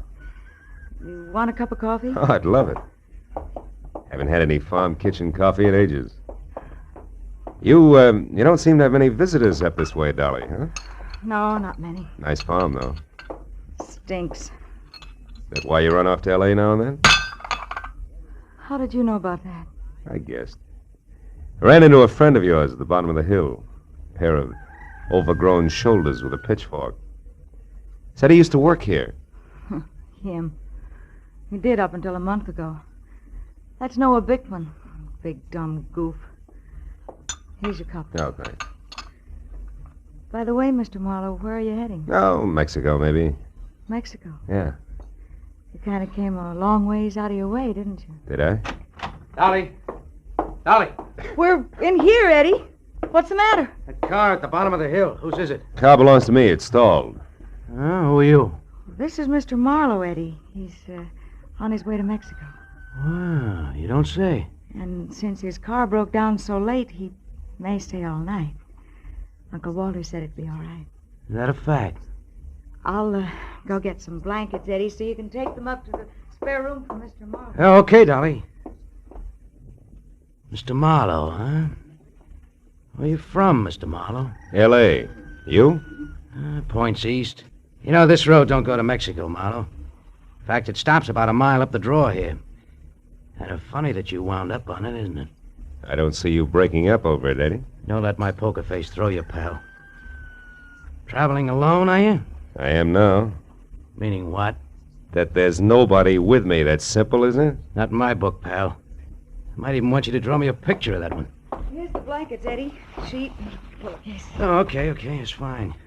Come on upstairs, Marlowe. I'll show you the room. You want me to go with you and make the bed? No, you stay here and put up some more coffee, Dolly. All right. Got a hunch I may want lots of it tonight. Let's go, Marlowe. Right behind you, Eddie.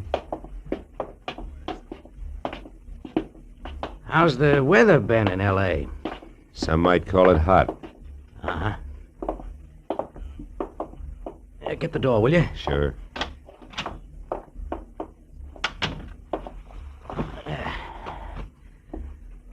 Okay, how come it's you, pal? I got good credentials, a car, and a tight yap. You better be right on all three. How'd you find me? Little map, Eddie. From Escondido to the dead tree to the covered bridge, and then up here it's a cinch. Why'd you show alone? Where's Red? Gotta meet us at the border. It's a bum fit, pal. It's not in the book. Why? He had some kind of a last-minute jam with the boat. Oh, that jerk. He's had a month to line this up while I've been holed up out here in the sticks making like a farmhand.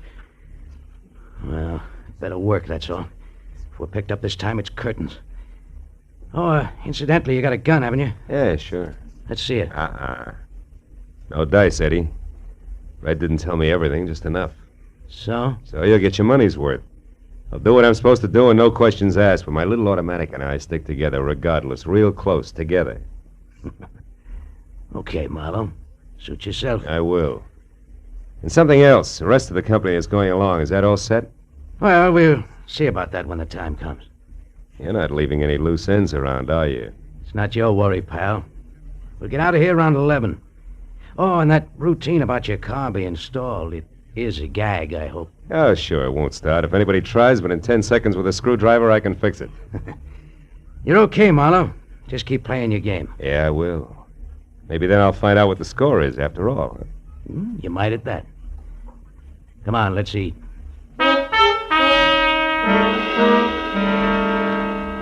Dinner at the Brule farm was as loaded with gay chatter as a bad case of lockjaw. And when it was over, the participants scattered like everybody else was contagious. I wound up alone in the dark spare room on the second floor, which had one advantage. Windows that viewed both the front and the rear. The moon was bright, so I didn't bother with a lamp.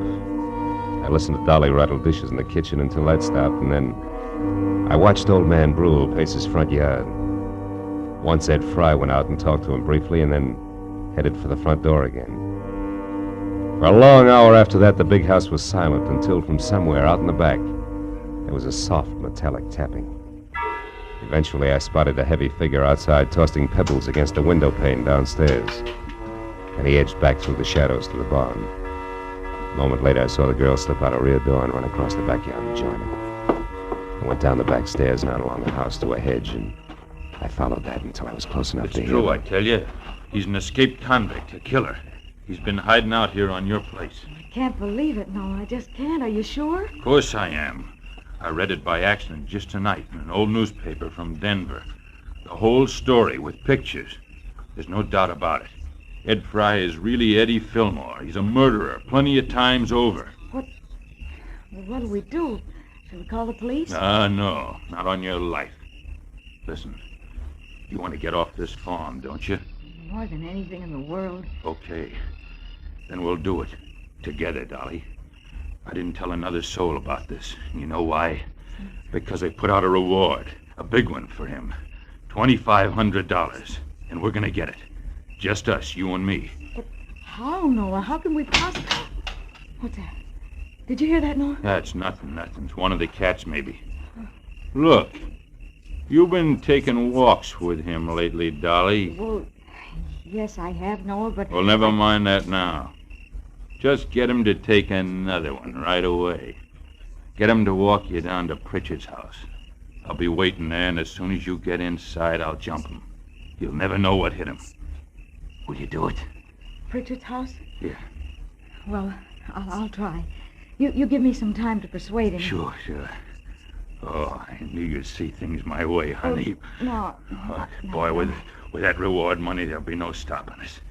You better go in now before they miss you. Okay. I'll get him there just as soon as I can. Hey, Bickman. What? Who's there? Marlowe. Listen, I gotta You talk to you. were here listening all the time, weren't you? Yeah, and believe me, you're making a mistake. You're playing with dynamite, Bickman. You two are nuts to tackle that guy alone. He's too tough for you. So you want to help so you can cut yourself in on the reward, that's all. Well, it ain't gonna work. Don't be a sap. He's covered himself. There's somebody else in with him. Somebody around here. He's got an ally. You two try to grab him and you're gonna be in trouble. You're lying. He's been hiding out all alone, and we're gonna get him, Dolly and me, by ourselves. And if you try to horn in, mister, so help me, I'll beat your brains. Cut it out. Reward or no reward, you gotta listen to me. I got to nothing. No! Maybe that'll teach you not to stick your nose in, city boy.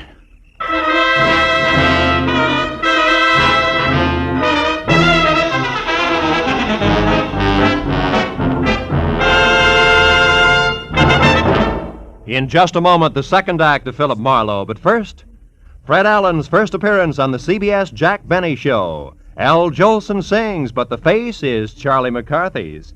Andy of Amos and Andy goes on trial for deserting his bride by mistake. Those are three headlines that guarantee you a world of fun on CBS tomorrow night. Yes, this third Sunday of the new year will be an all-time high in radio entertainment. Hear them all on CBS tomorrow night. Now, with our star, Gerald Moore, we return to the second act of Philip Marlowe and tonight's story, The Covered Bridge.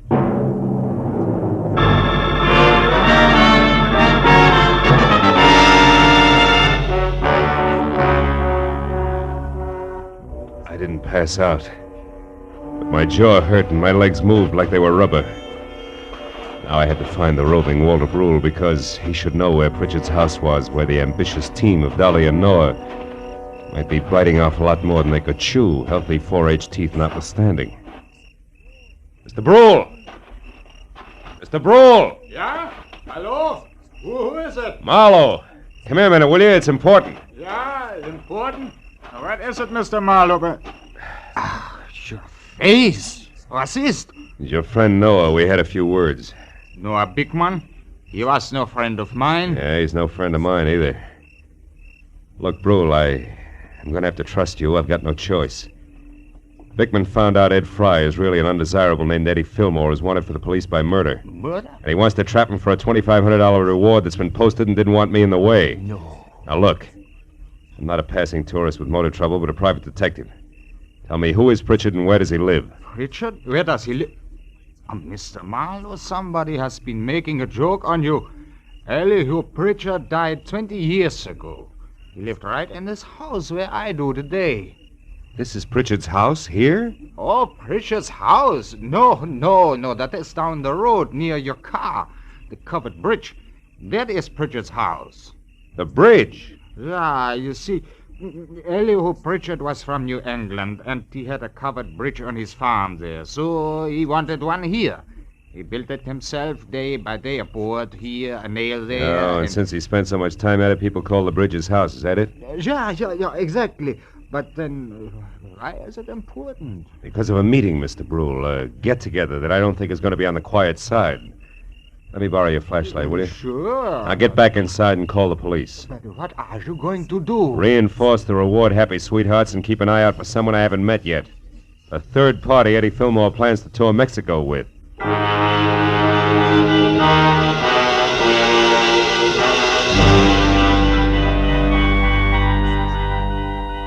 It was a quarter of a mile romp, country style, back down to the covered bridge. When I was there, the Mauser I'd recovered from George in one hand, flashlight in the other. I found only the moon-washed, gray-covered bridge itself, trying to stand erect like an old soldier who has more pride than posture. But then as I stepped from the chalk road onto the sheltered oil-soaked planking, I found something else. Inside and face down was Noah Bickman, and lying nearby, the red-stained, icy fingers of the pitchfork that had killed him. I started to move closer. But then footsteps from the road behind suggested that I'd do different, so I moved quickly back to the bridge entrance, flattened myself into a narrow shadow, and waited. Noah? Noah, is that you? It's Marlowe, Dolly. What? Mr. Marlowe, what are you doing here? Why are you down at the bridge at this hour? Where's Noah? He's dead, Dolly. Noah's dead. He's in there, but don't go inside. Look, I tried to stop him, believe me. Stop him. Stop him from Don't what? bother, baby. I know about Fry being Fillmore, the reward, all of it. What? How? Well, first of all, I'm a private detective from L.A. was dragged into this by an ex-buddy of Fillmore's. Second, I was in the barn when you and Noah made your plans. When you left, I tried to talk Noah into accepting my help. Why? Because I know what Fillmore's kind is like. I mix with them every day. I know how they work. Look, did you tell Fillmore to meet you here, yes or no? No. No, I couldn't find him. I've been looking since I left the barn every place. That's why you came down here just now? Yes. I wanted to tell Noah that our plan would have to be postponed. But what difference does all this make? I don't know. Maybe a little, maybe a lot.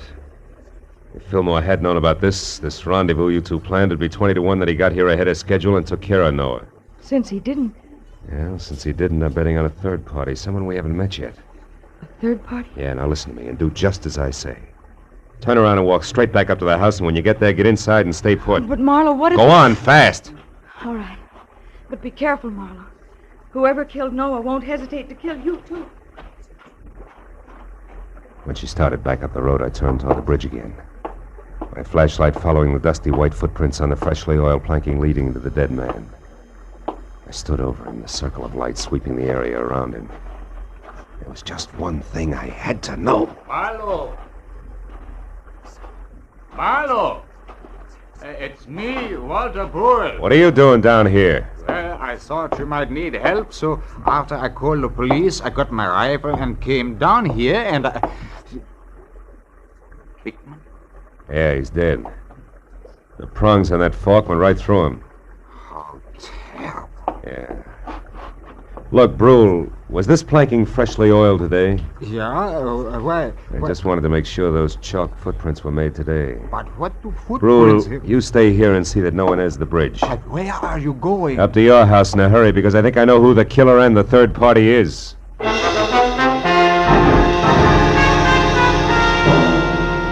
With city-bred legs and smog-fed lungs, I made it up to the house in record time. But as I reached for the front door, I knew that time hadn't been quite good enough. The shot had come from somewhere in the house, and by the time I reached the living room, I knew I was too late to do any good. In a chair at the far side of the room, Dolly was slouched down, a surprised expression on her face, while her hands tried to hold back a small stain of blood oozing through her blouse. Little frightened words whispered out of her mouth. You shouldn't have done it, Eddie. Stand where you are, Marlowe. She had it coming to her, the two-timing louse. Eddie, I'm trying to tell you. You don't understand. I understand plenty, you no good little... Eddie. I was in the barn, heard the whole thing. You and that Bickman planning a switch with me out. No, you're wrong, Eddie. Wrong. Tell it, Mr. Mark. Tell it. Dolly didn't try to double-cross you, Eddie. She only pretended to so she could set Noah Bickman up and kill him. That's what she did. No, you're a liar. It's true.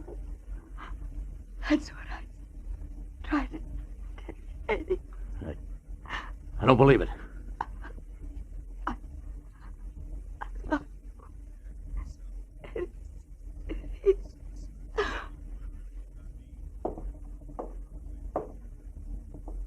Dolly.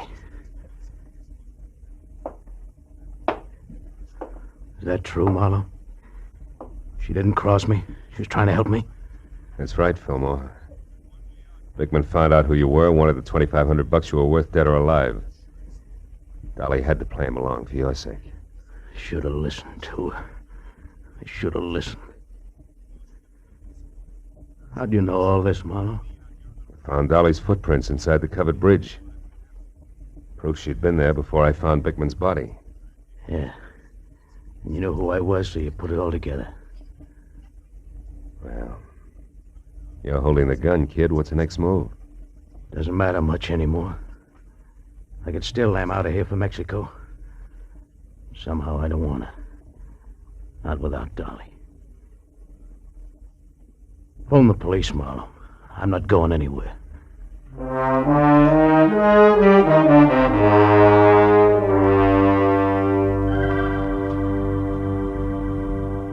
It was several hours before the county police and Eddie Fillmore had gone. Walter Brule and I sat at the long wooden table watching the light from the fire dance across the hanging skillets and pans by the grate. And nobody said anything for a long time.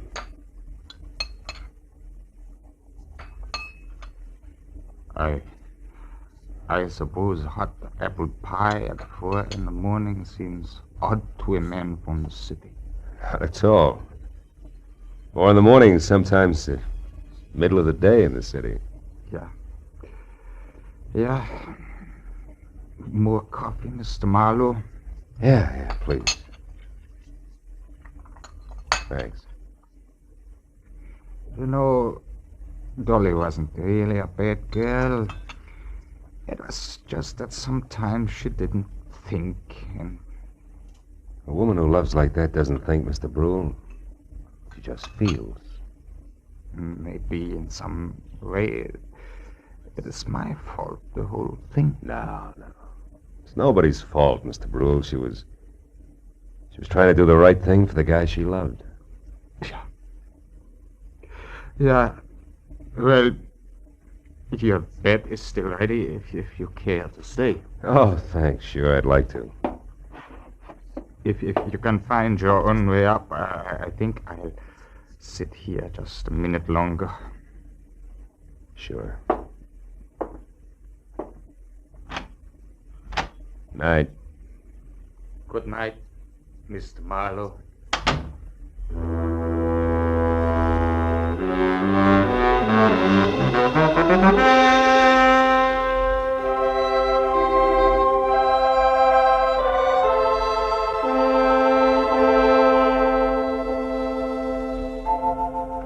As I sat looking out over the starlit countryside, I thought of all the great love stories written about the good people who love, live, and suffer.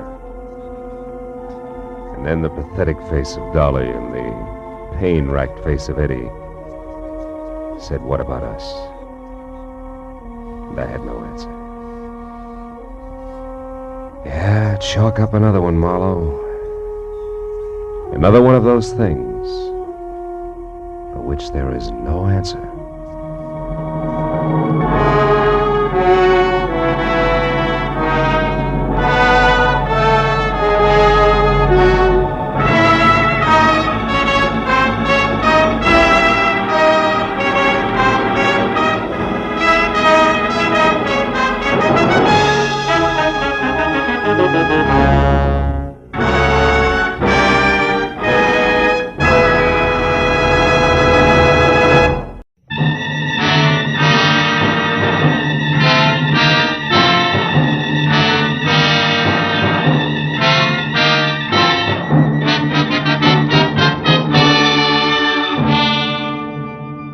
The 8 hours that had just slipped away had been a noisy assortment of big people with little troubles I hadn't wanted to help, and little people with big troubles I hadn't been able to help. So by the time it was all over and I was heading for home, a cozy, quiet cocktail seemed like a good idea. One down and one to go, and to ease up. But even as I relaxed, the tension between the couple sitting at my left became more and more apparent. I looked down the bar. The girl was young, pretty, and obviously afraid of the little man with her, who had only asthma where a voice should have been. Now, have I made myself clear? I don't know what you're talking about. Now, look, sister, Larry Solid doesn't go for people snooping after him now. And neither do I. It gives me work to do that's sometimes rough on a party. Brave boy. All right, little man, you've had your busy day. Hey, take your hands off me. As soon as you relax. Okay, get your mitts on. Now, gentlemen, please, no fighting. I can lose my license for it. Now, you leave at once. Wait a minute, Baldy. You heard him, Buster. Okay. I said what I come to say anyhow. Walter, stop playing. You all right, miss? Yes, thank you. Are you sure? Would you like another drink? No, thanks. I think I'll go back to my villa. Oh, you're staying here at the Wilshire Gardens? Yes, Villa 12. It's just around the corner. Maybe I better see you as far as the door. Little pal of yours might still be around. Well, thank you. It's all right. Come on.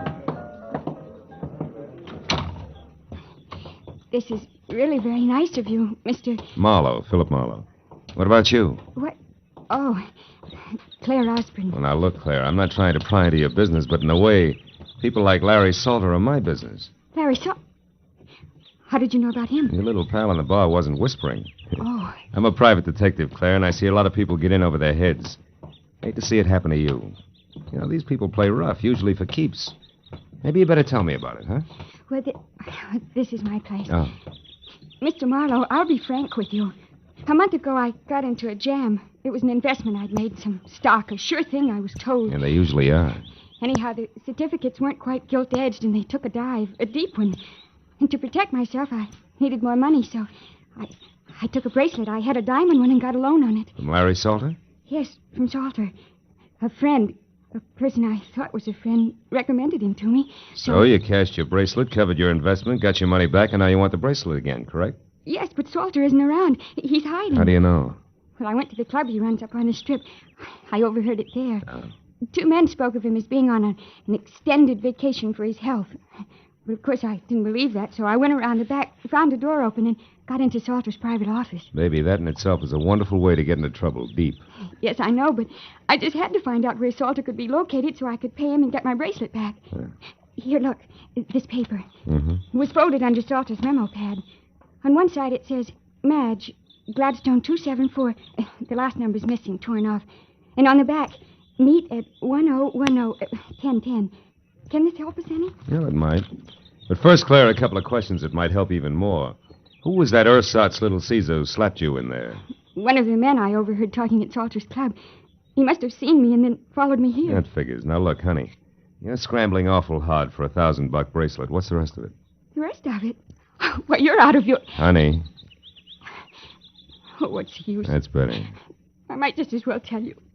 The bracelet isn't mine, Mr. Marlowe. It belongs to my aunt. I live with her in San Diego. Oh, you borrowed it while she was away, maybe, huh? Yes. Oh, please, I've learned my lesson. I only want to get that bracelet back now, Mr. Marlowe. Please, will you help me? I'll pay you anything. Never mind that now. Oh, please, I must know where Larry Salter is. Okay, Claire. We'll try to find out, but on one condition, huh? Which is what? That you go inside, lock all doors and windows, sit next to the phone, and until you hear from me again, do absolutely nothing on your own. Agreed? Oh, yes. Agreed, Mr. Marlowe.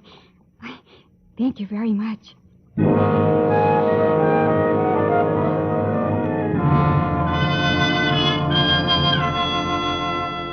Maybe it was because the sweet young kid had the kind of voice you could still hear long after she was gone. You know, one of those lingering sounds, like the echo of a train whistle hanging on crisp early morning air. But when I was at a payphone, I stopped wondering and started dialing numbers prefixed Gladstone and followed by 274 and then in order 1, 2, 3 and so on until after no answer once, wisecrackers twice, and a babysitter who thought I was a masher from her high school, I finally scored at number 5. The answer took me to a dame named Madge Gilbert at a place called the Beekman Plaza. It wasn't the kind of place you'd go for Mother, and Madge Gilbert wasn't the kind of girl Mother would put up with. However, she must have been nice to look at once. And from the smile, pleasant to know. Okay, Mr. Busy Guy, now that we're together, what is it? Well, for one thing, the name's Kirby, and you can drop the fancy handle. Uh-huh. And for another thing, Kirby? I want to find Larry Salter, but quick. Why? Got a proposition for him. He won't be interested. Sit down. How can you tell? You don't know what it is. No, but I do know what at the moment Larry is. Yeah? And in 3 letters, my friend, the word is sad. He lost his lady love. Drink? No, thanks. What do you mean his lady love? I heard that you and Larry... Never mind what you heard. All that's used to be. The pre-Janice trial period. The sad comes from Janice finding a better deal, maybe, huh? No, she was killed. Automobile accident, night before last. Salter with her?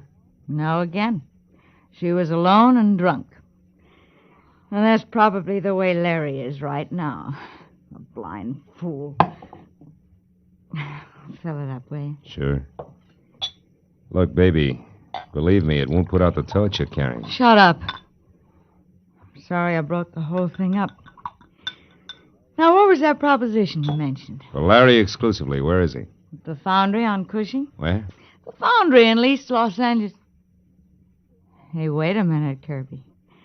You seem kind of lost for a friend of Larry's. I'm just fuzzy on locations, that's all. How about numbers? The address down there, what is it? Come on, fast. 1010. Unless it's been changed recently. It hasn't. Okay, busy guy, you're still all right. Thanks. And if you play it real close, I think you'll be too. See you, Madge.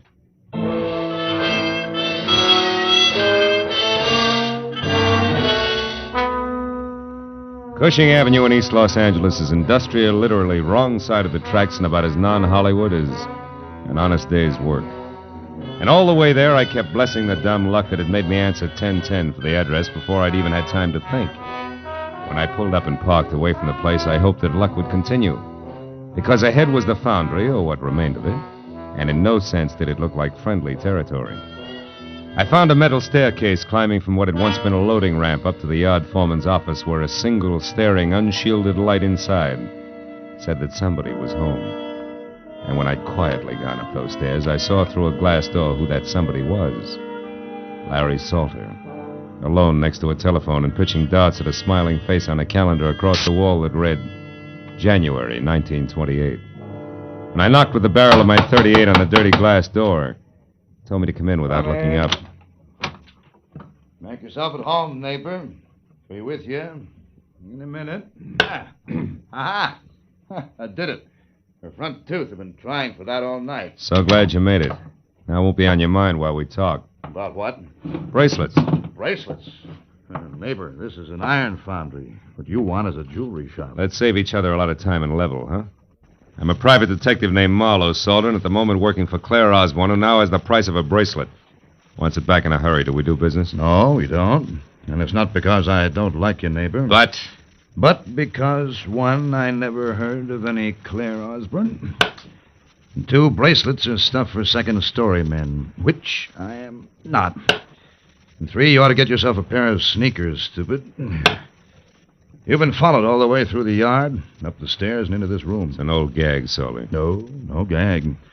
So while you still can, you better put that gun away, because my boy Cover takes a strange delight in messing people up. Real bad. You're bracketed, chum. You better drop it fast. Yep. That's better. Now, Marlowe, without any double talk about babes and bracelets, let's have it.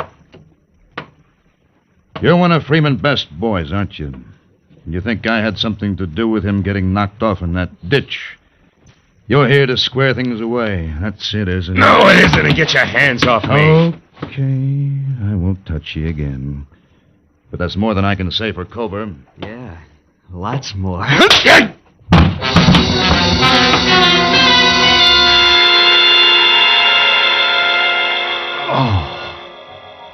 It was a toss-up whether Cover's gun on the side of my head or the side of my head on the floor had done the damage.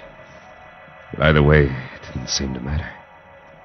Because I couldn't make it back any further than Larry Salter's voice.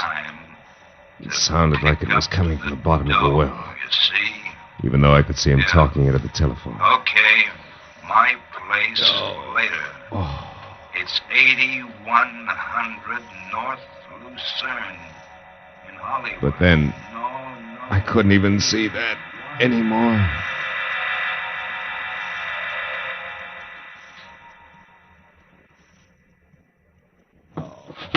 Oh.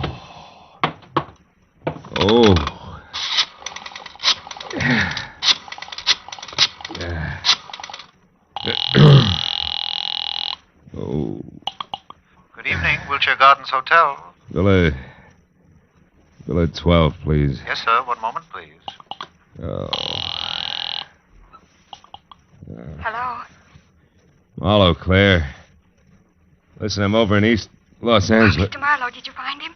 Do you know where Larry Salter is? Yeah, I think so. 8100 North Lucerne. It's up in Hollywood near you. Now listen, Claire, about the bracelet. There is no bracelet. What? There was no trouble on the stock market and no loan made. Why do you want to know where Salter is? What do you want from him? His life. Goodbye, Mr. Marlowe. Wait a minute, Claire.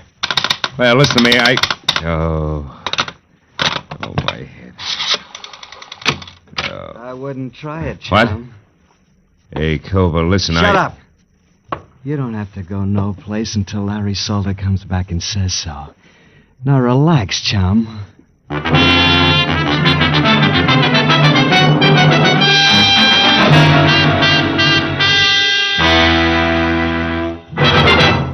In just a moment, the second act of Philip Marlowe. But first, a brief message from the Ford Dealers of America. Over 100,000 motorists are experiencing the engineering leadership built into the 50 Ford. As owners, they already know that it's the one fine car in the low-priced field, and it's personal experience that counts in buying a car. That's why the Ford Dealers of America are issuing this special invitation to test drive this new 50 Ford for yourself. In the classified phone directory, you'll find the name of your nearest Ford dealer. Perhaps you know him personally. He'll be delighted to arrange a test drive tomorrow. So get behind the wheel and test drive it for the comfort of its midship ride and its unmatched roominess. Test drive it for the power and quietness of the only V8 in the low-priced field, the kind of engine found in America's costliest cars, yet priced lower than 10 different six-cylinder cars. Test drive it for the safety of its own king-size brakes, largest in the low-priced field. Before you buy any car at any price, you'll find it to your advantage to test drive the 50 Ford at your Ford dealers tomorrow. Now, with our star, Gerald Moore, we return to the second act of Philip Marlowe and tonight's story, The Torch Carriers.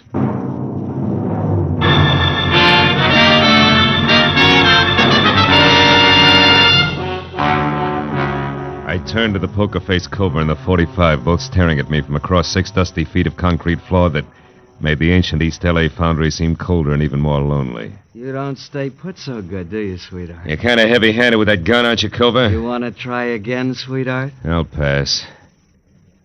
Standing here staring at each other is apt to get dull, don't you think? That's entirely up to you, sweetheart. You bleed pretty. You'd like that, wouldn't you, kid? Look, just so I don't get plugged by mistake, you better let me sit down before I fall down, huh? Help yourself. Over there on that box, so we keep me between you and the door. That's right. You're a good boy. You got no idea.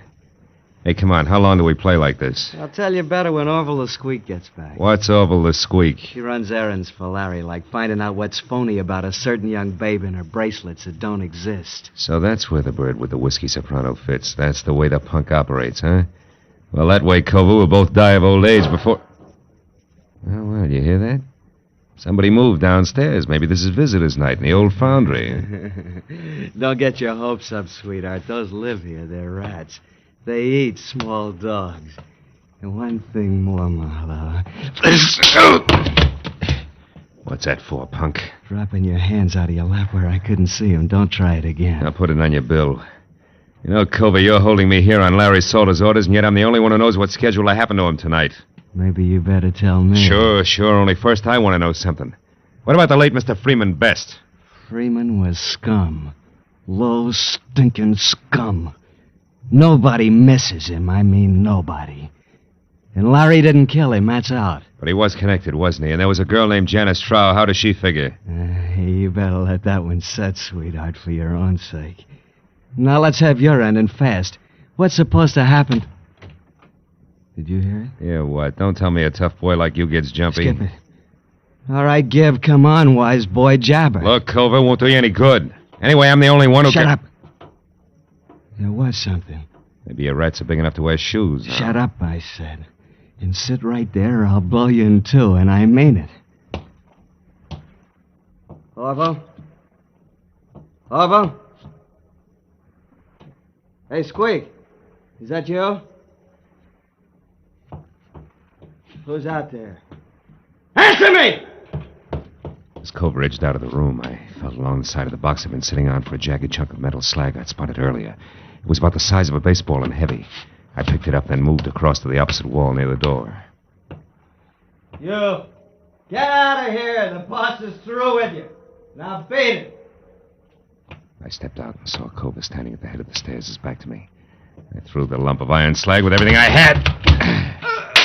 Caught him like a hammer between the shoulder blades. His head flew back, his fingers clawed at the air, and he pitched face first down the stairs. I caught a glimpse of a woman ducking out of sight behind the foundry furnace. It was Madge Gilbert. You killed him, didn't you? Culver's dead? I don't know, and I don't care. What are you doing in this boarded-up rat trap? There's nobody else here? Just us and Culver? Creepy number they call Oval the Squeakers due any minute. That nasty little louse gives me the willies. You made your bed, baby, but let's not get lost. What are you after in here? Well, I've been thinking plenty about that torch you're talking about. I decided if you carry the same old one long enough, you're bound to get burned. Finally felt the heat, huh? Yeah, plenty.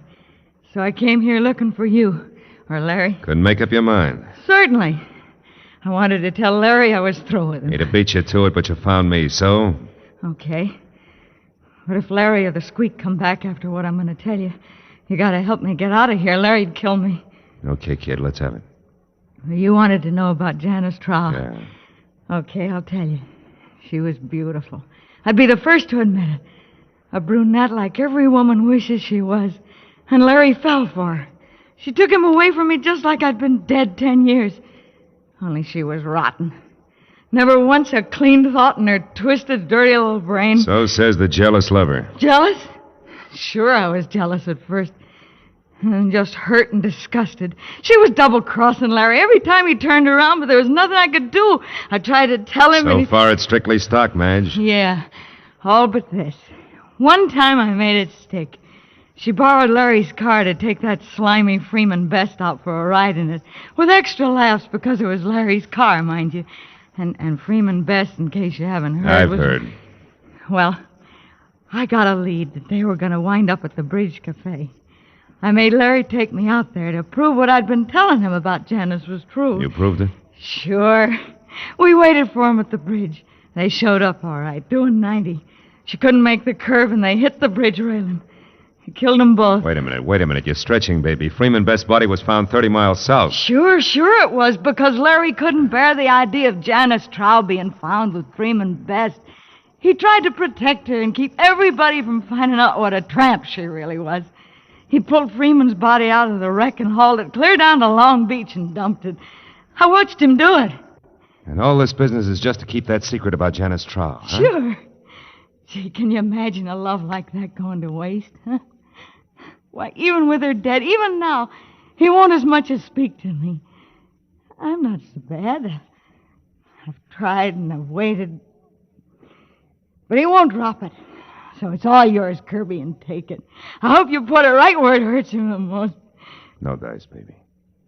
Kirby was a stall. I'm Marlowe, private detective. What? Gee, how cheap did I sell out anyway? That depends. The only axe I'm grinding is for a girl named Claire Osborne. Ever hear of her? No. That's funny. For some reason, she hates Salter even more than you. Listen. It's horrible. It's horrible. You stay where you are. I'm scared of him, Mom. I'll pull his fangs. Just don't get absent-minded about which side you're on.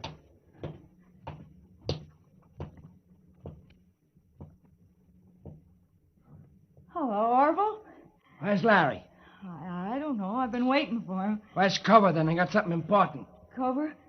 Oh, why, he went out for a few minutes. Yeah? I don't like this, sister. You in here all by yourself. Something's wrong. What is it?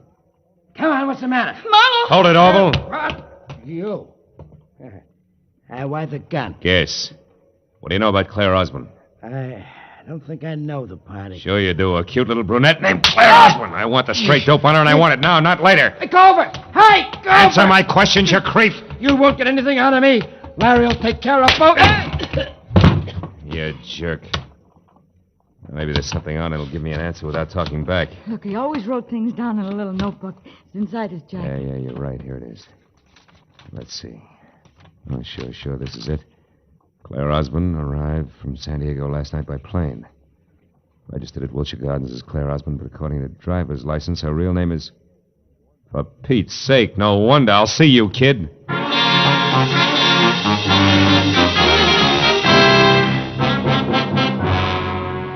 It took me 20 minutes to get from East L.A. over to Lucerne and another 5 to find the bleak white bungalow that belonged to Larry Salter. Its front windows were dark when I drove past it, parked on a side street, and walked back. But in the rear, one window showed a light. The screen door was open, so I eased myself into the service porch where I could see Salter sitting at a kitchen table. A look on his face of hurt defiance, like a small boy accused of something he hadn't done. I couldn't see who was facing him, but there was no mistaking the voice. I love my sister. It was Claire. All my life, Janice was everything to me. And now she's dead and you killed her. That's true, isn't it? I've already told you once, kid, you're making a mistake. Oh, no, I'm not. You're going to pay for my sister's death. No court will ever call it murder, but that's what it was. You did it just as surely as if you'd strangled her with your own hands. And now I'm going to get even for Janice. Claire. Hey, But, Marlowe, you crazy fool, why did you come here? Give me that gun, Claire. I know, you stay out of this. You can't stop me. Nobody can. Even if you shoot me, Marlowe, I'll kill him Now listen to first. me. Before you start pulling that trigger, you better know all the facts. Everything Salter here has done since your sister's death has been to shield and protect what little she herself left of a good reputation. She turned bad, Claire.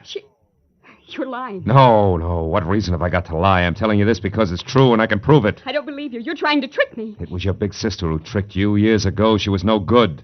She was that double-crossing, dirty cheat who wouldn't shoot square for 5 minutes. Stop it. No, there's more. The night she died, she was two-timing Larry. But even in spite of that, he risked his neck to move the body of the other guy just so she wouldn't be found with the kind of cheap trash she'd been running around with. And do you know why? Because Larry Salter there loved your sister, loved her every bit as much as you did. Loved her? Yeah. I know. No, this can't be true. Yes, it's true, kid. All of it. I loved her, all right. It's just too bad that Janice went like she did. Oh, Marlowe. Okay, baby, the hard part's over. Come on. Give me the gun. You don't want to shoot anybody. Not now.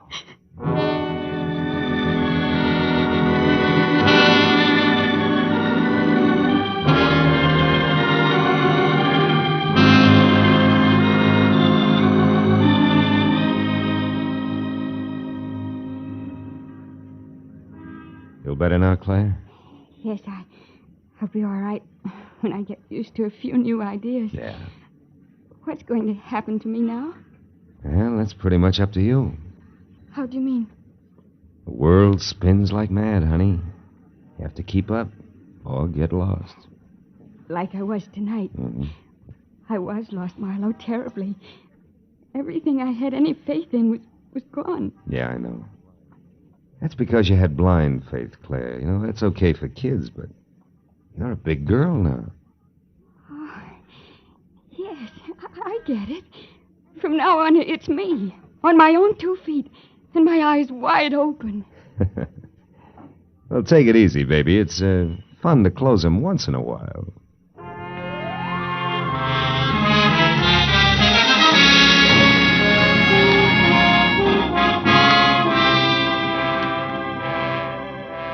After I dropped Claire off at her hotel, I remembered the drink I'd started out to get and left half finished on the bar. But it was too late now to stop anywhere, so I drove home and poured myself a nightcap in my own apartment. I carried it over to the window and looked out across the city at the endless miles of winking lights, each one a torch. Everybody carries a torch for something. Some for a love they can never have, an ideal that's out of reach, and some just for memory. Funny thing. So many dark corners get their only light from a torch that somebody carries.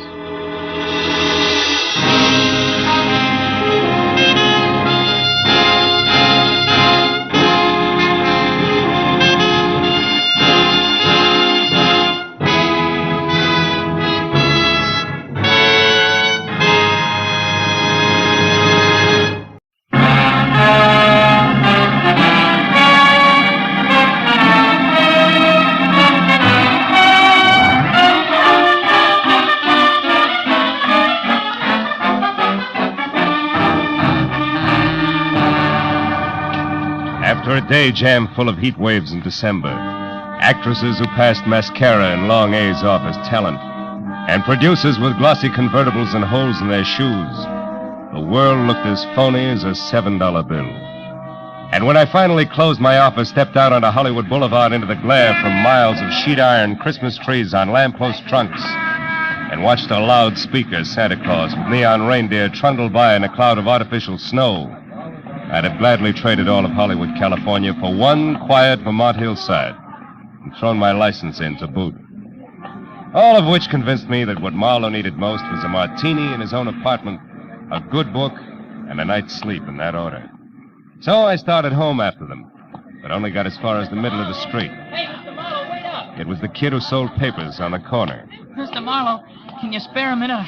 I gotta talk to you. Okay, Tommy. Let's get out of the street first, huh? I'm not so good at dodging fenders. Oh, yeah, sure. What's on your mind, kid? That's about my Uncle Bert. Bert Larson. He's gone, Mr. Marlowe. What about your family, Tommy? Don't they know where he is? Oh, I don't have no family.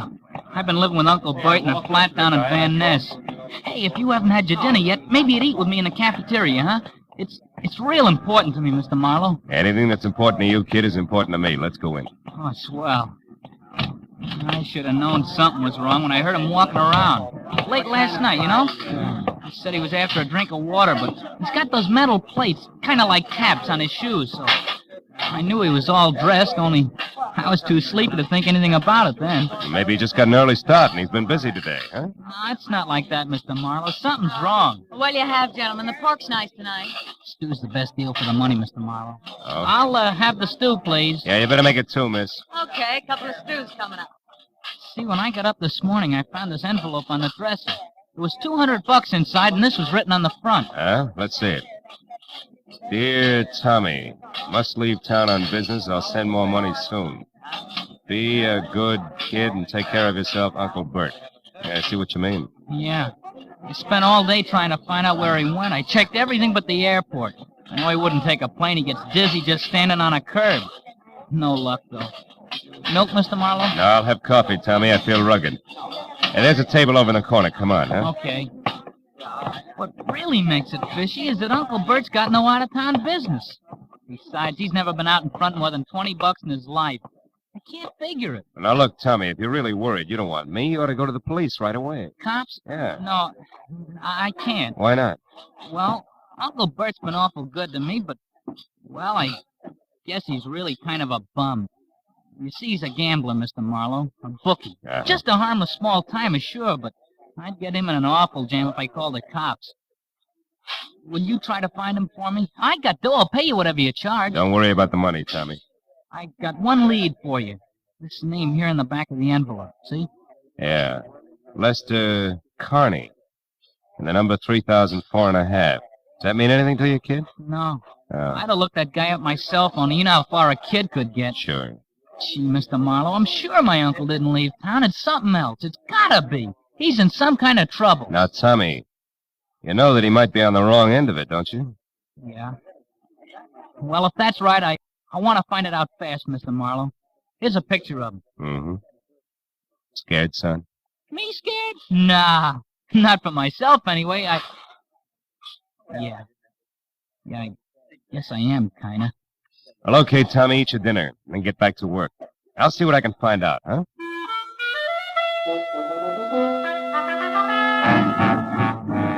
I patted my new client on the shoulder and left the cafeteria.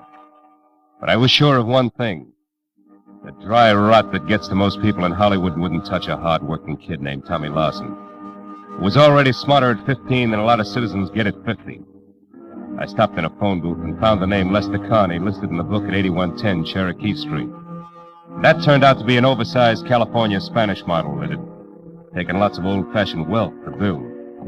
Halfway up the curving walk to the already open front door, I heard the All right, voices. Susan, if that's the way you feel, I don't want you in this house another night. Well, I'm sorry, Mom, but I don't think that spying and telling lies are a part of the maid's duties, so I'm leaving. But I would like to know about my back salary first. You'll get your back salary, my girl. Don't worry about that. Now get out. Very well, Mom. Excuse me, sir. Oh, yeah, sure. Well, what do you want? I'm looking for Mr. Lester Carney. Is he in? He is not. Oh, would you mind telling me where I can locate him? I don't know. And I don't care anymore. Just a minute. Is he with Bert Lawson, maybe? I don't know what you're talking about. Now get out of here. And good night to you, too, Mrs. Carney. Hey, Susan. Just a minute, baby. Who are you calling baby? Well, I call anybody baby when they're as cute as you are. You're not so bad yourself. Well, now that that's established, let's get friendly. I'm always friendly. But they're not, huh? Oh, there's going to be trouble in that house. Oh? Well, good night, Mr. Now, wait a minute. I'll give you a lift in the car. Let me have your bag. Well, all right. Thank you. Yeah. Say, what about that trouble you spoke of, Susan? What did you mean? It's Mrs. Carney. Junior. Oh. She isn't as pretty as she used to be. She's turned around, Sid. She's driven that poor husband of hers out of his mind. He almost never comes home nowadays.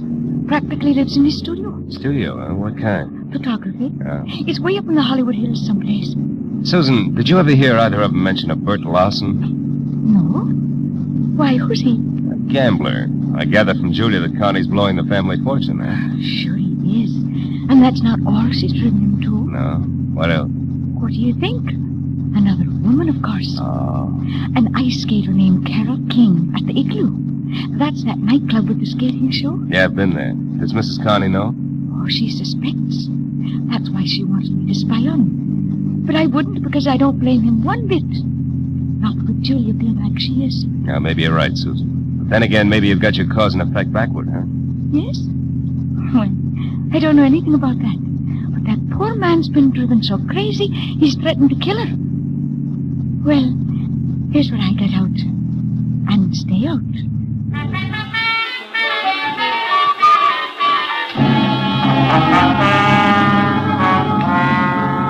I dropped Susan off at the car stop and headed out Sunset Boulevard for Westwood in a club called the Igloo, which looked more like a down-at-the-heel Taj Mahal than an Eskimo's bedroom.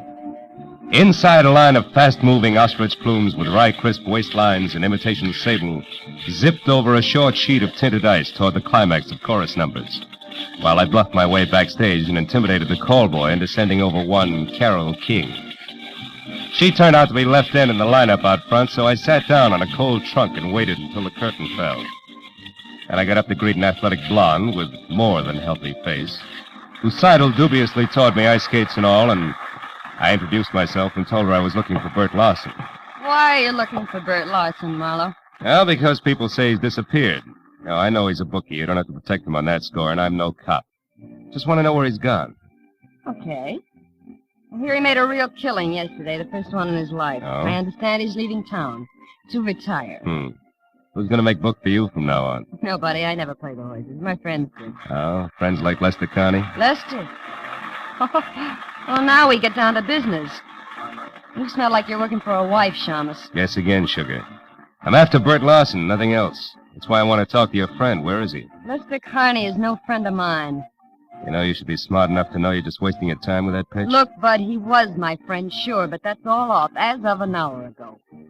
We're all through, washed up. I gave him the boot. Why, did he run out of blank checks? I ought to bust your shin wide open keep those for skates that. on the floor, honey. Then skip the cracks. I threw him out because I got sick and tired of waiting. Kept me on the string for months with nothing but promises. Said he hated his wife, but when it comes down to cases, he refused to leave her. Why? I don't know. Got some hold over him, and he has nerve enough to break. So I wrapped him up in a neat little bundle and sent him home. It was a mess. I'll bet. Between you and Julia, he must be in a great frame of mind tonight. That's his problem now, brother, not mine. What is yours? How to keep your life on ice? No, wise guy. For your information, I'm quitting this show. I'm going to make a clean break all around. Happy landings. But look, what's the connection, if any, between Lawson and Carney? Why, Mr. Marlowe, I have No idea. Isn't that wonderful? Okay, sugar, that's where we'll leave it for now. But in making that clean break, be sure it's not your neck. I'll see you around. I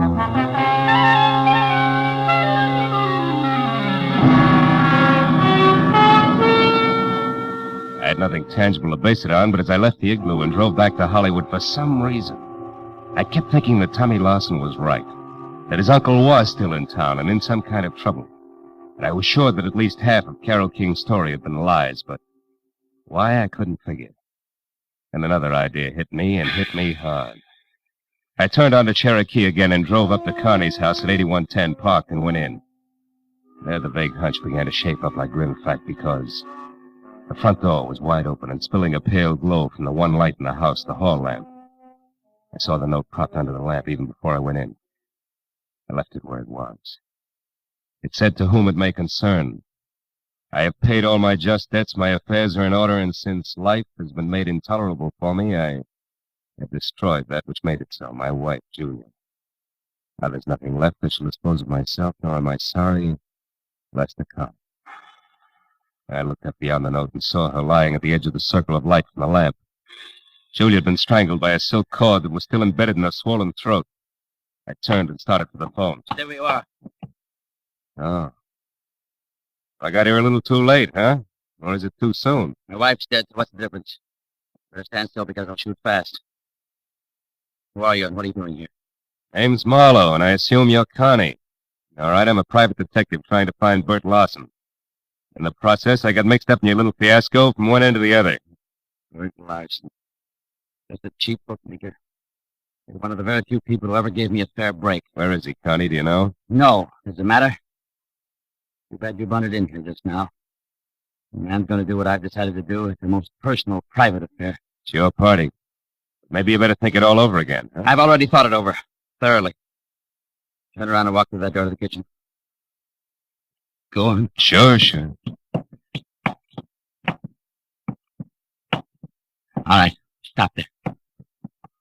Now, open that door on your right. This one? Yes. Years ago, that cellar was filled with the best wines the world had to offer. What happened? You pulled too many corks? Find out for yourself, Marlowe! Oh!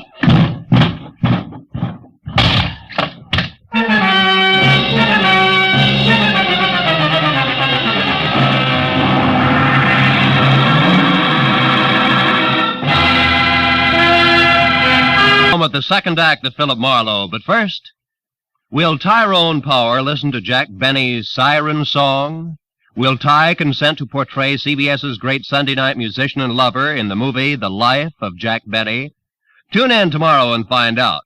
No, there's never a question about the quality and quantity of comedy and sheer entertainment on CBS on Sunday night. And remember, the Jack Benny Show is heard on all of these CBS stations. Now, with our star, Gerald Moore, we return to the second act of Philip Marlowe and tonight's story, The Kid on the Corner.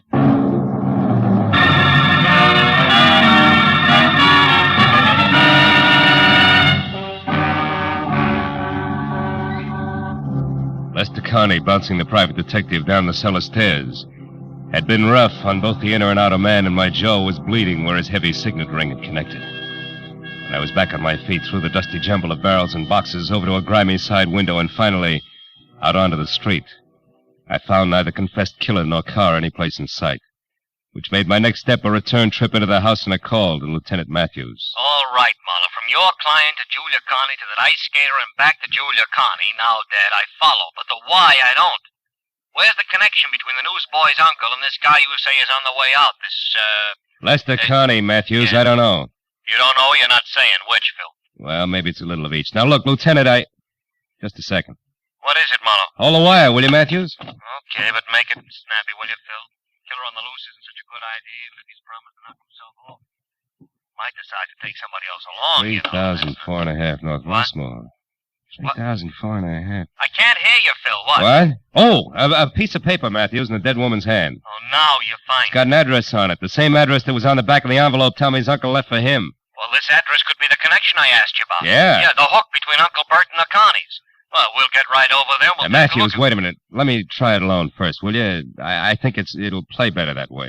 And keep the kid's uncle out of the police lineup that way. Yeah. Marlowe, I can't. Oh, now, wait a minute, Matthews, please. I'm thinking of the kid. Yeah, well, Okay. Attaboy. Just don't make it too long till I hear from you again. Goodbye. I knew that the 3000 block on North Rossmore wasn't even close to the Hollywood Hills, which meant that the address couldn't be the dilettante photographer studio that the Connie's ex-maid had described.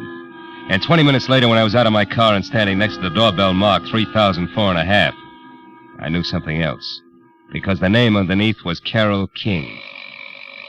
A light showed from someplace deep inside, and my leaning on the doorbell only proved that it worked. There was no answer at 3004 and a half, but 3004, the other twin to the duplex, was different.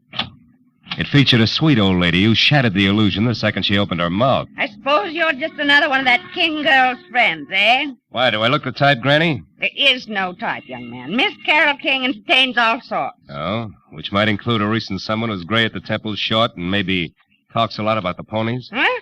How would I know what our guests talk about? Oh, you gotta be kidding. Look, honey, a woman's been murdered tonight. Murdered?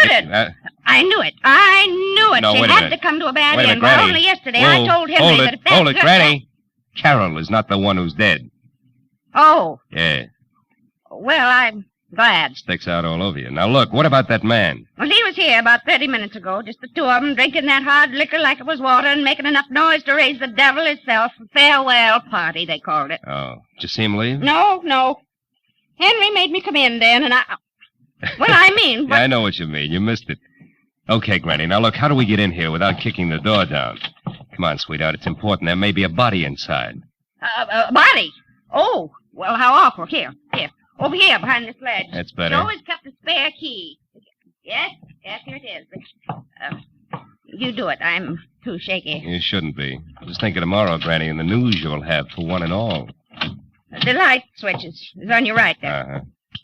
See anything? No. How many rooms here? Bedroom, kitchen, and bath, aside from this.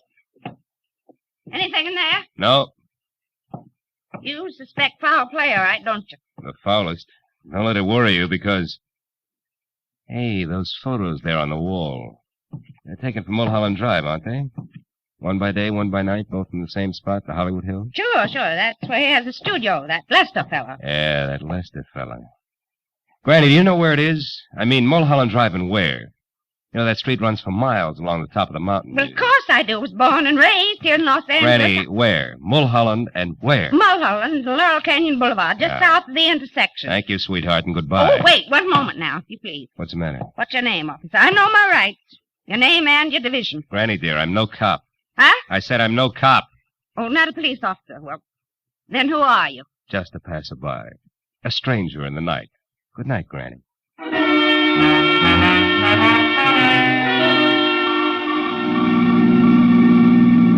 All the way from Rossmore to Sunset, then west to Laurel Canyon Boulevard, I kept worrying about Tommy Lawson and the uncle, who, from where I stood, needed at least worrying about no matter which way things played. But when I was on the strip of macadam that twists its way upward toward Mulholland Drive like a snake writhing from a long, long bellyache, I forgot about both client and relatives alike. Because at the top and a little to the south, where Granny had said it would be, was Lester Carney's studio, all right, but burned to the ground. Well, these select flyweight joints sure go fast, huh, Chief? Yeah, it wasn't 20 minutes on this one. Hey, mister, where you going? Some of that metal stuff's still pretty hot. Who are you, with the law? No, Chief, I'm a private detective named Marlowe. I was wondering if Lester Carney was caught in there. He owned this shack. Yeah, I know. Is he a friend of yours? No, it's strictly business. He's wanted for murder. Yeah, he was wanted for murder, Phil. He was burned to a crisp in there. Hello, Casey. Hello, Matthews. Well, what's your guess? He started on purpose? No, suicides hardly ever burn themselves to death. No. He probably took some sleeping pills or poison and then a cigarette he left going did this, you know. Hey, by the way, Phil, you saw Connie tonight. You think you might recognize him? Might. Yeah, he's over there. There isn't much. See you, Casey. Right, Matthews. Hey, Garcia. Hey, you tied Connie and this fire together kind of fast, didn't you, Lieutenant? I just found out about this place. Yeah, but you work alone, Marlowe. I got help. Oh. Oh, there it is. All that's left. See anything? Yeah, that ring. I noticed it earlier tonight. And the watch? No, I'm not sure. I don't remember what kind of... Hey, Matthews.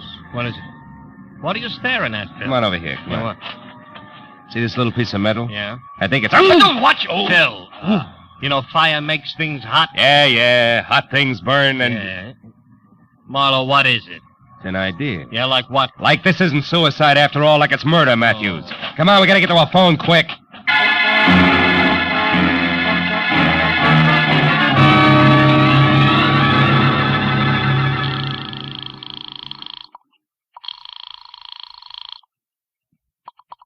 Los Angeles International Airport, Central Dispatcher's Office. Look, miss, this is important. I'm calling for Detective Lieutenant Matthews at police headquarters. What passenger flights have left in the last half hour? Passenger flights? Yeah. Well, there have been two, sir. One to Dallas, Texas, and the other to Chicago. Both American Airlines. Nothing out of the country? Marlowe, what are you getting? Will you wait a minute, Matthews? Sir. However, there is a flight scheduled to leave at 10:10. Uh-huh. That's just 5 minutes from now. That's going to Manila. Mercury Airways. Shall I connect you? Yeah, hurry, will you, please? Yes, Hey, Matthews, sir. that's maybe it. I'm glad for you. Mercury Airways. Central Dispatcher's Office, Mercury. There's a call from the police here for you. Go ahead, sir. Look, your 10:10 flight from Manila, is it going out on schedule? Yes, sir. The plane's standing by for the tower signal now. Oh, then tell me this. Is there a passenger aboard named Bert Lawson? Lawson? One He's the moment, killer, please, Phil? sir. Hurry, will you? This Lawson killed Lester Connie. Then he's Will you the hold one it, who- Matthews? Yes, sir. We have a Bert Lawson aboard. Oh, good. Keep him there and don't let that plane get up in the air. Do you hear? The man's wanted for murder. But don't do anything else either. Just let him sit and wait for us. You got that? Yes, sir, I understand. Fine. We'll be there as soon as we can. Goodbye. Come on, Matthews. It's your show from here on in. Sirens included.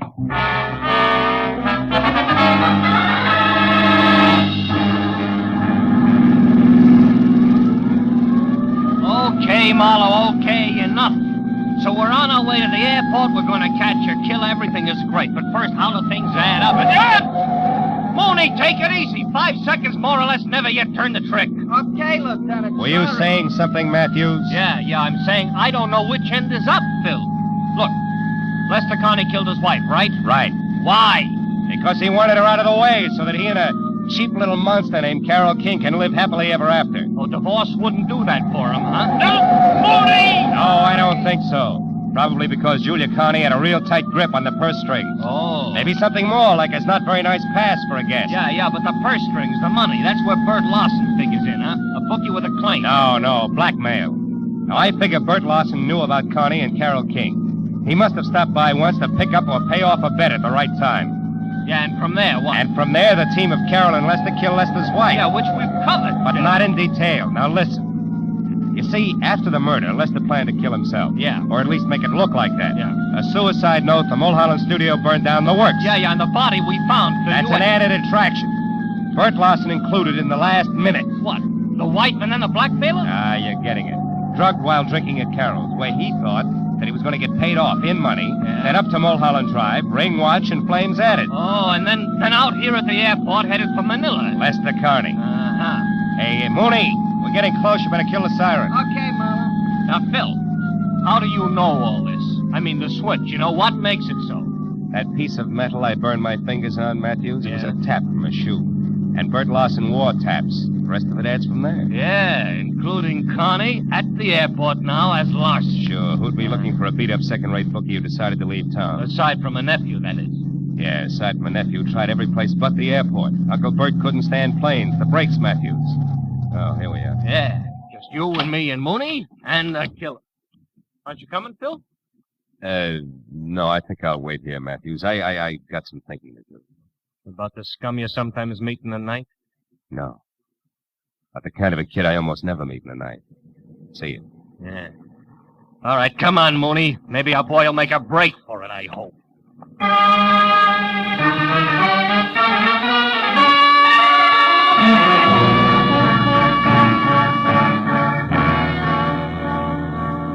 Lester Connie didn't make a break for it, and an hour later when they picked up Carol King, it was the same thing. Each of them was surly, ugly, but they talked. So when I finally left police headquarters, where try as he would for Tommy's sake, Matthews had found it impossible to skip over Bert Larson's connection as a blackmailer. It was pushing midnight, and I was dog-tired. There was something worse than that when I was back on the corner near my office, walking toward Tommy Larson, who was untying a stack of fresh newspapers. Then the headline. Read all about it. Hollywood killer nabbed. Blackmailing bookie. Jealous wife slain. Hiya, kid. Hiya, Mr. Marlowe. Lieutenant Matthews tells me you had kind of a rough night. Kinda? When'd you talk to him, Tommy? After the first editions hit the street, I wanted to know if you were okay. The story didn't say. Publicity no good for your business, huh? Not much. Look, kid, did the lieutenant say anything about you? I mean... Oh, I'm gonna stay with a neighbor. Friend of Uncle Bert's. He had friends, you know. He wasn't really bad at heart, Mr. Marlowe. Not really. I believe that. So do I, Tommy. He was just mixed up. Yeah. Sure he was. And you know why? The way he thought the world owed him a living, that's why. And I couldn't tell him otherwise. Excuse me, Mr. Marlowe. I gotta get going. Thanks a lot. You were swell. Sure. Extra. Bookie and Babe slain in Hollywood Triangle. 2 dead in Hollywood slaying. Extra.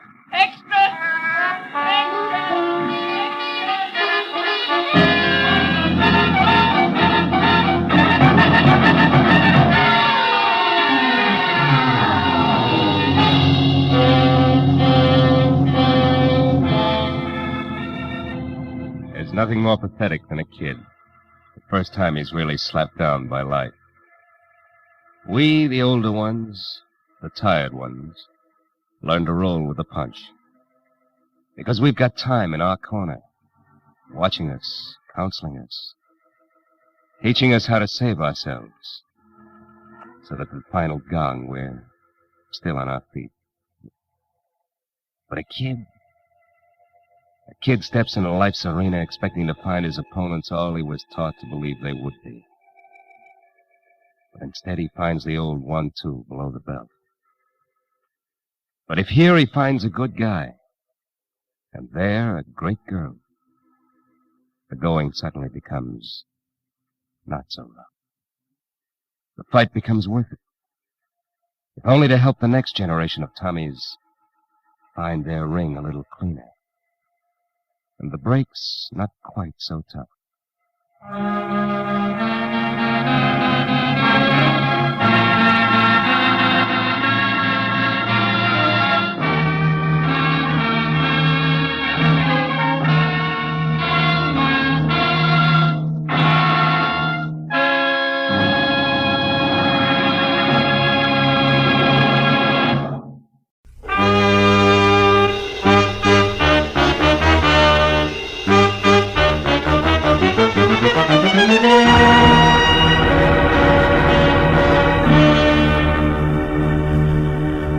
It had been the kind of quiet, workless week that speaks well for human beings and their relations with one another, but doesn't do much for a private detective's bank balance. So when at exactly noon a telephone call had jerked me out of Chandler's new novel, The Little Sister, and a voice edged with anxiety had dangled $100 worth of negotiable bait my way, I had snapped at it. But then I wondered if I'd done the right thing. Because it had been my Mus Hattie Pembroke, guardian of the millionaire, thrill-seeking screwball Paige Pembroke. And now an hour later I left the sunlight and felt my way into the gloom of the carefully tucked-away Hollywood bar, where she had suggested we meet. When I could see again, I spotted her at a corner table. That the old girl would be the other side of 50 and doing a little too much to disguise it, I had expected. But that she would be drinking her whiskey neat, I hadn't.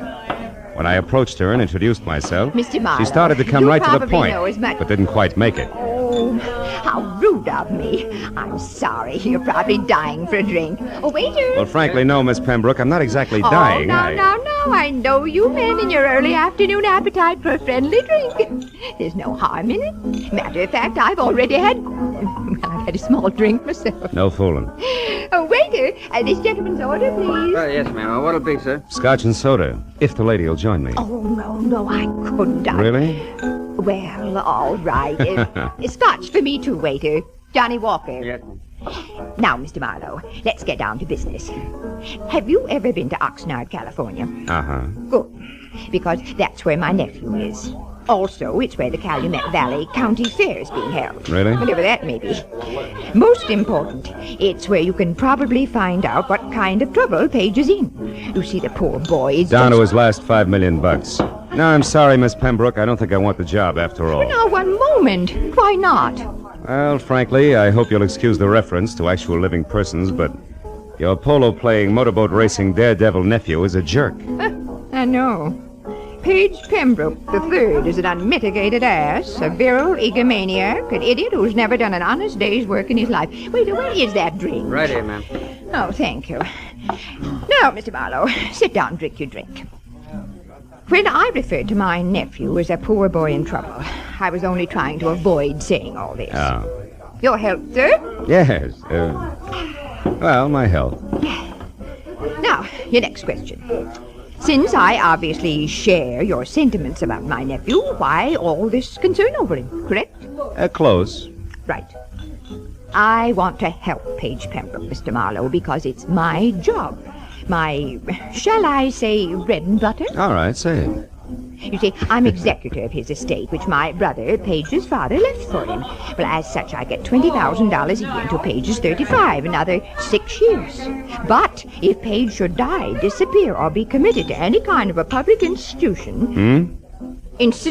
Oh. Before then, the entire estate goes to charity, and I go find another job. And specialized jobs like handling $5 million estates are hard to come by these days, huh? Now, Mr. Marlowe, this letter here's all you have to go on. It was postmarked last night from Oxnard. Read it, read it. Oh. If you want your precious nephew to keep on being healthy, you better come and get him at once. The three of us had a nice little act going here at the Calumet Valley County Fair before he joined us just for laughs. We intend to have a nice little act going after he's gone. And one way or another, he's going to go. A friend, huh? Yeah? Well, what do you think? Oh, it's 5-1. It's nothing more than a woman spurned. Very young woman, Miss Pembroke. So you might be wasting $100 sending me up there. Then you'll go. Good. Yeah, but only because of my bank account. Mr. Marlowe, there'll be another $100 for you if and when you get all this straightened out. Now, call me at my home, Beverly Hills. Crestview 5412. 4124? Yes, as soon as you find out what's wrong. Oh, Mr. Marlowe. Yes, Miss Pembroke. On your way out, signal the waiter for me, will you please?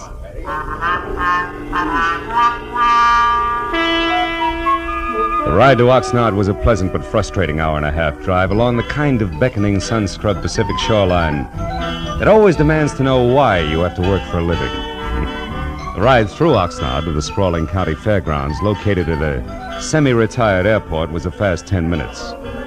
So all in all, it was a little better than 3 o'clock, and there was still a measure of boyish bounce in my stride when I started past the prize cows and plain and fancy leghorns and headed for the Midway, looking for the act Paige Pembroke had joined just for laughs. But it was 4 o'clock, and I had checked a half a dozen death-defying numbers before I was standing in front of a banner Columbus could have used for a sail. It said I was getting warm. In iridescent orange cloth on black, it read, "The Plunging Comets. Taffy Starr and Midge Maynard on wings of death with fearless Eddie Knapp at the controls. The greatest parachute act in the world, admission free. 5 and 9 p.m., north end of the Midway. Come one, come all." Yeah, this had to be it. At the north end of the Midway, just outside of a sagging, weather-peeled hangar, I found the World War I biplane that went with the Plunging Comets being mothered by a mechanic who didn't have grease on his face. And beyond that, on an inside wall of the hangar, were the parachutes used in the act, each on a separate hook, its owner's name carefully block-lettered on a card tacked above. Taffy, Midge, and Eddie. And then, scrawled in black crayon, the name I wanted most of all to see, Paige. Lost something, mister? The voice went with the woman and the woman with the act. At the top, there was what used to be called the boyish bob, sticking out of a white aviator's helmet circa 1918. Then a bright red leather jacket open wide at the throat, black riding breeches, black boots, the color of hair that stuck out and said this one was Taffy. I asked if you lost something. Have you? Well, come to think of it, yes. 6'2", eyes are blue, and carries a big, big checkbook. Seen one around? Maybe. Why? Who are you? Name's Philip Marlowe, the millionaire's friend. I'm a yacht salesman. Here's my card. Never mind your card or the very funny jokes. Now, what do you really want? Paige Pembroke before he breaks his neck in your act, or isn't he in it yet? I don't remember. Now, your point. What is it? A letter you could have written? A letter that says Paige is in trouble. Where is he? Goodbye, Mr. Marlowe. Take it easy, Wings. You wouldn't want to hold out on somebody who's only trying to help Brother Paige, would you? I mean, what reason could you possibly have? Other than $5 million you might want for your very own. Why, you... I said goodbye. What's the matter, Taffy? You having problems? Yeah. This Mr. Yacht Salesman is Emmett Kingston, head of the fair's Midway. And you'll be surprised how popular he is with the concessionaries. Now where you going? What else? Good day, Miss Taffy, Mr. Kingston. You know, sometimes it works. Lead with your chin, ride with a punch, and watch for your opening. And I figured I'd try it just that way. So 10 minutes later, when Emmett Kingston, who was carnival people from checkered vest past ornate watch fob to high-button shoes, and shaped like a bowling pin, left Taffy and started trundling down the Midway, I went after him. When he stopped in front of a lunch wagon, I stopped too. And when he went in, approached a man playing pinball machine who was maybe 5'4", and from where I stood conscious of it, I was still behind him. At the pinball machine, a stranger with a thin face that wore a nervous toothpick was also watching the little man's game. Oh, boy, Doc, it's peachy. So when I moved closer to the trio, my face turned away from Kingston. Nobody seemed to mind. Hershey, jack of many trades, I see. What? Oh, Mr. Kingston, how are you, sir? Fine, Hershey, just fine. 800 more is jackpot, Doc. Come on. You wanted to speak to me, Mr. Kingston? No, Hershey, nothing important, except about last night. Last night, sir? You were working late for a parachute rigger, weren't you, boy?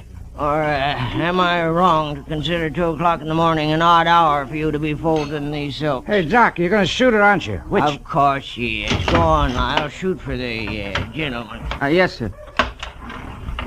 Hey, 2,000, 3,000, 4,000. Hey, that's great. Now do that again with your last ball, Doc. Was there something else, Mr. Kingston? Yes, why were you near the chutes at that hour? And don't bother denying that you were, because Eddie Knapp saw you there. Well, son? Well, I was there to double-check the riggings, Mr. Kingston. Hey, look, I'm sick and tired of Midge Maynard complaining about the way I pack her chute. It's a stupid excuse, just trying to cover the fact that she's losing her nerve. Hey, boys, don't ignore me. Do we try for the jackpot? Shut up, you, and get going. Rosie, get this stumblebum out of here, will you? Sure, Mr. Kingston, whatever you say. Oh, and it's social, huh? All right, Doc, I'm going. Of my own free will, too. But I could stay if I wanted to. Hershey, you were saying? Well, just this, Mr. Kingston. Midge Maynard and Taffy Starr fighting because of that Pembroke fellow, or because Eddie Knapp is crazy about Taffy is one thing. But bringing me and my work into it is different. Meaning? The parachutes Midge and Taffy use are identical. In the act, both girls jump from the plane wing at the same time. But Midge always gets scared and opens her chute sooner than Taffy. So Taffy is on the ground long before Midge. But this has nothing to do with the way I rigged the chutes, and I think All right, Hershey. Nobody's blaming you. Say, you... Yeah? You wouldn't be trying to sell another yacht in here, would you? Just waiting for the finish of an exciting pinball game. Is that all right, or is it time to call Rosie again? No, it's quite all right. We're leaving. You try for the jackpot. Come on, Hershey. It's about time for the 5 o'clock show. Oh, yes, Mr. Kingston. Only 40,000 to go.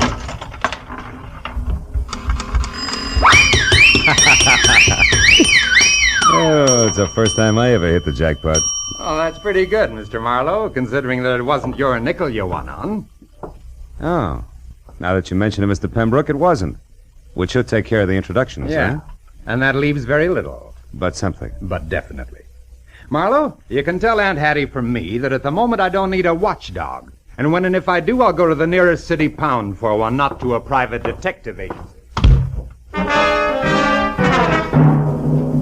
I told myself it was foolish to slam the door on my way out. So I slammed the door on my way out. I started north down the midway toward the open stands and the 5 o'clock sharp performance of the plunging comets. When I got there, the act was already underway with the silver biplane taking off. Eddie Knapp in white at the controls, Taffy in her red jacket and parachute crouched on one wing, Midge Maynard in blue jacket and chute on the other. Then as they slowly gained altitude, High Button Shoes himself took over the PA. They did it up well, and by the time the plane was at about 3,000 feet, every pair of eyes was riveted skyward, and an expectant hush thicker than winter fog had settled everywhere. At 3,500 feet, the plunging comets, Taffy Starr and Midge Maynard with fearless Eddie Knapp at the controls. They will not open their parachutes until they are within 500 feet of the ground. Now watch. They should be ready. Yes, and yes, there they go. Knees drawn up tight, arms close into their sides, they jumped. Specks in the sky growing bigger as they fell. 1,000, 2,000, 3,000 feet, and then, from Taffy's chute cloth, long and colored, a huge flag rippling in the wind from the end of a long rope. The flag seemed to rise above her as she fell, until the slack was gone, and then suddenly her chute opened, billowing. And then Midge, another flag rippling from the end of a long rope, and then the flag drifting free. Midge's chute not open, Midge plummeting down to the hard ground.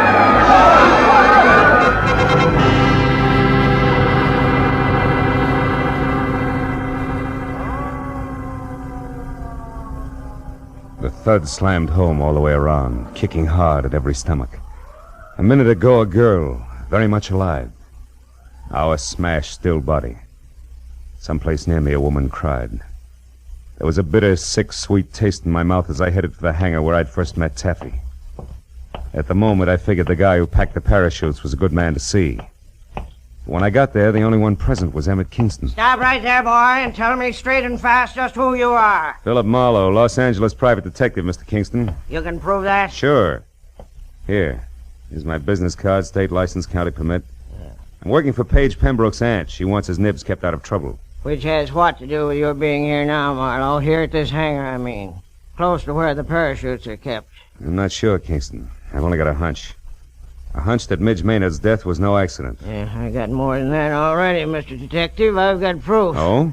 You see this flag? It's the one that came off Midge's chute. There's a long rope attached to it. Yeah, I know. I saw the act. Pulls the chute open after the flag's flown a while, right? Sometimes, but not tonight, Mr. Marlowe. Tonight it couldn't. Why not? Wasn't it attached to the chute? It was. One end to the chute release cord, the other to the base of the flag. What went wrong? Nothing. Nothing, Mr. Marlowe, except that the long rope on Midge's chute was cut in two by a very sharp knife.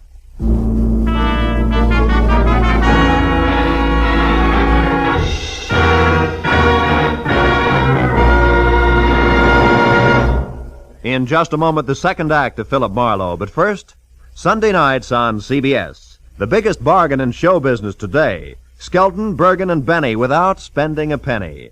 Amos and Andy, Eve Arden, Corliss Archer. 4 A's, 4-star entertainment. The Family Hour with its Hollywood stars and stirring dramas. The Contented Hour with its musical stars in brilliant form. Horace Heidt with his rising stars. 8 great shows heard on most of these same CBS stations every Sunday night, with the 9th, Jack Benny, being heard on them all. Hear them all this Sunday night.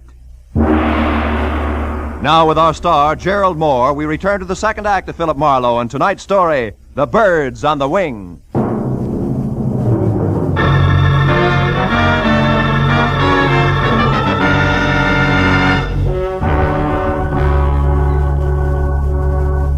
When Midge Maynard's grim accident turned out to be grimmer murder, I left Kingston and headed for a phone to call my client. Everywhere the chill of the viciously spectacular death lay like a soggy blanket. At the exposition office, I found a phone and finally got through to Hattie Pembroke. She listened up to the word murder and then, between gasps, insisted on coming out to help me. When I hung up, I turned to see that the pilot, Eddie Knapp, had been standing in the door, listening. He looked sick. What's it to you, mister? What's what to me? Midge. The long drop she took out there. And Pembroke. I heard you say Pembroke. What do you got to do with him? Just a minute, fella. I'm not sure it's any of your business. It's my business, all right. That kid gave me a big grin up there just before she jumped. And I watched her fall every inch of the way. So did everybody else. Look, I know how you feel, You Eddie, don't have but any idea how I feel. Don't try to kid me. That mob out there loved it. That's the only reason they come to watch, the hypocritical buzzards. You got a finger in this pie, an angle all your own. I'm going to find out what it is. Take it easy, Knapp. You're talking yourself into something real silly. Yeah? Listen, ever since that louse Pembroke showed up here, there's been trouble brewing. Now Midge is dead. She was a friend of mine. Best friend I had. Aren't you pulling a switch, Buster? What happened to your red-hot passion for Taffy Star? Oh, you nosy... Come here, you jerk! Look out my arm! Buzz boy, and unless you want to take off with a busted wing, stand still. Now get this, Eddie. I've got no beef with you yet. In fact, we might even be on the same team because I want Pembroke out of here just as much as you do. So cool off! Who are you? Private detective named Marlowe. I got news for you. Midge fell because her chute was fixed. She was murdered. Murdered? You heard me. Where's Hershey? He packed the chutes. Have you talked to him? No, I can't find him. You mean he's run away? With that filthy Hairpin Now psycho? listen, for your own sake, Eddie, leave Hershey to me and the police. You know where he's staying? No, I don't. In town someplace. But didn't he ever tell you where? Come on, think, Eddie. Well, yeah, he told me he had a buddy in town. Some guy who runs a pool hall. I didn't pay much attention. That's enough for a starter. I'll find him. And keep a lid on your temper, Eddie. I'll see you. As I crossed the grounds to my car, I looked back once at Eddie Knapp standing in the office door, rubbing the shoulder I twisted for him. I hoped he'd stay out of circulation until I got back because the barnstorming flyer was charged up like a high-tension wire. And the way he felt there'd be sparks no matter who he touched, Taffy, Pembroke, or Lyle Hershey. But my immediate worry was the location of the lambing parachute packer, so I drove into Oxnard, found a phone booth, and went through the book calling pool parlors. I finally hit pay dirt at a joint called Pindy's. It's 212 B Street, upstairs in the back. 212 B Street was an apartment, second floor rear over a boarded-up fish market. I went up the stairs to the half-open door with my hand around my .38. But the shooting part was all over. Because Lyle Hershey was crumpled in the bedroom door with the slovenly abandon that violent death always has. And the look of the puddle of blood under him, he'd been that way over an hour. I started backing out, just as someone else started up the stairs. So I flattened myself against the wall beside the kitchen door and waited. Lyle, it's Taffy. Come on in. Take a good look, Taffy. What are you doing in here? Where's Lyle? Great act, baby. Holds water like a duck's back. What do you mean? That wherever there's murder, there's also motive, and you've got it, Taffy. Lots of it. Me? What are you talking about? Maybe he's dead, and maybe you killed him. Keep him quiet, because maybe he fouled up Midge Maynard's parachute on your orders. Consequently, he had you over a barrel. On my orders? You're out of your mind. And maybe you had to get Midge out of the way because you objected to Paige Pembroke and his idle millions honing into the act. Objected so strenuously that she was doing something about it, such as sending threats to his Aunt Hattie.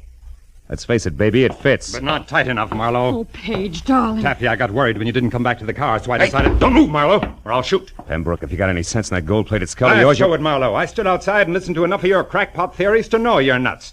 I don't need any advice from you at this point, so keep your long nose out of my business. Now listen, you harebrained dope. You just stand there like a good little boy. Taffy and I are leaving, and don't try to follow too fast. Go on, Taffy, outside. I'll follow you. So long, detective. I let him go. Spent 20 useless minutes searching the almost bare apartment for any kind of an answer, but came up with nothing. Hershey's body at my feet convinced me there was nothing in Oxnard for Marlowe. And the sooner I dumped the whole mess into the laps of local law and order, the better. So I kicked out the 10-cent lock on the flimsy door and went down the stairs. I cut through an alley to the street and started across to where my car was parked. When I was bracketed by a pair of headlights on a sleek Nash convertible. Hey there, Marlowe! Marlowe, what you doing here, boy? Nothing. Even that's an exaggeration, Kingston. What about you? I thought you had a show tonight. I certainly do, but the police don't give a hoot about that, boy. No. They insisted that I bring the rest of Midge Maynard's parachute harness in for investigation. Mm-hmm. Get in and come along, will you, son? Maybe you can help me out. Okay. I want to see the police myself. Oh, is this Midge's stuff here? That's it. Don't mind holding it, do you? No. You know, this waste of time, boy. All they have to do is pick up Lyle Hershey and they'll get all the answers. They'll have to pick him up, all right, but he'll give them problems, not answers, Mr. Kingston. Lyle Hershey's dead. He was murdered. You say Lyle... Yeah, I just came from his place. Somebody shot him. Great suffering sardines. Well, that means there's another killer. And still on the loose. I knew I shouldn't let him do it. Let who do what? Why, Taffy's going to give an air performance tonight. They pulled me into the grounds just as I was leaving and told me that Pembroke fella's going up to Midge's place. You mean those two showed up out there? It doesn't make sense. Well, Pembroke's got plenty of nerve in his own chute, so I guess... Shoot? Yeah, he's... Wait a minute, Kingston. Stop under that streetlight, will you? Why, What is it, Marlowe? What are you looking at? Sure. Red smudges on the inside of these straps. There's something wrong here, Kingston, but I can't quite peg it. Say, Kingston, what time was that performance going to start? Why, 9 o'clock. 5 minutes and 5 miles to go. Come on, boy, turn the heap around and romp on it. We got a killer to catch.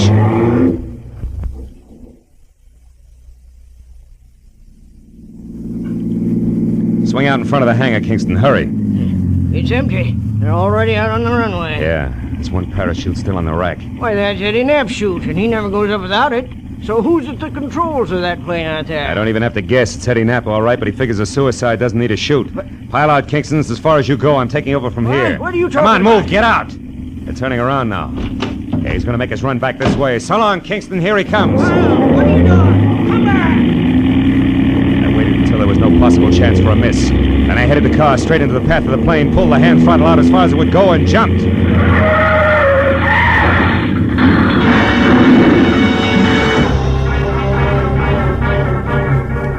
From there on, it was easy. The plane sort of stumbled over the car, rolled up on its nose, and stayed there.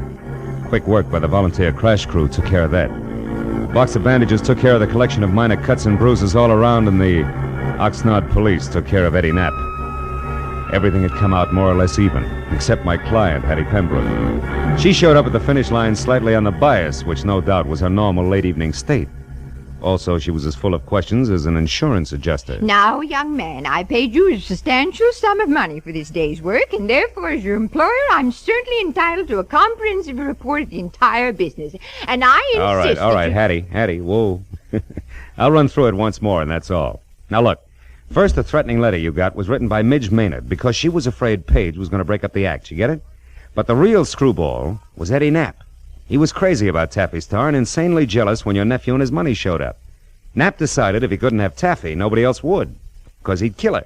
And yet Midge Maynard was the one who got killed. You catch on quick. Knapp killed Hershey because he was afraid Hershey had seen him tampering with the chutes. You get that? No. Oh. On second thought, Marlowe, maybe you better submit a written report tomorrow. Yeah, with adding machine enclosed. Now, look, Hattie, it's not Hey, that... Marlowe, Paige and I want to apologize. We treated you pretty badly tonight, and, well, you did save our lives. Business is business. Yeah, that's right. He was hired to do a job, dear, and he did it. I'm only interested in one thing, Marlowe. How'd you know it was Eddie Knapp? Well, nobody had a really good motive for killing both Midge and Hershey, so when I realized the chutes had been switched, I knew Midge's murder was a mistake. And there it was easy. How'd you find that out, Marlowe? From red smudges on the inside of the harness shoulder straps. Red that had to come from your leather jacket there, Taffy. The one Midge always wore was blue. Mm-hmm. Very interesting. Well, Hattie, write the detective a check so he can go. That's the best idea you've had to date, Pembroke. And include on it the price of a repair job on Kingston's car, a new tweed suit to replace this one that lost knees and elbow on the runway when I jumped. And also, don't forget the bonus you promised for keeping your job alive, Hattie. Oh, just a minute, Marlowe. As for you, Pembroke, the only reason I'm not filing an assault and battery charge against you is that you've got great grounds for a countersuit. What do you mean? This! Bless you, my boy. Mail me the check. Good night.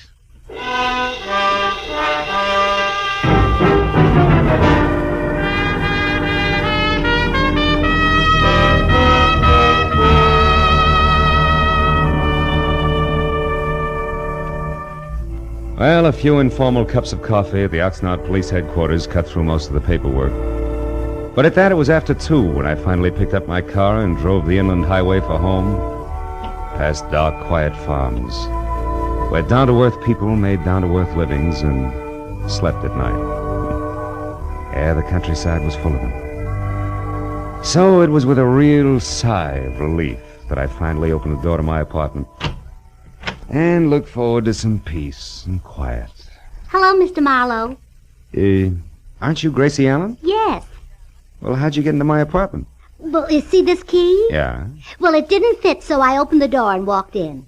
Yeah, well, that figures. What can I do for you? Mr. Marlowe, you're a famous detective, and I think you're just the man to handle a very important case for me. Oh, really? Well, I'd be very happy to, Gracie. What's your problem? Well, you see, Mr. Marlowe, our sponsor won't let my husband, Sugar Throat Burns, sing on our program. Mm-hmm. And I want you to investigate the possibilities of another radio program George can sing on. Mm-hmm.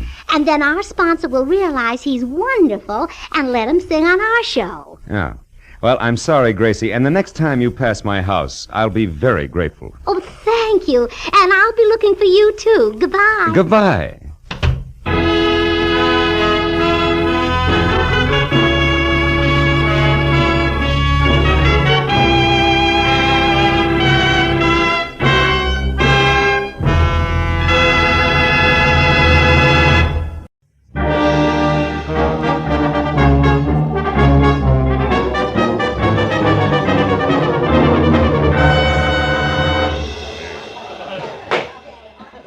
Division 88 of the Superior Court of the State of California and for the County of Los Angeles now in session. The Honorable Albert Winston, Judge presiding. Everybody rise.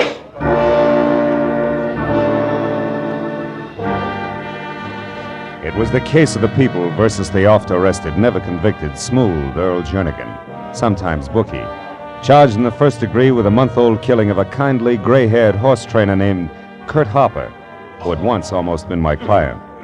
It was the afternoon of the 4th day of the trial, and the prosecutor for the state had already built an almost airtight case against the alleged gambler when my turn finally came. To further substantiate the state's claim that Earl Jernigan did willfully and with malice aforethought take the life of the deceased Kurt Harper. Will Mr. Philip Marlowe take the stand?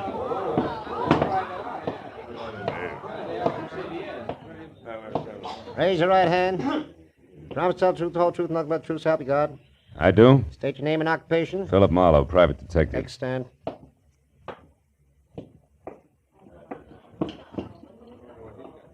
Mr. Marlowe, on the morning of the 30th day of July last, the day on which the late Kurt Harper was murdered, were you hired as a private detective by the said Mr. Harper?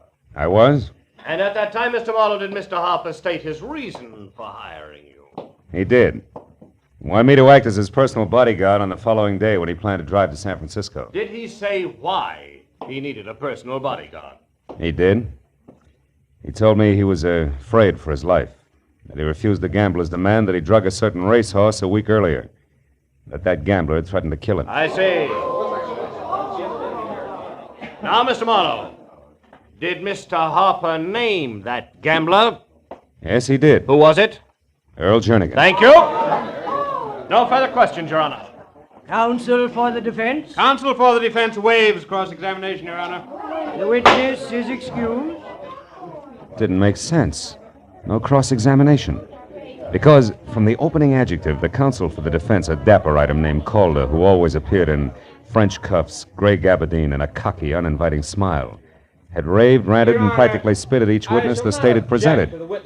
So the courtroom was left with a tingling impression that Earl Jernigan's attorney had something of a surprise waiting up his legal sleeve. Later, when Calder was on his feet and addressing the jury, that something started out fast. Now that the state has taken the trouble to offer so much circumstantial evidence, so much hearsay, rumor, conjecture, now will I smash all of that with the testimony of one man. One man known to all of you as an outstanding citizen of this city. A prominent real estate broker. An unimpeachable witness eager to testify. Mr. Leonard Gaines. It worked. Landed in each and every lap like a live grenade and exploded all the way around at once. And when the eminent Mr. Gaines, gray at the temples, maybe 45, a neat and expensive midnight blue flannel with giant stickpin to match, took the stand, and in his own meeting of the board tone of voice told the court that Earl Jernigan had spent the entire day and night of July 30th last with him at his Malibu Beach home, the prosecuting attorney's jaw dropped to his chest and he stared, dumb. Day or night did Mr. Jernigan ever leave my home. And as for the hour of the murder, 8 o'clock in the evening, we were having dinner.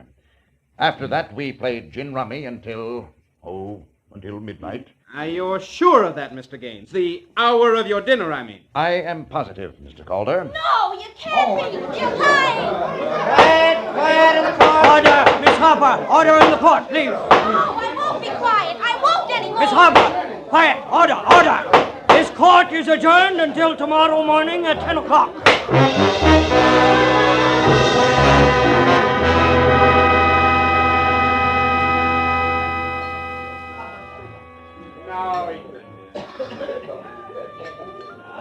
Another scotch and soda, mister?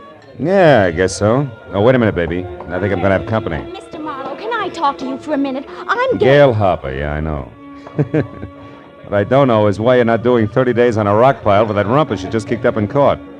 Would you like a soft drink? No, thanks. All right, just one, baby. Check. The judge said he understood and left me off with a short lecture, which was what I had counted on. Oh. You mean all that fireworks in there was planned, not just spontaneous combustion? That's right. I had to have time. Look, Mr. Marlowe, will you work for me? Oh, well, now look, will baby. Will you help me prove that Mr. Leonard Gaines is a liar and that Earl Jernigan did kill my father? Now, take it easy, Gail. It's a big mouthful, you know. Mr. Marlowe, listen, please. There isn't much time. We gotta prove this tonight or never. By noon tomorrow with the outside, the case will go to the jury. Okay, what do you want me to do? Take over where I left off. But first, let's get out of here. All right. And never mind that drink, miss. Where do we start, honey? With Leonard Gaines' ex-wife, Debbie Jansen. Here's a snapshot of her. They were divorced about 6 months ago, Mr. Marlowe, and she wasn't very happy about it. No, huh? Made you figure she was your in? Yes, and I was right.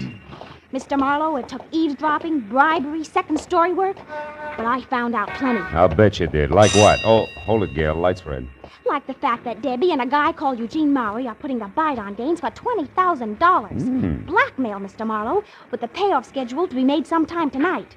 Right now, she's staying at the Sunland Sulphur Springs Lodge out in the valley. Gaines used to go there once in a while for his arthritis. And the why of the whole business is a letter Gaines once wrote to his ex-wife. No fooling. Uh-huh. Well, tell me, what's that to do with Jernigan's trial and Gaines being Oh, it's green now. I think there's a connection, because yesterday I overheard Debbie tell this Maury something about Gaines' scheduled appearance at the trial today, and... Yeah? Oh, Mr. Marlowe! Hey!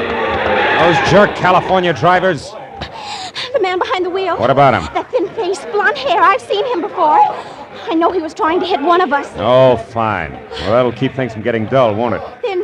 Then you're gonna help me. Well, now look, who could resist you, baby? Okay, tonight I check in at the lodge at Sunland Sulphur Springs. Come on, let's get out of here. It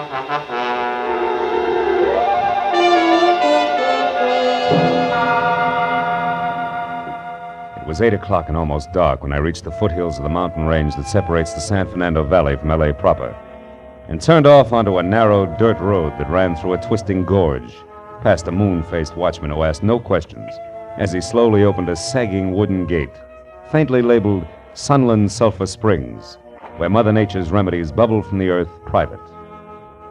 It was another 5 minutes along the same dirt road uphill and through thick foliage before I was at a parking space out of my car and walking the last quarter of a mile toward the lodge itself that was spotted with widely separated cottages, also sagging, and each tagged Casa, and followed by something Spanish and hard to pronounce. Inside the place was cheap porch furniture and occasional threadbare rugs over scarred pine and deserted, except for a sleepy old guy with thick-lidded eyes and an accordion-wrinkled face who was slouched in a heap behind a sign on the reservation desk that read Maynard Sharp, no less, night manager. When I gave him my name and said that both my rheumatism and I needed a rest, he came too, almost. Roomy, Mr. Marlowe. Well, let's see. I can let you have most any one of the cottages. Half of them are empty. Things kind of slow this time of year. How slow can you get? You'd be surprised. How's about Casa Francisco de Leon? Casa Francisco, Yeah, that'll be fine, Mr. Sharp. All righty, sir. Now, if you'll just sign the register here, I'll get your key. But, As I signed my name, I checked the guest list quickly. And the next second found what I wanted, Deborah Jansen. And next to that, and in a different hand, her cottage for the night. Casa Rolando de Barandido. That's close enough. Well, anyway, it was all I needed. I took the key from Mr. Sharp, a misnomer if ever you heard one, learned the location of my quarters, paid him in advance, and left. Thanks, son. Outside, I turned to my right, past a large open bath that smelled like rotten eggs and talked to itself like a junior Vesuvius, as more warm sulfur waters equally unpleasant to smell bubbled from a pipe in the center. Beyond that was the first cottage, another casa I couldn't pronounce, and it stayed like that all the way down the line until I reached the second one that showed light. It was the casa known as Rolando de Barandido, and when I moved closer and around to a window that was screen only, I knew that my client had done her eavesdropping well, because in the center of the room and putting on her coat was the ex-wife named Debbie, and standing nearby and holding on tight to the cigarette in his hand like it was support was what had to be the boyfriend, Eugene Mowry.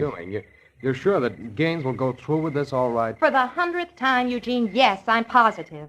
Can't you understand? He has to. Besides, $20,000 won't break him. It won't more than bend him a bit. Now stop worrying. But I can't. Debbie, why must you go alone? Now, why can't I go with you? Eugene, please, we've been over that. I told Leonard that I'd meet him in town at the Beverly Crest Hotel at 10 and alone. He agreed to also be alone. Except for the money.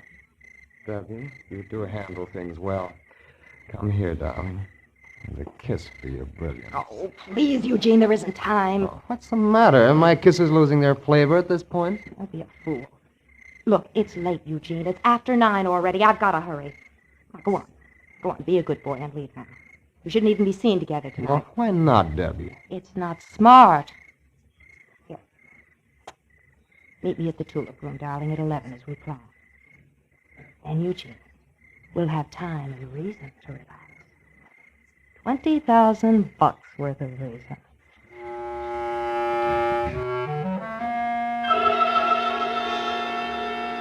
As Mowry oozed toward the door, I slid away from the cottage and into the shadow of a clump of trees nearby.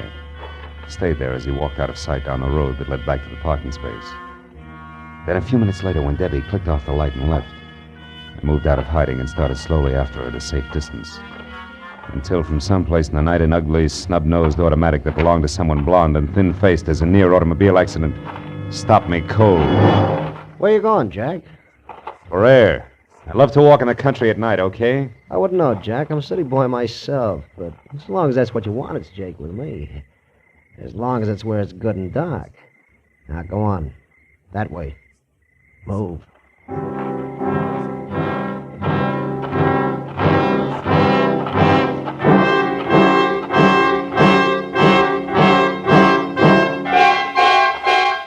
right, Jack. That's far enough. Hold it. Turn around and face me.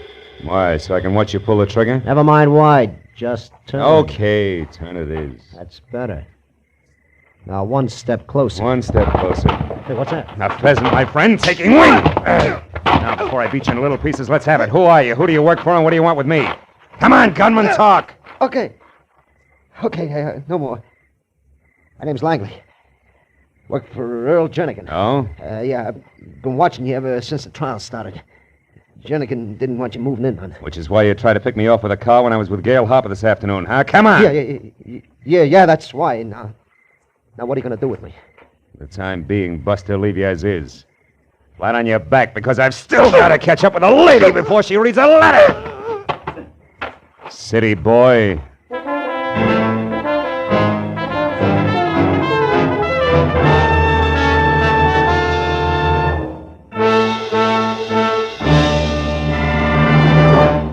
In just a moment, the second act of Philip Marlowe. But first, because of the sharp rise in America's birth rate during the war, we face a very serious educational crisis.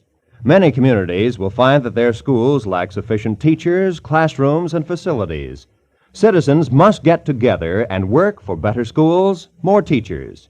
If we want all of our children to have a chance for a good education, we must take action now. Now, with our star, Gerald Moore, we return to the second act of Philip Marlowe and tonight's story, The Eager Witness.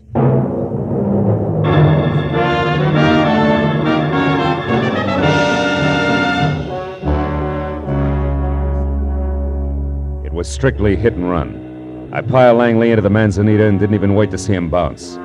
Instead, I took off through a gully that was a shortcut to my car, because I knew that Jernigan's watchdog had nothing to offer compared with the hot-headed Debbie Jansen, who at the moment, no doubt, was well on her way to the Beverly Crest Hotel, and a blackmail rendezvous that was a cinch to wind up in the final destruction of the letter.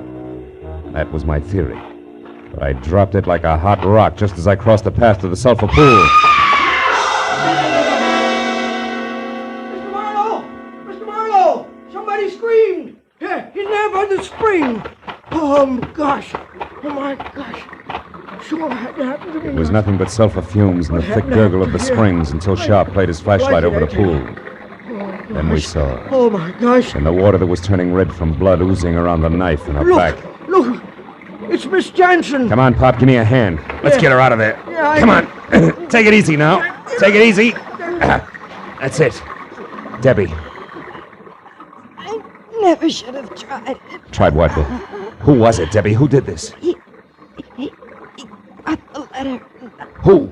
Who got the letter, Debbie? Debbie. Marlowe, did she pass out? For good, Maynard. She's dead. Oh, she seemed to be mumbling something about a letter. Did you get what it was? Only part of it. A killer apparently took the letter away from her. Believe me, that's bad. Letter? What's a letter? Wait a minute. Huh? It's probably that pheasant again. Letter? Pheasant? What are you talking about, Oh, I son? guess I'm just getting jumpy. Hey, there is somebody. Come on, Pop.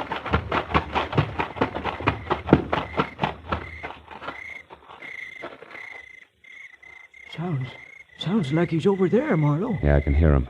Oh, no, that ain't gonna do you any good, son. Not in that brush, it ain't. And what's more, I wouldn't go any further if I was you. But Pop, all he needs is 10 seconds and he can destroy that letter for good. Well, just the same, there's 1,000,001 places a killer can hide in there and lay for you, son. Yeah.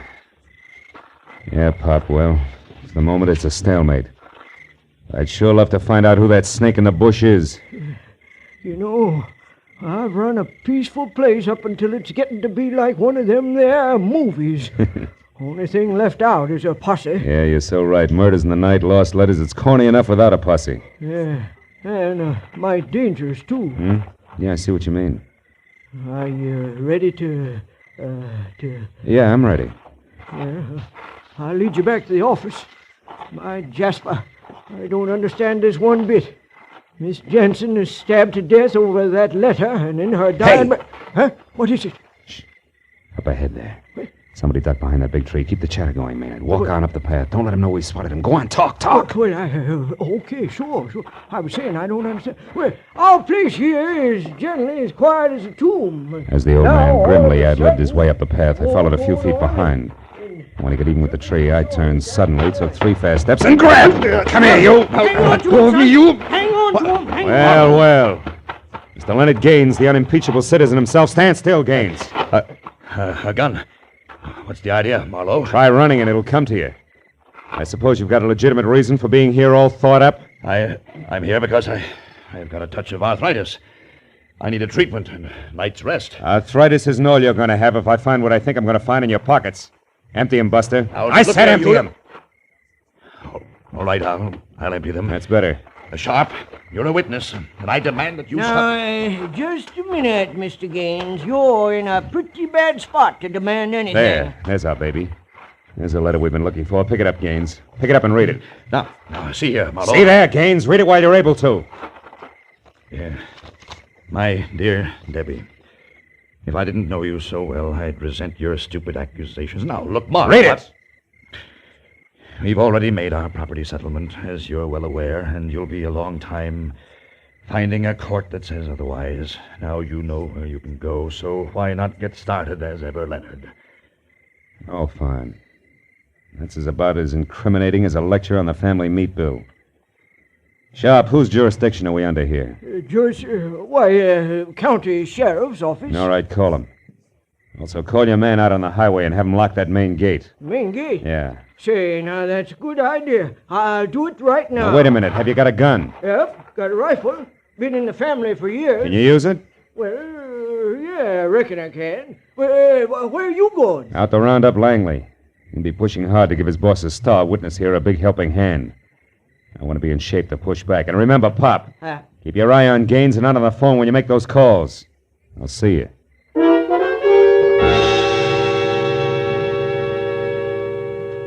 The second time that night, I started down the hill and toward the car lot, keeping in the shadows and moving slowly this time. Because it was odds on that Langley had taken everything in. And I knew that he'd try to part my hair with a gun barrel and pull Leonard Gaines out of the jam he was in the very first chance he had. So I stayed off the paths long enough to have both socks full of burrs when it happened. But not what I expected. It was the Sharp family blunderbuss that had exploded with a blast like a small howitzer. So also for the second time, I turned and ran back up the hill, this time to the office. I got there just as Maynard, climbing hand over hand up a smoking rifle barrel, made it to his feet. Maynard, what happened? Where's Gaines? Well, I don't know. It got away, I guess. Well, the shot, what about that? It went up there, through the roof. Oh, fine. Well, gosh, I didn't suspect a thing. He just said he wanted to smoke. But he didn't happen to have a match, I know. So you hung your rifle over your arm, stuck both hands in your pockets to find one for him, and that's when he took you. Yeah, that's exactly what happened. But how'd you know? Never mind, Pop. Well, I made a grab for him, though. Ripped his coat about halfway off. Oh, that's great. That's great. Yeah, but I'm sure sorry he got away, Mark. All right, don't worry about it. Can't get far with the gate locked. Well, I got bad news there, too. Oh, the gate's locked all right. But there's a back road. There's a back what?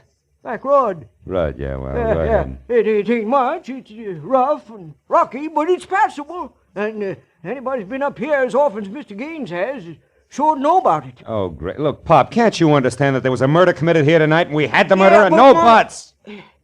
Fell for the oldest gag in the world. But I was a sucker to turn him over to you. And will you stop waving that envelope? I just think you ought to see this. All right, what is it? Oh. Where'd you get all that loot? Gaines dropped it when I ripped his coat. 20 grand, it says here on the wrapper. There's something else written here, too. Casa Rolando de Barandito at 10. Casa... Pop, that's it. That's the answer. Come on, we gotta get down that back road in a hurry.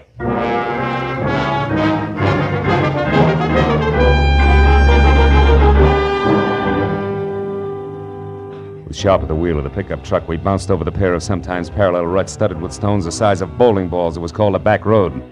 The better part of 2 miles before he cut lights and motor and whispered that if Gaines was going to get stuck at all, it was sure to happen in a dry wash just around the next bend. I told him to wait and went ahead on foot. He was right. Gaines was stuck in more ways than one. His car was up to its hubcaps in sand and his wallet up to its stamp compartment in blackmail, conducted by his ex-wife's murderer with the same lever she'd had, the letter. It was Eugene Maury, and clenched in his hand was a tattered white envelope, nothing more. I'll make it easy for you. I held my .38 in close to my side and edged up behind them. 20,000. Maury, I don't have that much. You lie. You're going to pay her that. I don't know. I know because we worked the deal out together. Only she got greedy. She tried to double-cross me and pull it alone. So you killed her? Yes, I didn't intend to, but when I found out that she tricked me, I was furious. The first thing that I knew, I'd stabbed her. That's enough of that. Just give me the money. You've nothing to worry about. Now, listen, Maury, I tell you, You listen, Gates. You're in no position to bargain. It's better than having your $200,000 gambling debt exposed and your reputation ruined, isn't it? Or facing the trigger man, Langley, if you refuse to alibi for Jernigan, isn't it? Or bucking a perjury charge if you do alibi? Oh, no, you got yourself in the corner again, so pay off. It's only 20 grand. But I tell you, Maury, I don't have it. You're lying again. No, he isn't. Don't move, either one of you. Leave your hands where they are. I got the 20 grand right here, and it's pretty well earmarked as blackmail payment already. But just to round things out, Maury, I'll take that envelope you've got there. This? Well, what do you want this for? Funny man. Because it's no doubt postmarked with an hour, a date, and a location, which together with Brother Gaines' own handwriting places him out of town on July 30th, a time he swears he was at his Malibu home all day with Jernigan. Right, Gaines? Smart boy, aren't you, Marlowe? You still got a chance, Gaines. You better gamble with me. You've got nothing to lose now. I'm with you. Stand still, Buster. Ursa, help me out. Now, Gaines, go! Go! Oh, my leg! Were you thinking of going someplace, Mr. Gaines? No. No, I'm not going anyplace, Mr. Marlowe.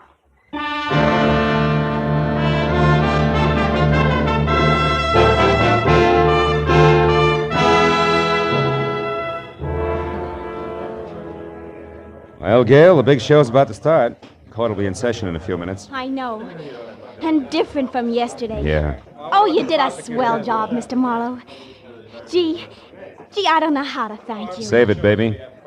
That scale Lady Justice holds in her hands is in better balance today. It was your hunch and old Maynard's blunderbuss that did as much to put it there as my running around through the brush at Sulphur Springs. But all I knew was that Gaines was lying. I didn't know it was as complicated as it was. Now, that's because Debbie Jansen was twice as treacherous as we figured. I still don't understand. How did you know that Eugene Maury had killed Debbie? Well, you see, baby, I overheard her tell Maury that she was going to meet Gaines in the Beverly Crest Hotel at 10 for the payoff. Uh-huh. But I figured that was a lie strictly for Maury's benefit when Pop gave me the packet of money Gaines had dropped. It had that complicated name of a cabin and the time of the appointment, which was also 10 written on it. So I knew the real meeting was scheduled to take place out there. See? Oh, I see. Then she was going to send Maury off to the Beverly Crest while she collected the money at Sulphur Springs and then beat it alone. That's it, honey. You see, if her cabin had been named something simple like Number 4, then Gaines could have remembered it. Instead of that Casa Robino del Bangadoro, or whatever it was, he had to write down, you see? Well, then things might have been different. Ah, you'd have found a way. After all, you figured out it was the postmark that was important. Only after I'd been slapped in the face by a perfectly harmless letter with no envelope. Had to be the postmark. What else? Oh, they're starting. Yeah. Good luck, Mr. Marlowe. Give him the works. Don't worry, baby. I'm the eager witness today. We're going to knock them dead. Literally. They got it coming. I watched Jernigan's face as the preliminaries got underway. The killer was beaten. When the court finally settled down to work and the prosecutor took over, I listened to his deft build-up as he primed the jury and the dramatic ringmaster voice he used when he called. Will Philip Marlowe take the stand, please?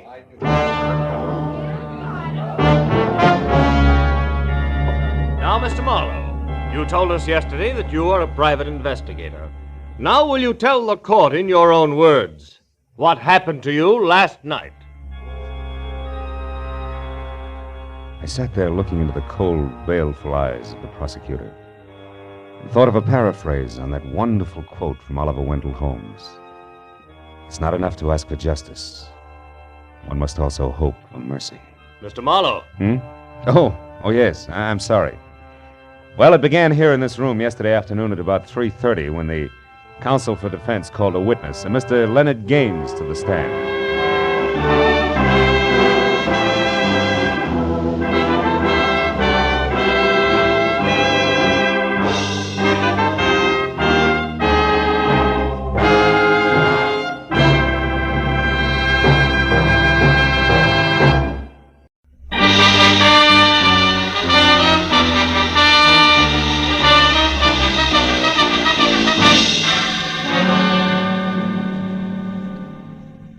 longer I sat in my office with my feet up on the desk and thought about it, the more convinced I became.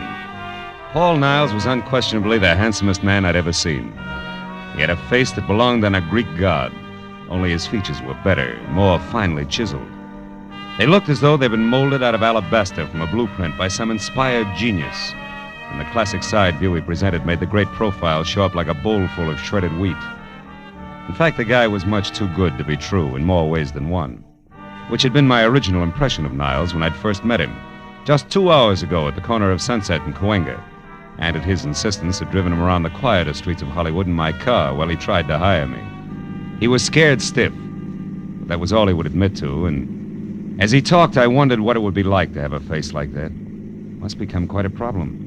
Women cluttering up your life. Marlowe, you're not listening to me. Unless you help me, I'm going to be killed. Soon, tomorrow, tonight, maybe in the next 10 minutes. I must have protection. From what? Who's after you? A girl. Her name is Nora Kirby.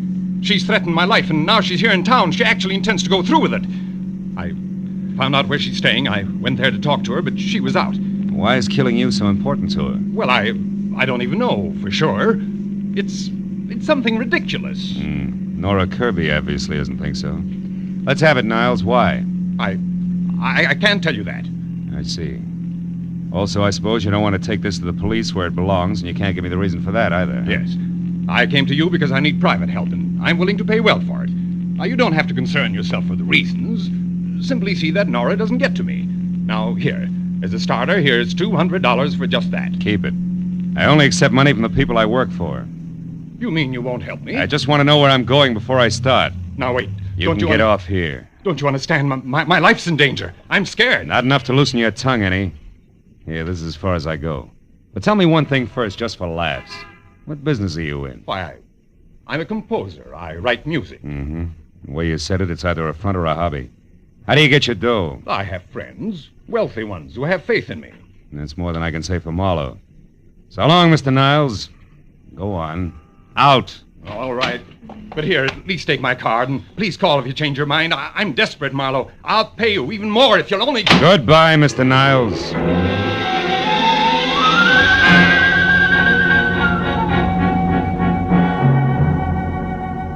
That was the way I'd left it 2 hours ago at 8. And I'd spent the time in between trying to referee a tug-of-war in progress with the feeling I had that I'd been stuffy on one end and my undernourished bank account on the other, and was slowly but surely getting no place. So when the break came, I grabbed at it. Hello, Marlowe speaking. Marlowe, this is Paul Niles again. Oh? I've thought it over.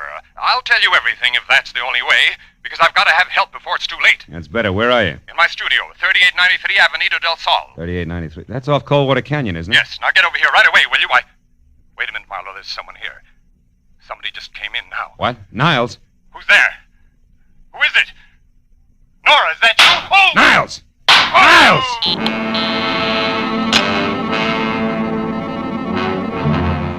When Niles' phone went dead, I hung up, ran to my car, and was headed for Coldwater Canyon before I stopped to think of what I'd heard on the telephone could very easily have been bait for a patsy routine. Because I had nothing more to go on now than before except Niles' promise to tell all, and that had got no further than gunshots. But I was already well on one easy way to find out, so I corkscrewed my way over the mountains to Avenida del Sol and followed it to number 3893, which was a straight-up driveway edged narrowly into the hill face that ended on a gravel shelf just big enough for the redwood and glass studio, a generous helping of imported jungle for landscaping in a circular parking space. As my headlights slashed across the tangle of overhanging trees in the center, they trapped the figure of a woman running. She stopped, crouched, and looked back into the glare like a cat does, then darted for the darkness again. But I caught her at the corner of the house. Just a minute, baby, not so fast on the curves. Let me go. Let me go. Not until we've been properly introduced and had a chance to talk a lot of things over, Nora. Nora. Yeah, Nora Kirby, girl with murder on her mind. Oh, no, you got the wrong person. My name's not Nora, it's Lynn. I don't know anyone like that. Lynn what? Lynn Horton. Lynn Horton. Mm-hmm. Okay, Lynn Horton. What's inside that got you so panicky you can hardly stand up? Is it Paul Niles? Yes. I gotta get away from here. And it actually happened, huh? He was shot. Is he dead? I don't know. I think so. But how did you know about it? Who are you? Name's Marlowe. Come on, Lynn Horton. Let's take another look. No, I couldn't bear it. Can't see him through the window. Means you must have been inside. Inside?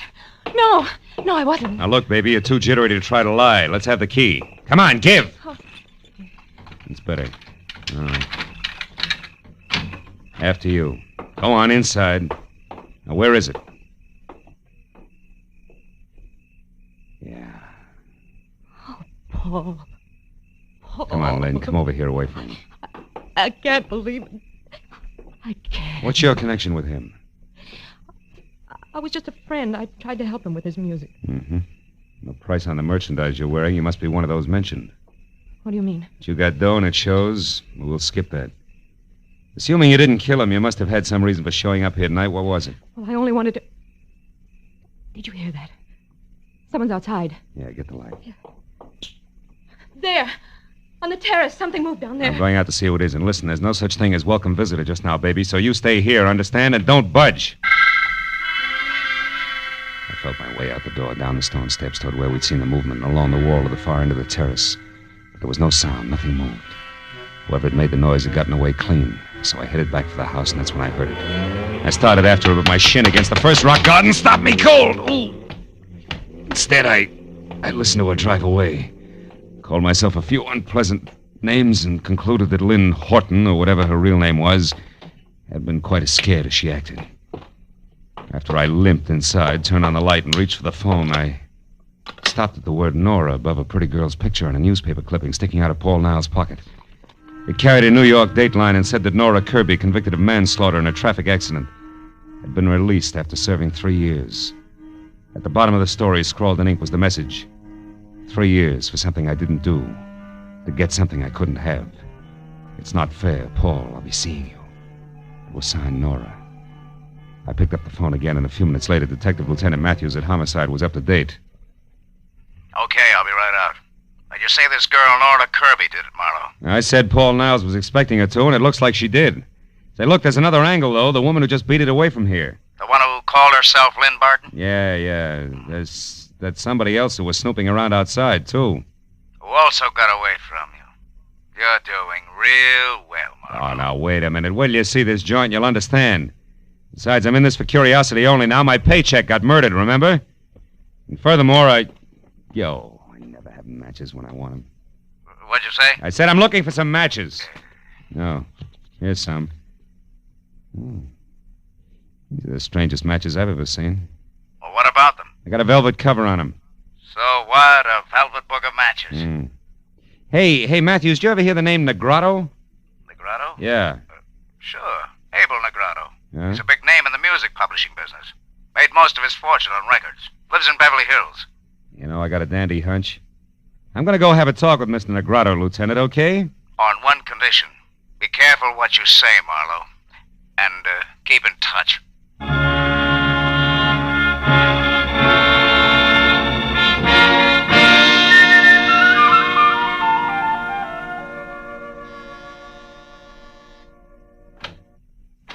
Good evening. You aren't Mr. Negrotto, are you? No, I'm not. I'm Garrett Horton. Mr. Negrotto is busy. Horton? Yes. Something wrong with that? No, it's a more common name than I suspected, that's all.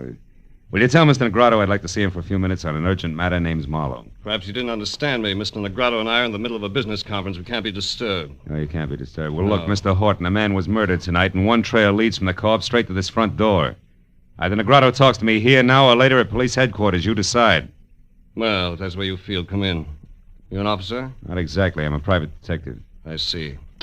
Well, follow me.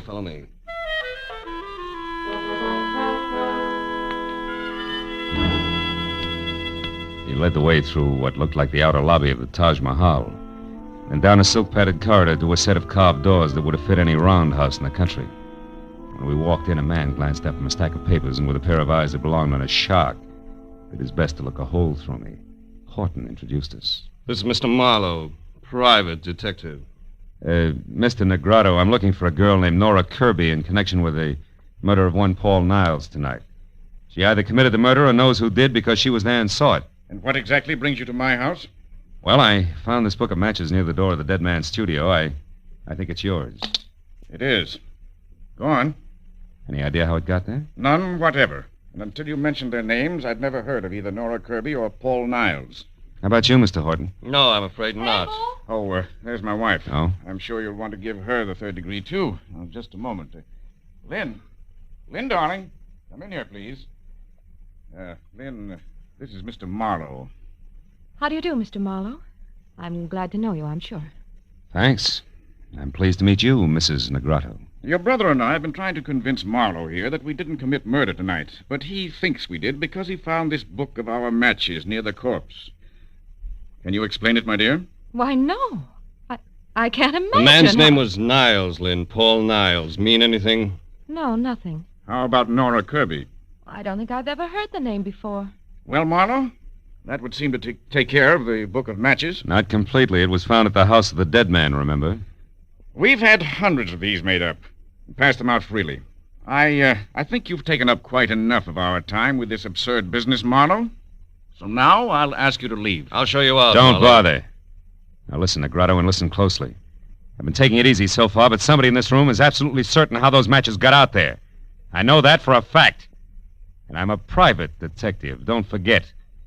So if you suddenly remember something that needs talking over, I'll be in my office for 1 hour, but not 1 single minute longer. Good night, all.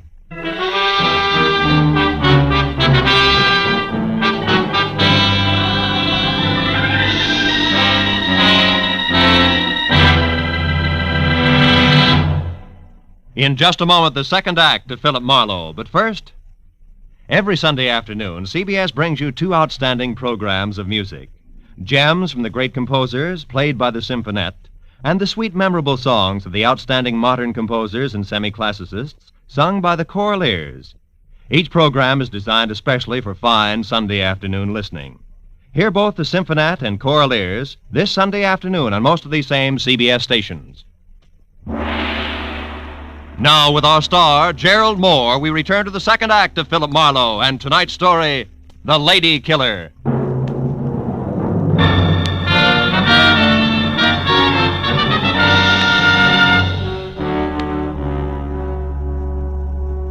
When I started back from my office on Cahuenga, I figured that there was an even chance that the double talk I'd left in my wake might stack up in the center of the Negrato living room floor like so much dynamite, which, if touched off by the book of matches, could cause an explosion that would jar loose a few facts about the lives and loves of the late Paul Niles. Facts that would make finding Nora Kirby and clearly understanding her motives something less than impossible. And 20 minutes later, when I was slouched behind my desk and listening to the staccato report of a pair of high heels clicking sharply toward my door, I had a hunch that my theory of violent detonation was not just wishful thinking.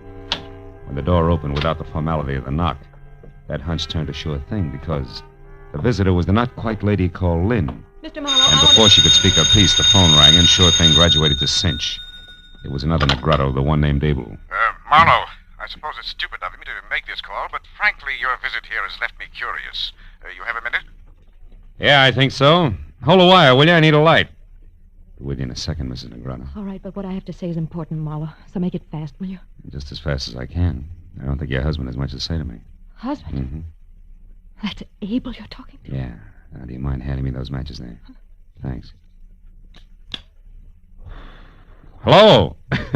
Sorry to have kept you waiting, Mr. Negrato. I never seem to be able to hang on to matches. That's odd. You apparently did all right on that score tonight, Marlowe. Is that the reason for the call? More or less. Marlowe, you know as well as I do that servants, guests, anyone who's ever been in my home could have left those matches near the body of that Paul Niles. That's right, Mr. Negrato. Anybody. Which also includes you, your wife, your brother-in-law, and others in the family I have still to meet. What's your point, please? I'm in a hurry. Very well. Marlowe, I called to find out if you're holding anything back from me. If this murder concerns the Negratos beyond the appearance of those matches. I can't say. Because there is something. Because I don't know. Anything else? No, there isn't. Yes, Marlowe, there is. Oh? To be honest, I admire the way you handle the situation. What's your address? I may have work for you soon. Tonight. Thanks, Mr. Negrato, but I don't think I'll be available. At least not till I get through with the job I'm on. Which is what? Handling dynamite while I play with books of matches. Good night, sir. What did he want, Marlowe? Among other things, an express desire to hire me. To do what? Report on you, I suppose. He didn't say. What makes you think that's what he wanted? Addition, Mrs. Negrato. A rich old husband, a beautiful but bored young wife, and an unemployed Adonis always add up the same way. Also, you were here in my office just about Clinch's things, not to mention your presence near the corpse, the key you used. And I've heard enough, Marlowe. Look, I didn't want to get mixed up with Paul. I couldn't help myself. I swear I couldn't. He was different, Marlowe. Handsome. More charm than I'd ever known in anyone. Yeah, real lady killer, I know. What are you getting at? Just this. I'll pay you any price you name. Only don't tell Abel that I had anything to do with Niles. He's a jealous man, Marlowe. Insanely jealous. If he knew about us, he'd... Kill Mrs. Negrado? I don't know. Marlowe, what do you want? Right now, everything you know about Nora Kirby. But I've never heard of her before tonight. You're lying. No, I'm not. It's the truth. No. Now, what do you want? Nothing. Good night. You mean you won't say anything? Oh, Marlowe, I don't know how to thank you. Don't try.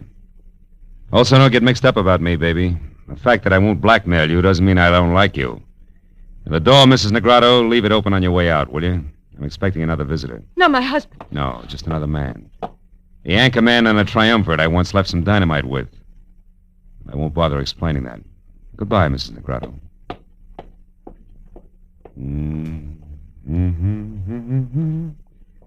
You great, big, beautiful darling. Oh. Come on in, Mr. Horton. I've been waiting for you. Why, Mr. Marlowe? Something I said or didn't say at the house? Not exactly. It's more a matter of intuition, high explosives, and the fact that both your brother-in-law and sister have already paid their respects. Now, what can I do for you? I'm not at all sure. It's the first time. I'm only here because I noticed something very strange about the way my sister looked at you when you spoke of the murder of this Paul Niles. When she left the house shortly after you did, I followed her here. All of which makes the next question, why, Mr. Horton? Because I don't trust her.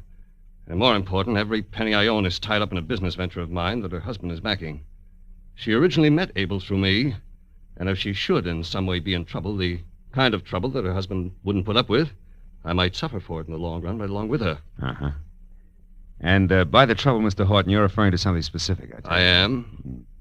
Lynn has had a very mixed-up background, Marlowe, so it's entirely feasible that in some way she's connected with this Nora you spoke of who killed Paul Niles. You mean as an accomplice or even as accessory before or after the fact? Pretty thoughts about your own sister. Which I can't help. I doubt that you have anything to worry about, Mr. Horton. However, I will say this, that if Nora Kirby hadn't gotten to Paul Niles, sooner or later you would have had plenty to worry about. You mean that... I mean that now is a great time for you to go home and sit on your investment. All is well, Mr. Horton, for the time being.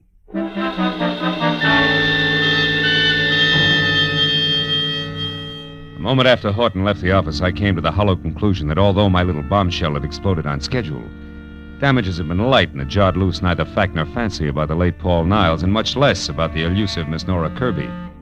So my next move had to be a second trip to Avenida del Sol and a report to Detective Lieutenant Matthews, which is what I was about to do when it came from someplace outside, long and loud.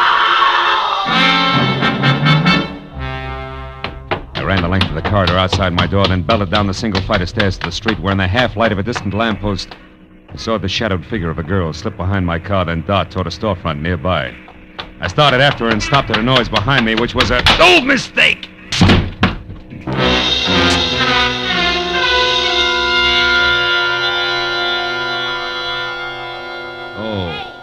Hey, Junior, hey, come on, honey. Pull yourself together. Oh. Let's go, Philip. Come on. Oh, it's you. You're the one who screamed? Screamed. Honey, you have got it bad. Listen, this is just Sally. Hello, Sally. Relax, honey. You're lucky a cop didn't come along first.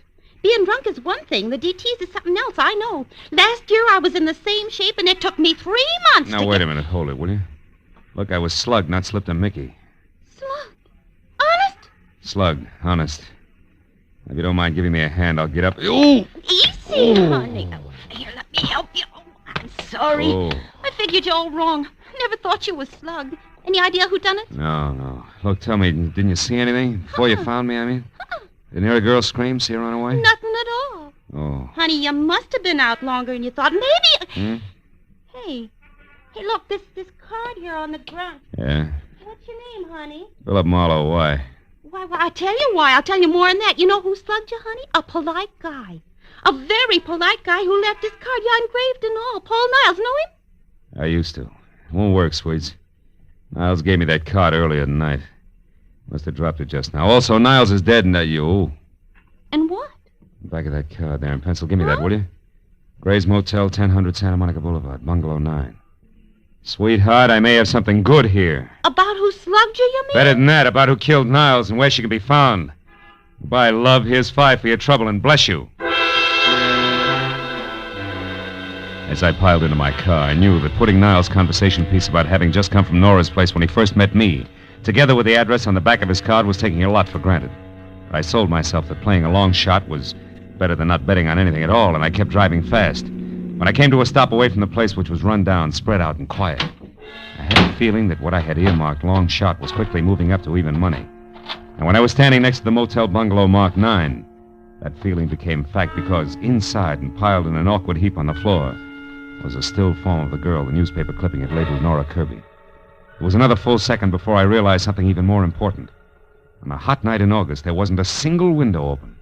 And Nora Kirby was huddled close to a gas heater that was on but showed no flame. I picked up a stone at my feet, took one deep breath, then crashed the pane of glass, unlocked the window, and got inside and over to the girl, who I figured was taking the hasty way out of a murder that she no doubt had a very personal reason to commit. I stopped figuring when I was nearly next to her. I knew that she was still alive, and that a man gripping a .45 in his hand had just opened the front door. Don't make another move, Marlowe, or I'll kill you. Well, comes the switch. Brother-in-law Garrett Horton. I never would have guessed. You wouldn't have had to try if you kept your nose clean. Now, get away from her. Why? So she can die as a suicide, which the police will chalk off as logical, since she's already wanted for murder that you no doubt committed? Exactly. Murder I committed because there isn't anything worse one can do to a blackmailer. So that's it, Niles. The lady killer was blackmailing your sister. You found out and killed him before he could cause too much trouble. Family trouble that would end up hurting the good thing you've got with husband Abel, huh? Yes. Now, shut up and get away from her. We're going outside. You're kidding. Marlowe, I'll shoot you if you don't start walking. You're still kidding. Horton, you can't kill me without killing yourself. This room is jammed tight with the gas you turned on after you brought her in here unconscious. After you sapped her outside of my place because she was on her way to see me and tell me that you had murdered Niles. The flash from that gun in your hand, Horton will blow us all to bits. Face it, brother. For you, it's all or nothing at all. Go on, shoot. Go on, try it. Try it. I can't. I can't.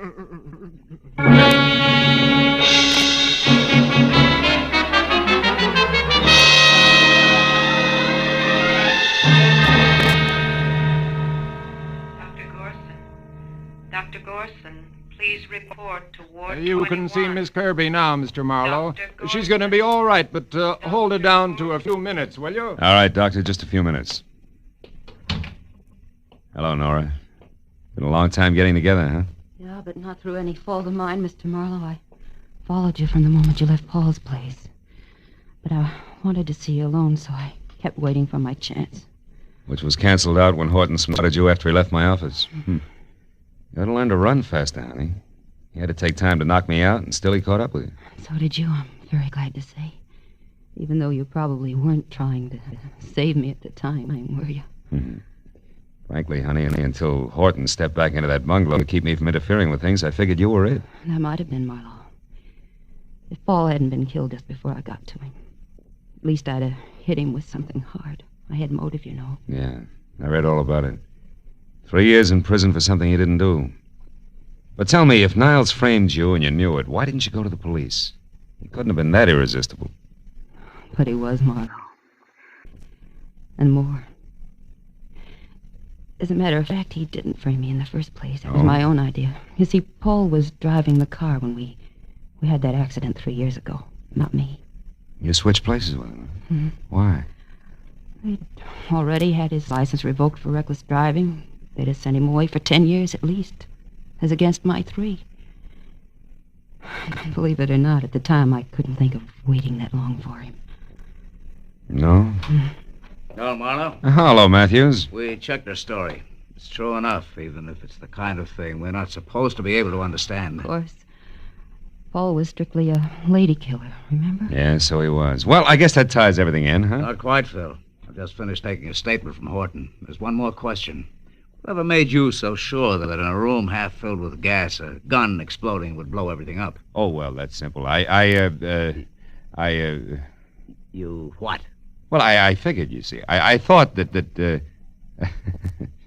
Yes, well, good night, Miss Kirby. Good night, Mr. Marlowe. So long, Lieutenant. So long. Lucky.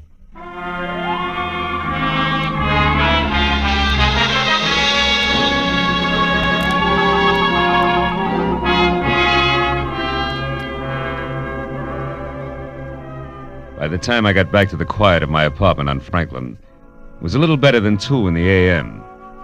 As I sank into an easy chair without bothering to turn on the lights, I realized that for the moment I was tired. Tired of people. Their troubles, their petty little jealousies. Lady killing. What makes one man a lady killer and another... Oh, well. I lit a last cigarette, and I thought about the mountain of trouble a classic Grecian profile had built for Paul Niles. I stopped thinking when the flare of the match in my hand showed in a mirror opposite me. The mirror that also reflected the face of the guy holding the match. He was a long way from being an Adonis. In fact, he was slightly on the mud fence side. And at the moment, glad of it.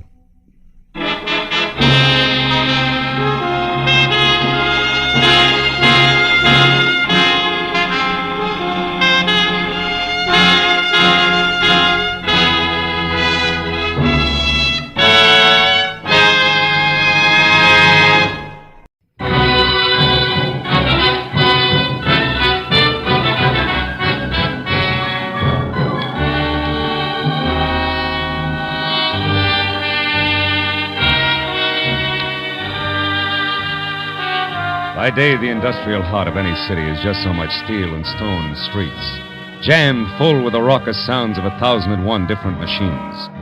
But by night, all of that is gone, and there are only endless, smooth-sided, lonely canyons that overflow with a steady humming silence that everywhere hangs like a distant echo of the day that's passed. And Los Angeles was no exception at 9 o'clock at night, as I pulled up and parked in front of a grace-curtained storefront on a deserted downtown street. It marked the showroom of the wholesale curio dealer who had telephoned my office an hour earlier. And in a Dutch accent laced tight with worry, it urged me to call on him at once. A raised gold lettering on a side door that showed a strip of yellow light at the threshold said Alex Van Noord, private, in an ornate 18th century script. So when I knocked, I was ready for something continental with thick bifocal glasses. When the door swung open, my jaw dropped to my chest. And I couldn't help gaping because the huge V of a man in front of me, in cheap, snug clothes who had dark hair, dark skin, and darker eyes, had to be no less than a full-blooded American Indian. Moccasins and all. What you want?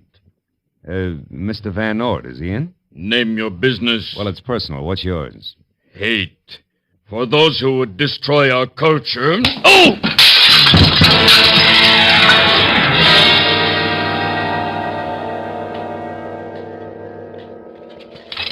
Oh. Mr. Marlowe. Mr. Marlowe, let me help you up, sir. I'm Van Noord. Are you all right? Oh, sure, I'm fine. Hey, that Injun, he certainly can hit hard, huh? Oh, yes, I know. He also struck me down. Oh? I tell you, Mr. Marlowe, it's terrible. Yeah, it's also a little confusing, Mr. Van Noord.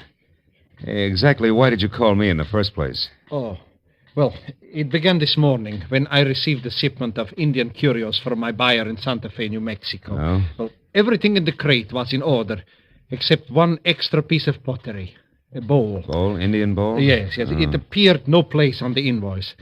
Oh, I didn't pay much attention to it till I noticed that the 2-inch wide band of inscriptions near the top were not like any others I'd ever seen. Inscriptions, huh? Yeah. No, you mean those Indian signs, broken arrow, deer, wigwam kind of stuff? Yeah, so my curiosity was aroused, and I called my representative in Santa Fe. Uh-huh. However, he knew nothing of the bowl either, so finally, I put it in my display window there and forgot about it. Until about noon, when a frail, sandy-haired man stepped in. You know his name? No. Only that he said he was an archaeologist and that he wanted to buy the bowl. He refused to sell it, huh? Why? For 2 reasons, Mr. Marlowe. One, I could see that he was fighting hard to control his enthusiasm. And 2, I had no idea what to charge for the bowl. Mm-hmm. I told him to come back tomorrow again, and then I removed the bowl from the window. It wasn't until 5 o'clock that the second visitor appeared. Another archaeologist? No, a beautiful girl named Mona Waters. Oh. She was very sophisticated, wore an expensively tailored white, smart suit, no jewelry she wore whatsoever. She described the bowl I had placed in my storeroom perfectly, and then asked if I had seen such a piece of pottery or if I had one for sale. I said no. Same reasons? More or less. Anything else, Mr. Van Ord? Well, there isn't much more. The young lady gave me her address, the Walker Hotel on Wilshire Boulevard, room 515. Walker Hotel. Asked me to call her if I came across a bowl like the one she described. Then she left. Naturally, my interest at this time was near the bursting point. Naturally. What'd you do about it? The only sensible thing I knew of. At 6 o'clock, I closed my place and I went to the public library to borrow a book on hieroglyphics of the Indians of the Southwest. When I got back, I found the rear door forced and poof, the bowl was gone. And you called me? Yes. Then this Indian shows up. He claims I would rob his people of everything, and then he hit me. Makes perfect sense to him, no doubt. Yes. No. Will you try to recover the bowl for me, please? Well, if you can answer one question without stumbling, yes. Huh? Why no police, Mr. Van Ord? Because objects of art, Mr. Marlowe, aside from their intrinsic worth, and the clay bowl has none, are only valuable for resale. Create a public disturbance, such as the police, and the thief will destroy the object and another day steal again. No, please, you try, Mr. Marlowe. Huh?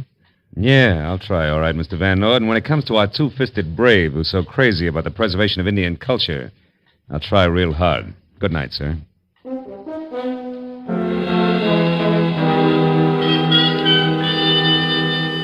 Van Ord's enthusiasm and the $100 he pressed into my hand before I left were encouraging, and I drove straight to the Walker Hotel on Wilshire Boulevard, where a moment after I entered the plush lobby, encouragement came once more.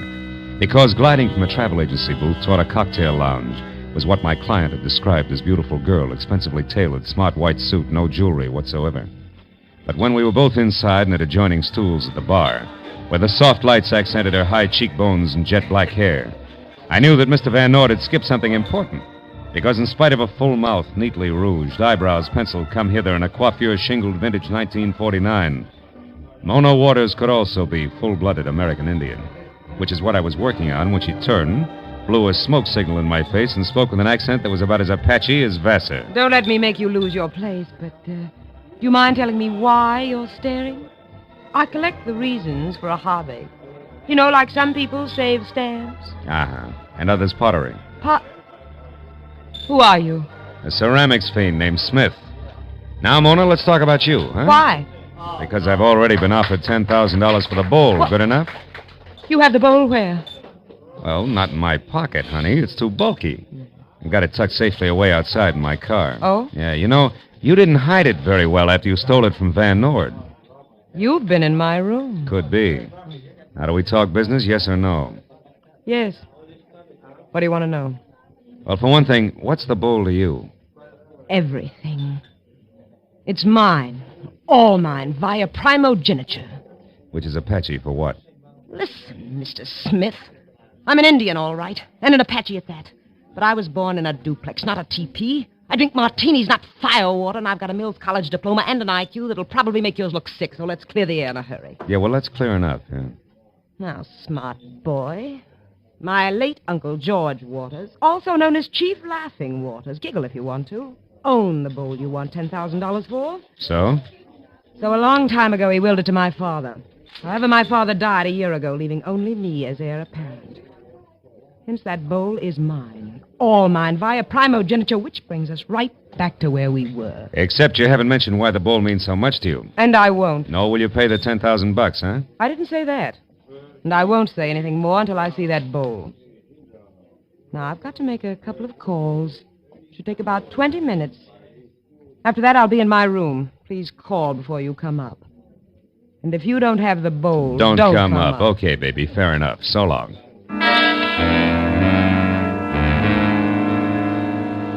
It had been the kind of conversation piece wherein each party's quite sure that the other's a liar, but not quite sure why. So a moment after I was on the sidewalk and out of Mona's sight, I darted for the side of the hotel in the rear entrance, where I made my way to a self-service freight elevator that got me to the 5th floor. just as the Apache with gloss closed the door to a room at the far end of the carpeted hallway. I was about halfway there when it came. The door to 515 wasn't locked, and when I threw it open, I found about what I'd expected. Mona slumped in a corner of the room, pride heard only, and opposite her a wide-open window, which I figured led to a fire escape, until I was standing next to it and saw that there was nothing but sheer wall that plunged 5 stories to the sidewalk below.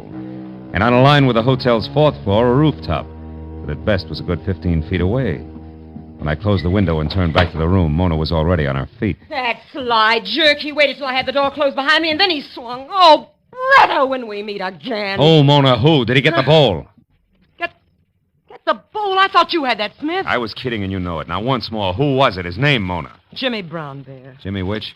Brown Bear. Smitty, a lot of Indians have Indian names. It's a custom. Try not to fall apart every time you hear one. I will if you'll stop being persecuted. I think Indians are all good Americans. Now tell me about the big brown bear. Okay. All right. He's absolutely sold. The bowl's a priceless tribal heirloom the white man's trying to steal. He's plain nuts. Who else would try a jump like that from a 5th-story window? Yeah. Quite a hop. If he actually made it. What do you mean if? Nobody fell. No. Maybe nobody jumped either. Maybe you make up heap big story, baby. Hide bowl here in closet, then fall on floor. Tell Wild Tail a screwball Apache. That'd be smart. Yeah, heap. But also smart if you take long nose out of Injun girls' affairs before it get blown off. Stand still, Buster. Oh. Tomahawk, caliber 38. How unfriendly. Not effective. Now, Smith, what's your real name? Sammy Blue Ox. My father calls me... Junior. Let me clear up a very important point. That Indian bowl, in some strange way, is the answer to the location of enough lost Spanish gold to keep you, me, and everyone we ever met off the bread line from here on out. Okay, I'm intrigued, but the point you were going to clear up. Just this. I've got a dandy idea where I can find both the bowl and Jimmy Brown Bear right now. That's something I want to do all by my lonesome. Now back into that closet and keep quiet. Well, you head where? On the warpath, via bus. I'm a hot-blooded Apache, remember? So long, baby.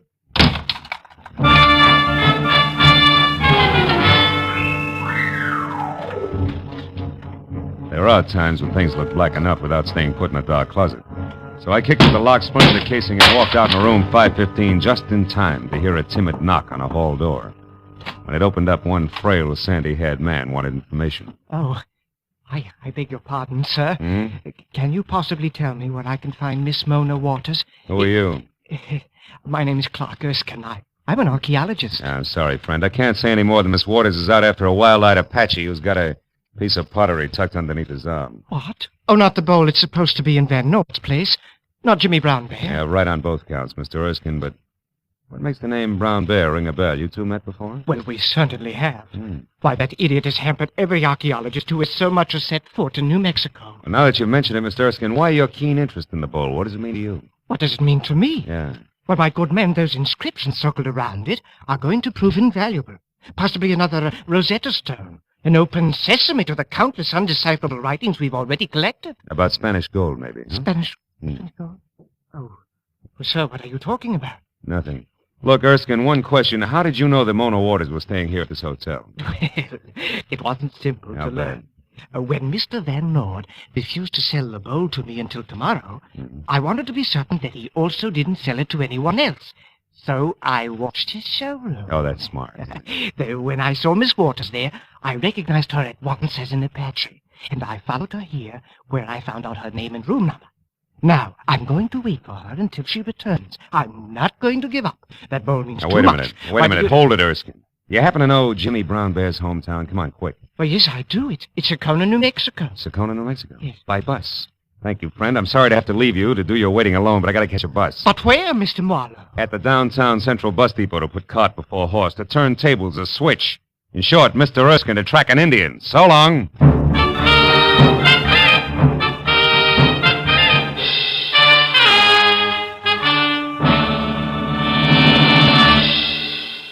In just a moment, the second act of Philip Marlowe. But first, you meet many an old friend from the wide field of music every Sunday afternoon when the Choraleers and the Symphonette are heard on most of these same CBS stations. This Sunday, the fine voices of the Choraleers will recall such old favorites as I've Been Working on the Railroad, The Best Things in Life Are Free, and Janine, I Dream of Lilac Time. The Symphonette will bring you the overture from the Bohemian Girl, a Strauss composition, and a stirring march, among others. Be sure to hear the Symphonette and the Choraleers to find your old friends and favorites every Sunday. Now, with our star, Gerald Moore, we return to the second act of Philip Marlowe and tonight's story, The Indian Giver.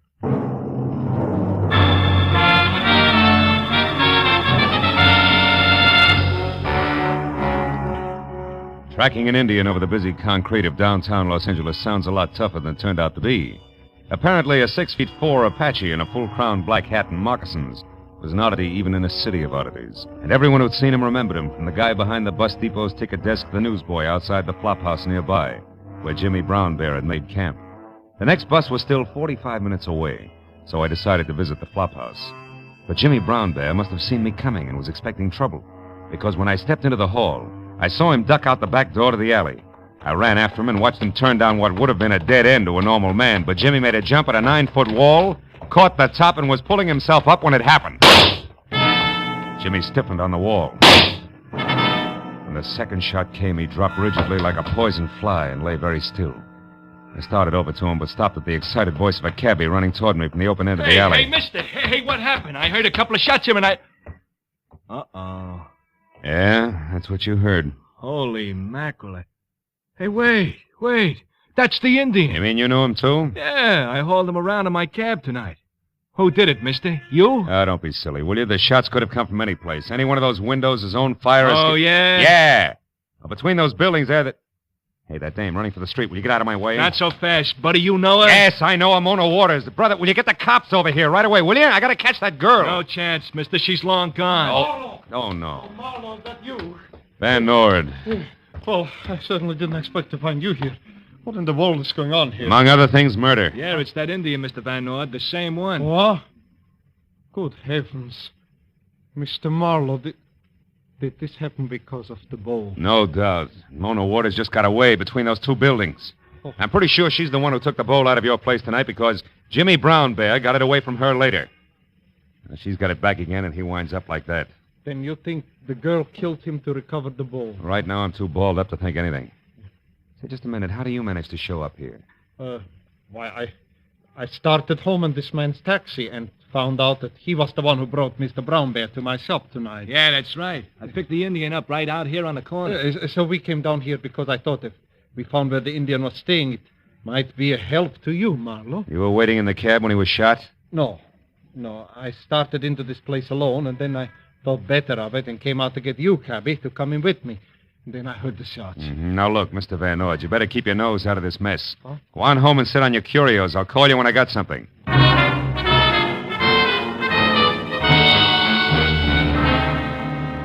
Assuming that my client's story was true and that he did have the cabbie to back him up, I got in my car and headed back to the Walker House. I parked at the side of the hotel and started for that convenient rear door again when I saw the commotion of half a dozen excited passers-by bending over a man stretched out on the sidewalk. Hey, how do you like that? It's enough to make a fatalist out of you, ain't it? Absolutely. What happened? Why, that poor guy there is walking along minding his own business and practically gets his back broke by a hunk of pottery some jerk must have heaved out of one of them windows up there. Pottery? You mean a bowl, maybe? A bowl? I don't know. It broke all the smithereens. It was plenty heavy, though. It was about... Hey, look. Here's a chunk of it. Let me see that. Oh, sure. Brown clay with symbols carved on it. Indian symbols. Listen, buddy, what window did that come out of? Anybody see? No. They're all dark up there. We can't figure it out. Hey, what's the matter? Where you going? There was no doubt about it. The broken piece of pottery I'd clenched in my hand must have come from the Indian bowl. I ran inside, rode the elevator up to the 5th floor again, and beat it down the hall to 515. Sprawled out on the floor inside was Clark Erskine, the archaeologist, making a valiant but wobbly effort to get back on his feet. I dropped the chunk of bowl in my pocket and gave him a hand. Come on, fella. Up you go. Come on. Was it? All right, take it easy. Now sit over here and tell me what happened to you. Where am I? Who are you? Marlowe. Remember, you're in room 515 of the Walker House. When I left, you were waiting for Mona Waters, but I came back to find you spread out on the floor, as flat as that puddle of ink there on the desk blotter. Now, you take it. How come all this? Oh, yes. I remember now. I was struck. Yeah. But, Marlowe, the lights are out. And they're better left that way unless you want the room full of irate citizens. Who struck you? I have no idea. I was sitting at the desk there writing Miss Waters a note because I decided not to wait any longer when I was hit from behind. That explains the spilled ink. What about the open window? It was closed when I left. Open window? Where? Why, that's strange. Strange? It's screwy. Nuts. What do you mean? Mr. Marlowe, just what is your position in this business? I'm a private detective working for Mr. Van Noord, and I'll tell you something else. Whoever slugged you opened that window and sailed the precious Indian bowl right out into thin air, 5 stories high. Oh. Smashed down there on the sidewalk. Oh, the bowl is gone? Destroyed? Mm-hmm. Oh, no. Oh, yes. Why, that's hideous. The markings on that bowl were priceless. Why, Marlowe, great Scott, why was it destroyed? That's what I mean. See, it's screwy. Oh, wait a minute, I'll get it. Hello? Miss Mona Waters, please. It's urgent. Interstate Airlines calling. She's out. I'll take the message. Oh, thank heavens. We want to rectify a perfectly ghastly mistake. We're afraid the relief operator may have given Miss Waters 2:12 a.m. instead of 1:12 a.m. as the departure time of her plane tonight. But, baby, it's 12:30 now. If she leaves at 1:12... I know. We're just sick about it. Can she make it? I hope not. But I'll do my best to deliver your message in person. You're a dear girl for calling. Goodbye. What was it, Marlowe? Something important? Not archaeologically. I'll see you later. Oh, wait. Isn't there anything we can do about the bowl? Yeah, oh, sure. Get a bottle of glue and a dustpan and hop to it. So long, Erskine. I'm off to the field of the Thunderbirds.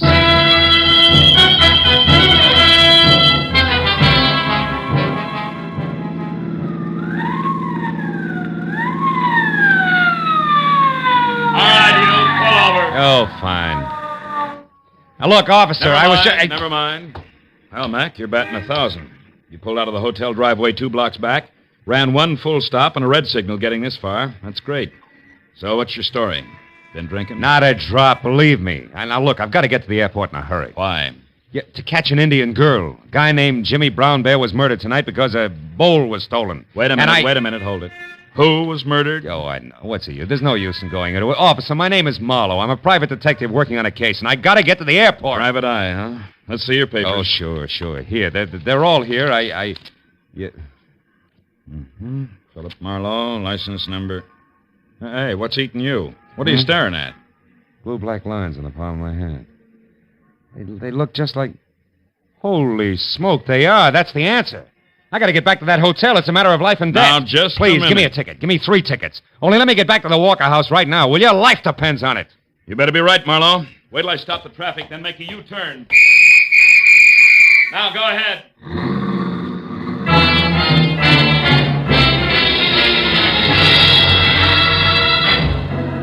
I made it back to the hotel in something under 7 minutes for the round trip.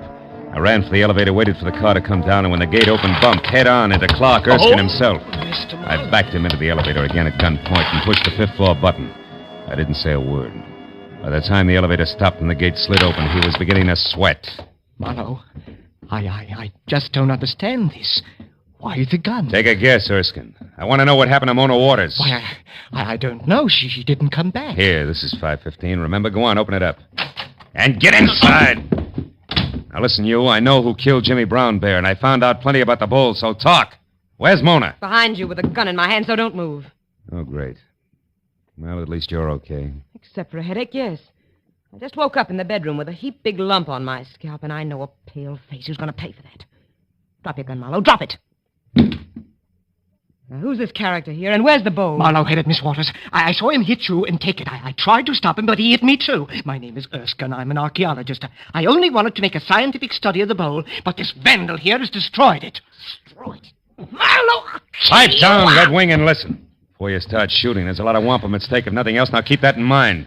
Okay, Bigwin, start blowing. Speak your piece and keep it straight. He's a treacherous liar, Miss Waters. I know I'm braced for that. Oh, you sweetheart, you. All right. The inscriptions on that bowl were the key to the treasure, which is probably no news to you two. You didn't know how to work it, Mona. But Erskine here did. He found out that some of the lines were etched into the clay and others were raised, like the face of type in a printing press. Do I go on? Pray do, Professor. All right, now look. If you look closely, beautiful, you'll see ink on his fingers. Also, you'll notice that a bottle of ink poured out on your desk blotter there made the same kind of ink pad you use for a rubber stamp. That ink was spilled by accident. Now, don't listen to him because... Shut up. Go on, Marlowe. Well, after he knocked you out and left you in the bedroom, all he had to do was roll that wide, flat border of the bowl through the ink. Then roll it again over blank paper and it printed. What's more, baby, if we look real close, we'll find a perfect printed map on your hotel stationery stuck in one of his inside pockets. No, you don't. You'll never get the chance. Marlowe, the guy on the floor, he's Doc, Mona, lights out!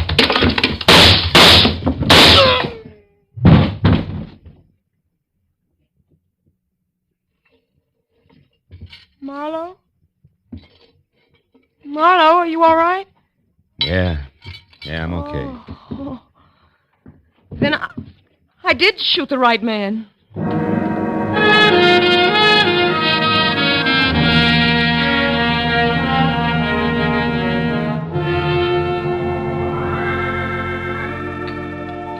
Cream and sugar, Miss Waters?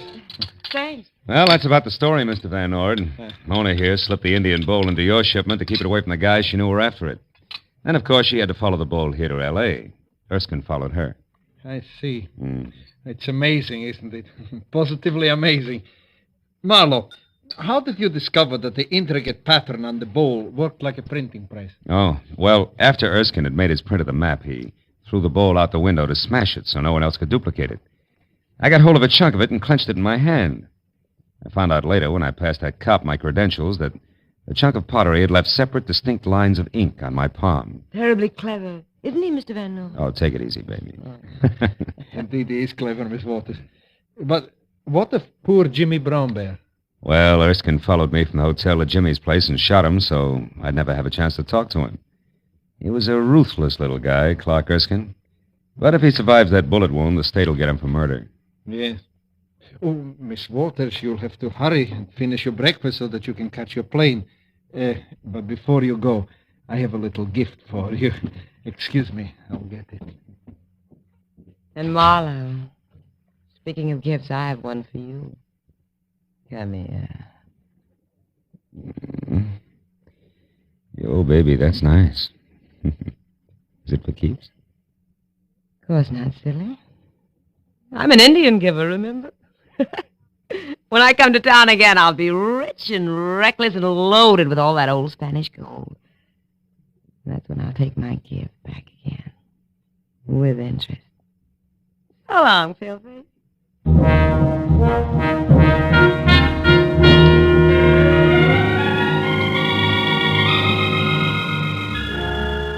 Well, when I finally got home, completely fagged out at 10 o'clock in the morning, I took one look at my favorite chair, the big, deep, soft one, and then sank down into it good and hard. Ow! Ooh, something that felt like a broken beer bottle stabbed me. I reached for it, and it turned out to be the jagged chunk of the Indian bowl I dropped in my pocket earlier. For the first time, I really looked at the hieroglyphics on it.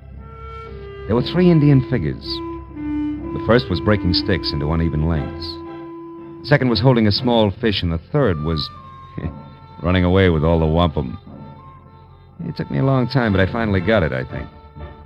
The Indian picture message could only be translated one way.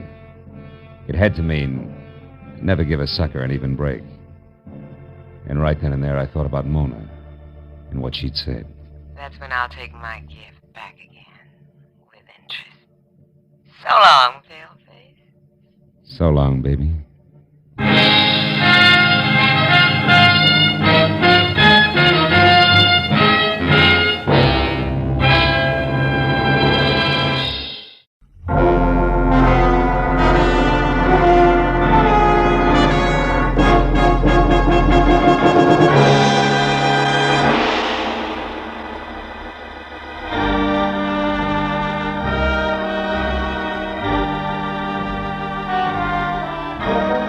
It was one of those in-between hours, along about 10 on a night at home when you don't quite know what to do with yourself. Then all of a sudden it's 11, and then 11:30, and you're in slippers and a robe and have done nothing, which is exactly where I was, except that I'd already decided on one, and only one, very dry martini, a quiet cigarette, and bed, when it came loud, insistent, and unwelcome. No improvement when I opened up. I saw less than 5 feet of excited cab driver jumping up and down. Mister, you Doc Marlowe? Yeah, I'm Doc Marlowe. That's right. Here he comes with it, Doc. You better make room. Is the sofa there okay? I'll clear it off. Oh, wait a minute, Jack. Who comes? Who? Okay, mister. Bring her on in. The Doc's here, all right. Hey, Doc, she's stiff. She's out like a light. Who? The babe. Who do you think? Sure too bad some people can't drink, huh, Doc? Yeah, it's real tough. Now tell me, do you... Hello, Phil. Judson Angel. I'm sorry to bust in on you this way. Is the sofa all right? No, it's stuffed with granite. Put her in the bedroom. Okay, will you take care of the driver, please? Yeah. How much, friend? Well, only 80 cents on the meter, Doc. A couple of bucks ought to cover it. Here. Good night. Good night, Diamond Jim.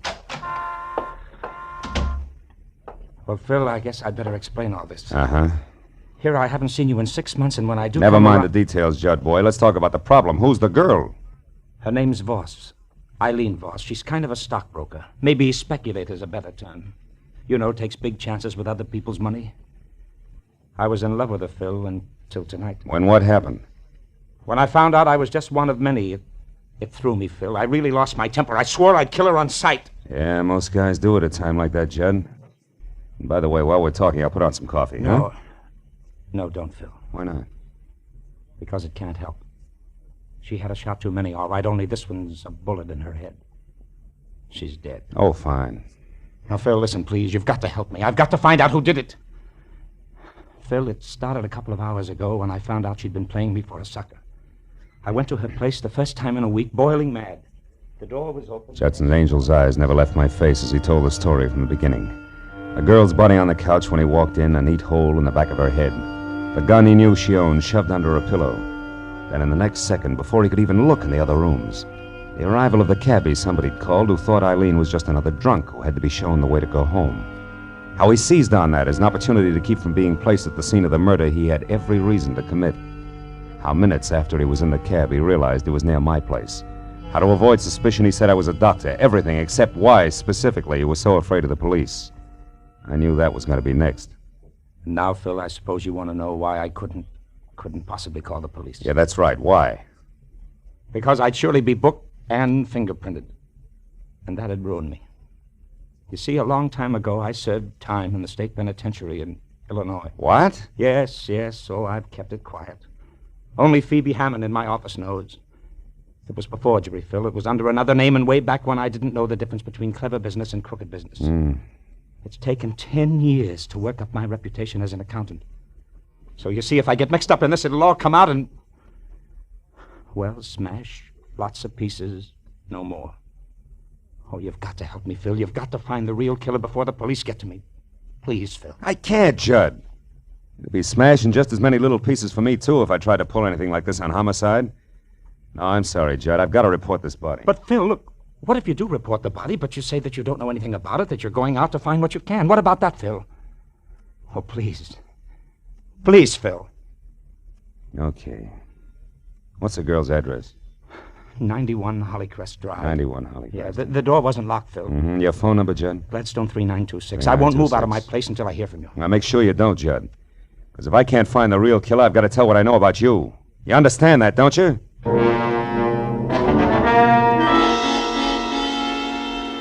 When Angel left, I called Detective Lieutenant Matthews at police headquarters and lied that there was a corpse in my apartment about which I knew nothing, and that I was on my way out to see what I could find. Then I hung up fast, not feeling very good. 20 minutes later, when I was in the plush living room at 91 Hollycrest Drive, I had zero to go on. Until I got to the bedroom where, caught in the folds of lace at the bottom of a petticoated vanity, I found a piece of male jewelry that stood out against that backdrop like Argyle socks on a turtle. It was a gold tie clasp ornamented with the figure of a lion, a little more majestic than most. I dropped it into my pocket and then moved out into a long hall that led to the kitchen. I was about to start toward it when he spoke. Don't move, buddy. Like the voice, he was thick and soft, especially in the middle where he was girdled in double-breasted gray flannel. So I couldn't tell whether he was plus or minus a tie clasp. Also, he had no hair, and a pair of deep dimples that danced when he talked. The gun in his hand didn't. Okay, turn around. Let's go back to the living room, buddy. I want to ask you a few questions. Like why you're taking inventory here. Well, it's my job. You see, I'm an auctioneer. The lady of the house won't need this stuff anymore. She's not Shut going up. Now stop where you are, and don't turn around. Okay, where's the girl? Come on, where is she? Out. And only if you'll tell me why you want to know will I tell you where. You see, that way I come out even. Yeah, maybe. Well, Eileen Voss owes me money, buddy, and I want it now before she's flat broke. Now where is she? On her way to the morgue. Like you don't know. What do you mean by that? I didn't kill her? Honest, Injun? Listen, you. Get this straight. I came into this place just now for one reason only. To check on the Voss girl and make sure she wasn't on her way out of town, bag and baggage in hand, and my 50 grand. Now, don't forget that. I'll try not to. And don't move. Hello. No, she's not here. Judy? Yeah, it's me, honey. No, she's out. Yeah. Well, I'll tell you about it later at the club. Yeah. Right, Judy. So long. Now, where were we, buddy? In the middle of a big fat lie, your reason for being here. Oh, yeah. That's where we were. And you know, that's a good place to leave it. Ah! Oh, buddy.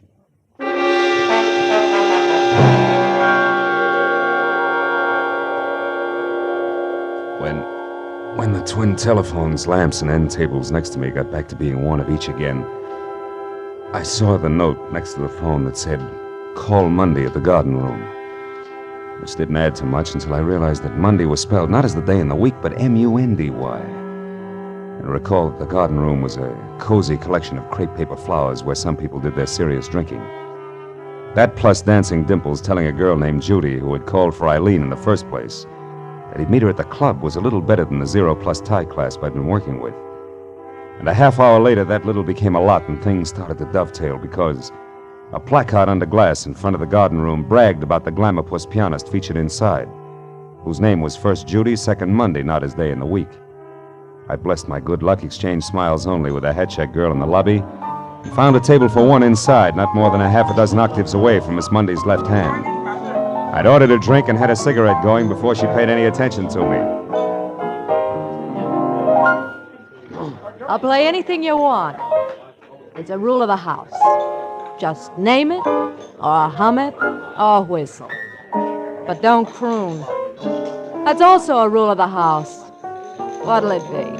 How about the number you always play for that fat friend of yours? You know, the one with the deep dimples? Berleffi? Sure. It's kind of corny.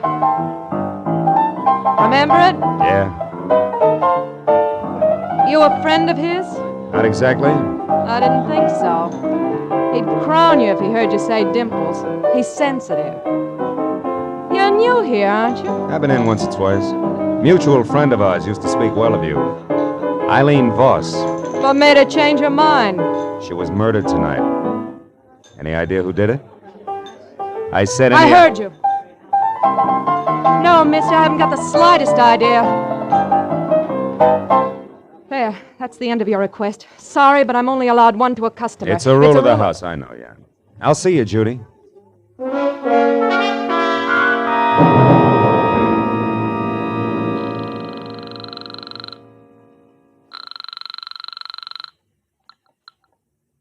Hello? This is Marlowe, Angel. Oh, Phil. Where are you? What have you found out? In that order, I'm in a phone booth at a club called the Garden Room. What I found out so far won't impress Detective Lieutenant Matthews of the Homicide Squad at all when next we meet. But nothing in the apartment? No lead of any kind? I'm not sure, Judd. I ran into a round man with a sleek gun who piled me up and left before very much was said. But, Phil, the garden room, the girl there's a friend of Eileen's. Talk to her. Yeah, I already did, Judd. Got me the round man's name and no more. It was Berleffi. You mean anything? Berleffi? Yeah. The fat guy with dimples and no hair? That's right. He claimed Eileen had 50 grand that belonged to him. Yeah, that must be him then, Phil. Oh? Yes, he's a gray marketeer, comes from San Francisco. I've never seen him, but the girl in my office, Phoebe Hammond, can help us. Mm-hmm. She once did some auditing work for Berleffi when she found out how crooked he was.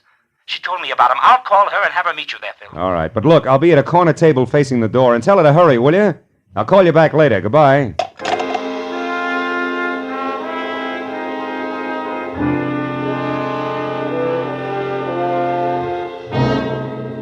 It was exactly 1 o'clock when what was at least 3 parts CPA to each part woman pushed the front door out of her way and entered. At the top, there was close-cropped hair, streaked with some gray. No hat. At the bottom, dark brown stockings running into darker brown shoes, no heels. In between, severely tailored tweed, closed tight at the neckline. It took all of 15 efficient seconds to decide that I was her man, and less than that again to introduce herself, ask for a cigarette, and name her drink. When it was my turn to talk, I brought her up to date. Eileen Voss's murder included. It's too bad, Marlowe. Judd's a great guy. Yeah. It was only lunch today that he was knocking himself out, trying to figure what would be 4-0 for my birthday next week. Now this. Tell me, what can I do to help? Well, at the moment, Berleffi. All I know about him, Miss Hammond, aside from what I've told you, he said at Eileen's, is that he and Judy Mundy are a team. And Judy was a friend of Eileen's. How cozy. Isn't it? Well, it goes like this. Berleffi's front name is Steve, and he's out of San Francisco via Detroit and Chicago.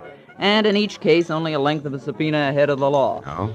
Back in the 30s, he was a mobster. The numbers game, protection racket, that kind of stuff. But after the war, he cashed in all his chips and went into a more or less legitimate business. With, of course, absolutely no change in tactics. Know what you mean. Now, look, can you tell me where he lives? No.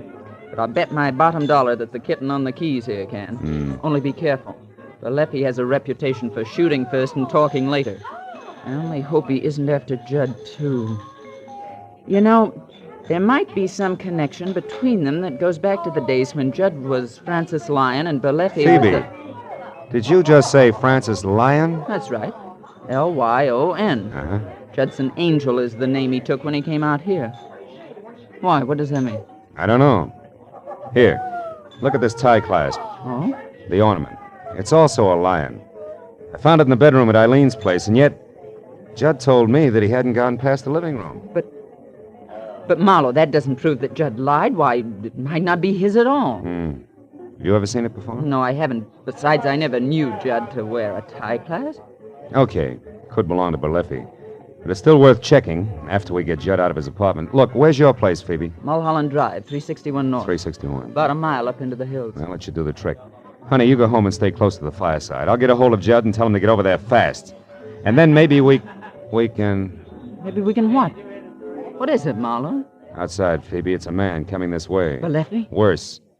Goodbye, baby. I'll see you later at your place. I've been afraid of this all night. But who is it? What's his name? Detective Lieutenant Matthews. He's a police officer, Phoebe. First, last, and always. So long.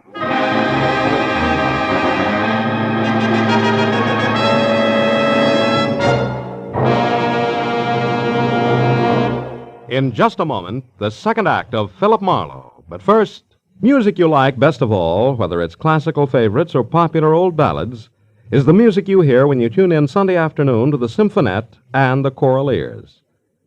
This Sunday, the Symphonette plays popular operatic pieces and has as guest Milton Kay, pianist, who will play the final movement from Rachmaninoff's Concerto No. 2 in C minor.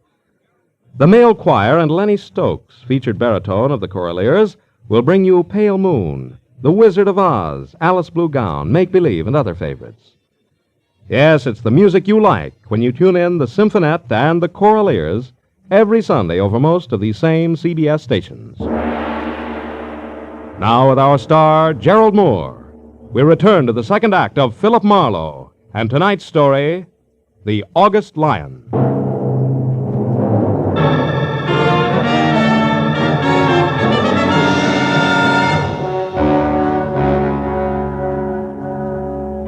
When I left Phoebe Hammond at the table and moved toward the bar, my first impulse was run, do not walk. This is a different kind of an emergency. But a quick glance into the mirror behind me tagged that as suicide and pushed try nonchalance into its place, because I could see that Detective Lieutenant Matthews had already spotted me. When he was closer, I could also see that nonchalance would go over like punching him in the nose on the steps of City Hall. All right, Phil, that little game is over. Now let's have it straight and fast. Who are you working for? And don't bother with the pitch on professional ethics, so we'll try this all over again down in headquarters. His name, what is it, Phil? Judson Angel, he's a friend. Yeah. Who is what to the corpse? He was in love with her, but he didn't kill her. Oh. Now look, Matthews, I've never held out on you before, have I? Which means you want to start now, huh? What are you getting at, Phil? My client's in a jam, Lieutenant. He didn't kill the girl, but unless I can find out who did, he's an eyebrow deep in a mess that doesn't even concern him. Which has what to do with you playing bashful tipster on the phone with the body being in your bedroom and Marlowe starring like a one-man police force? Will you listen? Come on, Phil. I've been an hour and a half just finding you. Now level. Why is this Judson Angel in a jam if he didn't do it? Okay, we'll try it honest like. He once did time in another state, under another name, way back when he had less sense. Ah. If he's booked and fingerprinted, it'll be splashed all over the papers. He'll be ruined. Why? What's his business? Well, today it's accountancy, and then it was forgery. Oh. You can see that side by side they don't make a very handsome couple. Now, come on, Matthews, give the guy a break. Will you? Take my word, he deserves it. What do you want me to do? Give me some time.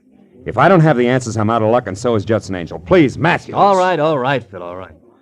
60 minutes. And if I don't hear from you by 10 after 2, we start all over again down in headquarters, your client included.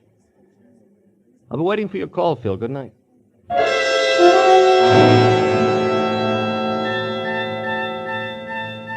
Detective Lieutenant Matthews was nobody's Keystone cop, and I knew that when he said 60, count 'em, 60 minutes, he meant just that and no more. So I found a nice and public phone booth at a gas station across the street, and while I kept one eye out for Berleffi and associates, I dialed Judson Angel's number. But in the next second, when I was through to him, I knew that I could forget about Berleffi on my end. Phil, I'm in trouble here. Outside a man and woman. They're coming up the walk now. He's fat and gray flannel? Yes. She just pulled up in a cab, but he's been out there 20 minutes watching the place. Berleffi, listen, Judd, get out the back way. Get over to Phoebe's place. He's out the door now, Phil. He's kicking it in. Phil, get up here. 21 South Orange Lane. Judd, do as I say, will you? Get out. Get to Phoebe's place on Mulholland Drive. I'll see you there. Hurry. All right, Marlowe. All right. Marlowe, he's in! Judd! Put that phone down, Angel, or I'll kill you. Now!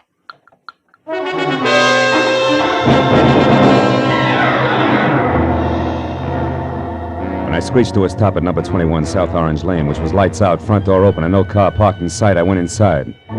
Just visible in the moonlight was the huddled figure I'd been afraid I'd find. What I didn't know until I was nearly next to it was that it was Judy Mundy, not my client, and only unconscious, not dead. There was a large white envelope lying next to her, and beyond that, a litter of broken porcelain that had once been a lamp. I switched on a light, found some brandy, and then brought her to as fast as I could. Marlowe. Yeah, and with a brand new request. Here, take a drink. Now, I'll ask the questions. 1, what happened here with the three of you? Where's Berleffi and, more important, Judd Angel? Come on, baby, talk fast. All right. I think Angel got away. I don't know where he is. Berleffi? Dead, I hope. I got him to thank for that lamp getting together with my head. How come? Angel made a break for it, kicked out the lights, and tossed a lamp at the same time. Hero Berleffi used me for a shield, then took off after him. Your connection with both Berleffi and Eileen Voss, what was it? I forget. Come on, Judy, baby, talk. You're not going to get another chance this side of the witness box. Witness box? What for? Your girlfriend's murder, trial by jury, an old Yankee tradition, you remember? Wait a minute, Marlowe. I didn't have anything to do with Eileen getting killed. They can't tie that onto me. They can try. Now, what'll it be? It'll be what you want. That's better. I only got chummy with Eileen in the last month, Marlowe, because Berleffi told me to. He was my boyfriend. Hooray for love. Go on. What was in it for Berleffi? He wanted to know where Eileen got her tips on the market. That way he could skip paying her any commission. Figures. What went wrong? Nothing. Only instead of finding out how well she knew who, I discovered she was going broke, period. The rest of it, you, Eileen being dead, that muscle woman you talked to in the bar, all Wait a the minute. What about that girl in the bar? You two get together? Not for very long. After you left the table, she went outside, so I followed. Why? Because the cow jumped over the moon. Why do you think? I was still working for Berleffi, remember? I thought it would help if he knew where she fit in. What'd it get you? A slap in the face. It said she was raised on barbells. And this envelope here that fell out of her pocket. Oh? Don't get excited about it. It's only one of those horoscope charts. What do? Collect them as a hobby? When there are notes on the back, yeah. However, for friend Berleffi was unimpressed. Yeah, look yourself. It's double talk. Cost plus 10%.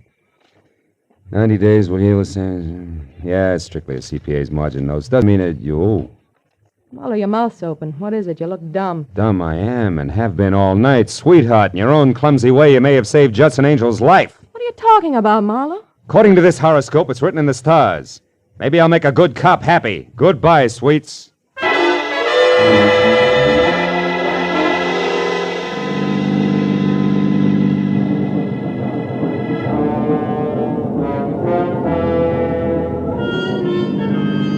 Mulholland Drive is a fancy collection of hairpin turns and deceptive curves along the top of a mountain that separates Hollywood and Beverly Hills from the San Fernando Valley. But when I was on it and burning up good rubber at each bend as I headed for number 361 North, gas pedal on the floor, driving conditions were the least of my worries. And it wasn't until I had parked away from the bungalow that perched on the edge of a cliff and was out of my car, 38 in hand and close to a half-open French window, that I breathed a long, long sigh of relief.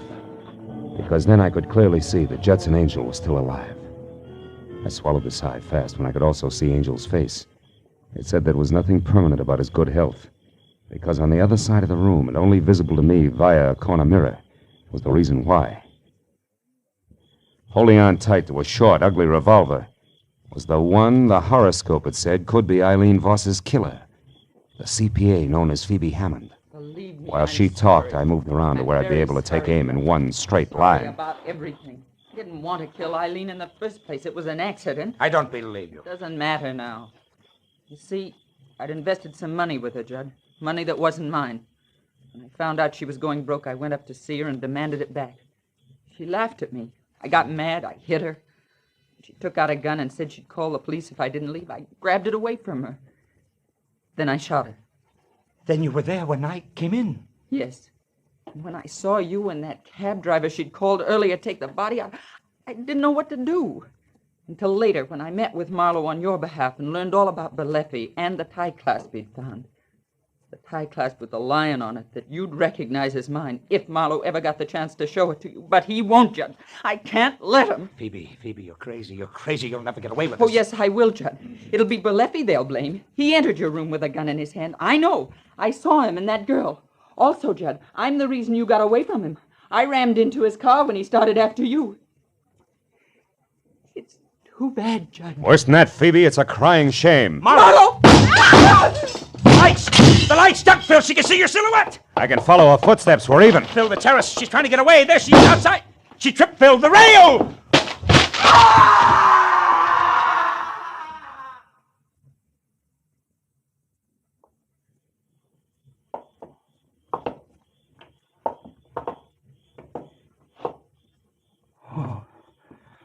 Oh, holy smoke. Phil, it's a good 200 feet down. Just solid rock. Yeah. Come on away from it, Judd. Time we made a phone call.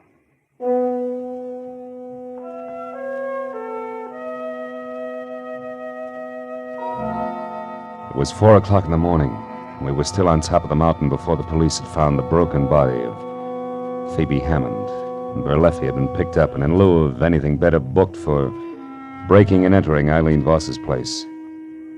When the parade of law, press, and just curious who always show up at the scene of a murder had finally left, I'd made it just me and Judd and a cop named Matthews.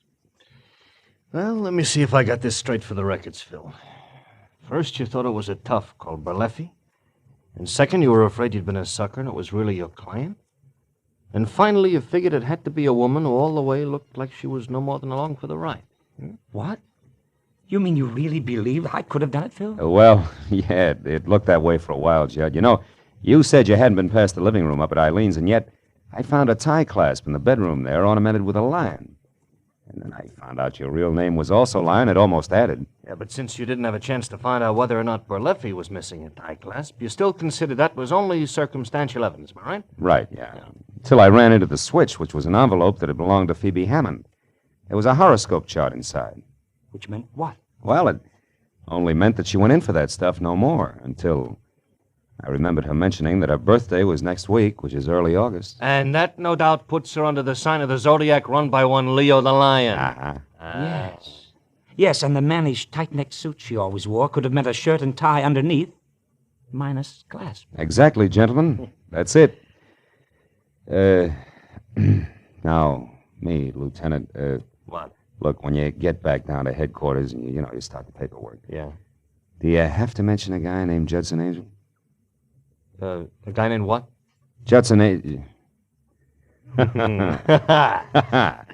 Nothing. I was just thinking out loud. Yeah, that's a bad practice, Phil, It's kind of like only telling a policeman half of what you know can get you in trouble.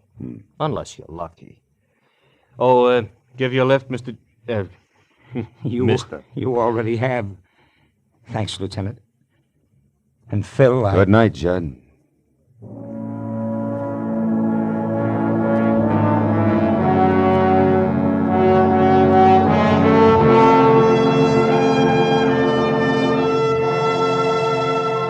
When Judd and the lieutenant left, I figured I'd have a last cigarette on the terrace. Think a little about the desperate people I'd met on a night that had started out to be quiet.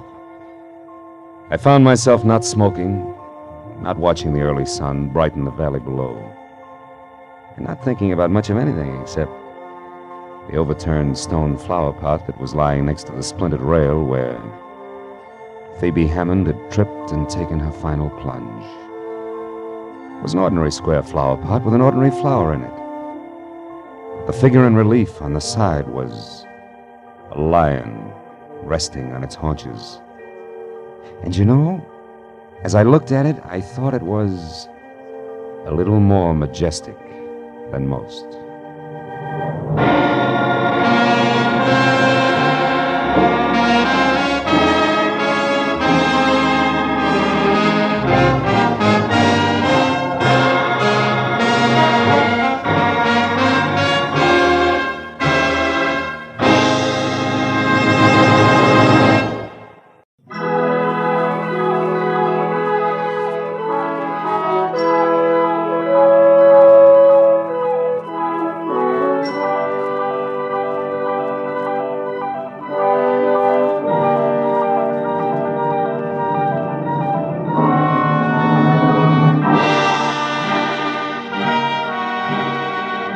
It was a rare morning, clear and clean. You know, the kind that knocks 10 years off your age and makes you taste the sunshine in your orange juice? It was a day to be spent on an open road to someplace new and exciting. But a phone call I'd received had reduced my open road to Carmelita Avenue, and nothing more exciting than Beverly Hills.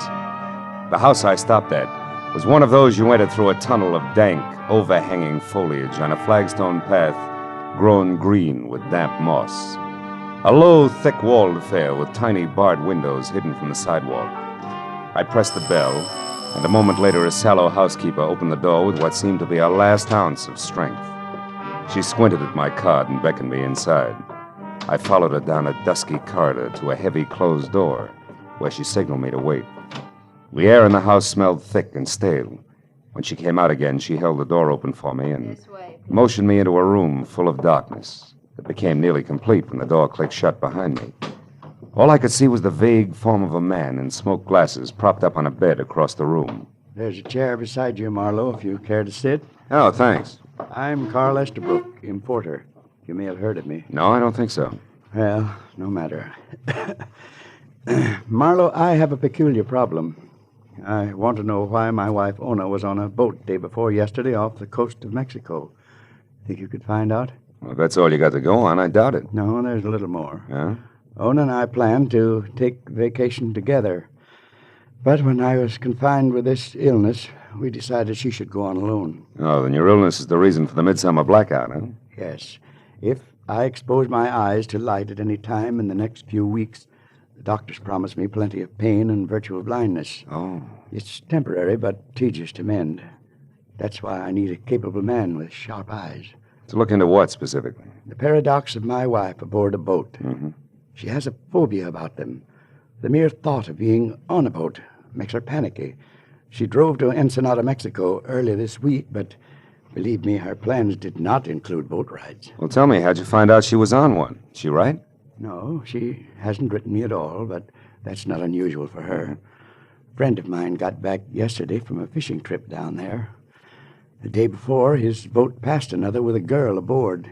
He got a good look at her. He was so sure that it was Ona that he hailed her. The girl turned and ran inside. It bothered him to the extent that when he got home here, he called me to find out if Ona was in Ensenada. Is that all? That's all. He didn't get the name of the boat. Look, you want me to go all the way down there just to find out if the girl he saw was Mrs. Estabrook? Right. What is your fee, Marlowe? $50 a day, plus expenses. That's the minimum if I take the job. I don't think I will. When business gets so bad I have to do divorce work, I'll quit and write my memoirs. No, I'm sorry, but that's the way it is. No. Sit down, Marlowe. Ona and I have had our share of difficulties, true. She's quite a few years younger than I and used to be a dancer. But, generally speaking, we're happy. Specifically what? I'm worried about her. Here. There's money in this envelope and a recent photograph of my wife. And there's more of both if the need arises. Incidentally, what kind of a day is it outside? Gorgeous. Well, then you can drive. It's only 250 miles. Yeah. By the way, how has the importing business been lately, legitimately speaking? You do have a suspicious mind, don't you?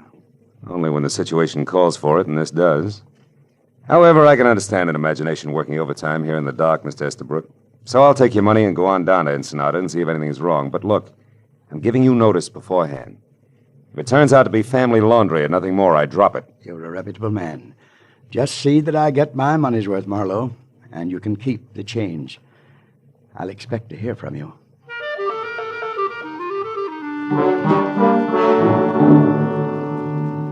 When my eyes adjusted to the dazzling glare outside, I looked in the envelope and picture of an impish, dark-haired woman and 5 $100 bills. For the first time, I realized what Estabrook had meant by keep the change. But it didn't help my attitude even a little. By 2 o'clock, I was on the road south. A late lunch in La Jolla with an old friend, a routine baggage inspection at the border, and then 70 twisting miles of lonely road brought me to Ensenada, just as the Mexican sun dropped into the sea. I drove past the piers and canneries at the edge of town, and then along the curving shore to the only hotel elegant enough to meet the demands of the woman I figured Ona Estabrook to be. After I'd gotten a room and cleaned up, I went to the desk and asked for her. She was registered, had number 74, and at the moment was out on the patio. All of which sounded ridiculously normal. And I thought again of an imagination at work in a dark room back in L.A. I thanked the clerk in crippled Spanish and turned in time to catch the end of a long, cold stare from a pair of frog-like eyes that bulged out of an otherwise handsome head on a man in a gray gabardine suit. I didn't think my language had been that bad. But when Popeye followed me out onto the patio, I wasn't too sure. There was no mistaking Ona Estabrook. She sat alone at a table in the far corner, a tall, minted gin drink in front of her. So I put on my best tourist-type smile and walked over. Well, Ona Estabrook, this is a pleasure. Enjoying your visit? Why, yes, very much, but I don't think I... Know me? Oh, of course, you wouldn't remember. My name's Marlowe, Philip Marlowe. No, I'm sorry, Mr. Marlowe, but You were a dancer, weren't you? Before your marriage, I mean? Well, yes, I was a dancer, but you'll have to excuse me now. I'm expecting a friend. I hope you don't mind. Well, just one thing then, Mrs. Estabrook. Would you mind telling me why you were out on a boat day before yesterday? A boat? Mm-hmm. Why do you ask that? Because you hate boats. You have a phobia about them. And yet you were seen aboard one just 2 days ago. How come? Well, how clumsy of me. I've spilled the drink all over my skirt. Excuse me. I'll have to change. That maneuver was as subtle as a bulldozer at work. When she spilled her drink, it was done desperately, and fear sent her running for the exit. I turned to follow her as she left the lighted patio and headed down a dark arcade. But a gray gabardine suit and a pair of pop eyes slid out of a chair and beat me to it. I waited until their footsteps faded, which said they turned a corner. Then I started after them. It was strictly follow the leader, but I didn't realize how many were playing the game until a knife point stung at the skin at the soft part of the back, about kidney high. Stop, senor, and don't cry out. Don't even say ouch. I turned and saw a mottled red face, ugly on a squat, long-armed body. The ivory-handled knife in his hand could have clipped my spine in one easy thrust. You got a car here, senor? Come on, I speak English good. You got a car? Yeah, I got a car. What's it to you? I am Haiba, the crab. It's lots to me. What's Let's your pitch, Buster? Come on, tell me. Martinez says for me to keep a sharp eye on things, to be sure something is not wrong. It looks to me like something is wrong with you, senor. Who's Martinez? You going to play possum, senor? This one is your car, huh? All right. Yeah. Okay. I take first your one. Now, please to get in. You gonna drive. Believe it or not, you're making a big mistake, Krabby. Besides, what if I don't want to drive? Oh, you better want to drive, gringo. Or I kill you right here. Go on, drive. Ándale.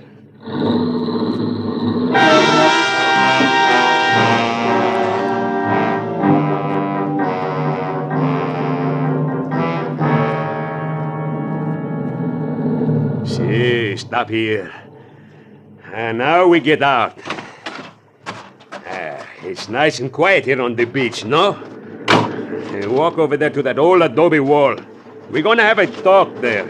It's gonna be dull, Buster. We've got nothing in common. Please, senor, don't make it hard on me. I don't know why you gotta come and mix everything up again when time is running out. Why did you come? I needed new huaraches. Look, senor. You think I'm ugly? You're no beauty, Crab, let's face it. See, and I can act even uglier. Maybe I could go on the radio and make a big hit, no? Or maybe I make the big hit on your face. Oh! Don't try something, senor, or I kill you with your own gun. Now, the truth. You spoke to the senora about the boat. Why? I forget. Oh! Who are you, senor?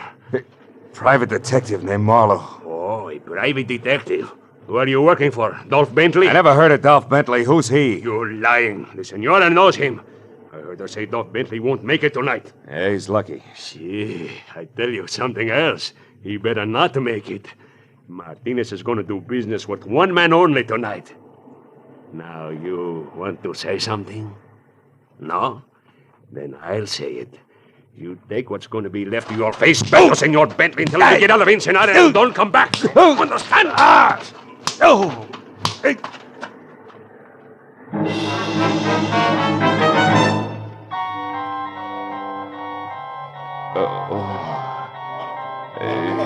Wait a minute. Come on, wake up. Wait, stop, Craig. Come on. Who are you? Oh, it's you. I'll kill you. Wait. Hey, take it easy, will you? You're in good hands now, Marlowe. I'm a fellow American.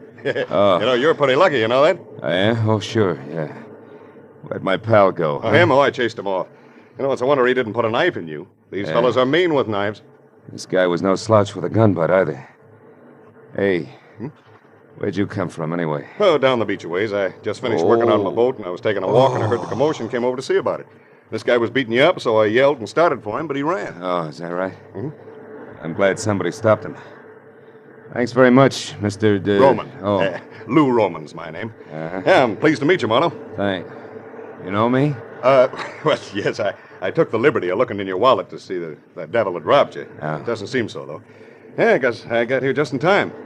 You're a private investigator, I see. You working on a case now? It's debatable. So far, the case is working on me. I'd like to find a guy named Dolph Bentley, though. Dolph Bentley? Yeah. Guy who beat me up had the idea that I was hired by Dolph Bentley. Did you ever hear of him? No, and I come down here every year to fish, too. Know a lot of folks around here, but I never heard of that one before. Why are you after him? Well, he's tied up in some way to the Crab, who seems to work with another guy named Martinez, who in turn is going to do some business of some kind tonight with somebody other than Dolph Bentley. I don't know. And it's all connected for some screwy reason with a woman who took a boat ride the day before yesterday. Well, what about that? The woman being on a boat, I mean. Oh, well, she can't stand boats. She's afraid of... Oh, my head. Wait. Here. Thanks. I better get you some first aid right Yeah, away. that's a good idea. Holy smoke, my car. Now, relax. It's right over there. Come on, let me help you out. All right, easy now, easy. That's it now. I'll drive you.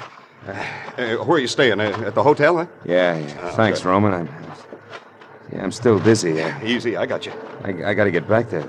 I got to find that girl, because she's up to her hairdo in a very nasty mess. Listen, Marlowe. If I can help in any way, let me know, will you? You know, us Americans have to stick together in a place like this, right? That's it. Come on, let's go. Easy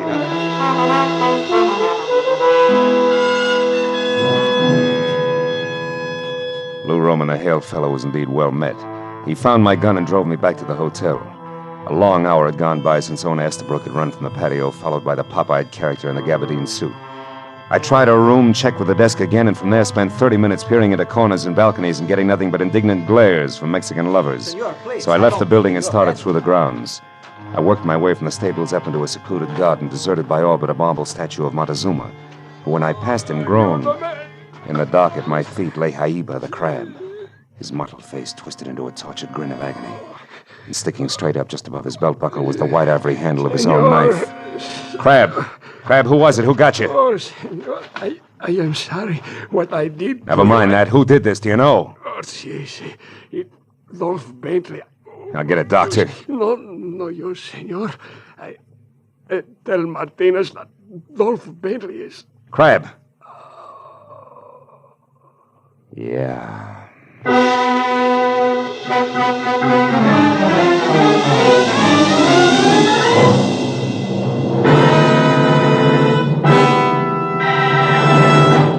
In just a moment, the second act of Philip Marlowe. But first, when you're 65, if you have worked in business or industry, call any office of the Social Security Administration for information about your old age and survivor's insurance. The account number that appears on the Social Security card identifies your wage account. The amount of retirement and family insurance that may be payable is set by this account. Now, with our star, Gerald Moore, we'll return to the second act of Philip Marlowe and tonight's story, The Mexican Boat Ride.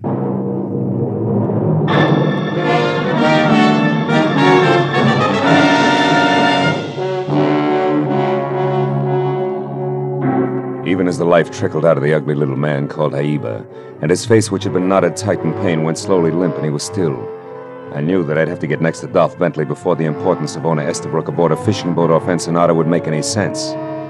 Also, I knew that there was a good chance that said Mr. Bentley and the gentleman in gray gabardine, known to me as Popeyes, were one and the same. So I started back for the hotel. But halfway there, I stopped at the sight of a figure ahead, scampering toward an all-alone taxi, parked near the main entrance. It was owner Estabrook. I took off after her, when she was in the cab and away before I could get close enough to do any good. I tried the next best thing, which was the sombrero doorman nearby, who I figured might have heard the address she'd given the driver. Yeah, but what I didn't figure was that the doorman might not habla much English. The Senora Estabrook. Si, senor. Her enters libre a minute ago. Yeah, that's right. I know that. Now look, where did her go? Which way in the libre? Libre. Oh, un momento, senor. Libre! Oh, no. Ya viene, senor. No, Coming look, pronto. amigo, I don't want a taxi. No libre. No libre. None whatsoever. Chico, no quiere. Now, please, come here. Let's back it up a little, huh? Senora Estabrook in libre, right? Si, senor. Okay. Now, where did she go? What direction? ¿Qué dirección? Oh, ahora comprendo.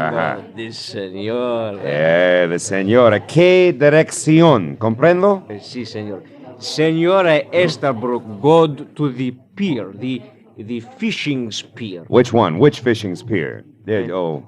¿Cuál pier? The small pier, senor. The little one near the big cannery, the fishes cannery. That's all I want to know. Gracias, amigo, and... Uh-oh. Senor, what are you seeing? I'm not sure. But even if I were, I wouldn't be able to explain it to you. Buenas noches, pal. Thanks a lot. I had been seeing at the silhouette of a man huddled close to the ground and slinking out from a hotel along a high hedge that led back toward the statue and the body of Aiba, a man who I knew could be the elusive Popeyes. I followed the walk that was close into the hotel until I was on a line with the hedge, and I started after him fast.